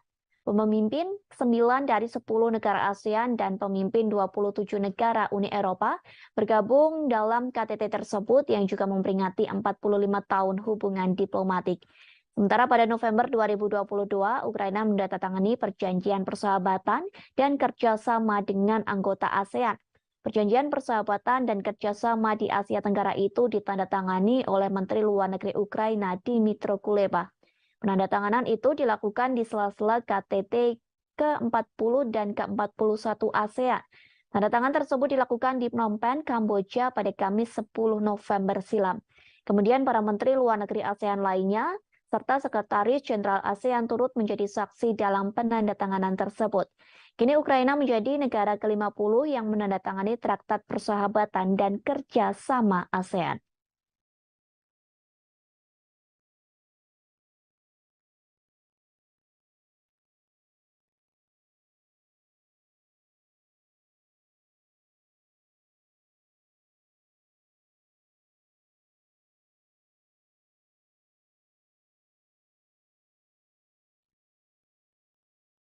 Inilah serangkaian peristiwa perang memasuki hari ke-296 pada Jumat 26 Desember 2022. Dikabarkan Presiden Rusia Vladimir Putin disebut sedang mempersiapkan serangan besar menjelang tahun baru. Hal tersebut disampaikan melalui Menteri Pertahanan Ukraina Oleksiy Reznikov. Oleksiy Reznikov mengatakan Putin sedang mempersiapkan serangan baru yang lebih besar untuk tahun 2023. Serangan baru ini dibuktikan dengan Kremlin sedang mempersiapkan operasi baru, meskipun Rusia mengalami serangkaian kemunduran di medan perang. Peristiwa selanjutnya yakni Rusia melakukan segala cara untuk merebut ibu kota Kiev, Ukraina. Hal tersebut disampaikan oleh Kepala Angkatan Bersenjata Ukraina, Jenderal Valery Zaluzhny. Sang jenderal mengatakan Rusia mungkin mencoba mengambil alih kota itu antara Februari atau Maret 2023. Peristiwa selanjutnya terkait aksi penembakan Rusia yang terjadi pada Kamis 15 Desember 2022. Akibat penembakan tersebut dilaporkan menewaskan 2 orang. Kedua korban itu diantaranya termasuk seorang pekerja palang merah di Kherson. Selain memakan korban jiwa, serangan tersebut juga memutus total aliran listrik di kota selatan. Peristiwa selanjutnya soal Rusia menambah jumlah peluncuran uji coba rudal balistik. Hal tersebut disampaikan oleh Komandan Pasukan Roket Strategis Sergei Karakeyev. Ia mengatakan Rusia akan menambah jumlah peluncuran uji coba rudal balistik antar benua menjadi 8 pada 2023, di mana pada tahun 2022 Rusia melakukan uji coba sebanyak 4 kali saja.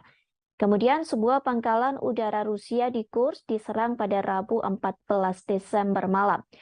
Informasi itu telah dikonfirmasi oleh pejabat senior sekaligus penasehat Presiden Ukraina yakni Anton Gerasenko. Di sisi lain, Putin mengaku Rusia akan mencoba mengatasi dampak finansial dari sanksi Barat dengan menjual gas ke tetangga timurnya.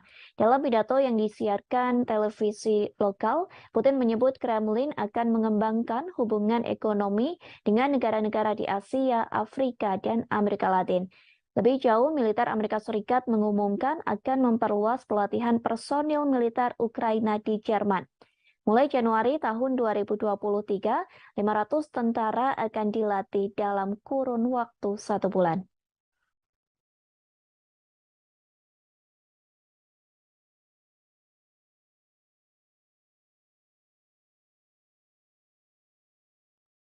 Presiden Rusia Vladimir Putin resmi merilis pemasangan rudal balistik antar benua bertenaga nuklir. Rudal balistik antar benua alias ICBM itu dipasang di wilayah Kaluga pada Rabu 14 Desember 2022. Penempatan misil antar benua ini diumumkan Putin seusai pemerintah Amerika Serikat mengumumkan rencananya mengirimkan rudal Patriot ke Ukraina. Meskipun hingga kini pengiriman senjata tersebut masih dalam tahap wacana. Pasalnya, pengiriman senjata itu harus melewati persetujuan dan pengesahan yang panjang. Sebelum ditandatangani Presiden Amerika Serikat Joe Biden, proposal bantuan itu harus disetujui oleh Kementerian Pertahanan Amerika Serikat Lloyd Austin. Namun, hal tersebut memicu kekhawatiran Rusia. Pemerintah Moskow menganggap bahwa tindakan yang dilakukan Amerika dapat memperpanas situasi konflik antar negaranya dengan Ukraina. Terlebih, rudal Patriot sendiri merupakan satu sistem udara yang paling canggih dan mematikan. Pasalnya, rudal tersebut mampu mencegat rudal balistik, rudal jelajah, serta beberapa pesawat tempur. Dalam siaran langsung yang diunggah oleh Kementerian Pertahanan Rusia, terlihat pasukan Moskow memasukkan rudal balistik dengan jenis Yars. Rudal Yars dimasukkan ke dalam peluncur yang ada di kompleks militer Kozel, tepatnya di wilayah Kaluga. Wilayah Kaluga sendiri berada di barat daya Moskow. Rudal tersebut dimasukkan ke dalam peluncur dengan menggunakan unit pengangkutan dan pemuatan khusus. Bahkan proses pemasukan rudal Yars ini memakan waktu yang cukup lama hingga beberapa jam. Hal tersebut disebabkan ukuran rudal Yars yang lebih besar dibanding rudal pada umumnya. Rudal Yars merupakan modifikasi dari sistem rudal Topol M. Uniknya, rudal Yars memakai silo atau bangunan bawah tanah sebagai tempat peluncur peluru kendali. Ukurannya yang besar membuat rudal Yars bisa mengangkut hulu ledak nuklir seberat 150 hingga 200 kiloton. Bahkan rudal Yars dapat menjangkau 10.500 km hanya dalam sekali tembak. Dengan angka tersebut, rudal Yars mampu menyerang negara yang berada di Eropa. Bahkan satu peluru yang ditembakkan rudal Yars diklaim mampu menghancurkan musuh. Hal ini dikarenakan rudal Yars diklaim memiliki kekuatan yang dahsyat hingga 12 kali lebih unggul dibanding kekuatan serangan bom atom. Tak hanya memamerkan rudal Yars, Rusia juga memperlihatkan Avangard. Diketahui Avangard merupakan kendaraan luncur hipersonik yang dapat diisi peluru nuklir termasuk RS-28 Sarmat. Menurut Putin, peluncuran senjata-senjata misil antar benua perlu dilakukan. Peluncuran misil tersebut untuk membalas gertakan yang kerap dilontarkan negara-negara barat pada Moskow.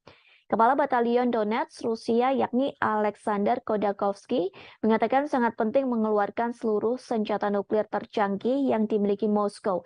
Dengan begitu Rusia dapat memenangkan perang sengit yang saat ini tengah berlangsung di Ukraina.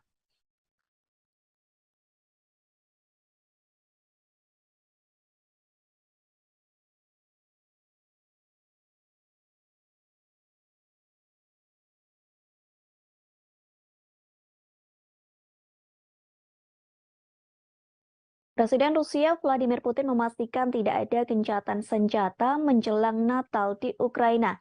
Pernyataan tersebut disampaikan oleh juru bicara Rusia, Dmitry Peskov.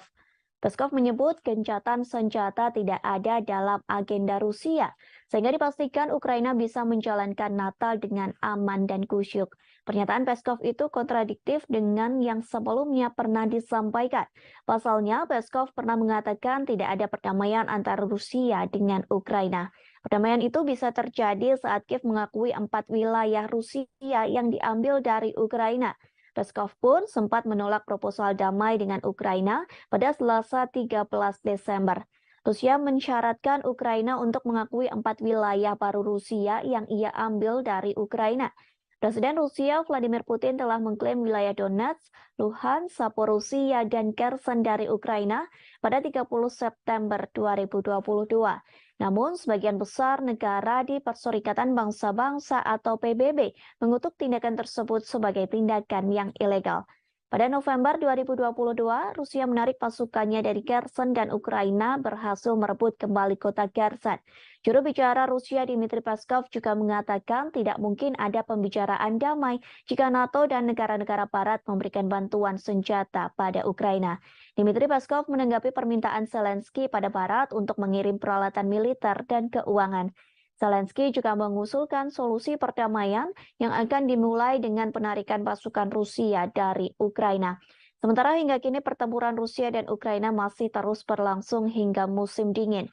Presiden Ukraina Volodymyr Zelensky mengungkapkan telah mengajukan proposal untuk meminta gencatan senjata ke Rusia. Ia meminta Rusia untuk menarik pasukannya pada minggu ini menjelang Natal. Kiev meminta Moskow menarik pasukannya menjelang Natal sebagai langkah untuk mengakhiri konflik. Merespon hal tersebut, Rusia pun menolak. Pasukan Moskow masih melancarkan serangan ke Ukraina, bahkan Rusia menjatuhkan drone ke rudal ibu kota Kiev pada Rabu 14 Desember. Zelensky pun meragukan Rusia tidak menyerang negaranya saat Natal. Pasalnya, Zelensky mengatakan Rusia telah menyerang Ukraina setiap hari dan setiap detik. Bahkan setiap daerah di Ukraina pun telah terkena serangan dari pasukan Putin. Orang nomor satu di Ukraina itu menggambarkan Rusia telah menghancurkan negaranya dengan artileri, sehingga kini Ukraina pun menjadi rata dengan tanah.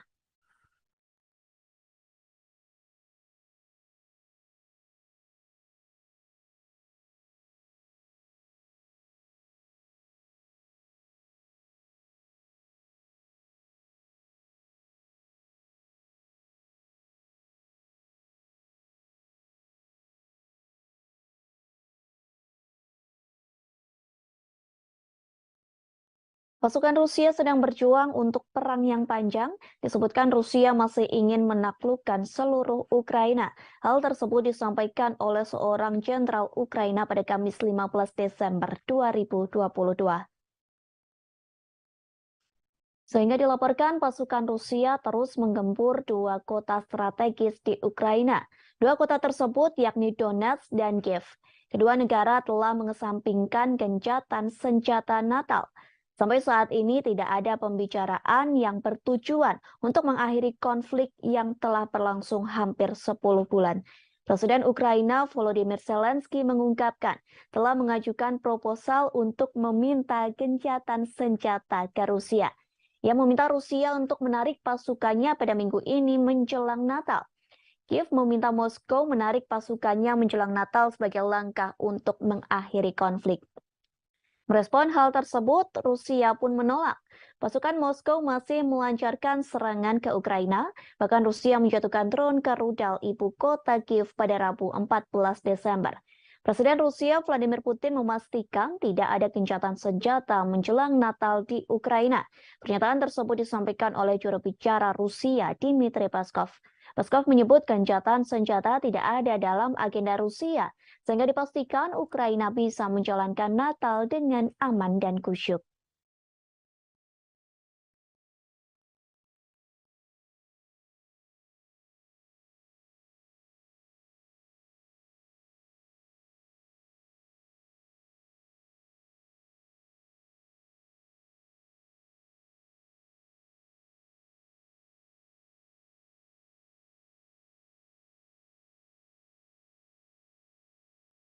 Alih-alih melakukan pembicaraan damai, pasukan Rusia justru sedang berlatih lebih giat. Bahkan pasukan Presiden Rusia Vladimir Putin itu sedang berlatih divisi militer baru di Belarus. Hal tersebut dibeberkan oleh seorang perwira tinggi militer Ukraina, Brigadir Jenderal Oleksiy Gromov pada Kamis 15 Desember. Gromov menerangkan, Rusia sedang menyusun rencana soal waktu konflik di Ukraina. Menurutnya, Rusia berupaya mengubah konflik saat ini menjadi perang jangka panjang. Bahkan ia menyebutkan Rusia juga sedang berlatih divisi militer baru di wilayah teritori Belarus. Kendati begitu, Gromov mengungkapkan operasi militer Rusia dari wilayah Belarus kemungkinan terjadinya kecil. Akan tetapi, Gromov tak mengatakan yang sebenarnya terkait tujuan Rusia membuat perang menjadi konflik bersenjata jangka panjang. Sebagaimana diketahui sebelumnya, Kremlin sangat membutuhkan kemenangan. Hal ini untuk mempertahankan keyakinan publik Rusia. Kabar tersebut pun diungkapkan oleh sejumlah pejabat di Ukraina. Pasalnya, Rusia belakangan ini mengalami serangkaian kekalahan di medan pertempuran, termasuk penarikan pasukan dari Kherson. Padahal wilayah itu sebelumnya telah diduduki selama beberapa bulan. Sebelumnya, Rusia dan Belarus kembali mengadakan latihan militer bersama pada Sabtu 3 Desember silam. Presiden Belarus Alexander Lukashenko mengatakan latihan ini bertujuan untuk mengantisipasi eskalasi perang dengan Eropa. Lukashenko menyebut baik Belarus maupun Rusia sebenarnya tidak menginginkan agresi terjadi. Namun latihan militer dianggap penting untuk menghadapi segala kemungkinan dengan Barat.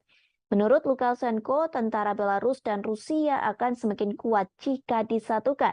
Sementara itu, Menteri Pertahanan Rusia Sergei Shoigu mengatakan Belarus merupakan mitra yang dapat dipercaya. Shoigu juga sepakat bahwa kekuatan tentara dari kedua negara bisa menghadapi tekanan dari Barat. Ia juga memuji Belarus atas komitmennya melawan arah permusuhan Amerika Serikat dan sekutunya. Belarus mulai mengerahkan pasukan gabungan pada Oktober lalu menyusul eskalasi ketegangan dengan Barat. Jumlah total pasukan Rusia yang ditempatkan di negara itu sekira 9.000 tentara.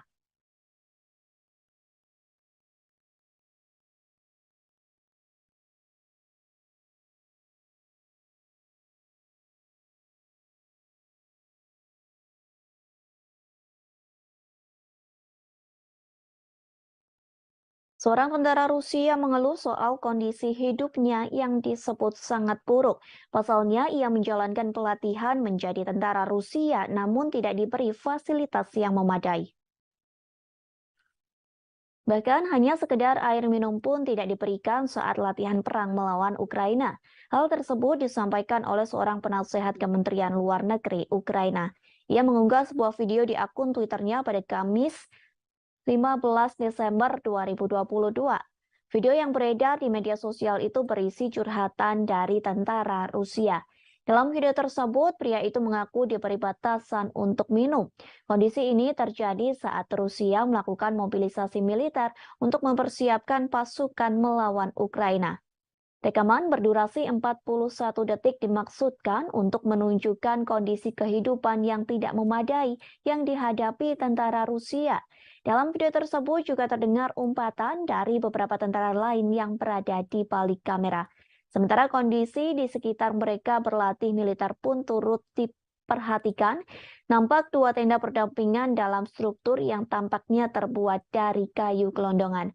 Rupanya video serupa juga sering muncul di media sosial. Banyak rekaman yang menunjukkan kondisi kehidupan pasukan Rusia yang memburuk, seperti yang terjadi pada 16 Oktober 2022. Seorang pengawas media Rusia, yakni Julia Davis, memposting video di Twitternya. Dalam postingan tersebut memperlihatkan seorang pria yang direkrut menjadi militer Rusia. Pria tersebut mengklaim menghadapi kondisi yang buruk dalam kamp. Pasalnya di kamp tersebut banyak penyakit dan pencurian yang semakin merajalela. Ia mengatakan kamp pasukan Rusia itu sangat suram lantaran hanya ada satu penghangat tubuh di dalam tenda yang besar.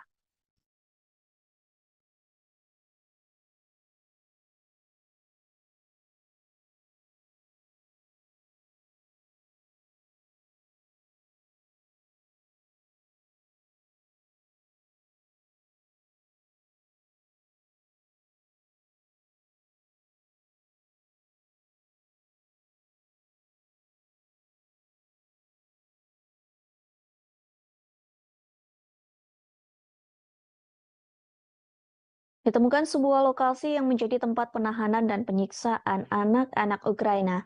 Lokasi tersebut ditemukan oleh investigator Ukraina pada Rabu 14 Desember 2022. Rupanya lokasi tersebut berada di satu dari 4 pusat penyiksaan yang dioperasikan pasukan Rusia di Kherson. Seperti yang diketahui, Kherson sendiri merupakan kota di bagian selatan Ukraina. Kota tersebut berhasil direbut pasukan Rusia pada bulan lalu. Hal tersebut disampaikan oleh Komisaris Parlemen Ukraina untuk Hak Asasi Manusia, yakni Dmytro Lubinets. Lubinets melaporkan tentang dugaan penyiksaan yang dilakukan pasukan Rusia. Ia mengatakan ruangan tersebut lebih buruk dari yang diperkirakan. Investigator Ukraina berhasil menemukan 10 ruang penyiksaan di wilayah Kherson dan 4 di kota Kherson. Dalam ruangan tahanan tersebut hanya berisi tikar tipis di lantai. Tikar tersebut dijadikan alas anak-anak Ukraina yang ditahan oleh pasukan Rusia. Lubinets juga mengaku anak-anak Ukraina itu ditahan dengan tidak diberi air. Para tahanan tersebut harus menderita lantaran hanya diberi air 2 hari sekali. Bahkan mereka kelaparan lantaran tidak diberi makan oleh pasukan Rusia. Lubinets mengatakan pasukan Rusia menggunakan tekanan psikologis untuk menyerang anak-anak Ukraina. Kepada para tahanan itu, pasukan Rusia mengatakan orang tua mereka telah meninggalkan anak-anak tersebut, sehingga pernyataan tersebut dianggap mematahkan semangat hingga mental anak-anak Ukraina untuk bertahan hidup. Menurut cerita Lubinets, anak-anak Ukraina itu ditahan karena melakukan perlawanan, seperti seorang anak laki-laki berusia 14 tahun. Bocah tersebut ditahan lantaran memotret peralatan militer Rusia yang sudah rusak. Lubinets juga mengatakan sekira 12.000 anak Ukraina dibawa ke Rusia sejak invasi dimulai pada Februari 2022. Sementara 8.600 diantaranya dibawa secara paksa. Sementara itu, Rusia membantah menargetkan warga sipil dalam perang. Mereka juga menyangkal tuduhan telah menganiaya warga sipil Ukraina.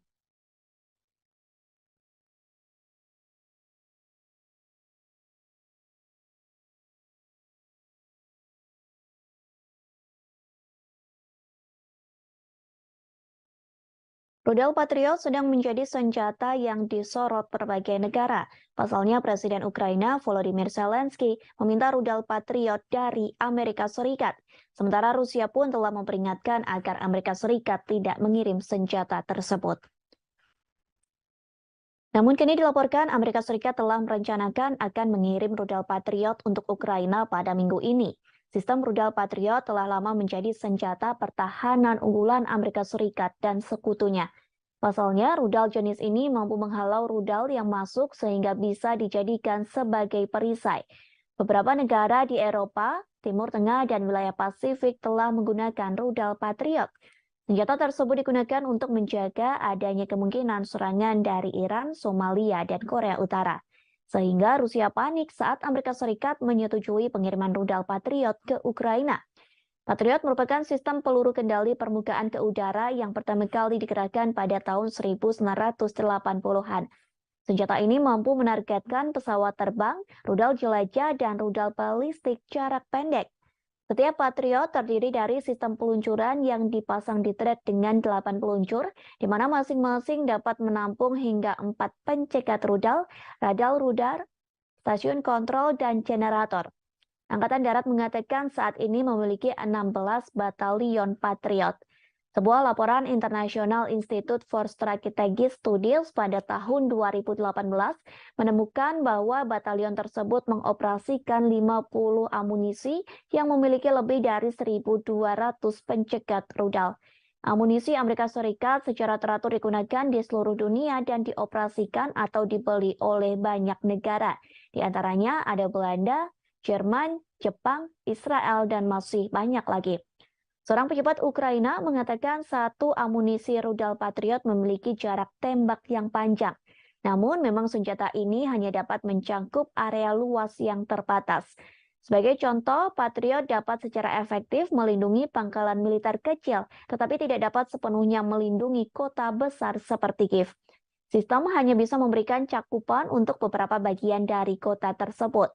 Patriot sering dikerahkan sebagai batalion yang mencangkup 4 amunisi, namun ini tidak akan terjadi dengan Ukraina yang menurut para pejabat akan menerima satu amunisi saja. Patriot memiliki radar yang lebih kuat dan yang lebih baik dalam membedakan target daripada sistem S-300 era Soviet yang digunakan Ukraina namun memiliki keterbatasan. Kemampuan Patriot juga menargetkan beberapa rudal balistik dan pesawat berpotensi melindungi Kiev.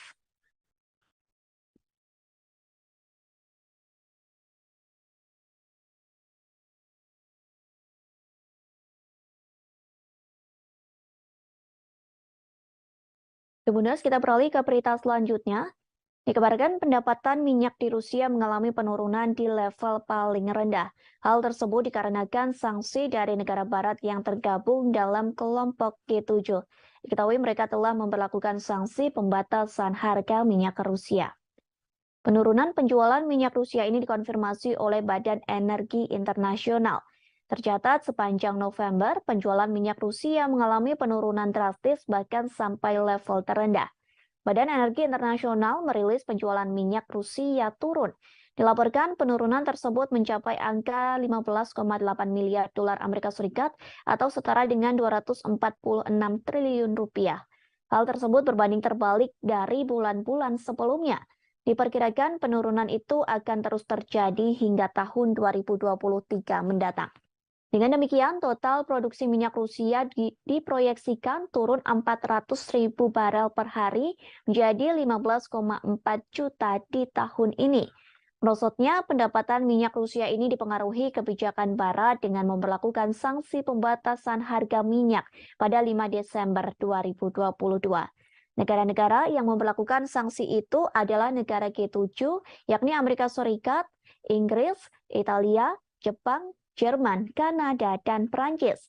Selain itu, 7 negara anggota Uni Eropa dan Australia kompak memperlakukan pembatasan minyak Rusia. Karena terkena sanksi ini, maka kargo minyak mentah Rusia dilarang beroperasi apabila menolak batas harga yang diusulkan sebesar 60 dolar Amerika Serikat atau setara dengan 925.000 rupiah per barel. Diketahui dengan penerapan sanksi ini dapat mengurangi pendapatan Rusia dari penjualan minyak. Selain itu, mencegah lonjakan harga minyak global. Sebelumnya, beberapa bulan terakhir, harga minyak mentah telah tembus ke harga tertinggi sebagai dampak pengaruh invasi Rusia ke Ukraina. Di sisi lain, sanksi yang sempat dijatuhkan ke Rusia sempat menjadi bumerang bagi Eropa. Pasalnya, sanksi tersebut telah gagal mengurangi ekonomi Rusia dan pada akhirnya hanya merugikan orang Eropa. Diketahui sanksi tersebut telah diberlakukan setelah Rusia meluncurkan serangan invasi ke Ukraina pada 24 Februari 2022. Negara-negara barat menerapkan sanksi berupa pembekuan setengah cadangan emas dan mata uang asingnya, serta menargetkan ekspor energinya.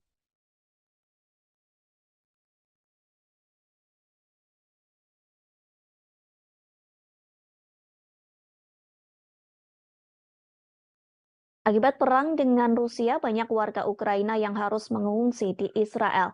Namun kini warga Ukraina yang berada di Israel terancam diusir. Pasalnya pemerintah yang mensponsori mereka meminta pengungsi dari Ukraina untuk mengosongkan perumahan. Selesai pengusiran tersebut, warga Kiev terpaksa membangun tenda di pantai. Menurut pemberitaan media setempat, pemberitahuan itu telah diumumkan sejak minggu lalu. Diketahui 15.000 pengungsi non-Yahudi telah tiba di Israel selama konflik di Ukraina. Beberapa di antaranya disediakan perumahan gratis, tetapi Kementerian Kesejahteraan sekarang telah memperjelas bahwa bantuan ini tidak akan terbatas. Salah seorang pengungsi mengaku dirinya tak tahu apa yang terjadi selanjutnya setelah meninggalkan apartemen. Ia mengaku orang Ukraina tak memiliki pilihan lain selain mendirikan tenda di pantai. Ketua Salu, sebuah kelompok yang menyediakan apartemen untuk pengungsi, bekerja sama dengan otoritas Israel, bersikeras bahwa orang-orang Ukraina sudah tua dan cacat.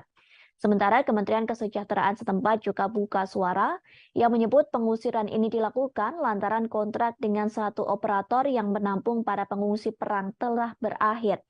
Selain itu, penyewa disebut tak mampu membiayai akomodasi karena kondisi medis atau fisik. Di sisi lain, Israel menjadi satu negara yang memberikan bantuan ke Ukraina sejak invasi dari Rusia. Kementerian Luar Negeri Israel telah mengirim generator dan peralatan medis ke Kiev. Hal tersebut pun telah disampaikan oleh Presiden Israel Isaac Herzog. Jika ditotal, Israel sudah mengirimkan bantuan pertama ke Ukraina berupa 20 generator. Bantuan 20 generator itu memakan biaya sekira $1 juta Amerika Serikat. Bantuan tersebut pun telah dikirim pada Minggu 27 November silam. Selain itu, program kerjasama pembangunan internasional resmi Israel berencana mengirim obat-obatan dan peralatan medis. Bantuan medis itu diperkirakan akan senilai $1 juta Amerika Serikat. Bantuan medis tersebut rencananya akan dikirim dalam waktu dekat ke Ukraina.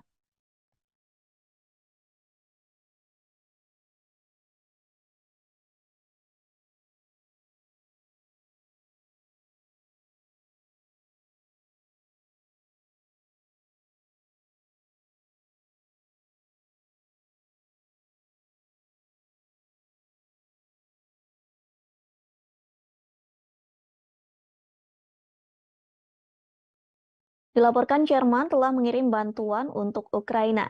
Jerman mengalokasikan hampir 500 miliar dolar Amerika Serikat. Angka tersebut digunakan untuk menopang pasokan energinya ke Ukraina agar bisa menyalakan listrik di tengah serangan Rusia. Namun pengeluaran besar-besaran ini kemungkinan tidak cukup untuk mengatasi krisis energi. Perkiraan total biaya mencerminkan skala kumulatif dana talangan energi. Skema lain yang telah diterapkan Jerman di tengah melonjaknya harga minyak dan gas alam serta hilangnya impor dari Rusia. Berbagai subsidi disebut sebagai pasokan energi. Angka bantuan itu setara dengan 5.400 dolar Amerika Serikat per penduduk di Jerman. Kemudian 12% dari produk domestik bruto serta diperkirakan 1,6 miliar dolar Amerika Serikat per hari sejak dimulainya konflik di Eropa Timur. Kemungkinan diperlukan pula lebih banyak pengeluaran untuk mengatasi krisis ini. Perlu diketahui efek ekonomi dari konflik tersebut sebagian besar berasal dari sanksi anti-Rusia yang diberlakukan oleh Amerika Serikat, Jerman, dan anggota NATO lainnya. Terlepas dari upaya Barat untuk menghukum dan mengisolasi Rusia. Pendapatan pemerintah Rusia dari ekspor minyak dan gas diklaim meningkat lebih dari 2 kali lipat dari minyak dan gas. Selama periode yang sama, peningkatan pendapatan energi membantu mendorong surplus anggaran pemerintah Rusia menjadi 557 miliar rubel. Kendati demikian, ekonomi terbesar Eropa itu kini berada di bawah kekuasaan cuaca. Penjualan energi dianggap sebagai risiko jika terjadi musim dingin yang panjang pada momen musim dingin tahun ini. Musim dingin tahun ini merupakan yang pertama di Jerman dalam setengah abad tanpa gas Rusia. Wakil Presiden Institut Kiel untuk Ekonomi Dunia Jerman, yakni Stefan Kutz, turut mengomentari hal tersebut. Ia mengatakan bahwa pasokan energi yang tidak pasti telah mendorong ekonomi negara ke fase yang sangat kritis.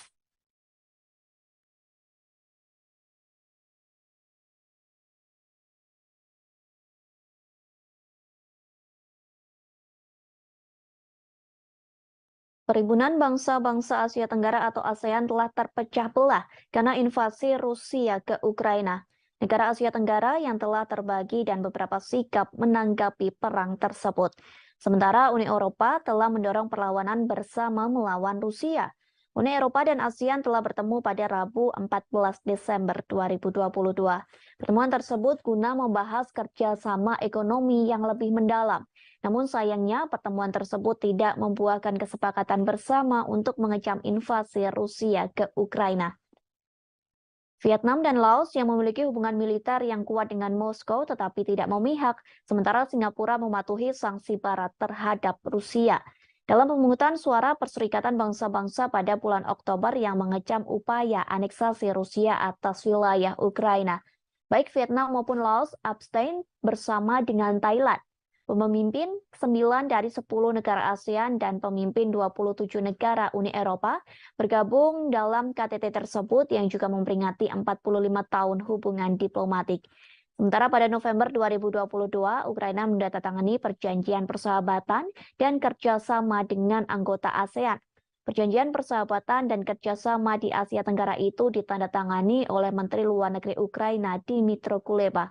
Penandatanganan itu dilakukan di sela-sela KTT ke-40 dan ke-41 ASEAN. Tanda tangan tersebut dilakukan di Phnom Penh, Kamboja pada Kamis 10 November silam. Kemudian para menteri luar negeri ASEAN lainnya, serta Sekretaris Jenderal ASEAN turut menjadi saksi dalam penandatanganan tersebut. Kini Ukraina menjadi negara ke-50 yang menandatangani Traktat Persahabatan dan Kerjasama ASEAN.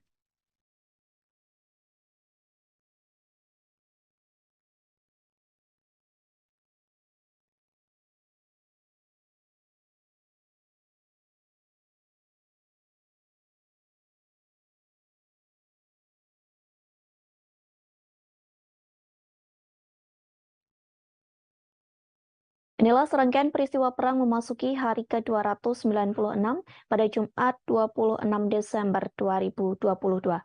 Dikabarkan Presiden Rusia Vladimir Putin disebut sedang mempersiapkan serangan besar menjelang tahun baru. Hal tersebut disampaikan melalui Menteri Pertahanan Ukraina Oleksiy Reznikov. Oleksiy Reznikov mengatakan Putin sedang mempersiapkan serangan baru yang lebih besar untuk tahun 2023.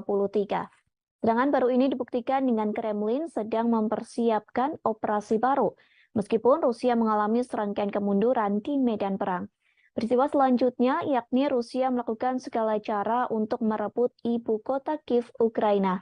Hal tersebut disampaikan oleh Kepala Angkatan Bersenjata Ukraina Jenderal Valery Zaluzhny.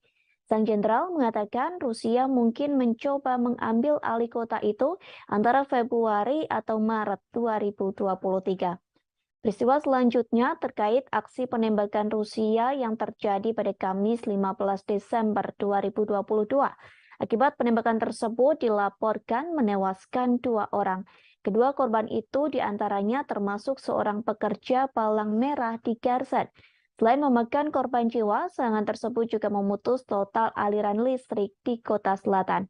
Peristiwa selanjutnya soal Rusia menambah jumlah peluncuran uji coba rudal balistik. Hal tersebut disampaikan oleh Komandan Pasukan Roket Strategis Sergei Karakeyev. Ia mengatakan Rusia akan menambah jumlah peluncuran uji coba rudal balistik antar benua menjadi 8 pada 2023, di mana pada tahun 2022 Rusia melakukan uji coba sebanyak 4 kali saja. Kemudian sebuah pangkalan udara Rusia di Kursk diserang pada Rabu 14 Desember malam. Informasi itu telah dikonfirmasi oleh pejabat senior sekaligus penasehat Presiden Ukraina yakni Anton Gerasenko. Di sisi lain, Putin mengaku Rusia akan mencoba mengatasi dampak finansial dari sanksi Barat dengan menjual gas ke tetangga timurnya. Dalam pidato yang disiarkan televisi lokal, Putin menyebut Kremlin akan mengembangkan hubungan ekonomi dengan negara-negara di Asia, Afrika, dan Amerika Latin. Lebih jauh, militer Amerika Serikat mengumumkan akan memperluas pelatihan personil militer Ukraina di Jerman. Mulai Januari tahun 2023, 500 tentara akan dilatih dalam kurun waktu 1 bulan.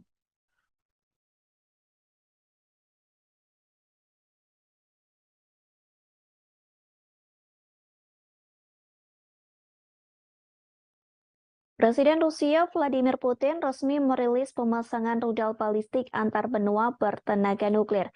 Rudal balistik antar benua alias ICBM itu dipasang di wilayah Kaluga pada Rabu 14 Desember 2022.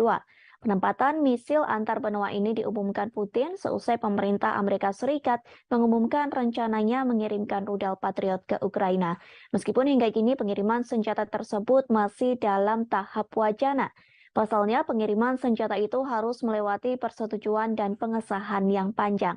Sebelum ditandatangani Presiden Amerika Serikat Joe Biden, proposal bantuan itu harus disetujui oleh Kementerian Pertahanan Amerika Serikat Lloyd Austin. Namun, hal tersebut memicu kekhawatiran Rusia. Pemerintah Moskow menganggap bahwa tindakan yang dilakukan Amerika dapat memperpanas situasi konflik antar negaranya dengan Ukraina. Terlebih, rudal Patriot sendiri merupakan satu sistem udara yang paling canggih dan mematikan.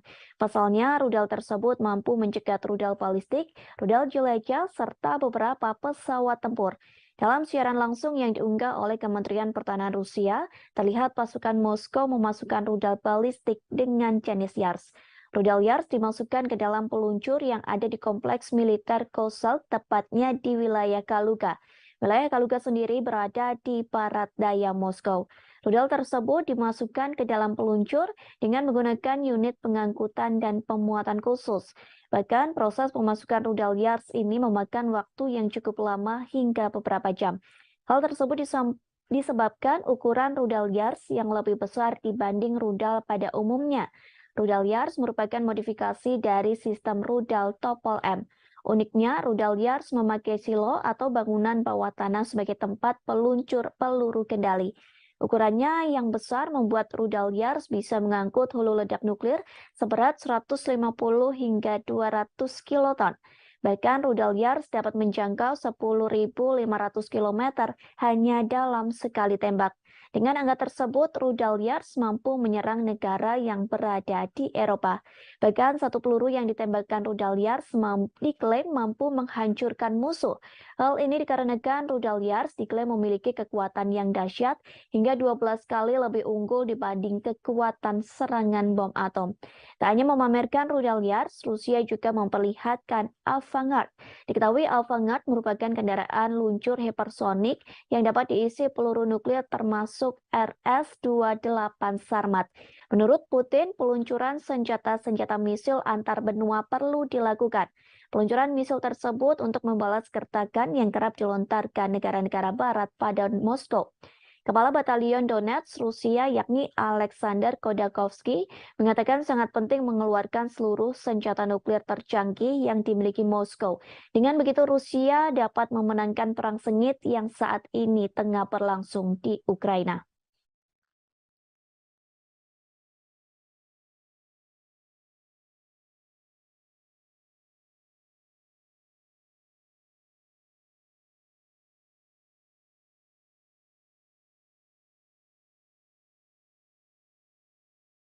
Presiden Rusia Vladimir Putin memastikan tidak ada gencatan senjata menjelang Natal di Ukraina. Pernyataan tersebut disampaikan oleh juru bicara Rusia, Dmitry Peskov. Peskov menyebut gencatan senjata tidak ada dalam agenda Rusia, sehingga dipastikan Ukraina bisa menjalankan Natal dengan aman dan kusyuk. Pernyataan Peskov itu kontradiktif dengan yang sebelumnya pernah disampaikan. Pasalnya, Peskov pernah mengatakan tidak ada perdamaian antara Rusia dengan Ukraina. Perdamaian itu bisa terjadi saat Kiev mengakui 4 wilayah Rusia yang diambil dari Ukraina. Peskov pun sempat menolak proposal damai dengan Ukraina pada Selasa 13 Desember. Rusia mensyaratkan Ukraina untuk mengakui 4 wilayah baru Rusia yang ia ambil dari Ukraina. Presiden Rusia Vladimir Putin telah mengklaim wilayah Donetsk, Luhansk, Zaporizhia, dan Kherson dari Ukraina pada 30 September 2022. Namun, sebagian besar negara di Perserikatan Bangsa-Bangsa atau PBB mengutuk tindakan tersebut sebagai tindakan yang ilegal. Pada November 2022, Rusia menarik pasukannya dari Kherson dan Ukraina berhasil merebut kembali kota Kherson. Juru bicara Rusia Dmitry Peskov juga mengatakan tidak mungkin ada pembicaraan damai jika NATO dan negara-negara barat memberikan bantuan senjata pada Ukraina. Dmitry Peskov menanggapi permintaan Zelensky pada barat untuk mengirim peralatan militer dan keuangan. Zelensky juga mengusulkan solusi perdamaian yang akan dimulai dengan penarikan pasukan Rusia dari Ukraina. Sementara hingga kini pertempuran Rusia dan Ukraina masih terus berlangsung hingga musim dingin. Presiden Ukraina Volodymyr Zelensky mengungkapkan telah mengajukan proposal untuk meminta gencatan senjata ke Rusia. Ia meminta Rusia untuk menarik pasukannya pada minggu ini menjelang Natal. Kiev meminta Moskow menarik pasukannya menjelang Natal sebagai langkah untuk mengakhiri konflik. Merespon hal tersebut, Rusia pun menolak. Pasukan Moskow masih melancarkan serangan ke Ukraina, bahkan Rusia menjatuhkan drone ke rudal ibu kota Kiev pada Rabu 14 Desember. Zelensky pun meragukan Rusia tidak menyerang negaranya saat Natal. Pasalnya, Zelensky mengatakan Rusia telah menyerang Ukraina setiap hari dan setiap detik. Bahkan setiap daerah di Ukraina pun telah terkena serangan dari pasukan Putin. Orang nomor satu di Ukraina itu menggambarkan Rusia telah menghancurkan negaranya dengan artileri, sehingga kini Ukraina pun menjadi rata dengan tanah.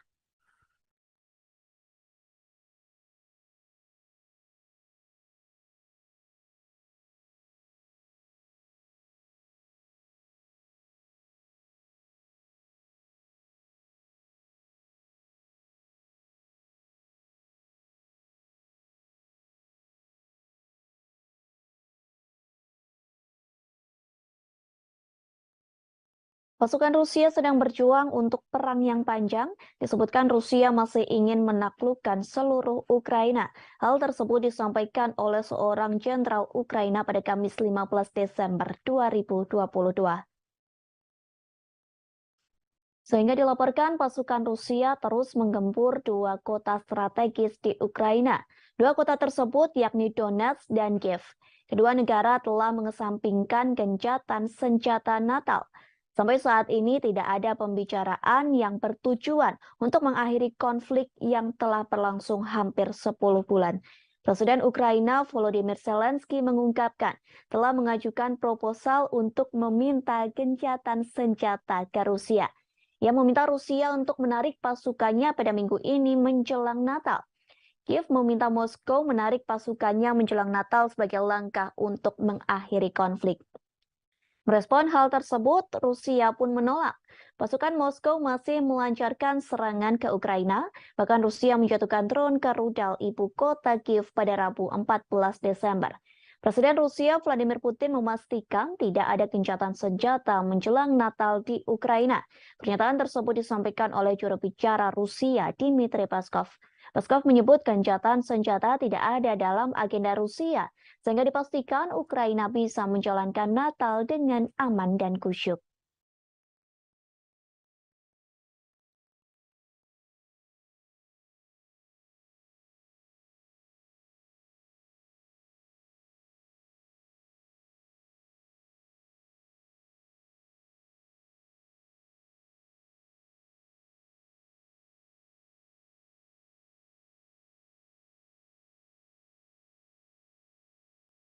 Alih-alih melakukan pembicaraan damai, pasukan Rusia justru sedang berlatih lebih giat.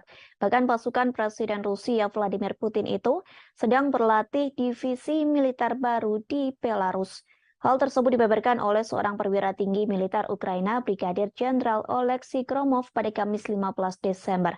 Gromov menerangkan, Rusia sedang menyusun rencana soal waktu konflik di Ukraina.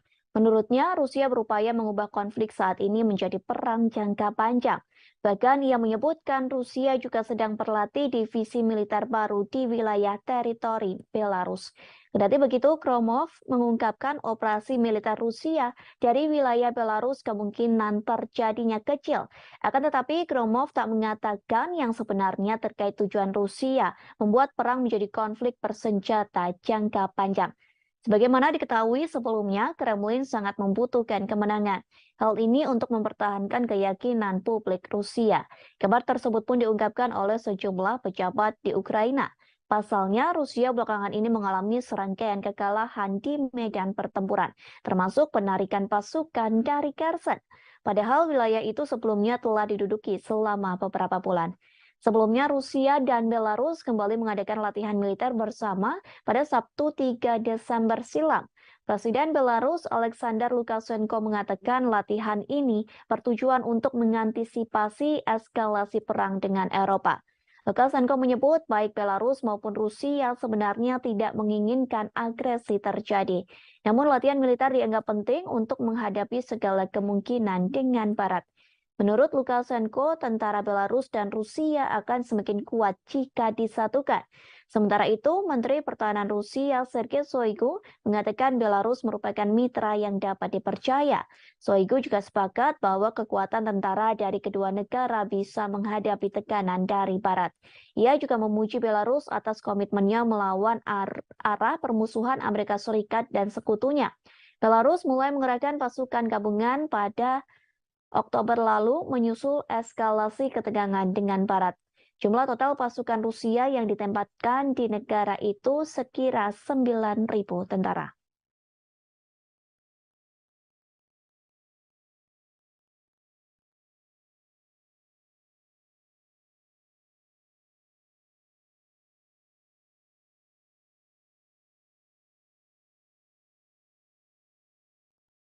Seorang tentara Rusia mengeluh soal kondisi hidupnya yang disebut sangat buruk.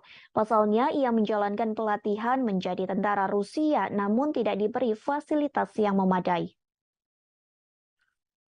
Bahkan hanya sekedar air minum pun tidak diberikan saat latihan perang melawan Ukraina.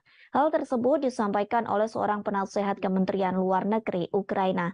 Ia mengunggah sebuah video di akun Twitternya pada Kamis 15 Desember 2022. Video yang beredar di media sosial itu berisi curhatan dari tentara Rusia. Dalam video tersebut, pria itu mengaku diberi batasan untuk minum.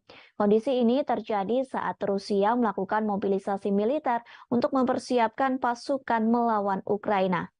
Rekaman berdurasi 41 detik dimaksudkan untuk menunjukkan kondisi kehidupan yang tidak memadai yang dihadapi tentara Rusia. Dalam video tersebut juga terdengar umpatan dari beberapa tentara lain yang berada di balik kamera. Sementara kondisi di sekitar mereka berlatih militer pun turut diperhatikan. Nampak dua tenda berdampingan dalam struktur yang tampaknya terbuat dari kayu gelondongan. Rupanya video serupa juga sering muncul di media sosial. Banyak rekaman yang menunjukkan kondisi kehidupan pasukan Rusia yang memburuk, seperti yang terjadi pada 16 Oktober 2022. Seorang pengawas media Rusia, yakni Julia Davis, memposting video di Twitternya. Dalam postingan tersebut memperlihatkan seorang pria yang direkrut menjadi militer Rusia. Pria tersebut mengklaim menghadapi kondisi yang buruk dalam kamp. Pasalnya di kamp tersebut banyak penyakit dan pencurian yang semakin merajalela. Ia mengatakan kamp pasukan Rusia itu sangat suram lantaran hanya ada satu penghangat tubuh di dalam tenda yang besar.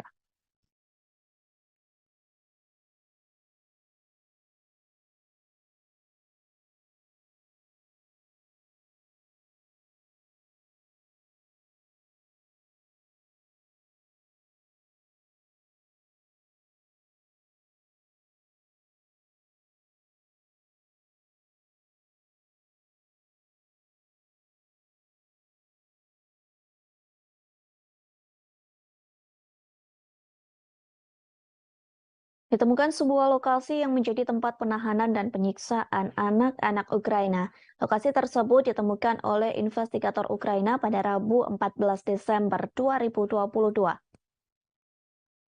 Rupanya lokasi tersebut berada di satu dari 4 pusat penyiksaan yang dioperasikan pasukan Rusia di Kherson.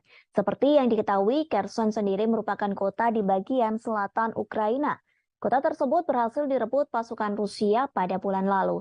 Hal tersebut disampaikan oleh Komisaris Parlemen Ukraina untuk Hak Asasi Manusia, yakni Dmytro Lubinets. Lubinets melaporkan tentang dugaan penyiksaan yang dilakukan pasukan Rusia. Ia mengatakan ruangan tersebut lebih buruk dari yang diperkirakan.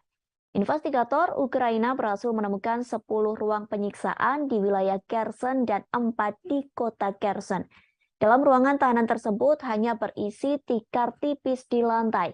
Tikar tersebut dijadikan alas anak-anak Ukraina yang ditahan oleh pasukan Rusia.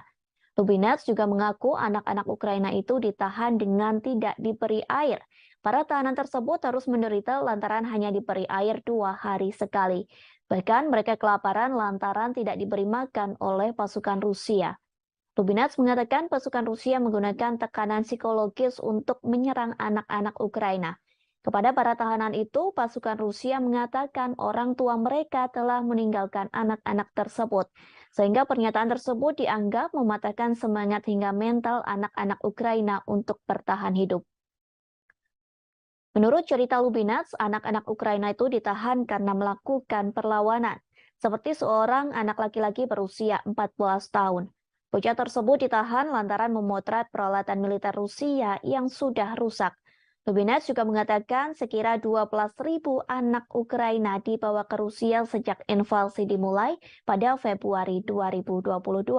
Sementara 8.600 diantaranya dibawa secara paksa. Sementara itu, Rusia membantah menargetkan warga sipil dalam perang. Mereka juga menyangkal tuduhan telah menganiaya warga sipil Ukraina.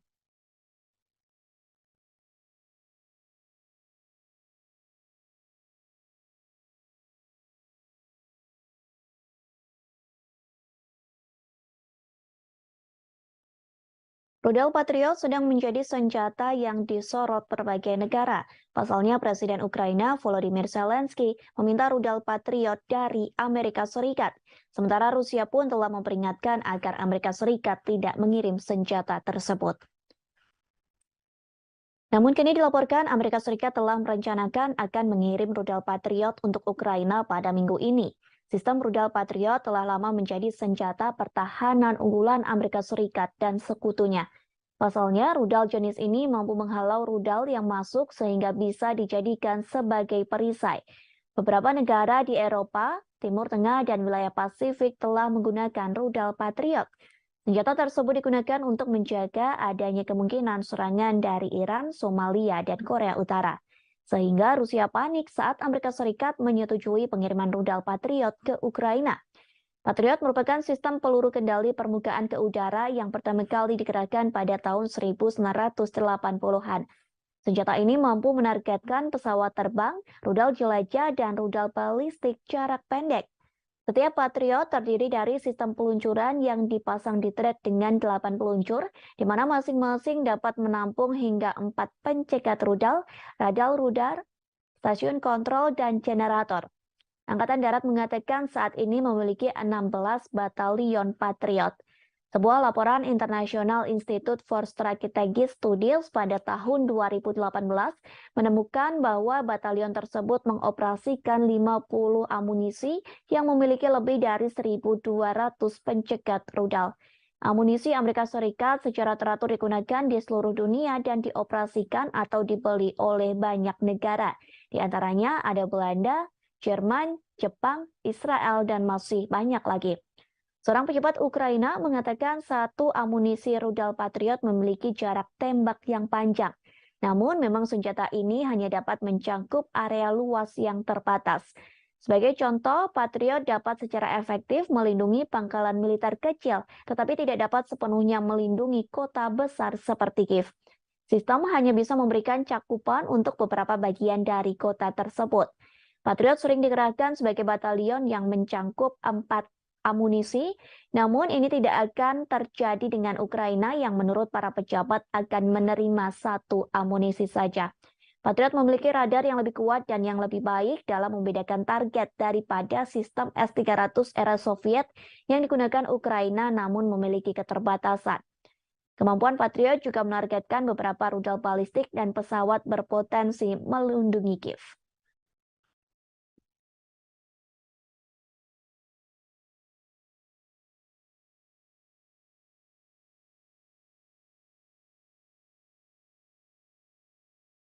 Kemudian kita beralih ke berita selanjutnya. Dikabarkan pendapatan minyak di Rusia mengalami penurunan di level paling rendah. Hal tersebut dikarenakan sanksi dari negara barat yang tergabung dalam kelompok G7. Diketahui mereka telah memperlakukan sanksi pembatasan harga minyak ke Rusia. Penurunan penjualan minyak Rusia ini dikonfirmasi oleh Badan Energi Internasional. Tercatat sepanjang November, penjualan minyak Rusia mengalami penurunan drastis bahkan sampai level terendah. Badan Energi Internasional merilis penjualan minyak Rusia turun. Dilaporkan penurunan tersebut mencapai angka 15,8 miliar dolar Amerika Serikat atau setara dengan 246 triliun rupiah. Hal tersebut berbanding terbalik dari bulan-bulan sebelumnya. Diperkirakan penurunan itu akan terus terjadi hingga tahun 2023 mendatang. Dengan demikian, total produksi minyak Rusia diproyeksikan turun 400.000 barel per hari menjadi 15,4 juta di tahun ini. Merosotnya pendapatan minyak Rusia ini dipengaruhi kebijakan Barat dengan memperlakukan sanksi pembatasan harga minyak pada 5 Desember 2022. Negara-negara yang memperlakukan sanksi itu adalah negara G7, yakni Amerika Serikat, Inggris, Italia, Jepang, Jerman, Kanada, dan Prancis. Selain itu, 7 negara anggota Uni Eropa dan Australia kompak memperlakukan pembatasan minyak Rusia. Karena terkena sanksi ini, maka kargo minyak mentah Rusia dilarang beroperasi apabila menolak batas harga yang diusulkan sebesar 60 dolar Amerika Serikat atau setara dengan 925.000 rupiah per barel. Diketahui dengan penerapan sanksi ini dapat mengurangi pendapatan Rusia dari penjualan minyak. Selain itu, mencegah lonjakan harga minyak global. Sebelumnya, beberapa bulan terakhir, harga minyak mentah telah tembus ke harga tertinggi sebagai dampak pengaruh invasi Rusia ke Ukraina. Di sisi lain, sanksi yang sempat dijatuhkan ke Rusia sempat menjadi bumerang bagi Eropa. Pasalnya, sanksi tersebut telah gagal mengurangi ekonomi Rusia dan pada akhirnya hanya merugikan orang Eropa. Diketahui sanksi tersebut telah diberlakukan setelah Rusia meluncurkan serangan invasi ke Ukraina pada 24 Februari 2022. Negara-negara Barat menerapkan sanksi berupa pembekuan setengah cadangan emas dan mata uang asingnya, serta menargetkan ekspor energinya.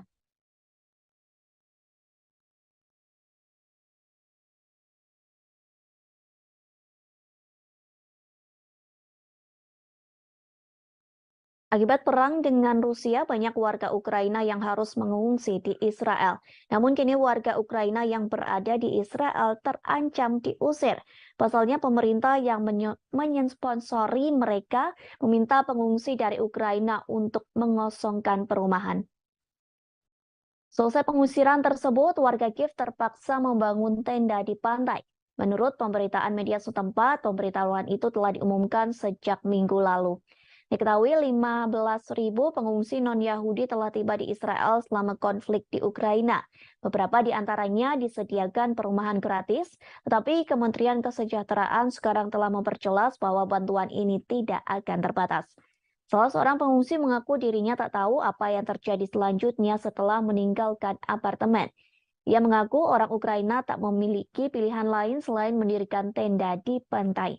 Ketua Salu, sebuah kelompok yang menyediakan apartemen untuk pengungsi, bekerja sama dengan otoritas Israel, bersikeras bahwa orang-orang Ukraina sudah tua dan cacat. Sementara Kementerian Kesejahteraan setempat juga buka suara yang menyebut pengusiran ini dilakukan lantaran kontrak dengan satu operator yang menampung para pengungsi perang telah berakhir. Selain itu, penyewa disebut tak mampu membiayai akomodasi karena kondisi medis atau fisik. Di sisi lain, Israel menjadi satu negara yang memberikan bantuan ke Ukraina sejak invasi dari Rusia. Kementerian Luar Negeri Israel telah mengirim generator dan peralatan medis ke Kiev. Hal tersebut pun telah disampaikan oleh Presiden Israel Isaac Herzog. Jika ditotal, Israel sudah mengirimkan bantuan pertama ke Ukraina berupa 20 generator. Bantuan 20 generator itu memakan biaya sekira 1 juta dolar Amerika Serikat. Bantuan tersebut pun telah dikirim pada Minggu 27 November silam. Selain itu, program kerjasama pembangunan internasional resmi Israel berencana mengirim obat-obatan dan peralatan medis. Bantuan medis itu diperkirakan akan senilai 1 juta dolar Amerika Serikat. Bantuan medis tersebut rencananya akan dikirim dalam waktu dekat ke Ukraina.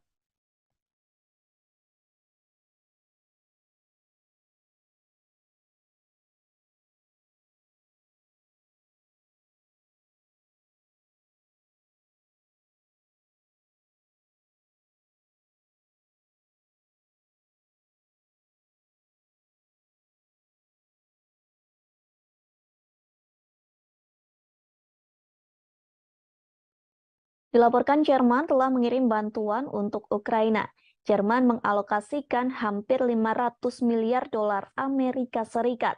Angka tersebut digunakan untuk menopang pasokan energinya ke Ukraina agar bisa menyalakan listrik di tengah serangan Rusia. Namun pengeluaran besar-besaran ini kemungkinan tidak cukup untuk mengatasi krisis energi. Perkiraan total biaya mencerminkan skala kumulatif dana talangan energi. Skema lain yang telah diterapkan Jerman di tengah melonjaknya harga minyak dan gas alam serta hilangnya impor dari Rusia. Berbagai subsidi disebut sebagai pasokan energi. Angka bantuan itu setara dengan 5.400 dolar Amerika Serikat per penduduk di Jerman. Kemudian 12% dari produk domestik bruto serta diperkirakan 1,6 miliar dolar Amerika Serikat per hari sejak dimulainya konflik di Eropa Timur. Kemungkinan diperlukan pula lebih banyak pengeluaran untuk mengatasi krisis ini. Perlu diketahui efek ekonomi dari konflik tersebut sebagian besar berasal dari sanksi anti-Rusia yang diberlakukan oleh Amerika Serikat, Jerman, dan anggota NATO lainnya. Terlepas dari upaya Barat untuk menghukum dan mengisolasi Rusia. Pendapatan pemerintah Rusia dari ekspor minyak dan gas diklaim meningkat lebih dari 2 kali lipat dari minyak dan gas. Selama periode yang sama, peningkatan pendapatan energi membantu mendorong surplus anggaran pemerintah Rusia menjadi 557 miliar rubel. Kendati demikian, ekonomi terbesar Eropa itu kini berada di bawah kekuasaan cuaca. Penjualan energi dianggap sebagai risiko jika terjadi musim dingin yang panjang pada momen musim dingin tahun ini. Musim dingin tahun ini merupakan yang pertama di Jerman dalam setengah abad tanpa gas Rusia.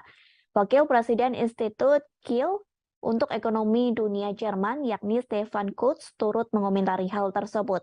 Ia mengatakan bahwa pasokan energi yang tidak pasti telah mendorong ekonomi negara ke fase yang sangat kritis.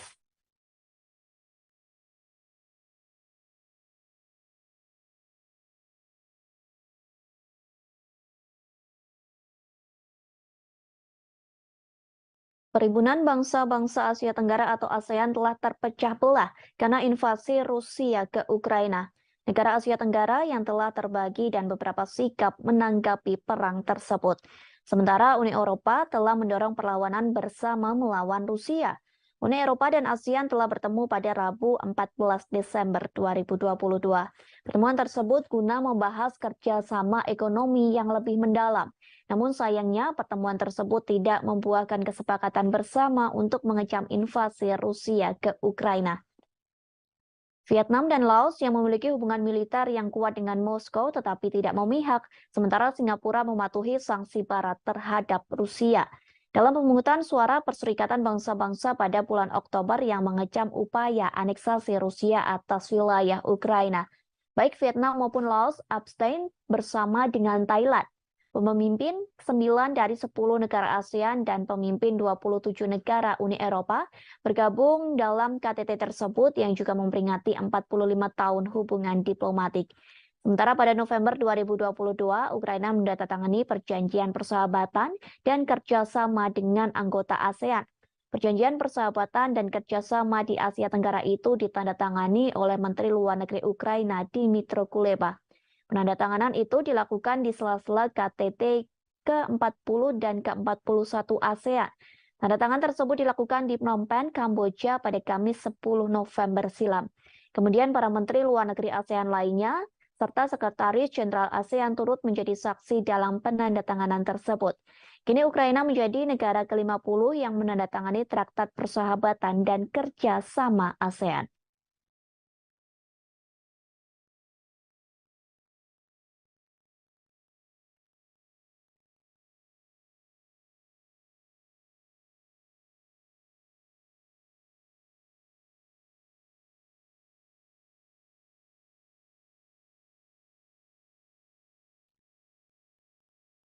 Inilah serangkaian peristiwa perang memasuki hari ke-296 pada Jumat 26 Desember 2022. Dikabarkan Presiden Rusia Vladimir Putin disebut sedang mempersiapkan serangan besar menjelang tahun baru. Hal tersebut disampaikan melalui Menteri Pertahanan Ukraina Oleksiy Reznikov. Oleksiy Reznikov mengatakan Putin sedang mempersiapkan serangan baru yang lebih besar untuk tahun 2023. Serangan baru ini dibuktikan dengan Kremlin sedang mempersiapkan operasi baru, meskipun Rusia mengalami serangkaian kemunduran di medan perang. Peristiwa selanjutnya yakni Rusia melakukan segala cara untuk merebut ibu kota Kiev, Ukraina. Hal tersebut disampaikan oleh Kepala Angkatan Bersenjata Ukraina, Jenderal Valery Zaluzhny. Sang jenderal mengatakan Rusia mungkin mencoba mengambil alih kota itu antara Februari atau Maret 2023. Peristiwa selanjutnya terkait aksi penembakan Rusia yang terjadi pada Kamis 15 Desember 2022. Akibat penembakan tersebut dilaporkan menewaskan 2 orang. Kedua korban itu diantaranya termasuk seorang pekerja palang merah di Kherson. Selain memakan korban jiwa, serangan tersebut juga memutus total aliran listrik di kota selatan. Peristiwa selanjutnya soal Rusia menambah jumlah peluncuran uji coba rudal balistik. Hal tersebut disampaikan oleh Komandan Pasukan Roket Strategis Sergei Karakeyev. Ia mengatakan Rusia akan menambah jumlah peluncuran uji coba rudal balistik antar benua menjadi 8 pada 2023, di mana pada tahun 2022 Rusia melakukan uji coba sebanyak 4 kali saja. Kemudian sebuah pangkalan udara Rusia di Kursk diserang pada Rabu 14 Desember malam. Informasi itu telah dikonfirmasi oleh pejabat senior sekaligus penasehat Presiden Ukraina yakni Anton Gerasenko. Di sisi lain, Putin mengaku Rusia akan mencoba mengatasi dampak finansial dari sanksi Barat dengan menjual gas ke tetangga timurnya. Dalam pidato yang disiarkan televisi lokal, Putin menyebut Kremlin akan mengembangkan hubungan ekonomi dengan negara-negara di Asia, Afrika, dan Amerika Latin. Lebih jauh, militer Amerika Serikat mengumumkan akan memperluas pelatihan personil militer Ukraina di Jerman. Mulai Januari tahun 2023, 500 tentara akan dilatih dalam kurun waktu 1 bulan.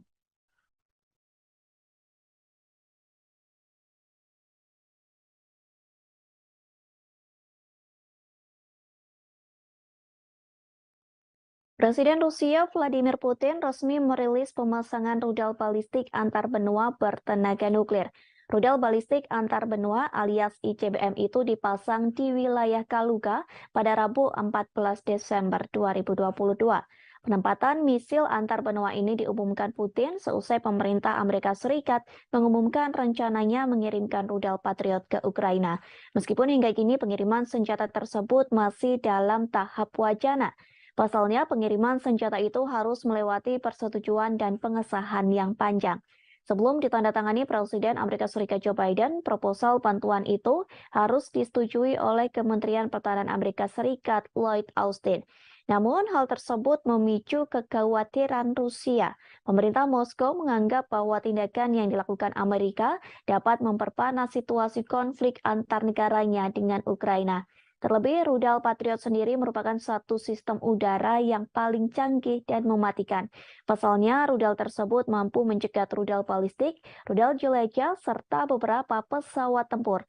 Dalam siaran langsung yang diunggah oleh Kementerian Pertahanan Rusia, terlihat pasukan Moskow memasukkan rudal balistik dengan jenis Yars. Rudal Yars dimasukkan ke dalam peluncur yang ada di kompleks militer Kozel, tepatnya di wilayah Kaluga. Wilayah Kaluga sendiri berada di barat daya Moskow. Rudal tersebut dimasukkan ke dalam peluncur dengan menggunakan unit pengangkutan dan pemuatan khusus. Bahkan proses pemasukan rudal Yars ini memakan waktu yang cukup lama hingga beberapa jam. Hal tersebut disebabkan ukuran rudal Yars yang lebih besar dibanding rudal pada umumnya. Rudal Yars merupakan modifikasi dari sistem rudal Topol M. Uniknya, rudal Yars memakai silo atau bangunan bawah tanah sebagai tempat peluncur peluru kendali. Ukurannya yang besar membuat rudal Yars bisa mengangkut hulu ledak nuklir seberat 150 hingga 200 kiloton. Bahkan rudal Yars dapat menjangkau 10.500 km hanya dalam sekali tembak. Dengan angka tersebut, rudal Yars mampu menyerang negara yang berada di Eropa. Bahkan satu peluru yang ditembakkan rudal Yars diklaim mampu menghancurkan musuh. Hal ini dikarenakan rudal Yars diklaim memiliki kekuatan yang dahsyat hingga 12 kali lebih unggul dibanding kekuatan serangan bom atom. Tak hanya memamerkan rudal Yars, Rusia juga memperlihatkan Avangard. Diketahui Avangard merupakan kendaraan luncur hipersonik yang dapat diisi peluru nuklir termasuk RS-28 Sarmat. Menurut Putin, peluncuran senjata-senjata misil antar benua perlu dilakukan. Peluncuran misil tersebut untuk membalas gertakan yang kerap dilontarkan negara-negara barat pada Moskow. Kepala Batalion Donetsk Rusia yakni Alexander Khodakovsky mengatakan sangat penting mengeluarkan seluruh senjata nuklir tercanggih yang dimiliki Moskow. Dengan begitu Rusia dapat memenangkan perang sengit yang saat ini tengah berlangsung di Ukraina.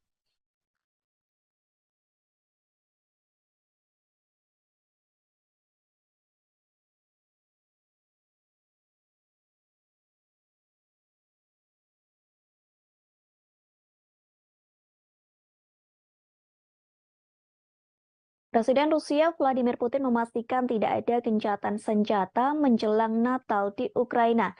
Pernyataan tersebut disampaikan oleh juru bicara Rusia, Dmitry Peskov.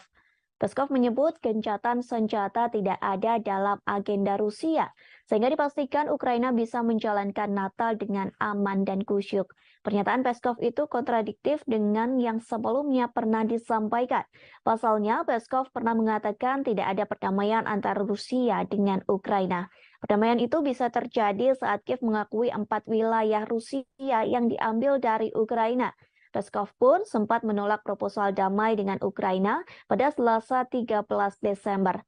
Rusia mensyaratkan Ukraina untuk mengakui 4 wilayah baru Rusia yang ia ambil dari Ukraina. Presiden Rusia Vladimir Putin telah mengklaim wilayah Donetsk, Luhansk, Zaporizhia, dan Kherson dari Ukraina pada 30 September 2022. Namun, sebagian besar negara di Perserikatan Bangsa-Bangsa atau PBB mengutuk tindakan tersebut sebagai tindakan yang ilegal. Pada November 2022, Rusia menarik pasukannya dari Kherson dan Ukraina berhasil merebut kembali kota Kherson. Juru bicara Rusia Dmitry Peskov juga mengatakan tidak mungkin ada pembicaraan damai jika NATO dan negara-negara barat memberikan bantuan senjata pada Ukraina. Dmitry Peskov menanggapi permintaan Zelensky pada barat untuk mengirim peralatan militer dan keuangan.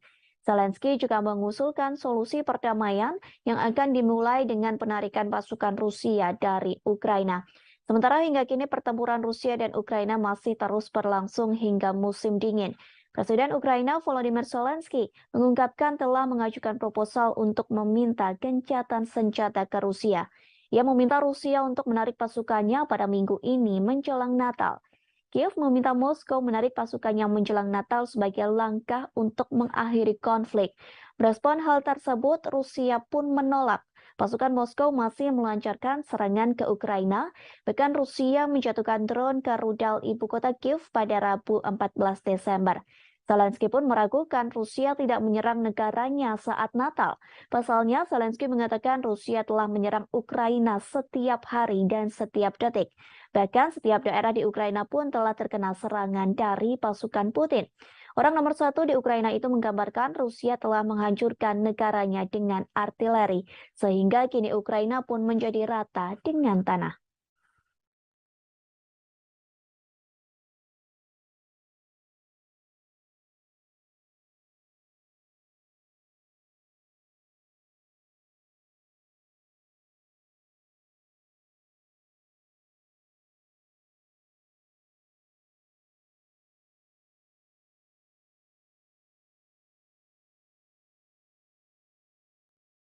Pasukan Rusia sedang berjuang untuk perang yang panjang. Disebutkan Rusia masih ingin menaklukkan seluruh Ukraina.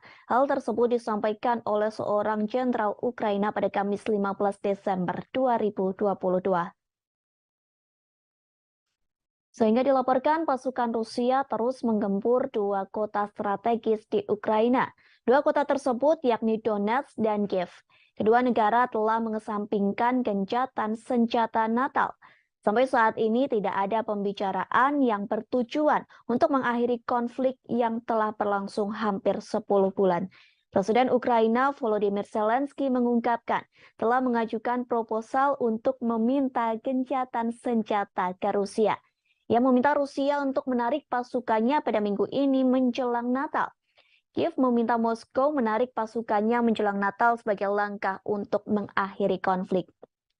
Merespon hal tersebut, Rusia pun menolak. Pasukan Moskow masih melancarkan serangan ke Ukraina, bahkan Rusia menjatuhkan drone ke rudal ibu kota Kiev pada Rabu 14 Desember. Presiden Rusia Vladimir Putin memastikan tidak ada gencatan senjata menjelang Natal di Ukraina. Pernyataan tersebut disampaikan oleh juru bicara Rusia, Dmitry Peskov. Peskov menyebut gencatan senjata tidak ada dalam agenda Rusia, sehingga dipastikan Ukraina bisa menjalankan Natal dengan aman dan khusyuk.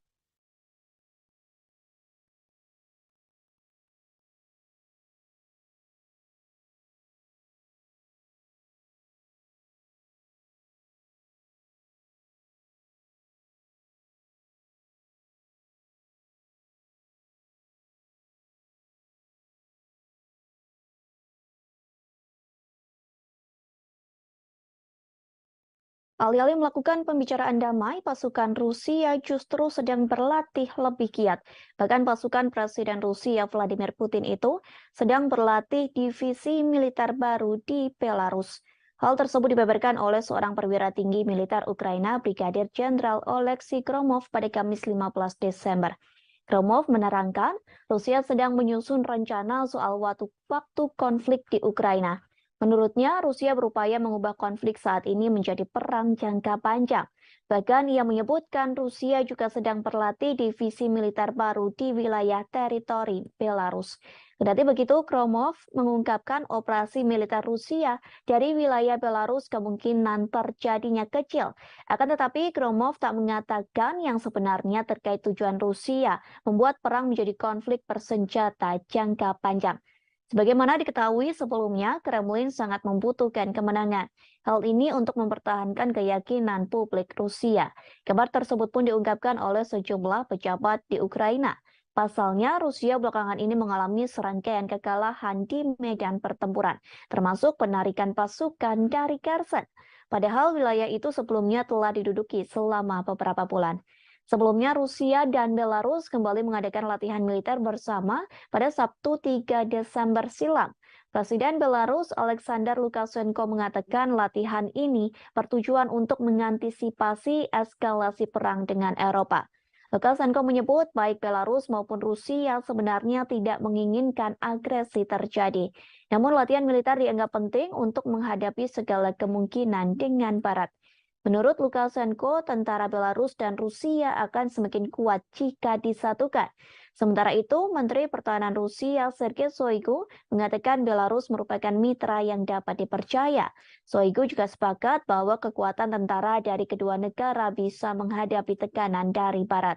Ia juga memuji Belarus atas komitmennya melawan arah permusuhan Amerika Serikat dan sekutunya.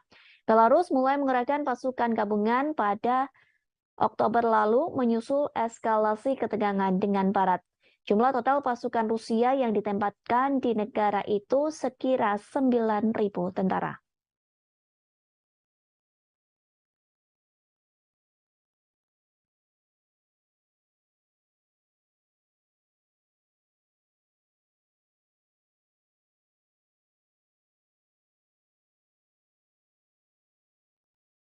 Seorang tentara Rusia mengeluh soal kondisi hidupnya yang disebut sangat buruk. Pasalnya, ia menjalankan pelatihan menjadi tentara Rusia namun tidak diberi fasilitas yang memadai. Bahkan hanya sekedar air minum pun tidak diberikan saat latihan perang melawan Ukraina. Hal tersebut disampaikan oleh seorang penasehat Kementerian Luar Negeri Ukraina. Ia mengunggah sebuah video di akun Twitternya pada Kamis 15 Desember 2022. Video yang beredar di media sosial itu berisi curhatan dari tentara Rusia. Dalam video tersebut, pria itu mengaku diberi batasan untuk minum. Kondisi ini terjadi saat Rusia melakukan mobilisasi militer untuk mempersiapkan pasukan melawan Ukraina. Rekaman berdurasi 41 detik dimaksudkan untuk menunjukkan kondisi kehidupan yang tidak memadai yang dihadapi tentara Rusia. Dalam video tersebut juga terdengar umpatan dari beberapa tentara lain yang berada di balik kamera. Sementara kondisi di sekitar mereka berlatih militer pun turut diperhatikan, nampak dua tenda berdampingan dalam struktur yang tampaknya terbuat dari kayu gelondongan. Rupanya video serupa juga sering muncul di media sosial.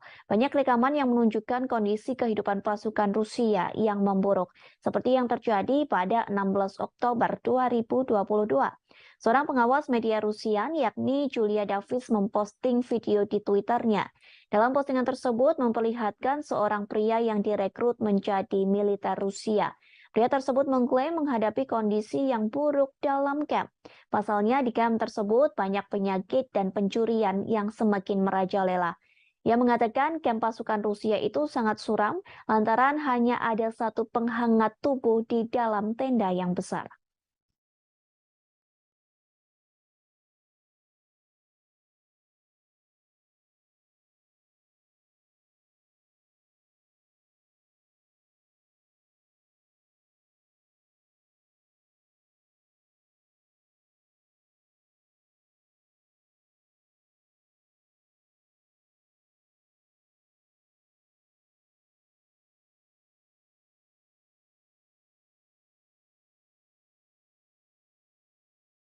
Ditemukan sebuah lokasi yang menjadi tempat penahanan dan penyiksaan anak-anak Ukraina. Lokasi tersebut ditemukan oleh investigator Ukraina pada Rabu 14 Desember 2022. Rupanya lokasi tersebut berada di satu dari 4 pusat penyiksaan yang dioperasikan pasukan Rusia di Kherson. Seperti yang diketahui, Kherson sendiri merupakan kota di bagian selatan Ukraina. Kota tersebut berhasil direbut pasukan Rusia pada bulan lalu. Hal tersebut disampaikan oleh Komisaris Parlemen Ukraina untuk Hak Asasi Manusia, yakni Dmytro Lubinets. Lubinets melaporkan tentang dugaan penyiksaan yang dilakukan pasukan Rusia. Ia mengatakan ruangan tersebut lebih buruk dari yang diperkirakan. Investigator Ukraina berhasil menemukan 10 ruang penyiksaan di wilayah Kherson dan 4 di kota Kherson. Dalam ruangan tahanan tersebut hanya berisi tikar tipis di lantai. Tikar tersebut dijadikan alas anak-anak Ukraina yang ditahan oleh pasukan Rusia. Lubinets juga mengaku anak-anak Ukraina itu ditahan dengan tidak diberi air. Para tahanan tersebut harus menderita lantaran hanya diberi air 2 hari sekali. Bahkan mereka kelaparan lantaran tidak diberi makan oleh pasukan Rusia. Lubinets mengatakan pasukan Rusia menggunakan tekanan psikologis untuk menyerang anak-anak Ukraina. Kepada para tahanan itu, pasukan Rusia mengatakan orang tua mereka telah meninggalkan anak-anak tersebut, sehingga pernyataan tersebut dianggap mematahkan semangat hingga mental anak-anak Ukraina untuk bertahan hidup. Menurut cerita Lubinets, anak-anak Ukraina itu ditahan karena melakukan perlawanan, seperti seorang anak laki-laki berusia 14 tahun. Bocah tersebut ditahan lantaran memotret peralatan militer Rusia yang sudah rusak. Lubinets juga mengatakan sekira 12.000 anak Ukraina dibawa ke Rusia sejak invasi dimulai pada Februari 2022. Sementara 8.600 diantaranya dibawa secara paksa. Sementara itu, Rusia membantah menargetkan warga sipil dalam perang. Mereka juga menyangkal tuduhan telah menganiaya warga sipil Ukraina.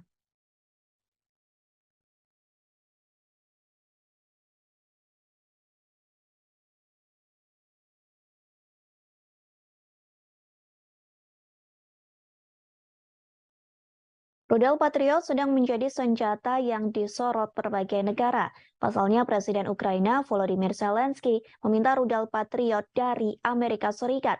Sementara Rusia pun telah memperingatkan agar Amerika Serikat tidak mengirim senjata tersebut.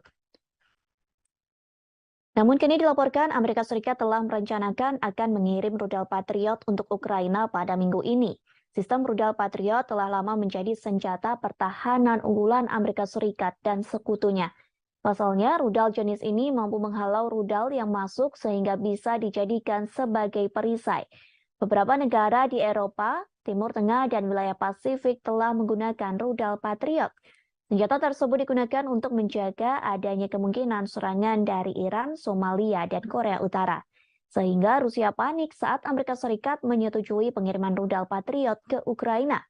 Patriot merupakan sistem peluru kendali permukaan ke udara yang pertama kali dikerahkan pada tahun 1980-an. Senjata ini mampu menargetkan pesawat terbang, rudal jelajah, dan rudal balistik jarak pendek. Setiap Patriot terdiri dari sistem peluncuran yang dipasang di trek dengan 8 peluncur, di mana masing-masing dapat menampung hingga 4 pencegat rudal, radar, stasiun kontrol, dan generator. Angkatan Darat mengatakan saat ini memiliki 16 batalion Patriot. Sebuah laporan International Institute for Strategic Studies pada tahun 2018 menemukan bahwa batalion tersebut mengoperasikan 50 amunisi yang memiliki lebih dari 1.200 pencegat rudal. Amunisi Amerika Serikat secara teratur digunakan di seluruh dunia dan dioperasikan atau dibeli oleh banyak negara. Di antaranya ada Belanda, Jerman, Jepang, Israel, dan masih banyak lagi. Seorang pejabat Ukraina mengatakan satu amunisi rudal Patriot memiliki jarak tembak yang panjang. Namun memang senjata ini hanya dapat mencangkup area luas yang terbatas. Sebagai contoh, Patriot dapat secara efektif melindungi pangkalan militer kecil, tetapi tidak dapat sepenuhnya melindungi kota besar seperti Kiev. Sistem hanya bisa memberikan cakupan untuk beberapa bagian dari kota tersebut. Patriot sering dikerahkan sebagai batalion yang mencangkup 4 amunisi, namun ini tidak akan terjadi dengan Ukraina yang menurut para pejabat akan menerima satu amunisi saja. Patriot memiliki radar yang lebih kuat dan yang lebih baik dalam membedakan target daripada sistem S-300 era Soviet yang digunakan Ukraina namun memiliki keterbatasan. Kemampuan Patriot juga menargetkan beberapa rudal balistik dan pesawat berpotensi melindungi Kiev.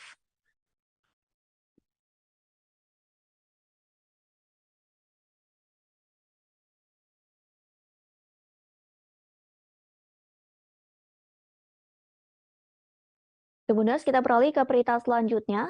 Dikabarkan pendapatan minyak di Rusia mengalami penurunan di level paling rendah. Hal tersebut dikarenakan sanksi dari negara barat yang tergabung dalam kelompok G7. Diketahui mereka telah memperlakukan sanksi pembatasan harga minyak ke Rusia. Penurunan penjualan minyak Rusia ini dikonfirmasi oleh Badan Energi Internasional. Tercatat sepanjang November, penjualan minyak Rusia mengalami penurunan drastis bahkan sampai level terendah. Badan Energi Internasional merilis penjualan minyak Rusia turun. Dilaporkan penurunan tersebut mencapai angka 15,8 miliar dolar Amerika Serikat atau setara dengan 246 triliun rupiah. Hal tersebut berbanding terbalik dari bulan-bulan sebelumnya. Diperkirakan penurunan itu akan terus terjadi hingga tahun 2023 mendatang. Dengan demikian, total produksi minyak Rusia diproyeksikan turun 400.000 barel per hari menjadi 15,4 juta di tahun ini. Merosotnya pendapatan minyak Rusia ini dipengaruhi kebijakan Barat dengan memperlakukan sanksi pembatasan harga minyak pada 5 Desember 2022. Negara-negara yang memperlakukan sanksi itu adalah negara G7, yakni Amerika Serikat, Inggris, Italia, Jepang, Jerman, Kanada, dan Prancis. Selain itu, 7 negara anggota Uni Eropa dan Australia kompak memperlakukan pembatasan minyak Rusia. Karena terkena sanksi ini, maka kargo minyak mentah Rusia dilarang beroperasi apabila menolak batas harga yang diusulkan sebesar 60 dolar Amerika Serikat atau setara dengan 925.000 rupiah per barel. Diketahui dengan penerapan sanksi ini dapat mengurangi pendapatan Rusia dari penjualan minyak. Selain itu, mencegah lonjakan harga minyak global. Sebelumnya, beberapa bulan terakhir, harga minyak mentah telah tembus ke harga tertinggi sebagai dampak pengaruh invasi Rusia ke Ukraina. Di sisi lain, sanksi yang sempat dijatuhkan ke Rusia sempat menjadi bumerang bagi Eropa. Pasalnya, sanksi tersebut telah gagal mengurangi ekonomi Rusia dan pada akhirnya hanya merugikan orang Eropa.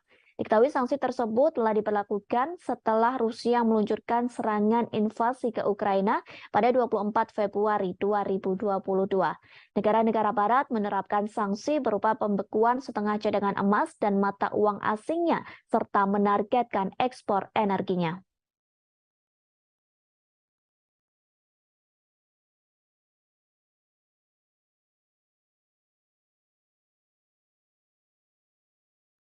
Akibat perang dengan Rusia, banyak warga Ukraina yang harus mengungsi di Israel.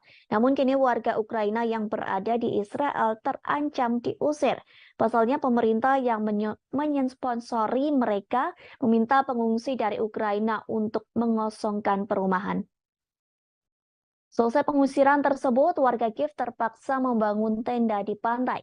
Menurut pemberitaan media setempat, pemberitahuan itu telah diumumkan sejak minggu lalu. Diketahui 15.000 pengungsi non-Yahudi telah tiba di Israel selama konflik di Ukraina. Beberapa di antaranya disediakan perumahan gratis, tetapi Kementerian Kesejahteraan sekarang telah memperjelas bahwa bantuan ini tidak akan terbatas. Salah seorang pengungsi mengaku dirinya tak tahu apa yang terjadi selanjutnya setelah meninggalkan apartemen. Ia mengaku orang Ukraina tak memiliki pilihan lain selain mendirikan tenda di pantai. Ketua Salu, sebuah kelompok yang menyediakan apartemen untuk pengungsi, bekerja sama dengan otoritas Israel, bersikeras bahwa orang-orang Ukraina sudah tua dan cacat. Sementara Kementerian Kesejahteraan setempat juga buka suara yang menyebut pengusiran ini dilakukan lantaran kontrak dengan satu operator yang menampung para pengungsi perang telah berakhir. Selain itu, penyewa disebut tak mampu membiayai akomodasi karena kondisi medis atau fisik. Di sisi lain, Israel menjadi satu negara yang memberikan bantuan ke Ukraina sejak invasi dari Rusia. Kementerian Luar Negeri Israel telah mengirim generator dan peralatan medis ke Kiev. Hal tersebut pun telah disampaikan oleh Presiden Israel Isaac Herzog. Jika di total, Israel sudah mengirimkan bantuan pertama ke Ukraina berupa 20 generator. Bantuan 20 generator itu memakan biaya sekira $1 juta Amerika Serikat.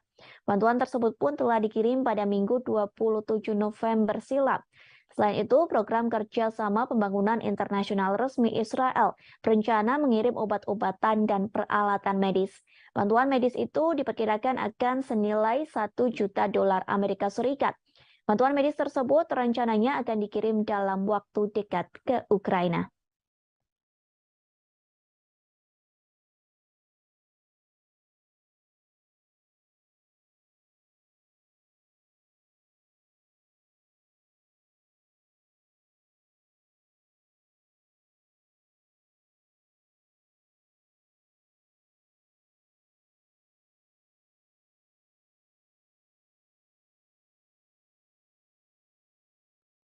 Dilaporkan Jerman telah mengirim bantuan untuk Ukraina.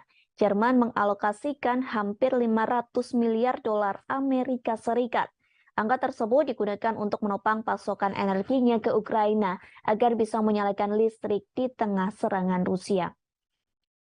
Namun pengeluaran besar-besaran ini kemungkinan tidak cukup untuk mengatasi krisis energi. Perkiraan total biaya mencerminkan skala kumulatif dana talangan energi. Skema lain yang telah diterapkan Jerman di tengah melonjaknya harga minyak dan gas alam serta hilangnya impor dari Rusia.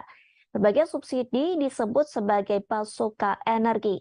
Angka bantuan itu setara dengan $5.400 Amerika Serikat per penduduk di Jerman.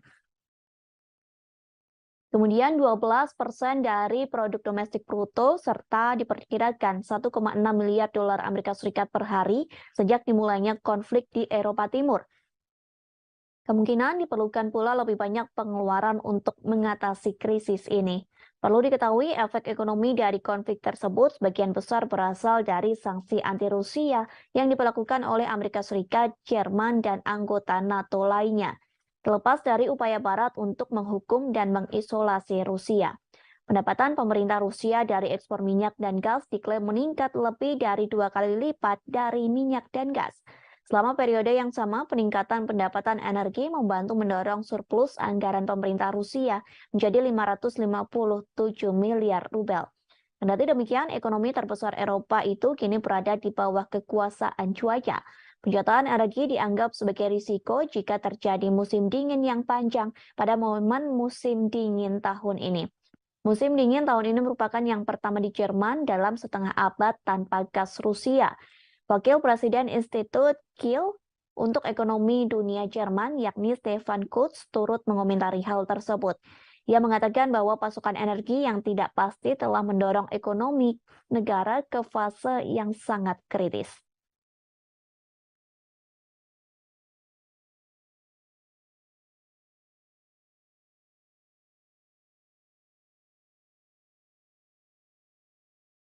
Perhimpunan Bangsa-Bangsa Asia Tenggara atau ASEAN telah terpecah belah karena invasi Rusia ke Ukraina. Negara Asia Tenggara yang telah terbagi dan beberapa sikap menanggapi perang tersebut. Sementara Uni Eropa telah mendorong perlawanan bersama melawan Rusia. Uni Eropa dan ASEAN telah bertemu pada Rabu 14 Desember 2022. Pertemuan tersebut guna membahas kerjasama ekonomi yang lebih mendalam. Namun sayangnya pertemuan tersebut tidak membuahkan kesepakatan bersama untuk mengecam invasi Rusia ke Ukraina. Vietnam dan Laos yang memiliki hubungan militer yang kuat dengan Moskow tetapi tidak memihak, sementara Singapura mematuhi sanksi Barat terhadap Rusia. Dalam pemungutan suara Perserikatan Bangsa-Bangsa pada bulan Oktober yang mengecam upaya aneksasi Rusia atas wilayah Ukraina, baik Vietnam maupun Laos abstain bersama dengan Thailand. Pemimpin 9 dari 10 negara ASEAN dan pemimpin 27 negara Uni Eropa bergabung dalam KTT tersebut yang juga memperingati 45 tahun hubungan diplomatik. Sementara pada November 2022, Ukraina menandatangani perjanjian persahabatan dan kerjasama dengan anggota ASEAN. Perjanjian persahabatan dan kerjasama di Asia Tenggara itu ditandatangani oleh Menteri Luar Negeri Ukraina Dmytro Kuleba. Penandatanganan itu dilakukan di sela-sela KTT ke-40 dan ke-41 ASEAN. Tanda tangan tersebut dilakukan di Phnom Penh, Kamboja pada Kamis 10 November silam. Kemudian para menteri luar negeri ASEAN lainnya serta Sekretaris Jenderal ASEAN turut menjadi saksi dalam penandatanganan tersebut. Kini Ukraina menjadi negara ke-50 yang menandatangani Traktat Persahabatan dan Kerjasama ASEAN.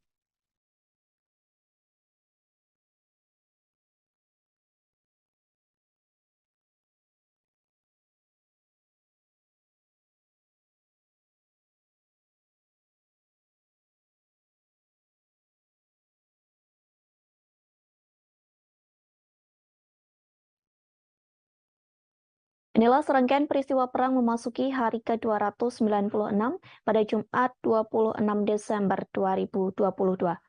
Dikabarkan Presiden Rusia Vladimir Putin disebut sedang mempersiapkan serangan besar menjelang tahun baru.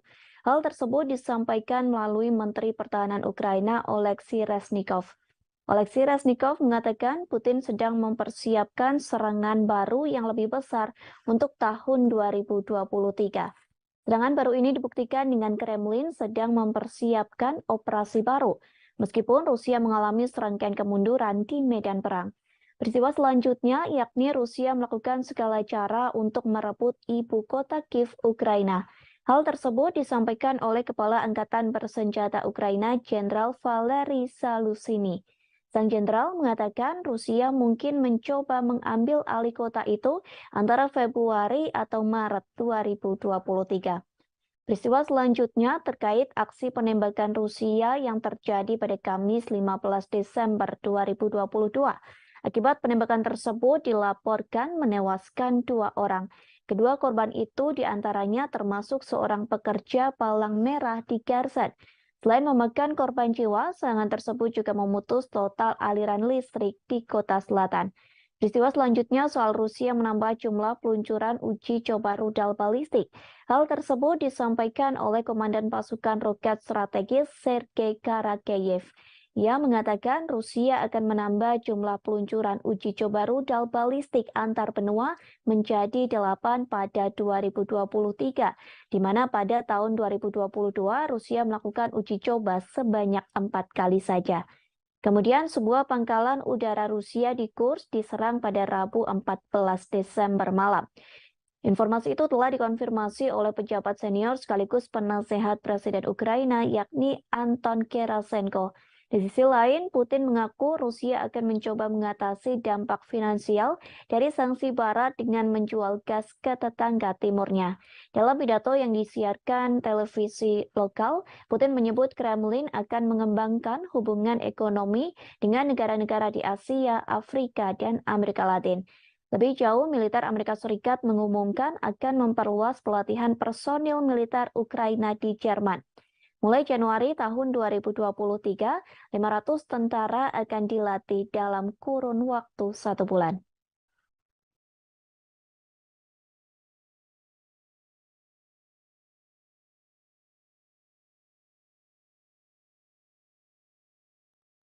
Presiden Rusia Vladimir Putin resmi merilis pemasangan rudal balistik antar benua bertenaga nuklir.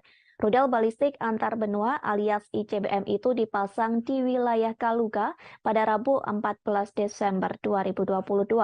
Penempatan misil antar benua ini diumumkan Putin seusai pemerintah Amerika Serikat mengumumkan rencananya mengirimkan rudal Patriot ke Ukraina. Meskipun hingga kini pengiriman senjata tersebut masih dalam tahap wacana. Pasalnya, pengiriman senjata itu harus melewati persetujuan dan pengesahan yang panjang. Sebelum ditandatangani Presiden Amerika Serikat Joe Biden, proposal bantuan itu harus disetujui oleh Kementerian Pertahanan Amerika Serikat Lloyd Austin. Namun, hal tersebut memicu kekhawatiran Rusia. Pemerintah Moskow menganggap bahwa tindakan yang dilakukan Amerika dapat memperpanas situasi konflik antar negaranya dengan Ukraina. Terlebih, rudal Patriot sendiri merupakan satu sistem udara yang paling canggih dan mematikan. Pasalnya, rudal tersebut mampu mencegat rudal balistik, rudal jelajah, serta beberapa pesawat tempur. Dalam siaran langsung yang diunggah oleh Kementerian Pertahanan Rusia, terlihat pasukan Moskow memasukkan rudal balistik dengan jenis Yars. Rudal Yars dimasukkan ke dalam peluncur yang ada di kompleks militer Kozel, tepatnya di wilayah Kaluga. Wilayah Kaluga sendiri berada di barat daya Moskow. Rudal tersebut dimasukkan ke dalam peluncur dengan menggunakan unit pengangkutan dan pemuatan khusus. Bahkan proses pemasukan rudal Yars ini memakan waktu yang cukup lama hingga beberapa jam. Hal tersebut disebabkan ukuran rudal Yars yang lebih besar dibanding rudal pada umumnya. Rudal Yars merupakan modifikasi dari sistem rudal Topol M. Uniknya, rudal Yars memakai silo atau bangunan bawah tanah sebagai tempat peluncur peluru kendali. Ukurannya yang besar membuat rudal Yars bisa mengangkut hulu ledak nuklir seberat 150 hingga 200 kiloton. Bahkan rudal Yars dapat menjangkau 10.500 km hanya dalam sekali tembak. Dengan angka tersebut, rudal Yars mampu menyerang negara yang berada di Eropa. Bahkan satu peluru yang ditembakkan rudal Yars diklaim mampu menghancurkan musuh. Hal ini dikarenakan rudal Yars diklaim memiliki kekuatan yang dahsyat hingga 12 kali lebih unggul dibanding kekuatan serangan bom atom. Tak hanya memamerkan rudal Yars, Rusia juga memperlihatkan Avangard. Diketahui Avangard merupakan kendaraan luncur hipersonik yang dapat diisi peluru nuklir termasuk RS-28 Sarmat. Menurut Putin, peluncuran senjata-senjata misil antar benua perlu dilakukan. Peluncuran misil tersebut untuk membalas gertakan yang kerap dilontarkan negara-negara barat pada Moskow. Kepala Batalion Donetsk Rusia yakni Alexander Khodakovsky mengatakan sangat penting mengeluarkan seluruh senjata nuklir tercanggih yang dimiliki Moskow. Dengan begitu Rusia dapat memenangkan perang sengit yang saat ini tengah berlangsung di Ukraina.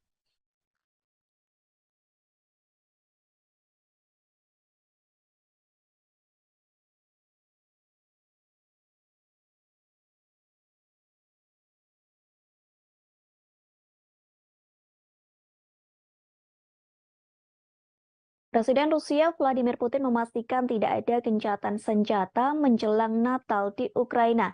Pernyataan tersebut disampaikan oleh juru bicara Rusia, Dmitry Peskov. Peskov menyebut gencatan senjata tidak ada dalam agenda Rusia, sehingga dipastikan Ukraina bisa menjalankan Natal dengan aman dan kusyuk. Pernyataan Peskov itu kontradiktif dengan yang sebelumnya pernah disampaikan. Pasalnya, Peskov pernah mengatakan tidak ada perdamaian antara Rusia dengan Ukraina. Perdamaian itu bisa terjadi saat Kiev mengakui 4 wilayah Rusia yang diambil dari Ukraina. Peskov pun sempat menolak proposal damai dengan Ukraina pada Selasa 13 Desember. Rusia mensyaratkan Ukraina untuk mengakui 4 wilayah baru Rusia yang ia ambil dari Ukraina. Presiden Rusia Vladimir Putin telah mengklaim wilayah Donetsk, Luhansk, Zaporizhia, dan Kherson dari Ukraina pada 30 September 2022. Namun, sebagian besar negara di Perserikatan Bangsa-Bangsa atau PBB mengutuk tindakan tersebut sebagai tindakan yang ilegal. Pada November 2022, Rusia menarik pasukannya dari Kherson dan Ukraina berhasil merebut kembali kota Kherson. Juru bicara Rusia Dmitry Peskov juga mengatakan tidak mungkin ada pembicaraan damai jika NATO dan negara-negara barat memberikan bantuan senjata pada Ukraina. Dmitry Peskov menanggapi permintaan Zelensky pada barat untuk mengirim peralatan militer dan keuangan.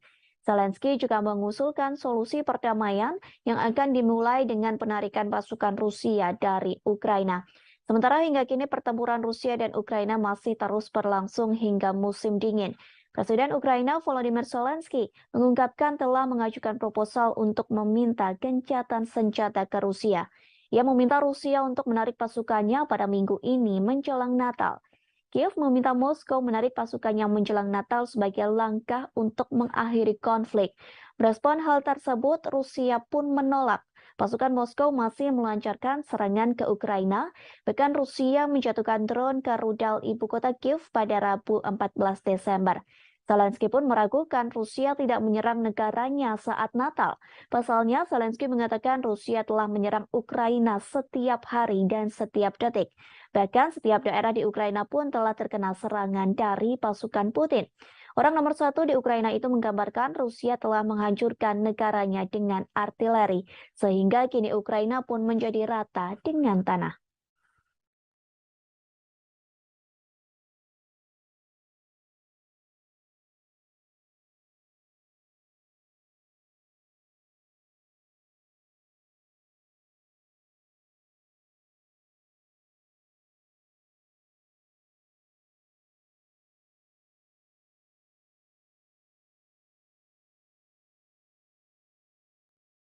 Pasukan Rusia sedang berjuang untuk perang yang panjang. Disebutkan Rusia masih ingin menaklukkan seluruh Ukraina. Hal tersebut disampaikan oleh seorang jenderal Ukraina pada Kamis 15 Desember 2022. Sehingga dilaporkan pasukan Rusia terus menggempur dua kota strategis di Ukraina.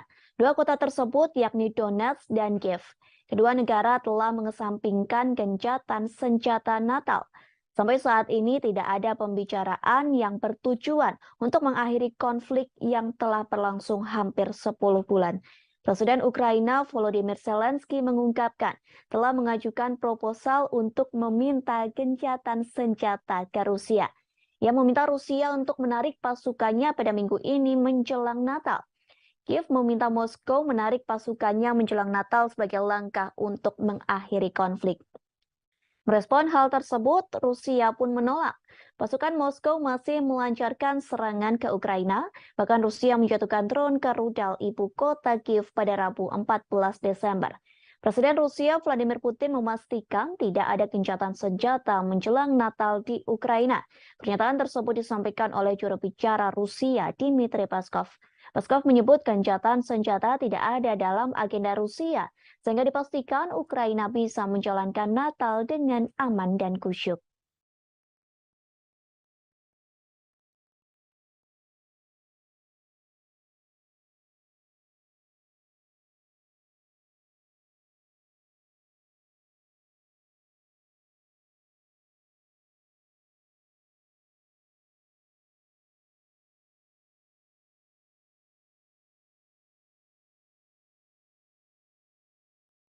Alih-alih melakukan pembicaraan damai, pasukan Rusia justru sedang berlatih lebih giat.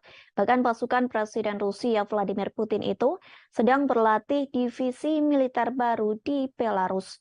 Hal tersebut dibeberkan oleh seorang perwira tinggi militer Ukraina, Brigadir Jenderal Oleksiy Gromov pada Kamis 15 Desember. Gromov menerangkan, Rusia sedang menyusun rencana soal waktu konflik di Ukraina. Menurutnya, Rusia berupaya mengubah konflik saat ini menjadi perang jangka panjang. Bahkan ia menyebutkan Rusia juga sedang berlatih divisi militer baru di wilayah teritori Belarus. Kendati begitu, Gromov mengungkapkan operasi militer Rusia dari wilayah Belarus kemungkinan terjadinya kecil. Akan tetapi, Gromov tak mengatakan yang sebenarnya terkait tujuan Rusia membuat perang menjadi konflik bersenjata jangka panjang. Sebagaimana diketahui sebelumnya, Kremlin sangat membutuhkan kemenangan. Hal ini untuk mempertahankan keyakinan publik Rusia. Kabar tersebut pun diungkapkan oleh sejumlah pejabat di Ukraina. Pasalnya, Rusia belakangan ini mengalami serangkaian kekalahan di medan pertempuran, termasuk penarikan pasukan dari Kherson. Padahal wilayah itu sebelumnya telah diduduki selama beberapa bulan. Sebelumnya, Rusia dan Belarus kembali mengadakan latihan militer bersama pada Sabtu 3 Desember silam. Presiden Belarus Alexander Lukashenko mengatakan latihan ini bertujuan untuk mengantisipasi eskalasi perang dengan Eropa. Lukashenko menyebut baik Belarus maupun Rusia sebenarnya tidak menginginkan agresi terjadi. Namun latihan militer dianggap penting untuk menghadapi segala kemungkinan dengan Barat. Menurut Lukashenko, tentara Belarus dan Rusia akan semakin kuat jika disatukan. Sementara itu, Menteri Pertahanan Rusia Sergei Shoigu mengatakan Belarus merupakan mitra yang dapat dipercaya. Shoigu juga sepakat bahwa kekuatan tentara dari kedua negara bisa menghadapi tekanan dari Barat. Ia juga memuji Belarus atas komitmennya melawan arah permusuhan Amerika Serikat dan sekutunya. Belarus mulai mengerahkan pasukan gabungan pada Oktober lalu menyusul eskalasi ketegangan dengan Barat. Jumlah total pasukan Rusia yang ditempatkan di negara itu sekira 9.000 tentara.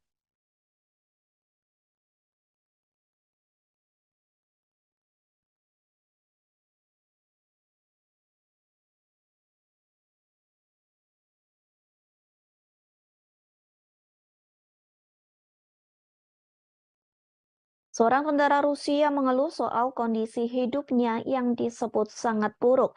Pasalnya, ia menjalankan pelatihan menjadi tentara Rusia namun tidak diberi fasilitas yang memadai. Bahkan hanya sekedar air minum pun tidak diberikan saat latihan perang melawan Ukraina. Hal tersebut disampaikan oleh seorang penasehat Kementerian Luar Negeri Ukraina. Ia mengunggah sebuah video di akun Twitternya pada Kamis 15 Desember 2022. Video yang beredar di media sosial itu berisi curhatan dari tentara Rusia. Dalam video tersebut, pria itu mengaku diberi batasan untuk minum. Kondisi ini terjadi saat Rusia melakukan mobilisasi militer untuk mempersiapkan pasukan melawan Ukraina. Rekaman berdurasi 41 detik dimaksudkan untuk menunjukkan kondisi kehidupan yang tidak memadai yang dihadapi tentara Rusia. Dalam video tersebut juga terdengar umpatan dari beberapa tentara lain yang berada di balik kamera. Sementara kondisi di sekitar mereka berlatih militer pun turut diperhatikan. Nampak dua tenda berdampingan dalam struktur yang tampaknya terbuat dari kayu gelondongan. Rupanya video serupa juga sering muncul di media sosial. Banyak rekaman yang menunjukkan kondisi kehidupan pasukan Rusia yang memburuk, seperti yang terjadi pada 16 Oktober 2022. Seorang pengawas media Rusia, yakni Julia Davis, memposting video di Twitternya. Dalam postingan tersebut memperlihatkan seorang pria yang direkrut menjadi militer Rusia. Pria tersebut mengklaim menghadapi kondisi yang buruk dalam kamp. Pasalnya di kamp tersebut banyak penyakit dan pencurian yang semakin merajalela. Ia mengatakan kamp pasukan Rusia itu sangat suram lantaran hanya ada satu penghangat tubuh di dalam tenda yang besar.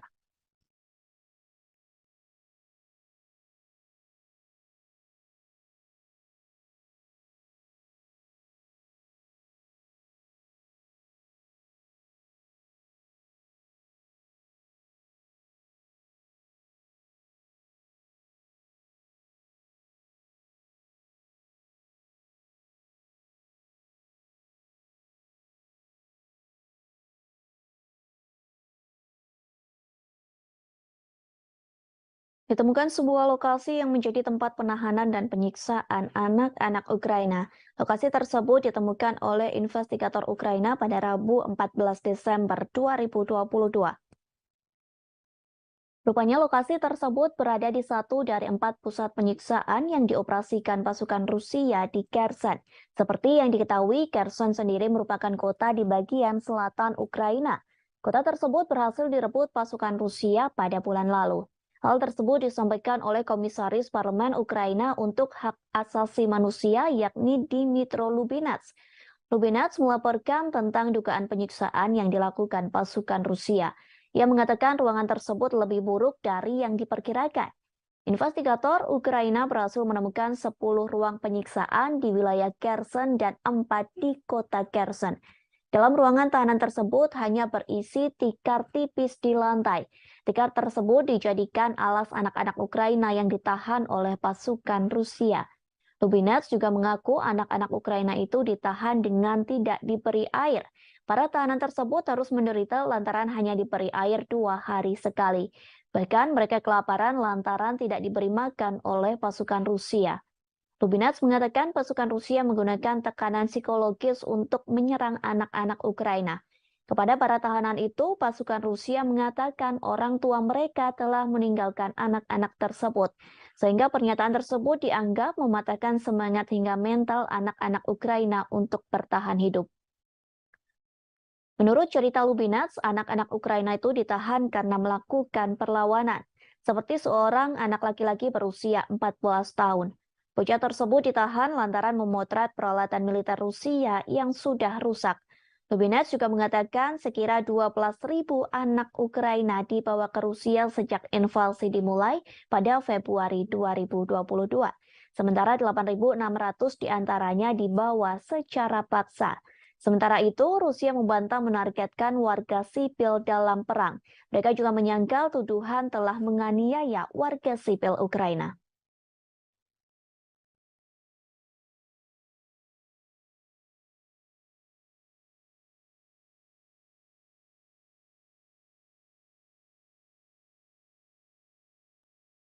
Rudal Patriot sedang menjadi senjata yang disorot berbagai negara. Pasalnya, Presiden Ukraina Volodymyr Zelensky meminta rudal Patriot dari Amerika Serikat. Sementara Rusia pun telah memperingatkan agar Amerika Serikat tidak mengirim senjata tersebut. Namun kini dilaporkan Amerika Serikat telah merencanakan akan mengirim rudal Patriot untuk Ukraina pada minggu ini. Sistem rudal Patriot telah lama menjadi senjata pertahanan unggulan Amerika Serikat dan sekutunya.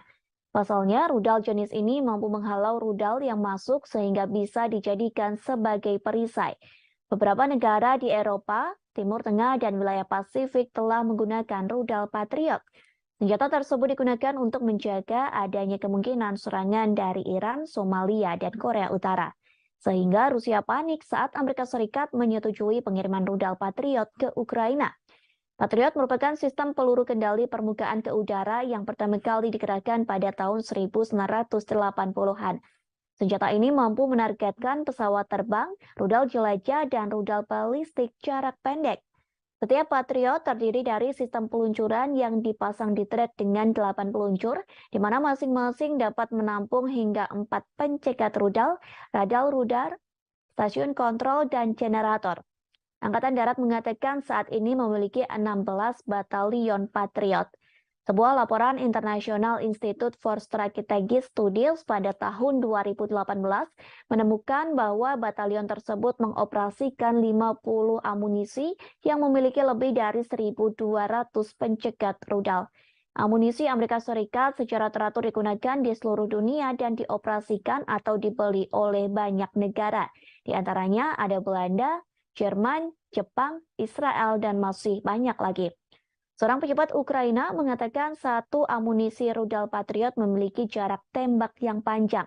Namun memang senjata ini hanya dapat mencangkup area luas yang terbatas. Sebagai contoh, Patriot dapat secara efektif melindungi pangkalan militer kecil, tetapi tidak dapat sepenuhnya melindungi kota besar seperti Kiev. Sistem hanya bisa memberikan cakupan untuk beberapa bagian dari kota tersebut.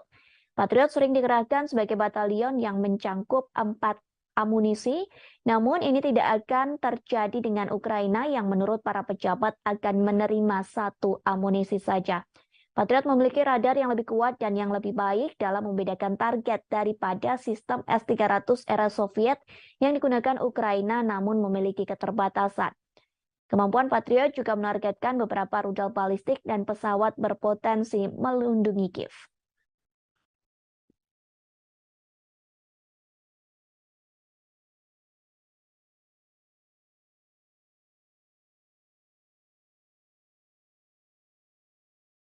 Kemudian kita beralih ke berita selanjutnya.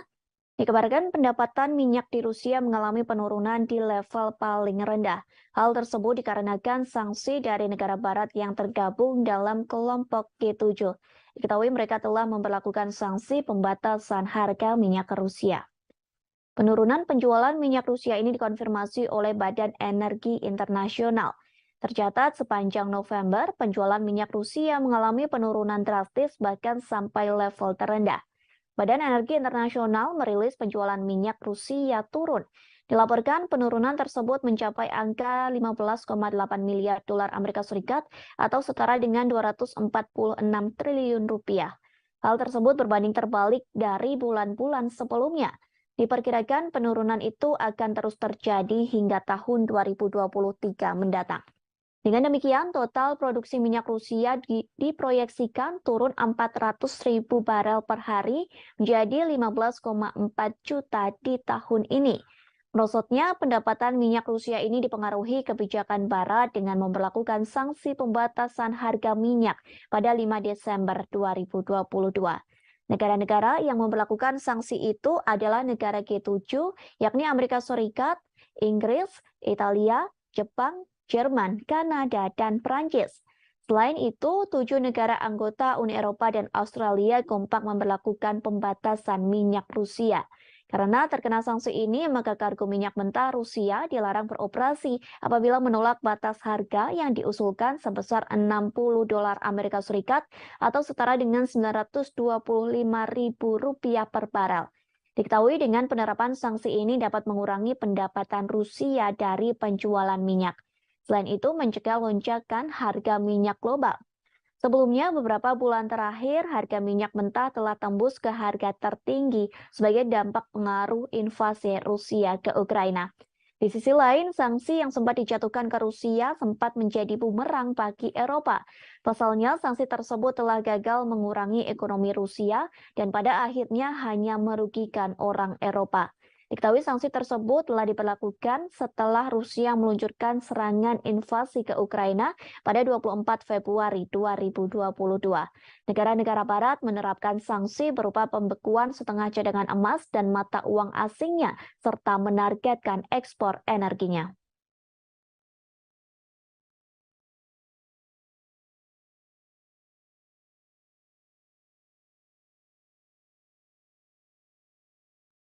Akibat perang dengan Rusia, banyak warga Ukraina yang harus mengungsi di Israel. Namun kini warga Ukraina yang berada di Israel terancam diusir.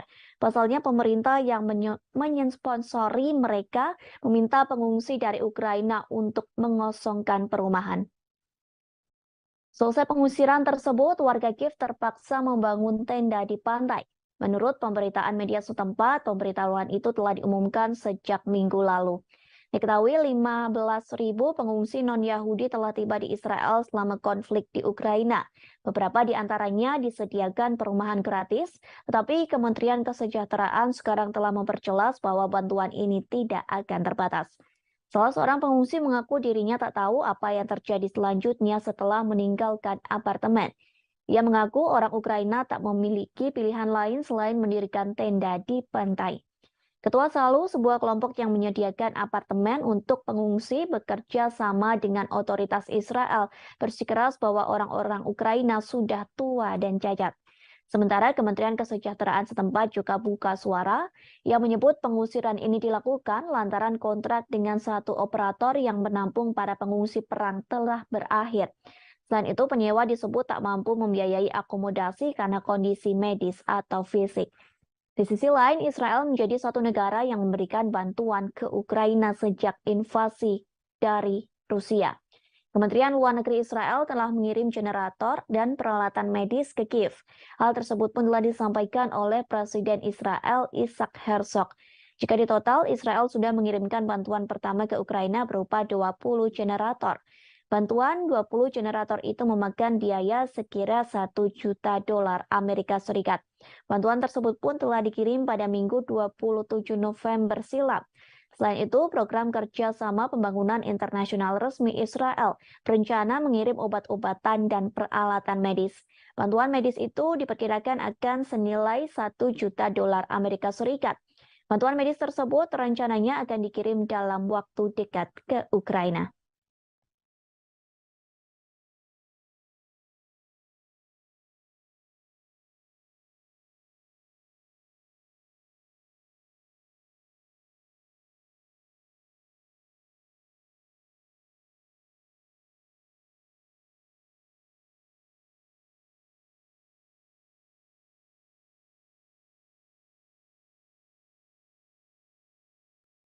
Dilaporkan Jerman telah mengirim bantuan untuk Ukraina. Jerman mengalokasikan hampir 500 miliar dolar Amerika Serikat. Angka tersebut digunakan untuk menopang pasokan energinya ke Ukraina agar bisa menyalakan listrik di tengah serangan Rusia. Namun pengeluaran besar-besaran ini kemungkinan tidak cukup untuk mengatasi krisis energi. Perkiraan total biaya mencerminkan skala kumulatif dana talangan energi. Skema lain yang telah diterapkan Jerman di tengah melonjaknya harga minyak dan gas alam serta hilangnya impor dari Rusia. Berbagai subsidi disebut sebagai pasoka energi. Angka bantuan itu setara dengan 5.400 dolar Amerika Serikat per penduduk di Jerman. Kemudian 12% dari produk domestik bruto serta diperkirakan 1,6 miliar dolar Amerika Serikat per hari sejak dimulainya konflik di Eropa Timur. Kemungkinan diperlukan pula lebih banyak pengeluaran untuk mengatasi krisis ini. Perlu diketahui efek ekonomi dari konflik tersebut sebagian besar berasal dari sanksi anti-Rusia yang diberlakukan oleh Amerika Serikat, Jerman, dan anggota NATO lainnya. Terlepas dari upaya Barat untuk menghukum dan mengisolasi Rusia. Pendapatan pemerintah Rusia dari ekspor minyak dan gas diklaim meningkat lebih dari 2 kali lipat dari minyak dan gas. Selama periode yang sama, peningkatan pendapatan energi membantu mendorong surplus anggaran pemerintah Rusia menjadi 557 miliar rubel. Kendati demikian, ekonomi terbesar Eropa itu kini berada di bawah kekuasaan cuaca. Penjualan energi dianggap sebagai risiko jika terjadi musim dingin yang panjang pada momen musim dingin tahun ini. Musim dingin tahun ini merupakan yang pertama di Jerman dalam setengah abad tanpa gas Rusia. Wakil Presiden Institut Kiel untuk Ekonomi Dunia Jerman, yakni Stefan Kurz, turut mengomentari hal tersebut. Ia mengatakan bahwa pasokan energi yang tidak pasti telah mendorong ekonomi negara ke fase yang sangat kritis.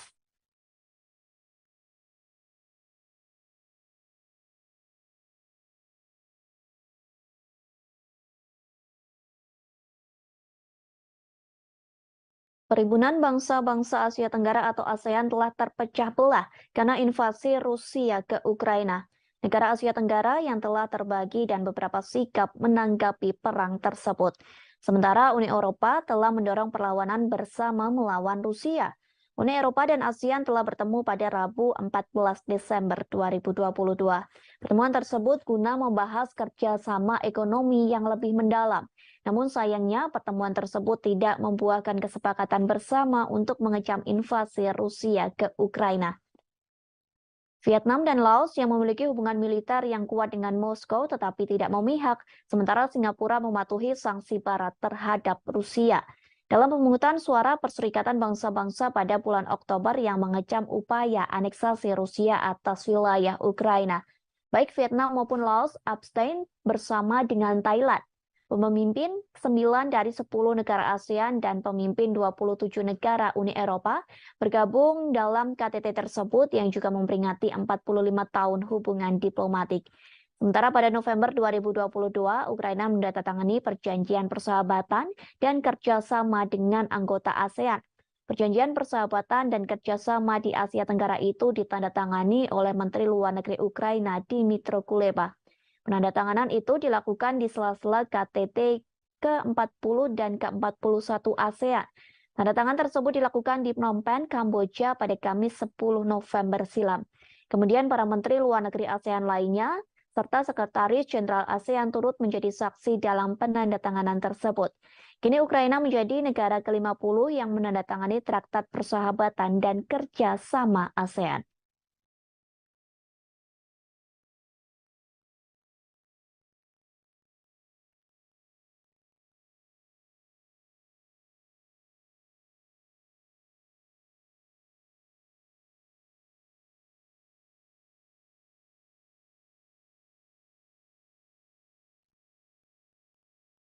Inilah serangkaian peristiwa perang memasuki hari ke-296 pada Jumat 26 Desember 2022.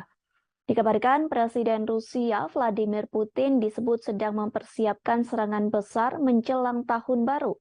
Hal tersebut disampaikan melalui Menteri Pertahanan Ukraina Oleksiy Reznikov. Oleksiy Reznikov mengatakan Putin sedang mempersiapkan serangan baru yang lebih besar untuk tahun 2023. Serangan baru ini dibuktikan dengan Kremlin sedang mempersiapkan operasi baru, meskipun Rusia mengalami serangkaian kemunduran di medan perang. Peristiwa selanjutnya yakni Rusia melakukan segala cara untuk merebut ibu kota Kiev, Ukraina. Hal tersebut disampaikan oleh Kepala Angkatan Bersenjata Ukraina, Jenderal Valery Zaluzhny. Sang jenderal mengatakan Rusia mungkin mencoba mengambil alih kota itu antara Februari atau Maret 2023.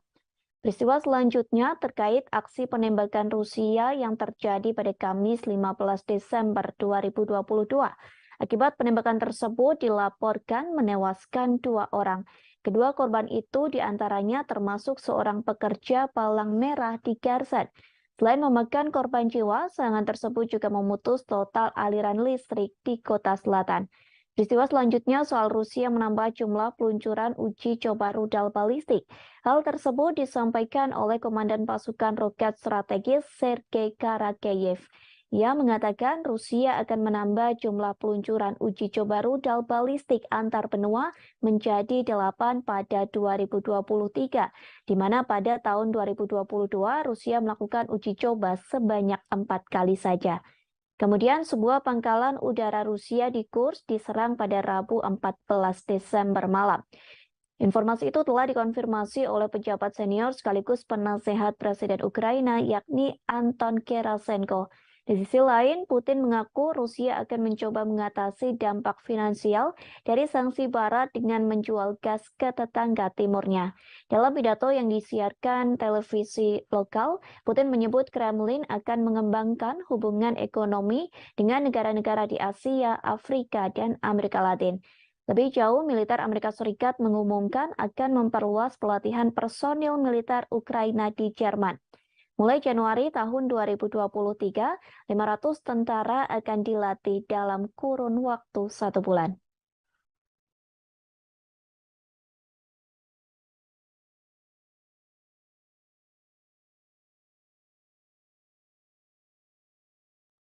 Presiden Rusia Vladimir Putin resmi merilis pemasangan rudal balistik antar benua bertenaga nuklir. Rudal balistik antar benua alias ICBM itu dipasang di wilayah Kaluga pada Rabu 14 Desember 2022. Penempatan misil antar benua ini diumumkan Putin seusai pemerintah Amerika Serikat mengumumkan rencananya mengirimkan rudal Patriot ke Ukraina. Meskipun hingga kini pengiriman senjata tersebut masih dalam tahap wacana. Pasalnya, pengiriman senjata itu harus melewati persetujuan dan pengesahan yang panjang. Sebelum ditandatangani Presiden Amerika Serikat Joe Biden, proposal bantuan itu harus disetujui oleh Kementerian Pertahanan Amerika Serikat Lloyd Austin. Namun, hal tersebut memicu kekhawatiran Rusia.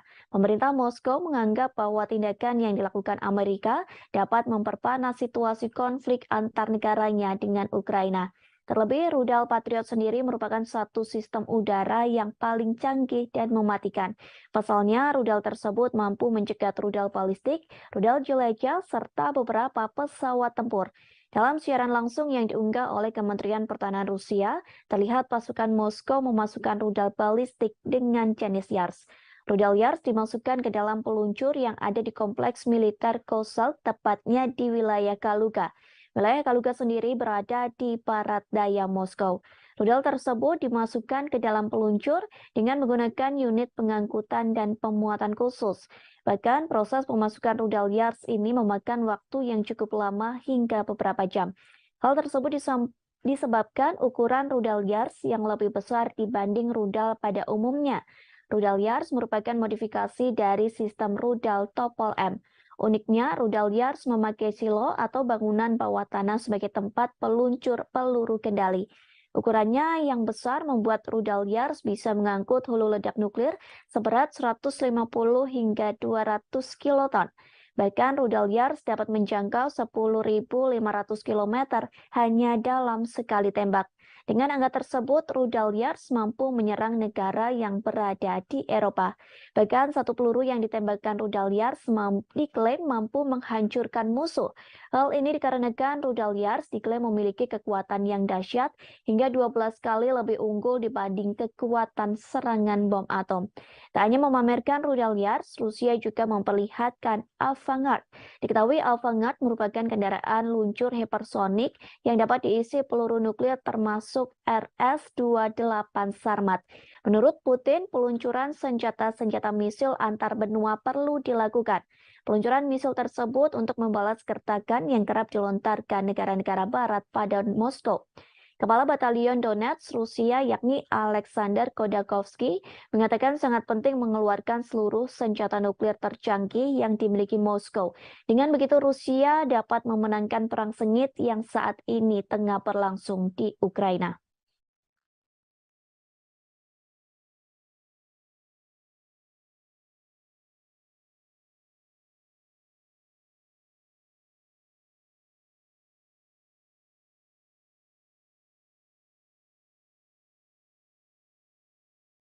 Presiden Rusia Vladimir Putin memastikan tidak ada gencatan senjata menjelang Natal di Ukraina. Pernyataan tersebut disampaikan oleh juru bicara Rusia, Dmitry Peskov. Peskov menyebut gencatan senjata tidak ada dalam agenda Rusia, sehingga dipastikan Ukraina bisa menjalankan Natal dengan aman dan kusyuk. Pernyataan Peskov itu kontradiktif dengan yang sebelumnya pernah disampaikan. Pasalnya, Peskov pernah mengatakan tidak ada perdamaian antara Rusia dengan Ukraina. Perdamaian itu bisa terjadi saat Kiev mengakui 4 wilayah Rusia yang diambil dari Ukraina. Peskov pun sempat menolak proposal damai dengan Ukraina pada Selasa 13 Desember. Rusia mensyaratkan Ukraina untuk mengakui 4 wilayah baru Rusia yang ia ambil dari Ukraina.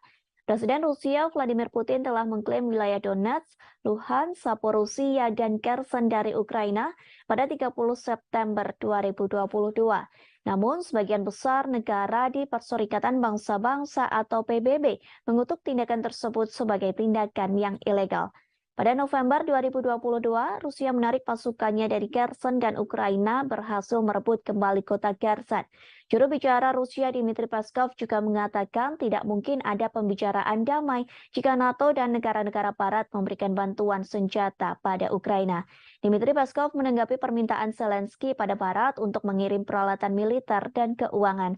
Zelensky juga mengusulkan solusi perdamaian yang akan dimulai dengan penarikan pasukan Rusia dari Ukraina. Sementara hingga kini pertempuran Rusia dan Ukraina masih terus berlangsung hingga musim dingin. Presiden Ukraina Volodymyr Zelensky mengungkapkan telah mengajukan proposal untuk meminta gencatan senjata ke Rusia. Ia meminta Rusia untuk menarik pasukannya pada minggu ini menjelang Natal. Kiev meminta Moskow menarik pasukannya menjelang Natal sebagai langkah untuk mengakhiri konflik. Merespon hal tersebut, Rusia pun menolak. Pasukan Moskow masih melancarkan serangan ke Ukraina, bahkan Rusia menjatuhkan drone ke rudal ibu kota Kiev pada Rabu 14 Desember. Zelensky pun meragukan Rusia tidak menyerang negaranya saat Natal. Pasalnya, Zelensky mengatakan Rusia telah menyerang Ukraina setiap hari dan setiap detik. Bahkan setiap daerah di Ukraina pun telah terkena serangan dari pasukan Putin.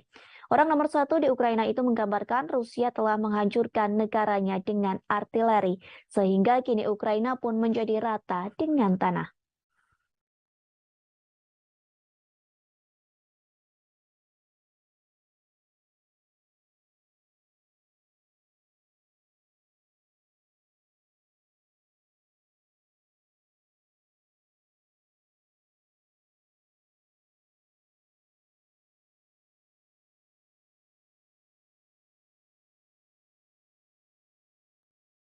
Pasukan Rusia sedang berjuang untuk perang yang panjang. Disebutkan Rusia masih ingin menaklukkan seluruh Ukraina. Hal tersebut disampaikan oleh seorang jenderal Ukraina pada Kamis 15 Desember 2022. Sehingga dilaporkan pasukan Rusia terus menggempur 2 kota strategis di Ukraina. 2 kota tersebut yakni Donetsk dan Kiev. Kedua negara telah mengesampingkan gencatan senjata Natal. Sampai saat ini tidak ada pembicaraan yang bertujuan untuk mengakhiri konflik yang telah berlangsung hampir 10 bulan. Presiden Ukraina Volodymyr Zelensky mengungkapkan telah mengajukan proposal untuk meminta gencatan senjata ke Rusia.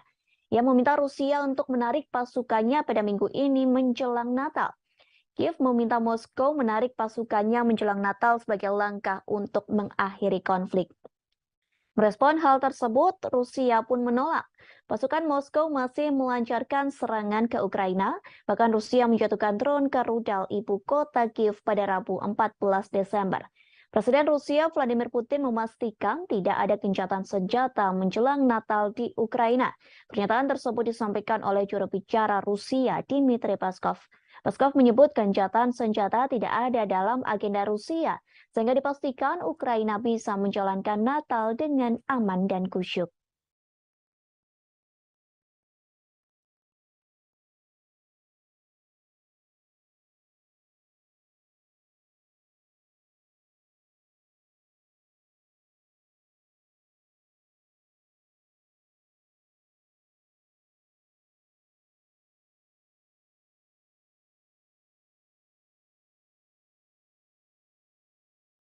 Alih-alih melakukan pembicaraan damai, pasukan Rusia justru sedang berlatih lebih giat. Bahkan pasukan Presiden Rusia Vladimir Putin itu sedang berlatih divisi militer baru di Belarus. Hal tersebut dibeberkan oleh seorang perwira tinggi militer Ukraina, Brigadir Jenderal Oleksiy Gromov pada Kamis 15 Desember. Gromov menerangkan, Rusia sedang menyusun rencana soal waktu konflik di Ukraina. Menurutnya, Rusia berupaya mengubah konflik saat ini menjadi perang jangka panjang. Bahkan ia menyebutkan Rusia juga sedang berlatih divisi militer baru di wilayah teritori Belarus. Kendati begitu, Kromov mengungkapkan operasi militer Rusia dari wilayah Belarus kemungkinan terjadinya kecil. Akan tetapi, Kromov tak mengatakan yang sebenarnya terkait tujuan Rusia membuat perang menjadi konflik bersenjata jangka panjang. Sebagaimana diketahui sebelumnya, Kremlin sangat membutuhkan kemenangan. Hal ini untuk mempertahankan keyakinan publik Rusia. Kabar tersebut pun diungkapkan oleh sejumlah pejabat di Ukraina.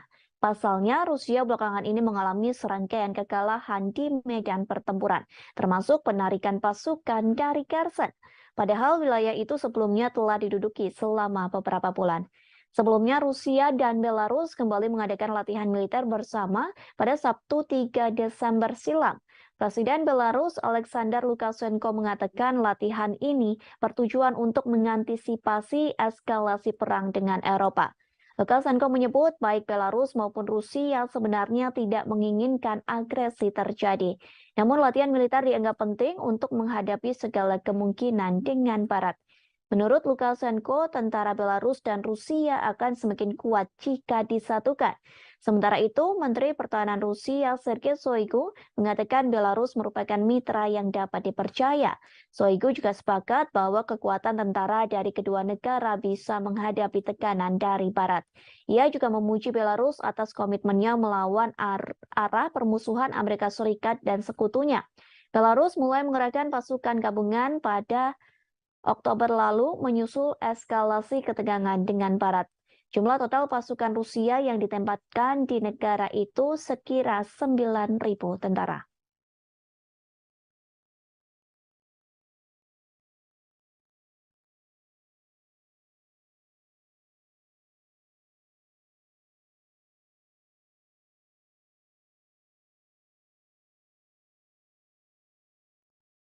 Seorang tentara Rusia mengeluh soal kondisi hidupnya yang disebut sangat buruk. Pasalnya, ia menjalankan pelatihan menjadi tentara Rusia namun tidak diberi fasilitas yang memadai. Bahkan hanya sekedar air minum pun tidak diberikan saat latihan perang melawan Ukraina. Hal tersebut disampaikan oleh seorang penasehat Kementerian Luar Negeri Ukraina. Ia mengunggah sebuah video di akun Twitternya pada Kamis 15 Desember 2022. Video yang beredar di media sosial itu berisi curhatan dari tentara Rusia. Dalam video tersebut, pria itu mengaku diberi batasan untuk minum. Kondisi ini terjadi saat Rusia melakukan mobilisasi militer untuk mempersiapkan pasukan melawan Ukraina. Rekaman berdurasi 41 detik dimaksudkan untuk menunjukkan kondisi kehidupan yang tidak memadai yang dihadapi tentara Rusia.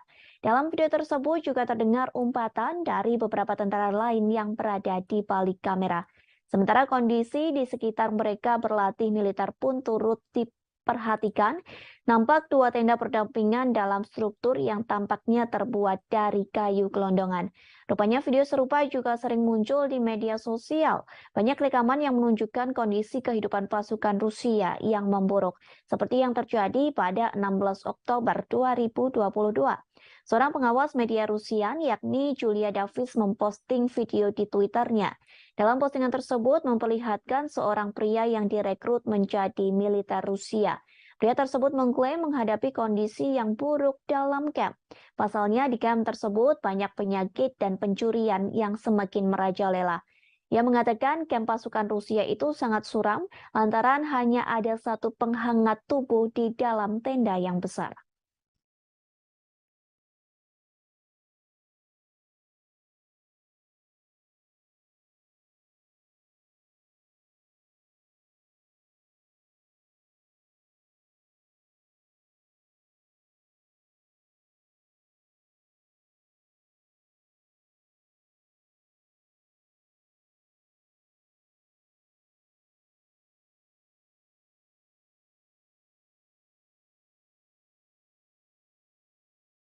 Ditemukan sebuah lokasi yang menjadi tempat penahanan dan penyiksaan anak-anak Ukraina. Lokasi tersebut ditemukan oleh investigator Ukraina pada Rabu 14 Desember 2022. Rupanya lokasi tersebut berada di satu dari 4 pusat penyiksaan yang dioperasikan pasukan Rusia di Kherson. Seperti yang diketahui, Kherson sendiri merupakan kota di bagian selatan Ukraina. Kota tersebut berhasil direbut pasukan Rusia pada bulan lalu. Hal tersebut disampaikan oleh Komisaris Parlemen Ukraina untuk Hak Asasi Manusia, yakni Dmytro Lubinets. Lubinets melaporkan tentang dugaan penyiksaan yang dilakukan pasukan Rusia. Ia mengatakan ruangan tersebut lebih buruk dari yang diperkirakan. Investigator Ukraina berhasil menemukan 10 ruang penyiksaan di wilayah Kherson dan 4 di kota Kherson. Dalam ruangan tahanan tersebut hanya berisi tikar tipis di lantai. Tikar tersebut dijadikan alas anak-anak Ukraina yang ditahan oleh pasukan Rusia. Lubinets juga mengaku anak-anak Ukraina itu ditahan dengan tidak diberi air. Para tahanan tersebut harus menderita lantaran hanya diberi air 2 hari sekali. Bahkan mereka kelaparan lantaran tidak diberi makan oleh pasukan Rusia. Lubinets mengatakan pasukan Rusia menggunakan tekanan psikologis untuk menyerang anak-anak Ukraina. Kepada para tahanan itu, pasukan Rusia mengatakan orang tua mereka telah meninggalkan anak-anak tersebut, sehingga pernyataan tersebut dianggap mematahkan semangat hingga mental anak-anak Ukraina untuk bertahan hidup. Menurut cerita Lubinets, anak-anak Ukraina itu ditahan karena melakukan perlawanan, seperti seorang anak laki-laki berusia 14 tahun. Bocah tersebut ditahan lantaran memotret peralatan militer Rusia yang sudah rusak. Lubinets juga mengatakan sekira 12.000 anak Ukraina dibawa ke Rusia sejak invasi dimulai pada Februari 2022. Sementara 8.600 diantaranya dibawa secara paksa. Sementara itu, Rusia membantah menargetkan warga sipil dalam perang. Mereka juga menyangkal tuduhan telah menganiaya warga sipil Ukraina.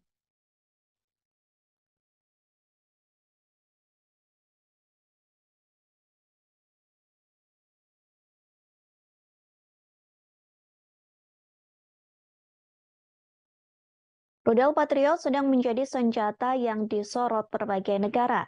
Pasalnya Presiden Ukraina Volodymyr Zelensky meminta rudal Patriot dari Amerika Serikat. Sementara Rusia pun telah memperingatkan agar Amerika Serikat tidak mengirim senjata tersebut. Namun kini dilaporkan Amerika Serikat telah merencanakan akan mengirim rudal Patriot untuk Ukraina pada minggu ini. Sistem rudal Patriot telah lama menjadi senjata pertahanan unggulan Amerika Serikat dan sekutunya. Pasalnya, rudal jenis ini mampu menghalau rudal yang masuk sehingga bisa dijadikan sebagai perisai. Beberapa negara di Eropa, Timur Tengah, dan wilayah Pasifik telah menggunakan rudal Patriot. Senjata tersebut digunakan untuk menjaga adanya kemungkinan serangan dari Iran, Somalia, dan Korea Utara. Sehingga Rusia panik saat Amerika Serikat menyetujui pengiriman rudal Patriot ke Ukraina. Patriot merupakan sistem peluru kendali permukaan ke udara yang pertama kali dikerahkan pada tahun 1980-an. Senjata ini mampu menargetkan pesawat terbang, rudal jelajah, dan rudal balistik jarak pendek. Setiap Patriot terdiri dari sistem peluncuran yang dipasang di trek dengan 8 peluncur, di mana masing-masing dapat menampung hingga 4 pencegat rudal, radar, stasiun kontrol, dan generator. Angkatan Darat mengatakan saat ini memiliki 16 batalion Patriot. Sebuah laporan International Institute for Strategic Studies pada tahun 2018 menemukan bahwa batalion tersebut mengoperasikan 50 amunisi yang memiliki lebih dari 1.200 pencegat rudal. Amunisi Amerika Serikat secara teratur digunakan di seluruh dunia dan dioperasikan atau dibeli oleh banyak negara. Di antaranya ada Belanda, Jerman, Jepang, Israel, dan masih banyak lagi. Seorang pejabat Ukraina mengatakan satu amunisi rudal Patriot memiliki jarak tembak yang panjang. Namun memang senjata ini hanya dapat mencangkup area luas yang terbatas. Sebagai contoh, Patriot dapat secara efektif melindungi pangkalan militer kecil, tetapi tidak dapat sepenuhnya melindungi kota besar seperti Kiev. Sistem hanya bisa memberikan cakupan untuk beberapa bagian dari kota tersebut. Patriot sering dikerahkan sebagai batalion yang mencangkup 4 amunisi, namun ini tidak akan terjadi dengan Ukraina yang menurut para pejabat akan menerima satu amunisi saja. Patriot memiliki radar yang lebih kuat dan yang lebih baik dalam membedakan target daripada sistem S-300 era Soviet yang digunakan Ukraina namun memiliki keterbatasan. Kemampuan Patriot juga menargetkan beberapa rudal balistik dan pesawat berpotensi melindungi Kiev.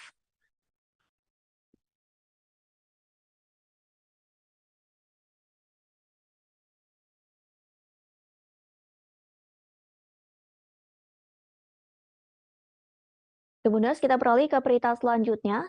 Dikabarkan pendapatan minyak di Rusia mengalami penurunan di level paling rendah. Hal tersebut dikarenakan sanksi dari negara barat yang tergabung dalam kelompok G7. Diketahui mereka telah memperlakukan sanksi pembatasan harga minyak ke Rusia. Penurunan penjualan minyak Rusia ini dikonfirmasi oleh Badan Energi Internasional. Tercatat sepanjang November, penjualan minyak Rusia mengalami penurunan drastis bahkan sampai level terendah. Badan Energi Internasional merilis penjualan minyak Rusia turun.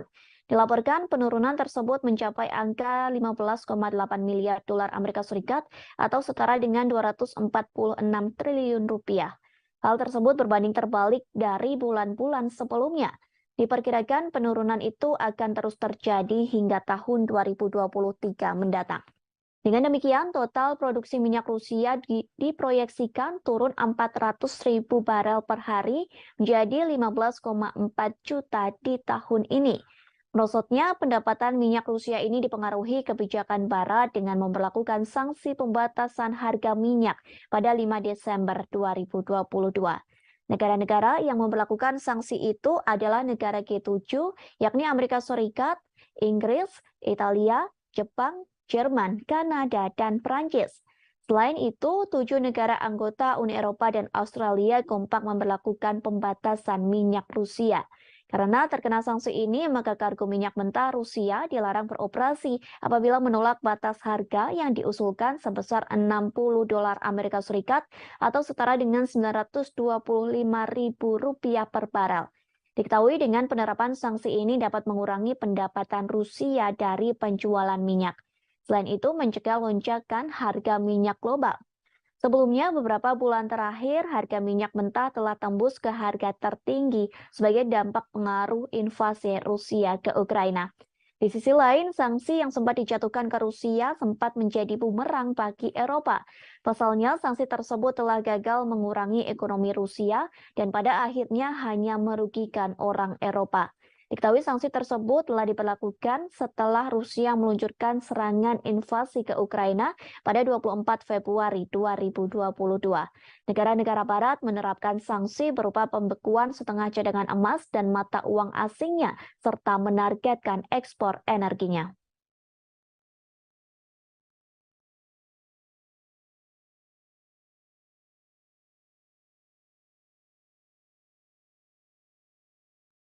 Akibat perang dengan Rusia, banyak warga Ukraina yang harus mengungsi di Israel. Namun kini warga Ukraina yang berada di Israel terancam diusir. Pasalnya pemerintah yang mensponsori mereka meminta pengungsi dari Ukraina untuk mengosongkan perumahan. Selesai pengusiran tersebut, warga Kiev terpaksa membangun tenda di pantai. Menurut pemberitaan media setempat, pemberitahuan itu telah diumumkan sejak minggu lalu. Diketahui 15.000 pengungsi non-Yahudi telah tiba di Israel selama konflik di Ukraina.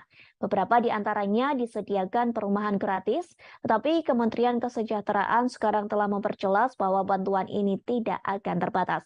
Salah seorang pengungsi mengaku dirinya tak tahu apa yang terjadi selanjutnya setelah meninggalkan apartemen. Ia mengaku orang Ukraina tak memiliki pilihan lain selain mendirikan tenda di pantai. Ketua Salu, sebuah kelompok yang menyediakan apartemen untuk pengungsi, bekerja sama dengan otoritas Israel, bersikeras bahwa orang-orang Ukraina sudah tua dan cacat. Sementara Kementerian Kesejahteraan setempat juga buka suara yang menyebut pengusiran ini dilakukan lantaran kontrak dengan satu operator yang menampung para pengungsi perang telah berakhir. Selain itu, penyewa disebut tak mampu membiayai akomodasi karena kondisi medis atau fisik.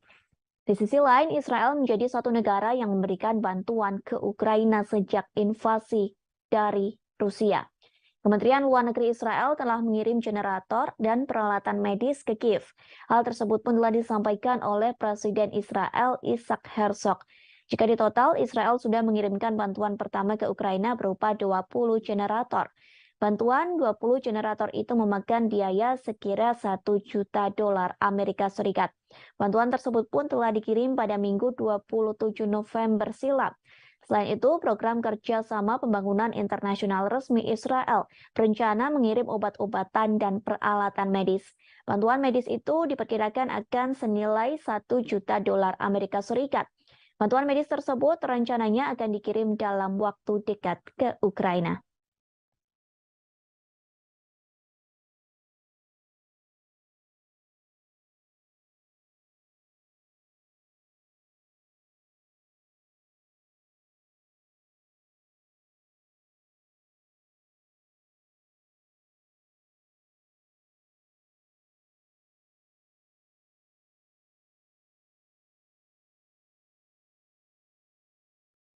Dilaporkan Jerman telah mengirim bantuan untuk Ukraina.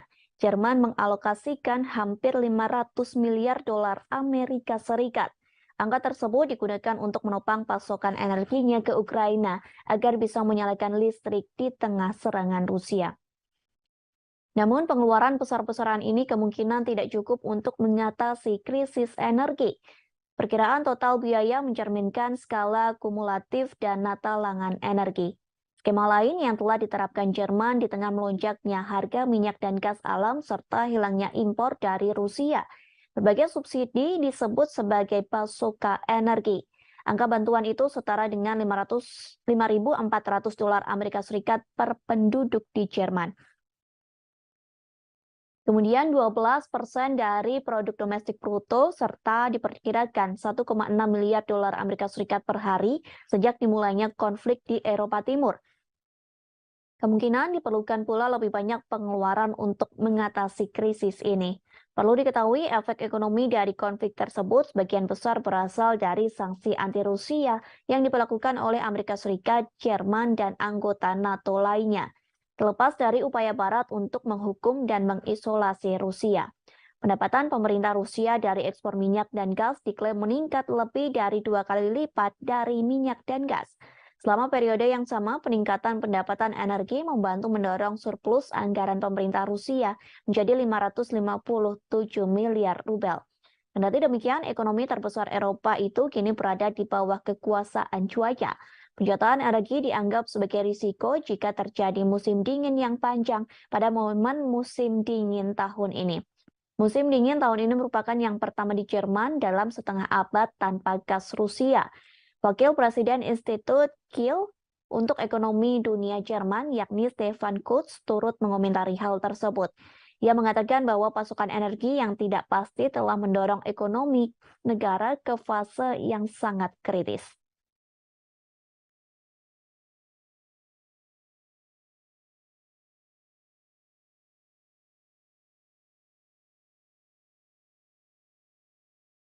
Perhimpunan Bangsa-Bangsa Asia Tenggara atau ASEAN telah terpecah belah karena invasi Rusia ke Ukraina. Negara Asia Tenggara yang telah terbagi dan beberapa sikap menanggapi perang tersebut. Sementara Uni Eropa telah mendorong perlawanan bersama melawan Rusia. Uni Eropa dan ASEAN telah bertemu pada Rabu 14 Desember 2022. Pertemuan tersebut guna membahas kerjasama ekonomi yang lebih mendalam. Namun sayangnya pertemuan tersebut tidak membuahkan kesepakatan bersama untuk mengecam invasi Rusia ke Ukraina. Vietnam dan Laos yang memiliki hubungan militer yang kuat dengan Moskow tetapi tidak memihak, sementara Singapura mematuhi sanksi Barat terhadap Rusia. Dalam pemungutan suara Perserikatan Bangsa-Bangsa pada bulan Oktober yang mengecam upaya aneksasi Rusia atas wilayah Ukraina, baik Vietnam maupun Laos abstain bersama dengan Thailand. Pemimpin 9 dari 10 negara ASEAN dan pemimpin 27 negara Uni Eropa bergabung dalam KTT tersebut yang juga memperingati 45 tahun hubungan diplomatik. Sementara pada November 2022, Ukraina menandatangani perjanjian persahabatan dan kerjasama dengan anggota ASEAN. Perjanjian persahabatan dan kerjasama di Asia Tenggara itu ditandatangani oleh Menteri Luar Negeri Ukraina Dmytro Kuleba. Penandatanganan itu dilakukan di sela-sela KTT ke-40 dan ke-41 ASEAN. Tanda tangan tersebut dilakukan di Phnom Penh, Kamboja pada Kamis 10 November silam. Kemudian para menteri luar negeri ASEAN lainnya serta Sekretaris Jenderal ASEAN turut menjadi saksi dalam penandatanganan tersebut. Kini Ukraina menjadi negara ke-50 yang menandatangani Traktat Persahabatan dan Kerjasama ASEAN.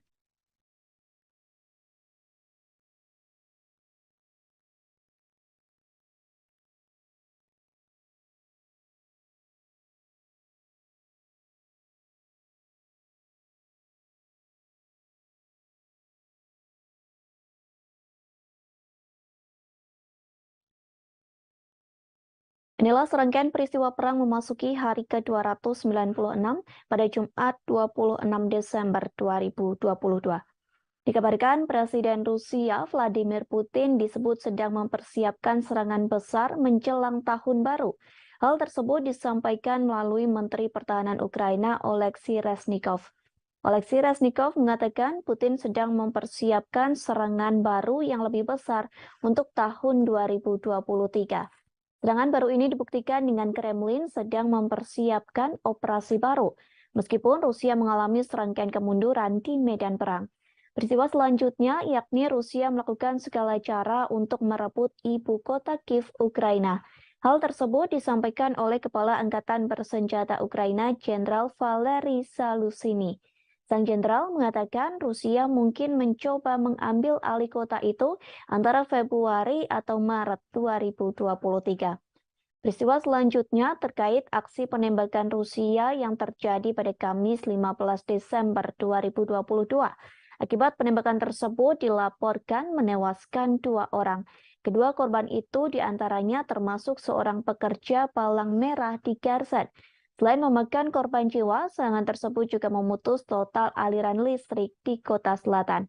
Peristiwa selanjutnya soal Rusia menambah jumlah peluncuran uji coba rudal balistik. Hal tersebut disampaikan oleh Komandan Pasukan Roket Strategis Sergei Karakeyev. Ia mengatakan Rusia akan menambah jumlah peluncuran uji coba rudal balistik antar benua menjadi 8 pada 2023, di mana pada tahun 2022 Rusia melakukan uji coba sebanyak 4 kali saja. Kemudian sebuah pangkalan udara Rusia di Kursk diserang pada Rabu 14 Desember malam. Informasi itu telah dikonfirmasi oleh pejabat senior sekaligus penasehat Presiden Ukraina yakni Anton Gerasenko. Di sisi lain, Putin mengaku Rusia akan mencoba mengatasi dampak finansial dari sanksi Barat dengan menjual gas ke tetangga timurnya. Dalam pidato yang disiarkan televisi lokal, Putin menyebut Kremlin akan mengembangkan hubungan ekonomi dengan negara-negara di Asia, Afrika, dan Amerika Latin. Lebih jauh, militer Amerika Serikat mengumumkan akan memperluas pelatihan personil militer Ukraina di Jerman. Mulai Januari tahun 2023, 500 tentara akan dilatih dalam kurun waktu 1 bulan.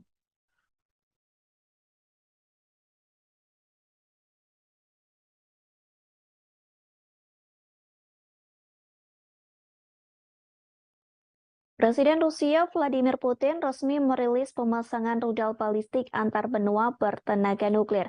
Rudal balistik antar benua alias ICBM itu dipasang di wilayah Kaluga pada Rabu 14 Desember 2022. Penempatan misil antar benua ini diumumkan Putin seusai pemerintah Amerika Serikat mengumumkan rencananya mengirimkan rudal Patriot ke Ukraina. Meskipun hingga kini pengiriman senjata tersebut masih dalam tahap wacana.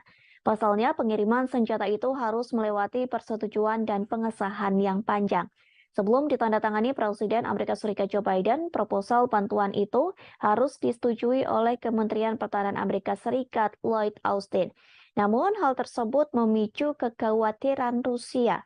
Pemerintah Moskow menganggap bahwa tindakan yang dilakukan Amerika dapat memperpanas situasi konflik antar negaranya dengan Ukraina.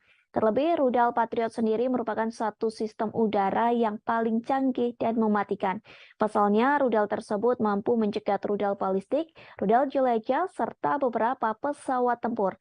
Dalam siaran langsung yang diunggah oleh Kementerian Pertahanan Rusia, terlihat pasukan Moskow memasukkan rudal balistik dengan jenis Yars. Rudal Yars dimasukkan ke dalam peluncur yang ada di kompleks militer Kosel, tepatnya di wilayah Kaluga. Wilayah Kaluga sendiri berada di barat daya Moskow. Rudal tersebut dimasukkan ke dalam peluncur dengan menggunakan unit pengangkutan dan pemuatan khusus. Bahkan proses pemasukan rudal Yars ini memakan waktu yang cukup lama hingga beberapa jam. Hal tersebut disebabkan ukuran rudal Yars yang lebih besar dibanding rudal pada umumnya. Rudal Yars merupakan modifikasi dari sistem rudal Topol M. Uniknya, rudal Yars memakai silo atau bangunan bawah tanah sebagai tempat peluncur peluru kendali. Ukurannya yang besar membuat rudal Yars bisa mengangkut hulu ledak nuklir seberat 150 hingga 200 kiloton. Bahkan rudal Yars dapat menjangkau 10.500 km hanya dalam sekali tembak. Dengan angka tersebut, rudal Yars mampu menyerang negara yang berada di Eropa. Bahkan satu peluru yang ditembakkan rudal Yars diklaim mampu menghancurkan musuh. Hal ini dikarenakan rudal Yars diklaim memiliki kekuatan yang dahsyat hingga 12 kali lebih unggul dibanding kekuatan serangan bom atom. Tak hanya memamerkan rudal Yars, Rusia juga memperlihatkan Avangard. Diketahui Avangard merupakan kendaraan luncur hipersonik yang dapat diisi peluru nuklir termasuk RS-28 Sarmat. Menurut Putin, peluncuran senjata-senjata misil antar benua perlu dilakukan. Peluncuran misil tersebut untuk membalas gertakan yang kerap dilontarkan negara-negara barat pada Moskow. Kepala Batalion Donetsk Rusia yakni Alexander Khodakovsky mengatakan sangat penting mengeluarkan seluruh senjata nuklir tercanggih yang dimiliki Moskow. Dengan begitu Rusia dapat memenangkan perang sengit yang saat ini tengah berlangsung di Ukraina.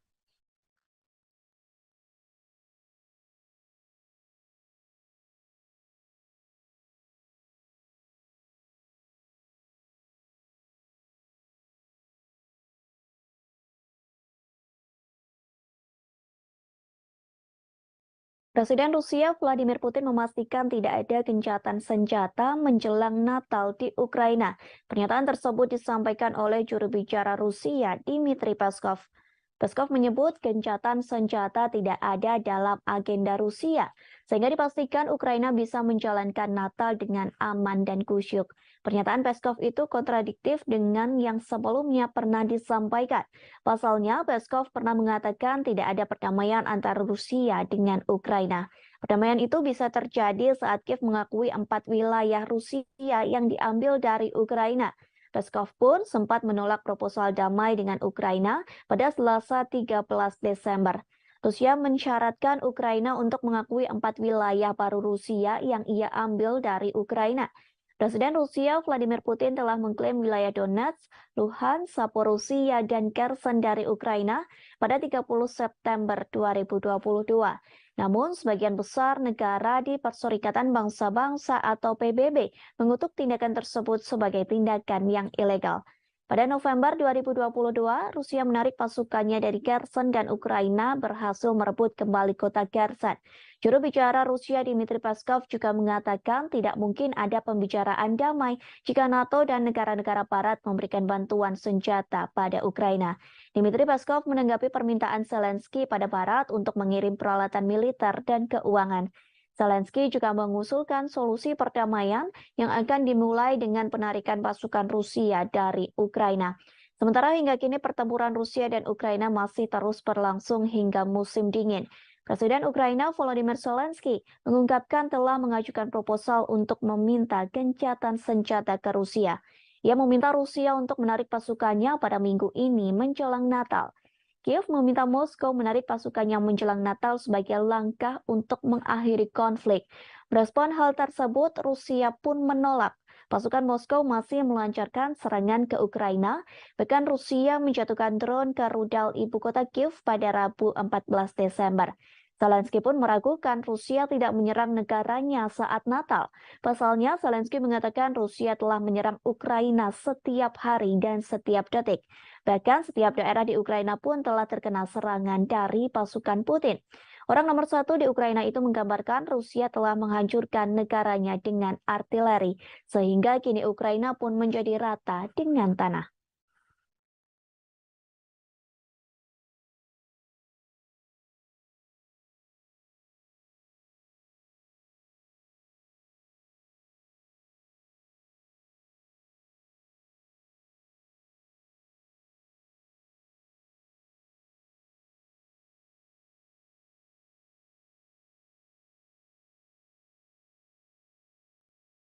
Pasukan Rusia sedang berjuang untuk perang yang panjang.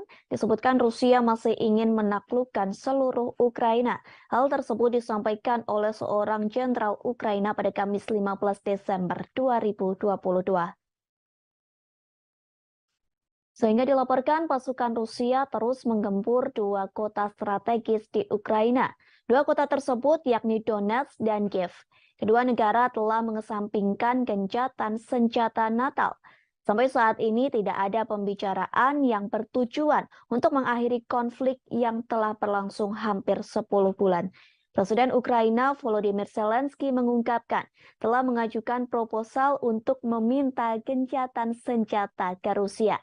Ia meminta Rusia untuk menarik pasukannya pada minggu ini menjelang Natal.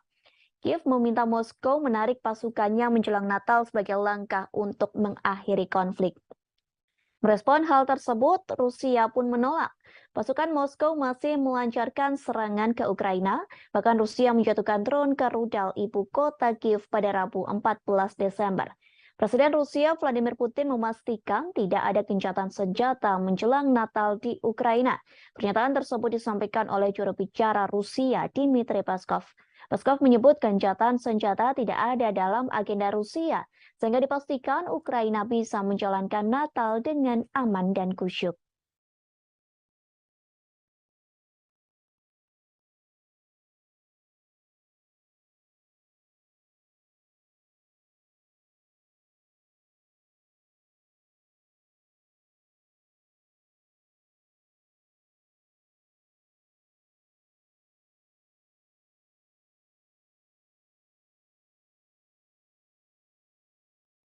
Alih-alih melakukan pembicaraan damai, pasukan Rusia justru sedang berlatih lebih giat.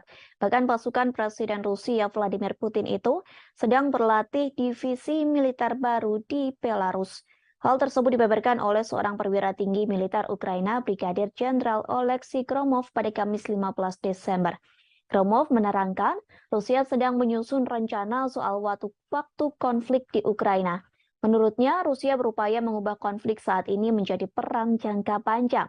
Bahkan ia menyebutkan Rusia juga sedang berlatih divisi militer baru di wilayah teritori Belarus. Kendati begitu, Gromov mengungkapkan operasi militer Rusia dari wilayah Belarus kemungkinan terjadinya kecil. Akan tetapi, Gromov tak mengatakan yang sebenarnya terkait tujuan Rusia membuat perang menjadi konflik bersenjata jangka panjang. Sebagaimana diketahui sebelumnya, Kremlin sangat membutuhkan kemenangan. Hal ini untuk mempertahankan keyakinan publik Rusia. Kabar tersebut pun diungkapkan oleh sejumlah pejabat di Ukraina. Pasalnya, Rusia belakangan ini mengalami serangkaian kekalahan di medan pertempuran, termasuk penarikan pasukan dari Kherson. Padahal wilayah itu sebelumnya telah diduduki selama beberapa bulan. Sebelumnya, Rusia dan Belarus kembali mengadakan latihan militer bersama pada Sabtu 3 Desember silam. Presiden Belarus Alexander Lukashenko mengatakan latihan ini bertujuan untuk mengantisipasi eskalasi perang dengan Eropa. Lukashenko menyebut baik Belarus maupun Rusia sebenarnya tidak menginginkan agresi terjadi. Namun latihan militer dianggap penting untuk menghadapi segala kemungkinan dengan Barat. Menurut Lukashenko, tentara Belarus dan Rusia akan semakin kuat jika disatukan. Sementara itu, Menteri Pertahanan Rusia Sergei Shoigu mengatakan Belarus merupakan mitra yang dapat dipercaya. Shoigu juga sepakat bahwa kekuatan tentara dari kedua negara bisa menghadapi tekanan dari Barat. Ia juga memuji Belarus atas komitmennya melawan arah permusuhan Amerika Serikat dan sekutunya. Belarus mulai mengerahkan pasukan gabungan pada Oktober lalu menyusul eskalasi ketegangan dengan Barat. Jumlah total pasukan Rusia yang ditempatkan di negara itu sekira 9.000 tentara.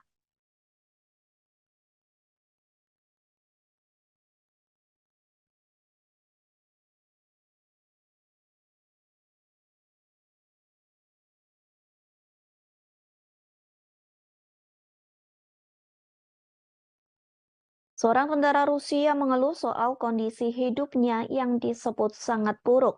Pasalnya, ia menjalankan pelatihan menjadi tentara Rusia namun tidak diberi fasilitas yang memadai. Bahkan hanya sekedar air minum pun tidak diberikan saat latihan perang melawan Ukraina. Hal tersebut disampaikan oleh seorang penasehat Kementerian Luar Negeri Ukraina. Ia mengunggah sebuah video di akun Twitternya pada Kamis 15 Desember 2022. Video yang beredar di media sosial itu berisi curhatan dari tentara Rusia. Dalam video tersebut, pria itu mengaku diberi batasan untuk minum. Kondisi ini terjadi saat Rusia melakukan mobilisasi militer untuk mempersiapkan pasukan melawan Ukraina. Rekaman berdurasi 41 detik dimaksudkan untuk menunjukkan kondisi kehidupan yang tidak memadai yang dihadapi tentara Rusia. Dalam video tersebut juga terdengar umpatan dari beberapa tentara lain yang berada di balik kamera. Sementara kondisi di sekitar mereka berlatih militer pun turut diperhatikan. Nampak dua tenda berdampingan dalam struktur yang tampaknya terbuat dari kayu gelondongan. Rupanya video serupa juga sering muncul di media sosial. Banyak rekaman yang menunjukkan kondisi kehidupan pasukan Rusia yang memburuk, seperti yang terjadi pada 16 Oktober 2022. Seorang pengawas media Rusia, yakni Julia Davis, memposting video di Twitternya. Dalam postingan tersebut memperlihatkan seorang pria yang direkrut menjadi militer Rusia. Pria tersebut mengklaim menghadapi kondisi yang buruk dalam kamp. Pasalnya di kamp tersebut banyak penyakit dan pencurian yang semakin merajalela. Ia mengatakan kamp pasukan Rusia itu sangat suram lantaran hanya ada satu penghangat tubuh di dalam tenda yang besar.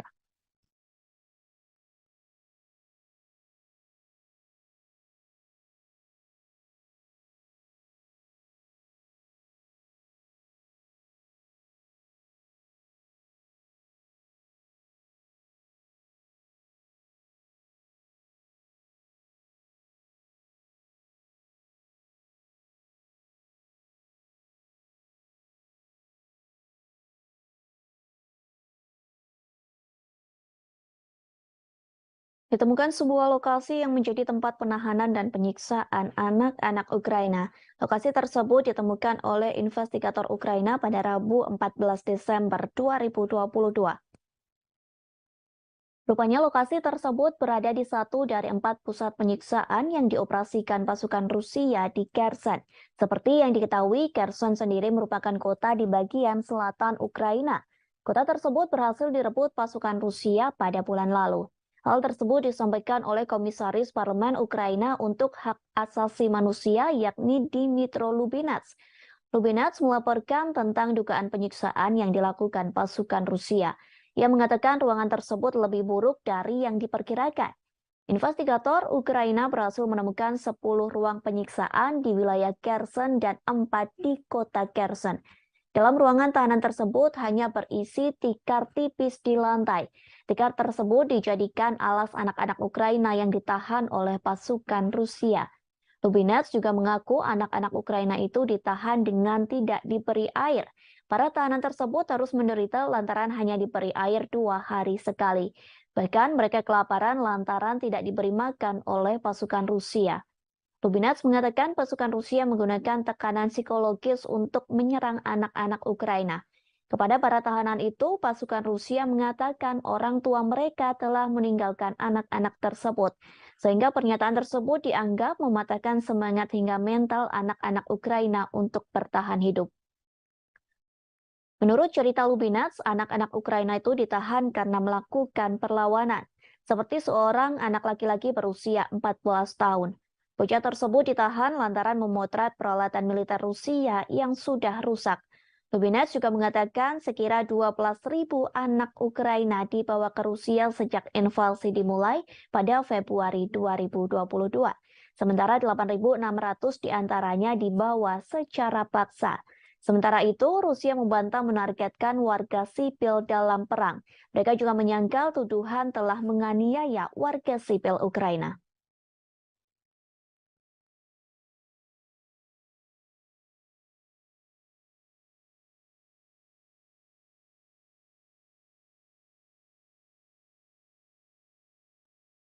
Rudal Patriot sedang menjadi senjata yang disorot berbagai negara. Pasalnya, Presiden Ukraina Volodymyr Zelensky meminta rudal Patriot dari Amerika Serikat.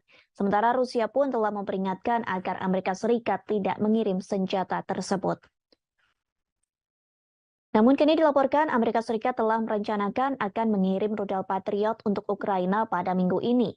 Sistem rudal Patriot telah lama menjadi senjata pertahanan unggulan Amerika Serikat dan sekutunya. Pasalnya, rudal jenis ini mampu menghalau rudal yang masuk sehingga bisa dijadikan sebagai perisai. Beberapa negara di Eropa, Timur Tengah, dan wilayah Pasifik telah menggunakan rudal Patriot. Senjata tersebut digunakan untuk menjaga adanya kemungkinan serangan dari Iran, Somalia, dan Korea Utara. Sehingga Rusia panik saat Amerika Serikat menyetujui pengiriman rudal Patriot ke Ukraina. Patriot merupakan sistem peluru kendali permukaan ke udara yang pertama kali dikerahkan pada tahun 1980-an. Senjata ini mampu menargetkan pesawat terbang, rudal jelajah, dan rudal balistik jarak pendek. Setiap Patriot terdiri dari sistem peluncuran yang dipasang di thread dengan 8 peluncur, di mana masing-masing dapat menampung hingga 4 pencegat rudal, radar, stasiun kontrol, dan generator. Angkatan Darat mengatakan saat ini memiliki 16 batalion Patriot. Sebuah laporan International Institute for Strategic Studies pada tahun 2018 menemukan bahwa batalion tersebut mengoperasikan 50 amunisi yang memiliki lebih dari 1.200 pencegat rudal. Amunisi Amerika Serikat secara teratur digunakan di seluruh dunia dan dioperasikan atau dibeli oleh banyak negara. Di antaranya ada Belanda, Jerman, Jepang, Israel, dan masih banyak lagi. Seorang pejabat Ukraina mengatakan satu amunisi rudal Patriot memiliki jarak tembak yang panjang. Namun memang senjata ini hanya dapat mencangkup area luas yang terbatas.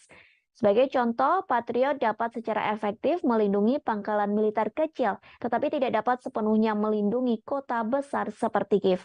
Sistem hanya bisa memberikan cakupan untuk beberapa bagian dari kota tersebut.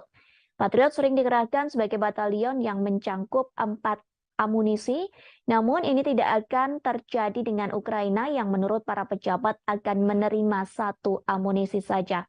Patriot memiliki radar yang lebih kuat dan yang lebih baik dalam membedakan target daripada sistem S-300 era Soviet yang digunakan Ukraina namun memiliki keterbatasan. Kemampuan Patriot juga menargetkan beberapa rudal balistik dan pesawat berpotensi melindungi Kiev.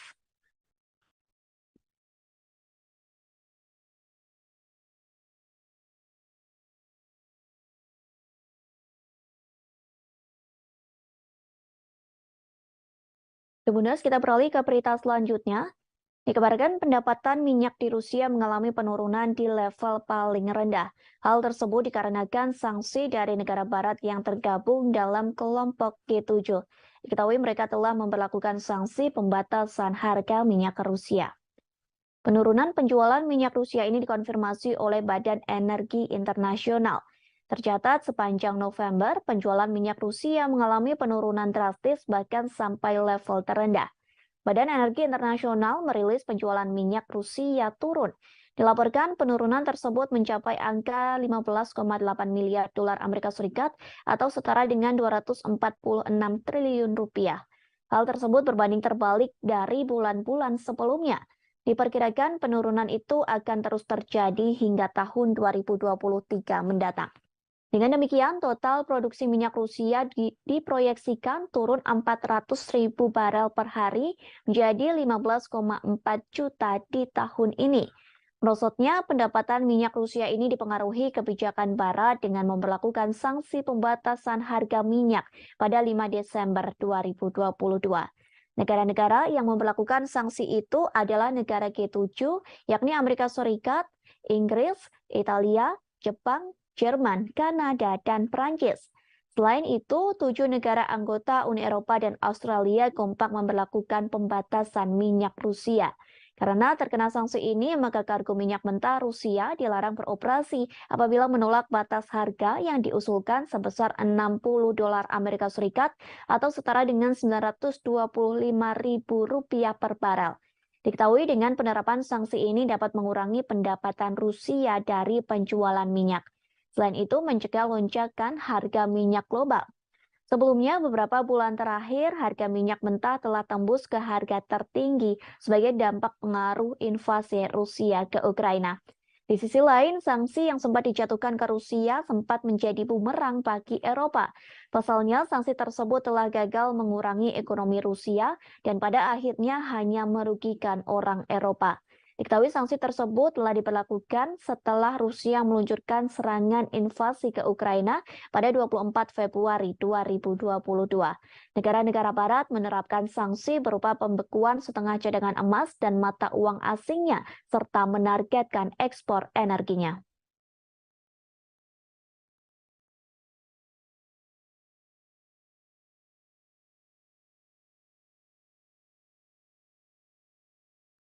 Akibat perang dengan Rusia, banyak warga Ukraina yang harus mengungsi di Israel.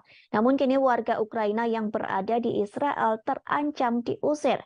Pasalnya pemerintah yang mensponsori mereka meminta pengungsi dari Ukraina untuk mengosongkan perumahan. Selesai pengusiran tersebut, warga Kiev terpaksa membangun tenda di pantai. Menurut pemberitaan media setempat, pemberitahuan itu telah diumumkan sejak minggu lalu. Diketahui 15.000 pengungsi non-Yahudi telah tiba di Israel selama konflik di Ukraina. Beberapa di antaranya disediakan perumahan gratis, tetapi Kementerian Kesejahteraan sekarang telah memperjelas bahwa bantuan ini tidak akan terbatas. Salah seorang pengungsi mengaku dirinya tak tahu apa yang terjadi selanjutnya setelah meninggalkan apartemen. Ia mengaku orang Ukraina tak memiliki pilihan lain selain mendirikan tenda di pantai. Ketua Salu, sebuah kelompok yang menyediakan apartemen untuk pengungsi, bekerja sama dengan otoritas Israel, bersikeras bahwa orang-orang Ukraina sudah tua dan cacat. Sementara Kementerian Kesejahteraan setempat juga buka suara yang menyebut pengusiran ini dilakukan lantaran kontrak dengan satu operator yang menampung para pengungsi perang telah berakhir. Selain itu, penyewa disebut tak mampu membiayai akomodasi karena kondisi medis atau fisik. Di sisi lain, Israel menjadi satu negara yang memberikan bantuan ke Ukraina sejak invasi dari Rusia. Kementerian Luar Negeri Israel telah mengirim generator dan peralatan medis ke Kiev. Hal tersebut pun telah disampaikan oleh Presiden Israel Isaac Herzog. Jika ditotal, Israel sudah mengirimkan bantuan pertama ke Ukraina berupa 20 generator. Bantuan 20 generator itu memakan biaya sekira 1 juta dolar Amerika Serikat. Bantuan tersebut pun telah dikirim pada Minggu 27 November silam. Selain itu, program kerjasama pembangunan internasional resmi Israel berencana mengirim obat-obatan dan peralatan medis. Bantuan medis itu diperkirakan akan senilai 1 juta dolar Amerika Serikat. Bantuan medis tersebut rencananya akan dikirim dalam waktu dekat ke Ukraina.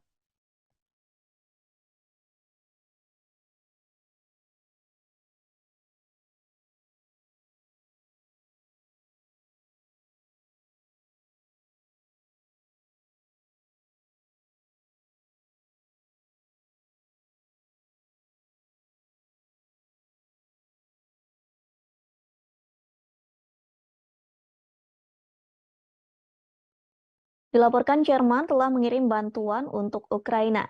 Jerman mengalokasikan hampir 500 miliar dolar Amerika Serikat. Angka tersebut digunakan untuk menopang pasokan energinya ke Ukraina agar bisa menyalakan listrik di tengah serangan Rusia. Namun pengeluaran besar-besaran ini kemungkinan tidak cukup untuk mengatasi krisis energi. Perkiraan total biaya mencerminkan skala kumulatif dana talangan energi. Skema lain yang telah diterapkan Jerman di tengah melonjaknya harga minyak dan gas alam serta hilangnya impor dari Rusia. Berbagai subsidi disebut sebagai pasokan energi.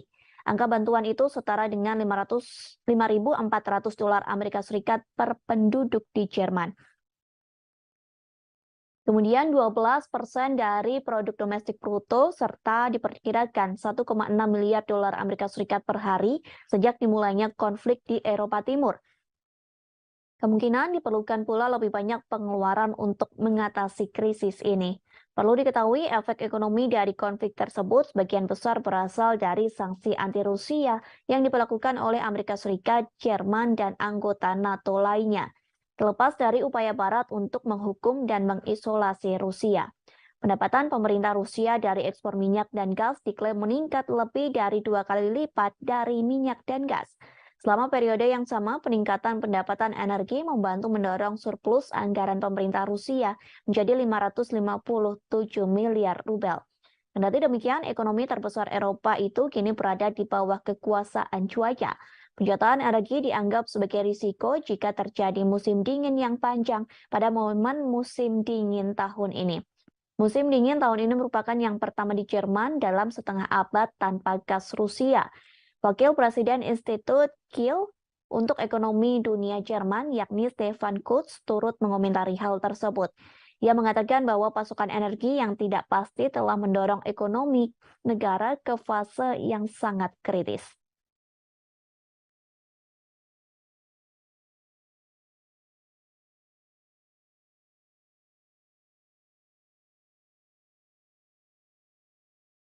Perhimpunan Bangsa-Bangsa Asia Tenggara atau ASEAN telah terpecah belah karena invasi Rusia ke Ukraina. Negara Asia Tenggara yang telah terbagi dan beberapa sikap menanggapi perang tersebut. Sementara Uni Eropa telah mendorong perlawanan bersama melawan Rusia. Uni Eropa dan ASEAN telah bertemu pada Rabu 14 Desember 2022. Pertemuan tersebut guna membahas kerjasama ekonomi yang lebih mendalam. Namun sayangnya pertemuan tersebut tidak membuahkan kesepakatan bersama untuk mengecam invasi Rusia ke Ukraina. Vietnam dan Laos yang memiliki hubungan militer yang kuat dengan Moskow tetapi tidak memihak, sementara Singapura mematuhi sanksi Barat terhadap Rusia. Dalam pemungutan suara Perserikatan Bangsa-Bangsa pada bulan Oktober yang mengecam upaya aneksasi Rusia atas wilayah Ukraina, baik Vietnam maupun Laos abstain bersama dengan Thailand. Pemimpin 9 dari 10 negara ASEAN dan pemimpin 27 negara Uni Eropa bergabung dalam KTT tersebut yang juga memperingati 45 tahun hubungan diplomatik. Sementara pada November 2022, Ukraina menandatangani perjanjian persahabatan dan kerjasama dengan anggota ASEAN.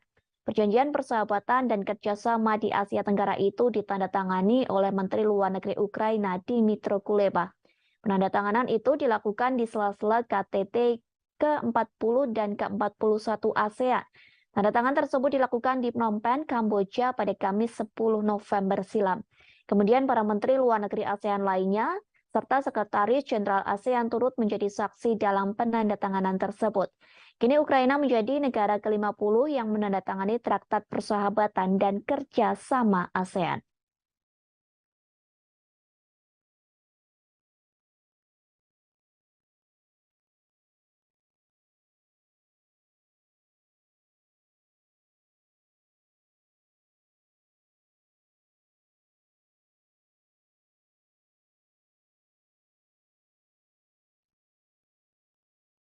Inilah serangkaian peristiwa perang memasuki hari ke-296 pada Jumat 26 Desember 2022. Dikabarkan Presiden Rusia Vladimir Putin disebut sedang mempersiapkan serangan besar menjelang tahun baru. Hal tersebut disampaikan melalui Menteri Pertahanan Ukraina Oleksiy Reznikov. Oleksiy Reznikov mengatakan Putin sedang mempersiapkan serangan baru yang lebih besar untuk tahun 2023. Serangan baru ini dibuktikan dengan Kremlin sedang mempersiapkan operasi baru, meskipun Rusia mengalami serangkaian kemunduran di medan perang. Peristiwa selanjutnya yakni Rusia melakukan segala cara untuk merebut ibu kota Kiev, Ukraina. Hal tersebut disampaikan oleh Kepala Angkatan Bersenjata Ukraina, Jenderal Valery Zaluzhny. Sang jenderal mengatakan Rusia mungkin mencoba mengambil alih kota itu antara Februari atau Maret 2023. Peristiwa selanjutnya terkait aksi penembakan Rusia yang terjadi pada Kamis 15 Desember 2022. Akibat penembakan tersebut dilaporkan menewaskan 2 orang. Kedua korban itu diantaranya termasuk seorang pekerja palang merah di Kherson. Selain memakan korban jiwa, serangan tersebut juga memutus total aliran listrik di kota selatan. Peristiwa selanjutnya soal Rusia menambah jumlah peluncuran uji coba rudal balistik. Hal tersebut disampaikan oleh Komandan Pasukan Roket Strategis Sergei Karakeyev. Ia mengatakan Rusia akan menambah jumlah peluncuran uji coba rudal balistik antar benua menjadi 8 pada 2023, di mana pada tahun 2022 Rusia melakukan uji coba sebanyak 4 kali saja. Kemudian sebuah pangkalan udara Rusia di Kursk diserang pada Rabu 14 Desember malam. Informasi itu telah dikonfirmasi oleh pejabat senior sekaligus penasehat Presiden Ukraina yakni Anton Gerasenko. Di sisi lain, Putin mengaku Rusia akan mencoba mengatasi dampak finansial dari sanksi Barat dengan menjual gas ke tetangga timurnya. Dalam pidato yang disiarkan televisi lokal, Putin menyebut Kremlin akan mengembangkan hubungan ekonomi dengan negara-negara di Asia, Afrika, dan Amerika Latin. Lebih jauh, militer Amerika Serikat mengumumkan akan memperluas pelatihan personil militer Ukraina di Jerman. Mulai Januari tahun 2023, 500 tentara akan dilatih dalam kurun waktu 1 bulan.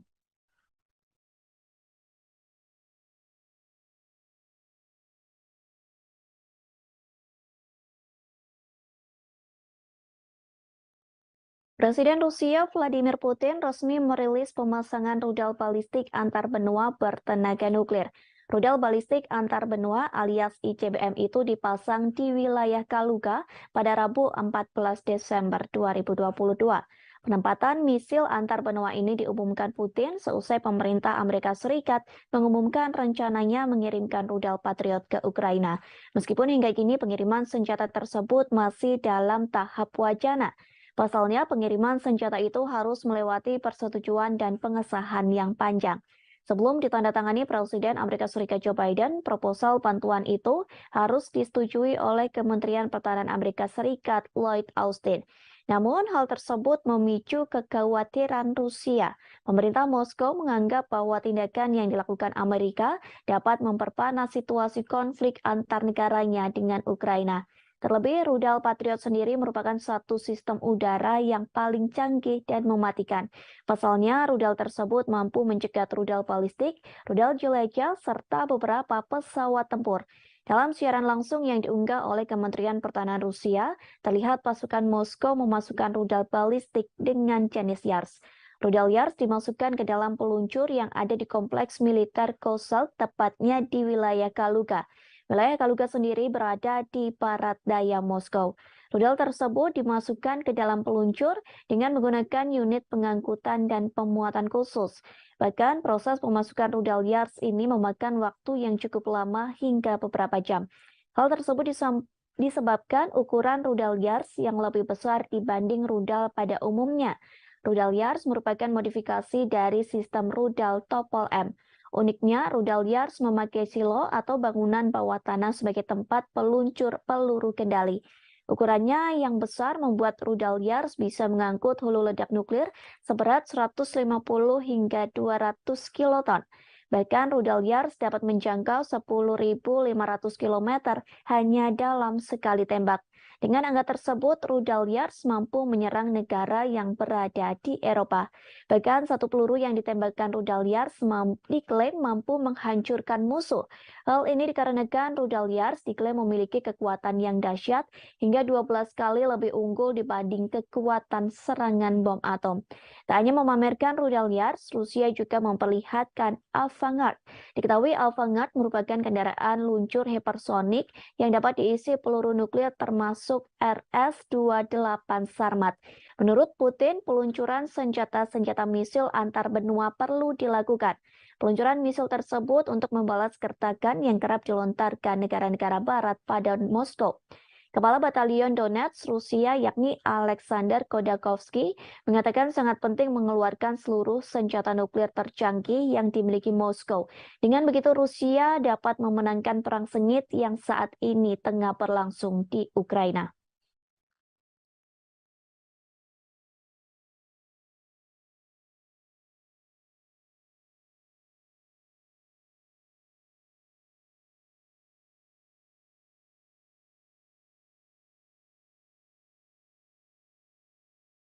Presiden Rusia Vladimir Putin memastikan tidak ada gencatan senjata menjelang Natal di Ukraina. Pernyataan tersebut disampaikan oleh juru bicara Rusia, Dmitry Peskov. Peskov menyebut gencatan senjata tidak ada dalam agenda Rusia, sehingga dipastikan Ukraina bisa menjalankan Natal dengan aman dan kusyuk. Pernyataan Peskov itu kontradiktif dengan yang sebelumnya pernah disampaikan. Pasalnya, Peskov pernah mengatakan tidak ada perdamaian antara Rusia dengan Ukraina. Perdamaian itu bisa terjadi saat Kiev mengakui 4 wilayah Rusia yang diambil dari Ukraina. Peskov pun sempat menolak proposal damai dengan Ukraina pada Selasa 13 Desember. Rusia mensyaratkan Ukraina untuk mengakui 4 wilayah baru Rusia yang ia ambil dari Ukraina. Presiden Rusia Vladimir Putin telah mengklaim wilayah Donetsk, Luhansk, Zaporizhia, dan Kherson dari Ukraina pada 30 September 2022. Namun, sebagian besar negara di Perserikatan Bangsa-Bangsa atau PBB mengutuk tindakan tersebut sebagai tindakan yang ilegal. Pada November 2022, Rusia menarik pasukannya dari Kherson dan Ukraina berhasil merebut kembali kota Kherson. Juru bicara Rusia Dmitry Peskov juga mengatakan tidak mungkin ada pembicaraan damai jika NATO dan negara-negara barat memberikan bantuan senjata pada Ukraina. Dmitry Peskov menanggapi permintaan Zelensky pada barat untuk mengirim peralatan militer dan keuangan. Zelensky juga mengusulkan solusi perdamaian yang akan dimulai dengan penarikan pasukan Rusia dari Ukraina. Sementara hingga kini pertempuran Rusia dan Ukraina masih terus berlangsung hingga musim dingin. Presiden Ukraina Volodymyr Zelensky mengungkapkan telah mengajukan proposal untuk meminta gencatan senjata ke Rusia. Ia meminta Rusia untuk menarik pasukannya pada minggu ini menjelang Natal. Kiev meminta Moskow menarik pasukannya menjelang Natal sebagai langkah untuk mengakhiri konflik. Merespon hal tersebut, Rusia pun menolak. Pasukan Moskow masih melancarkan serangan ke Ukraina, bahkan Rusia menjatuhkan drone ke rudal ibu kota Kiev pada Rabu 14 Desember. Zelensky pun meragukan Rusia tidak menyerang negaranya saat Natal. Pasalnya, Zelensky mengatakan Rusia telah menyerang Ukraina setiap hari dan setiap detik. Bahkan setiap daerah di Ukraina pun telah terkena serangan dari pasukan Putin. Orang nomor satu di Ukraina itu menggambarkan Rusia telah menghancurkan negaranya dengan artileri, sehingga kini Ukraina pun menjadi rata dengan tanah.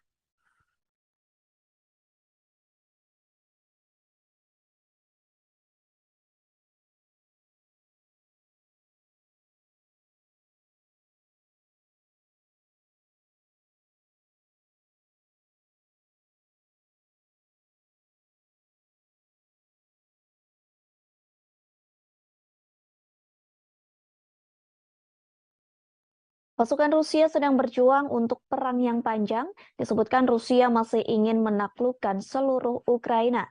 Hal tersebut disampaikan oleh seorang jenderal Ukraina pada Kamis 15 Desember 2022. Sehingga dilaporkan pasukan Rusia terus menggempur dua kota strategis di Ukraina. Dua kota tersebut yakni Donetsk dan Kiev. Kedua negara telah mengesampingkan gencatan senjata Natal. Sampai saat ini tidak ada pembicaraan yang bertujuan untuk mengakhiri konflik yang telah berlangsung hampir 10 bulan. Presiden Ukraina Volodymyr Zelensky mengungkapkan telah mengajukan proposal untuk meminta gencatan senjata ke Rusia. Ia meminta Rusia untuk menarik pasukannya pada minggu ini menjelang Natal. Kiev meminta Moskow menarik pasukannya menjelang Natal sebagai langkah untuk mengakhiri konflik. Merespon hal tersebut, Rusia pun menolak. Pasukan Moskow masih melancarkan serangan ke Ukraina, bahkan Rusia menjatuhkan drone ke rudal ibu kota Kiev pada Rabu 14 Desember. Presiden Rusia Vladimir Putin memastikan tidak ada gencatan senjata menjelang Natal di Ukraina. Pernyataan tersebut disampaikan oleh juru bicara Rusia, Dmitry Peskov. Peskov menyebut gencatan senjata tidak ada dalam agenda Rusia, sehingga dipastikan Ukraina bisa menjalankan Natal dengan aman dan khusyuk.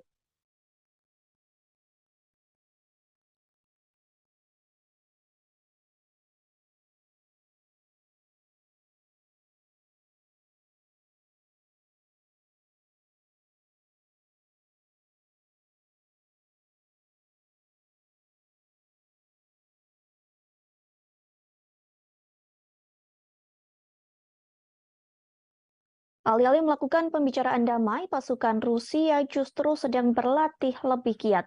Bahkan pasukan Presiden Rusia Vladimir Putin itu sedang berlatih divisi militer baru di Belarus. Hal tersebut dibeberkan oleh seorang perwira tinggi militer Ukraina, Brigadir Jenderal Oleksiy Gromov pada Kamis 15 Desember. Gromov menerangkan, Rusia sedang menyusun rencana soal waktu konflik di Ukraina. Menurutnya, Rusia berupaya mengubah konflik saat ini menjadi perang jangka panjang. Bahkan ia menyebutkan Rusia juga sedang berlatih divisi militer baru di wilayah teritori Belarus. Kendati begitu, Gromov mengungkapkan operasi militer Rusia dari wilayah Belarus kemungkinan terjadinya kecil. Akan tetapi, Gromov tak mengatakan yang sebenarnya terkait tujuan Rusia membuat perang menjadi konflik bersenjata jangka panjang. Sebagaimana diketahui sebelumnya, Kremlin sangat membutuhkan kemenangan. Hal ini untuk mempertahankan keyakinan publik Rusia. Kabar tersebut pun diungkapkan oleh sejumlah pejabat di Ukraina. Pasalnya, Rusia belakangan ini mengalami serangkaian kekalahan di medan pertempuran, termasuk penarikan pasukan dari Kherson. Padahal wilayah itu sebelumnya telah diduduki selama beberapa bulan. Sebelumnya, Rusia dan Belarus kembali mengadakan latihan militer bersama pada Sabtu 3 Desember silam. Presiden Belarus Alexander Lukashenko mengatakan latihan ini bertujuan untuk mengantisipasi eskalasi perang dengan Eropa. Lukashenko menyebut baik Belarus maupun Rusia sebenarnya tidak menginginkan agresi terjadi. Namun latihan militer dianggap penting untuk menghadapi segala kemungkinan dengan Barat. Menurut Lukashenko, tentara Belarus dan Rusia akan semakin kuat jika disatukan. Sementara itu, Menteri Pertahanan Rusia Sergei Shoigu mengatakan Belarus merupakan mitra yang dapat dipercaya. Shoigu juga sepakat bahwa kekuatan tentara dari kedua negara bisa menghadapi tekanan dari Barat. Ia juga memuji Belarus atas komitmennya melawan arah permusuhan Amerika Serikat dan sekutunya. Belarus mulai mengerahkan pasukan gabungan pada Oktober lalu menyusul eskalasi ketegangan dengan Barat. Jumlah total pasukan Rusia yang ditempatkan di negara itu sekira 9.000 tentara.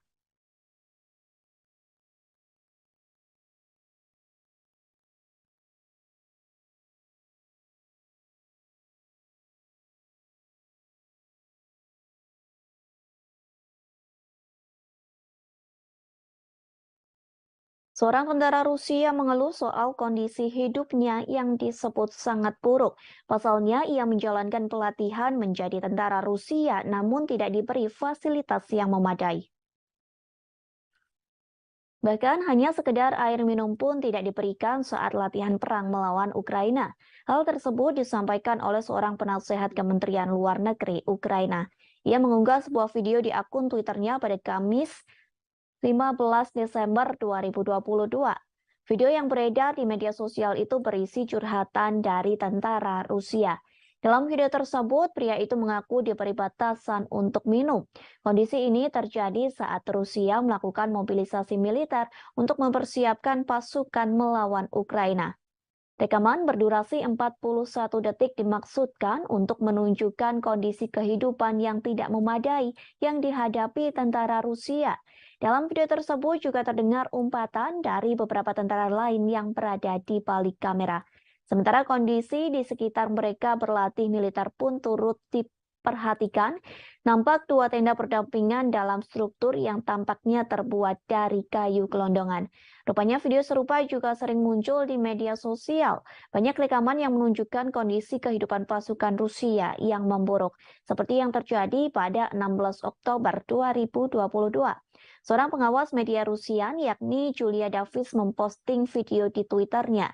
Dalam postingan tersebut memperlihatkan seorang pria yang direkrut menjadi militer Rusia. Pria tersebut mengklaim menghadapi kondisi yang buruk dalam kamp. Pasalnya di kamp tersebut banyak penyakit dan pencurian yang semakin merajalela. Ia mengatakan kamp pasukan Rusia itu sangat suram lantaran hanya ada satu penghangat tubuh di dalam tenda yang besar.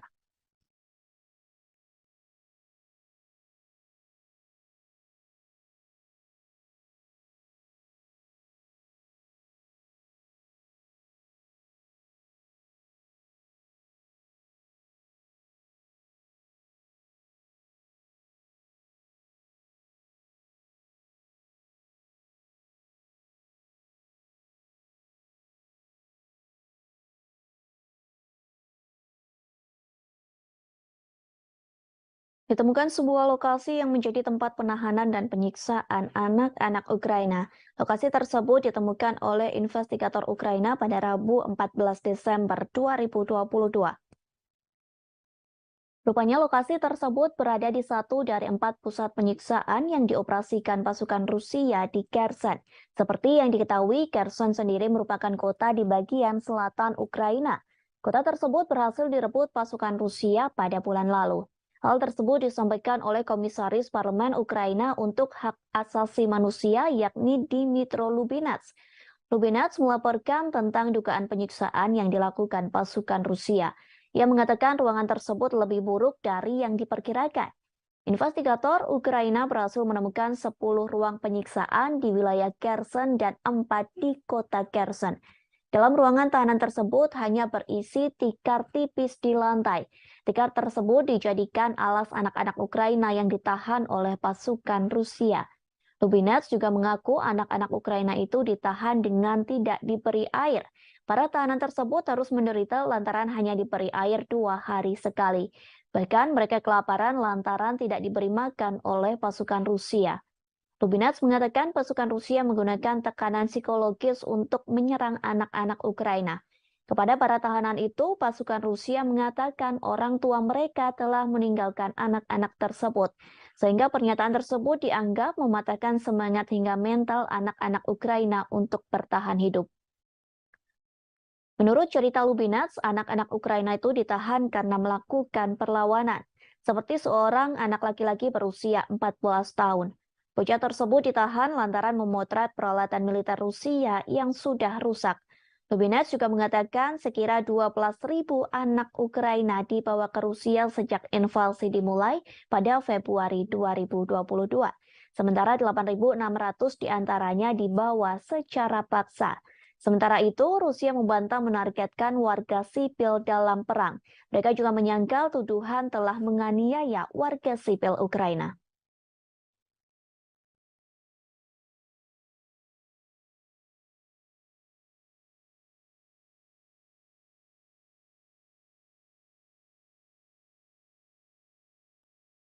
Rudal Patriot sedang menjadi senjata yang disorot berbagai negara. Pasalnya Presiden Ukraina Volodymyr Zelensky meminta rudal Patriot dari Amerika Serikat. Sementara Rusia pun telah memperingatkan agar Amerika Serikat tidak mengirim senjata tersebut. Namun kini dilaporkan Amerika Serikat telah merencanakan akan mengirim rudal Patriot untuk Ukraina pada minggu ini. Sistem rudal Patriot telah lama menjadi senjata pertahanan unggulan Amerika Serikat dan sekutunya. Pasalnya, rudal jenis ini mampu menghalau rudal yang masuk sehingga bisa dijadikan sebagai perisai. Beberapa negara di Eropa, Timur Tengah, dan wilayah Pasifik telah menggunakan rudal Patriot. Senjata tersebut digunakan untuk menjaga adanya kemungkinan serangan dari Iran, Somalia, dan Korea Utara. sehingga Rusia panik saat Amerika Serikat menyetujui pengiriman rudal Patriot ke Ukraina.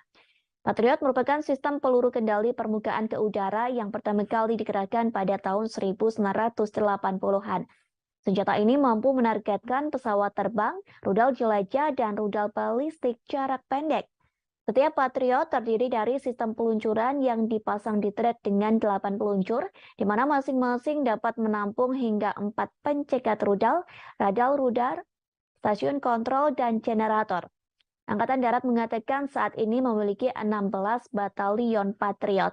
Sebuah laporan International Institute for Strategic Studies pada tahun 2018 menemukan bahwa batalion tersebut mengoperasikan 50 amunisi yang memiliki lebih dari 1.200 pencegat rudal. Amunisi Amerika Serikat secara teratur digunakan di seluruh dunia dan dioperasikan atau dibeli oleh banyak negara. Di antaranya ada Belanda, Jerman, Jepang, Israel, dan masih banyak lagi. Seorang pejabat Ukraina mengatakan satu amunisi rudal Patriot memiliki jarak tembak yang panjang. Namun memang senjata ini hanya dapat mencangkup area luas yang terbatas. Sebagai contoh, Patriot dapat secara efektif melindungi pangkalan militer kecil, tetapi tidak dapat sepenuhnya melindungi kota besar seperti Kiev. Sistem hanya bisa memberikan cakupan untuk beberapa bagian dari kota tersebut. Patriot sering dikerahkan sebagai batalion yang mencangkup 4 amunisi, namun ini tidak akan terjadi dengan Ukraina yang menurut para pejabat akan menerima 1 amunisi saja. Patriot memiliki radar yang lebih kuat dan yang lebih baik dalam membedakan target daripada sistem S-300 era Soviet yang digunakan Ukraina namun memiliki keterbatasan. Kemampuan Patriot juga menargetkan beberapa rudal balistik dan pesawat berpotensi melindungi Kiev.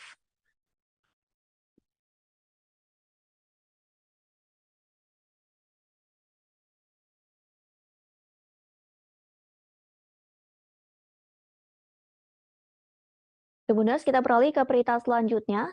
Dikabarkan pendapatan minyak di Rusia mengalami penurunan di level paling rendah. Hal tersebut dikarenakan sanksi dari negara barat yang tergabung dalam kelompok G7. Diketahui mereka telah memperlakukan sanksi pembatasan harga minyak ke Rusia. Penurunan penjualan minyak Rusia ini dikonfirmasi oleh Badan Energi Internasional. Tercatat sepanjang November, penjualan minyak Rusia mengalami penurunan drastis bahkan sampai level terendah. Badan Energi Internasional merilis penjualan minyak Rusia turun. Dilaporkan penurunan tersebut mencapai angka 15,8 miliar dolar Amerika Serikat atau setara dengan 246 triliun rupiah. Hal tersebut berbanding terbalik dari bulan-bulan sebelumnya. Diperkirakan penurunan itu akan terus terjadi hingga tahun 2023 mendatang. Dengan demikian, total produksi minyak Rusia diproyeksikan turun 400.000 barel per hari menjadi 15,4 juta di tahun ini. Merosotnya pendapatan minyak Rusia ini dipengaruhi kebijakan Barat dengan memperlakukan sanksi pembatasan harga minyak pada 5 Desember 2022. Negara-negara yang memperlakukan sanksi itu adalah negara G7, yakni Amerika Serikat, Inggris, Italia, Jepang, Jerman, Kanada, dan Prancis. Selain itu, 7 negara anggota Uni Eropa dan Australia kompak memperlakukan pembatasan minyak Rusia. Karena terkena sanksi ini, maka kargo minyak mentah Rusia dilarang beroperasi apabila menolak batas harga yang diusulkan sebesar 60 dolar Amerika Serikat atau setara dengan 925.000 rupiah per barel. Diketahui dengan penerapan sanksi ini dapat mengurangi pendapatan Rusia dari penjualan minyak. Selain itu, mencegah lonjakan harga minyak global. Sebelumnya, beberapa bulan terakhir, harga minyak mentah telah tembus ke harga tertinggi sebagai dampak pengaruh invasi Rusia ke Ukraina. Di sisi lain, sanksi yang sempat dijatuhkan ke Rusia sempat menjadi bumerang bagi Eropa. Pasalnya, sanksi tersebut telah gagal mengurangi ekonomi Rusia dan pada akhirnya hanya merugikan orang Eropa. Diketahui sanksi tersebut telah diberlakukan setelah Rusia meluncurkan serangan invasi ke Ukraina pada 24 Februari 2022. Negara-negara Barat menerapkan sanksi berupa pembekuan setengah cadangan emas dan mata uang asingnya, serta menargetkan ekspor energinya.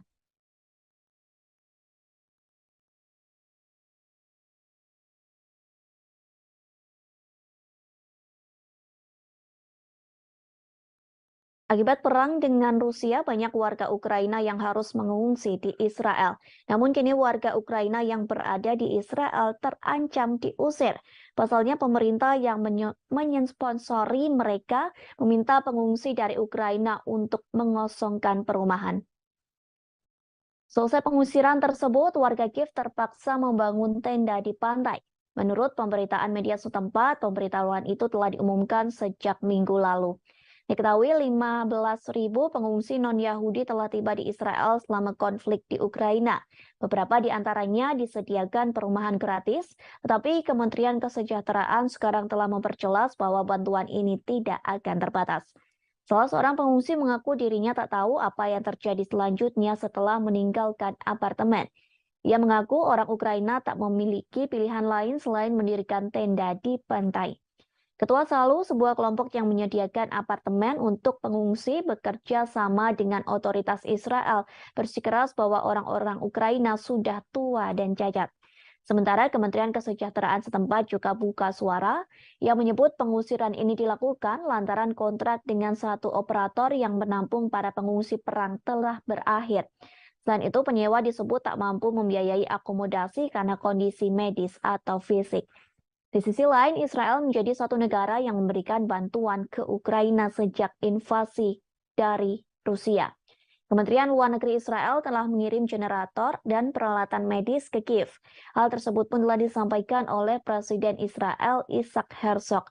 Jika di total, Israel sudah mengirimkan bantuan pertama ke Ukraina berupa 20 generator. Bantuan 20 generator itu memakan biaya sekira $1 juta Amerika Serikat. Bantuan tersebut pun telah dikirim pada Minggu 27 November silam. Selain itu, program kerjasama pembangunan internasional resmi Israel berencana mengirim obat-obatan dan peralatan medis. Bantuan medis itu diperkirakan akan senilai $1 juta Amerika Serikat. Bantuan medis tersebut rencananya akan dikirim dalam waktu dekat ke Ukraina.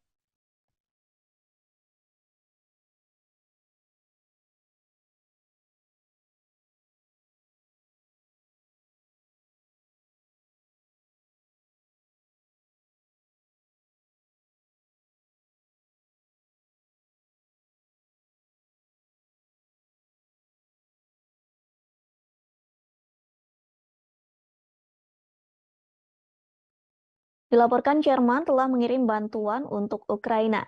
Jerman mengalokasikan hampir 500 miliar dolar Amerika Serikat. Angka tersebut digunakan untuk menopang pasokan energinya ke Ukraina agar bisa menyalakan listrik di tengah serangan Rusia. Namun pengeluaran besar-besaran ini kemungkinan tidak cukup untuk mengatasi krisis energi. Perkiraan total biaya mencerminkan skala kumulatif dana talangan energi. Skema lain yang telah diterapkan Jerman di tengah melonjaknya harga minyak dan gas alam serta hilangnya impor dari Rusia. Berbagai subsidi disebut sebagai pasokan energi. Angka bantuan itu setara dengan $5.400 Amerika Serikat per penduduk di Jerman. Kemudian 12% dari produk domestik bruto serta diperkirakan 1,6 miliar dolar Amerika Serikat per hari sejak dimulainya konflik di Eropa Timur. Kemungkinan diperlukan pula lebih banyak pengeluaran untuk mengatasi krisis ini. Perlu diketahui efek ekonomi dari konflik tersebut sebagian besar berasal dari sanksi anti-Rusia yang diberlakukan oleh Amerika Serikat, Jerman, dan anggota NATO lainnya. Terlepas dari upaya Barat untuk menghukum dan mengisolasi Rusia. Pendapatan pemerintah Rusia dari ekspor minyak dan gas diklaim meningkat lebih dari 2 kali lipat dari minyak dan gas.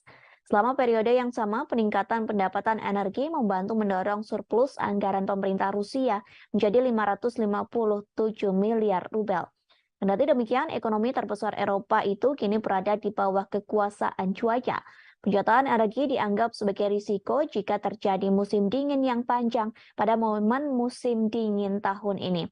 Musim dingin tahun ini merupakan yang pertama di Jerman dalam setengah abad tanpa gas Rusia.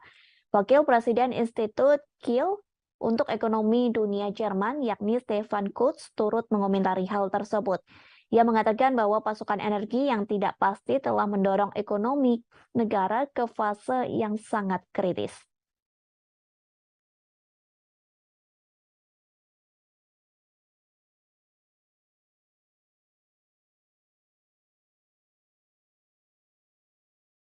Perhimpunan Bangsa-Bangsa Asia Tenggara atau ASEAN telah terpecah belah karena invasi Rusia ke Ukraina.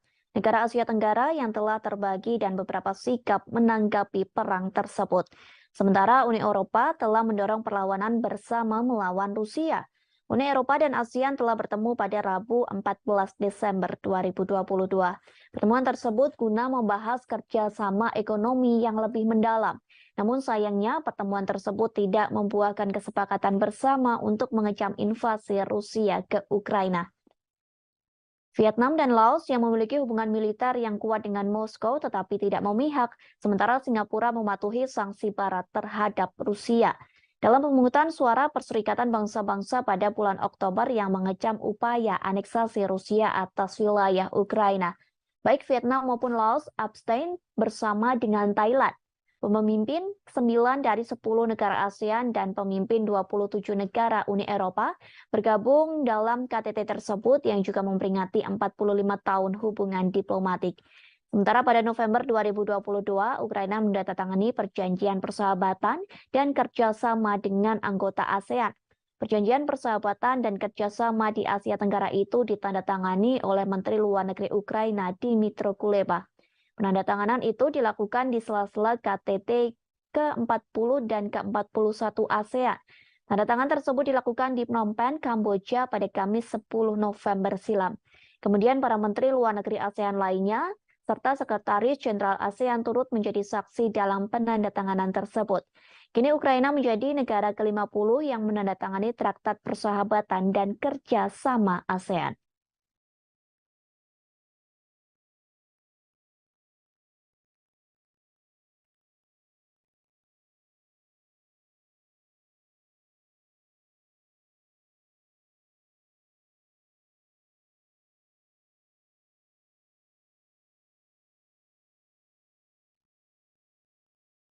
Inilah serangkaian peristiwa perang memasuki hari ke-296 pada Jumat 26 Desember 2022.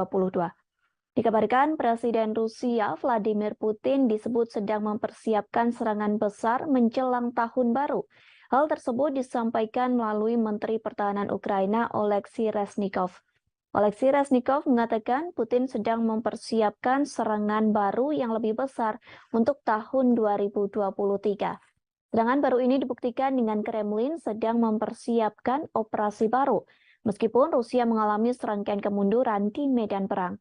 Peristiwa selanjutnya yakni Rusia melakukan segala cara untuk merebut ibu kota Kiev, Ukraina. Hal tersebut disampaikan oleh Kepala Angkatan Bersenjata Ukraina Jenderal Valery Zaluzhny. Sang jenderal mengatakan Rusia mungkin mencoba mengambil alih kota itu antara Februari atau Maret 2023. Peristiwa selanjutnya terkait aksi penembakan Rusia yang terjadi pada Kamis 15 Desember 2022. Akibat penembakan tersebut dilaporkan menewaskan 2 orang. Kedua korban itu diantaranya termasuk seorang pekerja palang merah di Kherson. Selain memakan korban jiwa, serangan tersebut juga memutus total aliran listrik di kota selatan. Peristiwa selanjutnya soal Rusia menambah jumlah peluncuran uji coba rudal balistik. Hal tersebut disampaikan oleh Komandan Pasukan Roket Strategis Sergei Karakeyev. Ia mengatakan Rusia akan menambah jumlah peluncuran uji coba rudal balistik antar benua menjadi 8 pada 2023, di mana pada tahun 2022 Rusia melakukan uji coba sebanyak 4 kali saja. Kemudian sebuah pangkalan udara Rusia di Kursk diserang pada Rabu 14 Desember malam. Informasi itu telah dikonfirmasi oleh pejabat senior sekaligus penasehat Presiden Ukraina yakni Anton Gerasenko. Di sisi lain, Putin mengaku Rusia akan mencoba mengatasi dampak finansial dari sanksi Barat dengan menjual gas ke tetangga timurnya. Dalam pidato yang disiarkan televisi lokal, Putin menyebut Kremlin akan mengembangkan hubungan ekonomi dengan negara-negara di Asia, Afrika, dan Amerika Latin. Lebih jauh, militer Amerika Serikat mengumumkan akan memperluas pelatihan personil militer Ukraina di Jerman. Mulai Januari tahun 2023, 500 tentara akan dilatih dalam kurun waktu 1 bulan.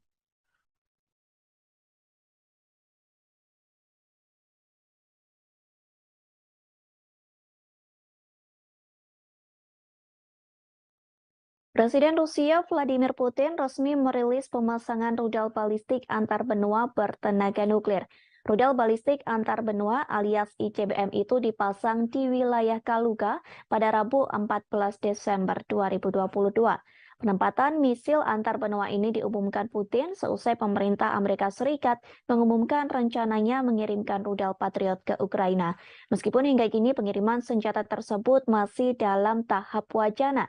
Pasalnya, pengiriman senjata itu harus melewati persetujuan dan pengesahan yang panjang. Sebelum ditandatangani Presiden Amerika Serikat Joe Biden, proposal bantuan itu harus disetujui oleh Kementerian Pertahanan Amerika Serikat Lloyd Austin. Namun, hal tersebut memicu kekhawatiran Rusia. Pemerintah Moskow menganggap bahwa tindakan yang dilakukan Amerika dapat memperpanas situasi konflik antar negaranya dengan Ukraina. Terlebih, rudal Patriot sendiri merupakan satu sistem udara yang paling canggih dan mematikan. Pasalnya, rudal tersebut mampu mencegat rudal balistik, rudal jelajah, serta beberapa pesawat tempur. Dalam siaran langsung yang diunggah oleh Kementerian Pertahanan Rusia, terlihat pasukan Moskow memasukkan rudal balistik dengan jenis Yars. Rudal Yars dimasukkan ke dalam peluncur yang ada di kompleks militer Kozel, tepatnya di wilayah Kaluga. Wilayah Kaluga sendiri berada di barat daya Moskow.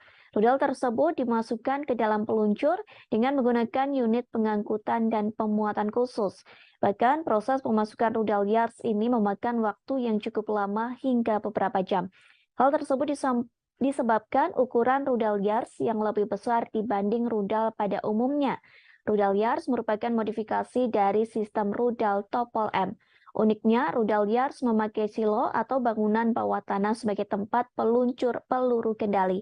Ukurannya yang besar membuat rudal Yars bisa mengangkut hulu ledak nuklir seberat 150 hingga 200 kiloton. Bahkan rudal Yars dapat menjangkau 10.500 km hanya dalam sekali tembak. Dengan angka tersebut, rudal Yars mampu menyerang negara yang berada di Eropa. Bahkan satu peluru yang ditembakkan rudal Yars diklaim mampu menghancurkan musuh.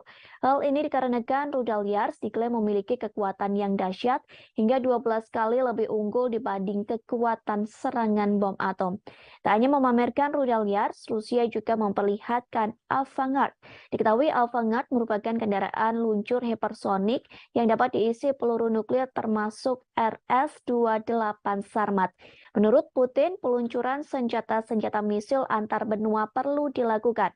Peluncuran misil tersebut untuk membalas gertakan yang kerap dilontarkan negara-negara barat pada Moskow.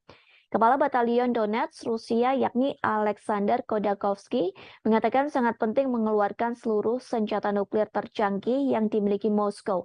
Dengan begitu Rusia dapat memenangkan perang sengit yang saat ini tengah berlangsung di Ukraina.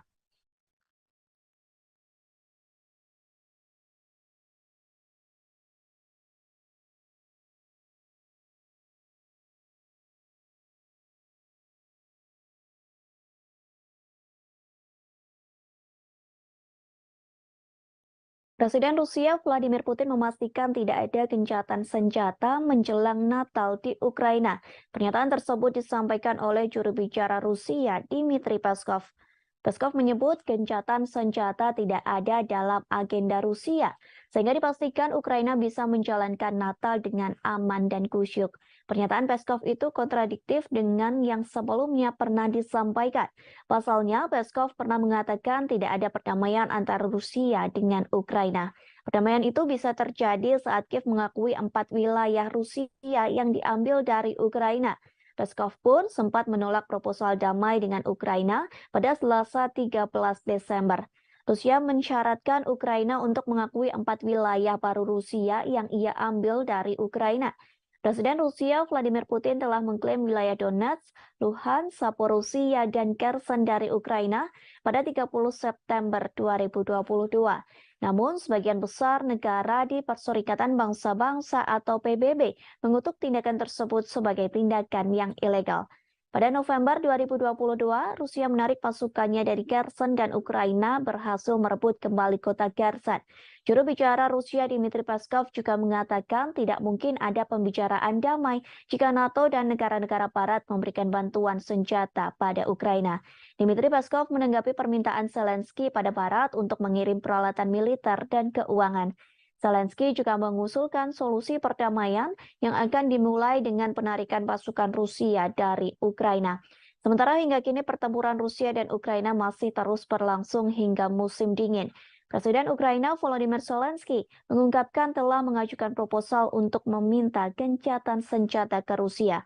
Ia meminta Rusia untuk menarik pasukannya pada minggu ini menjelang Natal. Kiev meminta Moskow menarik pasukannya menjelang Natal sebagai langkah untuk mengakhiri konflik. Merespon hal tersebut, Rusia pun menolak. Pasukan Moskow masih melancarkan serangan ke Ukraina, bahkan Rusia menjatuhkan drone ke rudal ibu kota Kiev pada Rabu 14 Desember.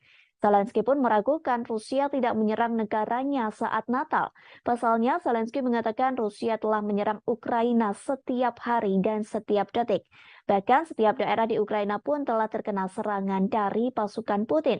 Orang nomor satu di Ukraina itu menggambarkan Rusia telah menghancurkan negaranya dengan artileri, sehingga kini Ukraina pun menjadi rata dengan tanah.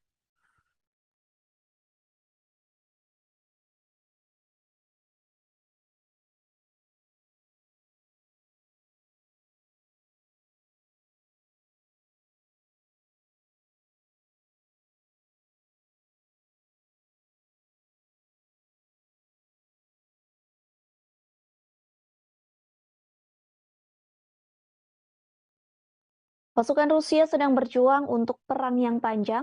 Disebutkan Rusia masih ingin menaklukkan seluruh Ukraina. Hal tersebut disampaikan oleh seorang jenderal Ukraina pada Kamis 15 Desember 2022. Sehingga dilaporkan pasukan Rusia terus menggempur dua kota strategis di Ukraina. Dua kota tersebut yakni Donetsk dan Kiev.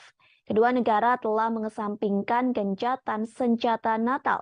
Sampai saat ini tidak ada pembicaraan yang bertujuan untuk mengakhiri konflik yang telah berlangsung hampir 10 bulan. Presiden Ukraina Volodymyr Zelensky mengungkapkan telah mengajukan proposal untuk meminta gencatan senjata ke Rusia. Ia meminta Rusia untuk menarik pasukannya pada minggu ini menjelang Natal. Kiev meminta Moskow menarik pasukannya menjelang Natal sebagai langkah untuk mengakhiri konflik. Merespon hal tersebut, Rusia pun menolak. Pasukan Moskow masih melancarkan serangan ke Ukraina, bahkan Rusia menjatuhkan drone ke rudal ibu kota Kiev pada Rabu 14 Desember. Presiden Rusia Vladimir Putin memastikan tidak ada gencatan senjata menjelang Natal di Ukraina. Pernyataan tersebut disampaikan oleh juru bicara Rusia Dmitry Peskov. Peskov menyebut gencatan senjata tidak ada dalam agenda Rusia, sehingga dipastikan Ukraina bisa menjalankan Natal dengan aman dan khusyuk.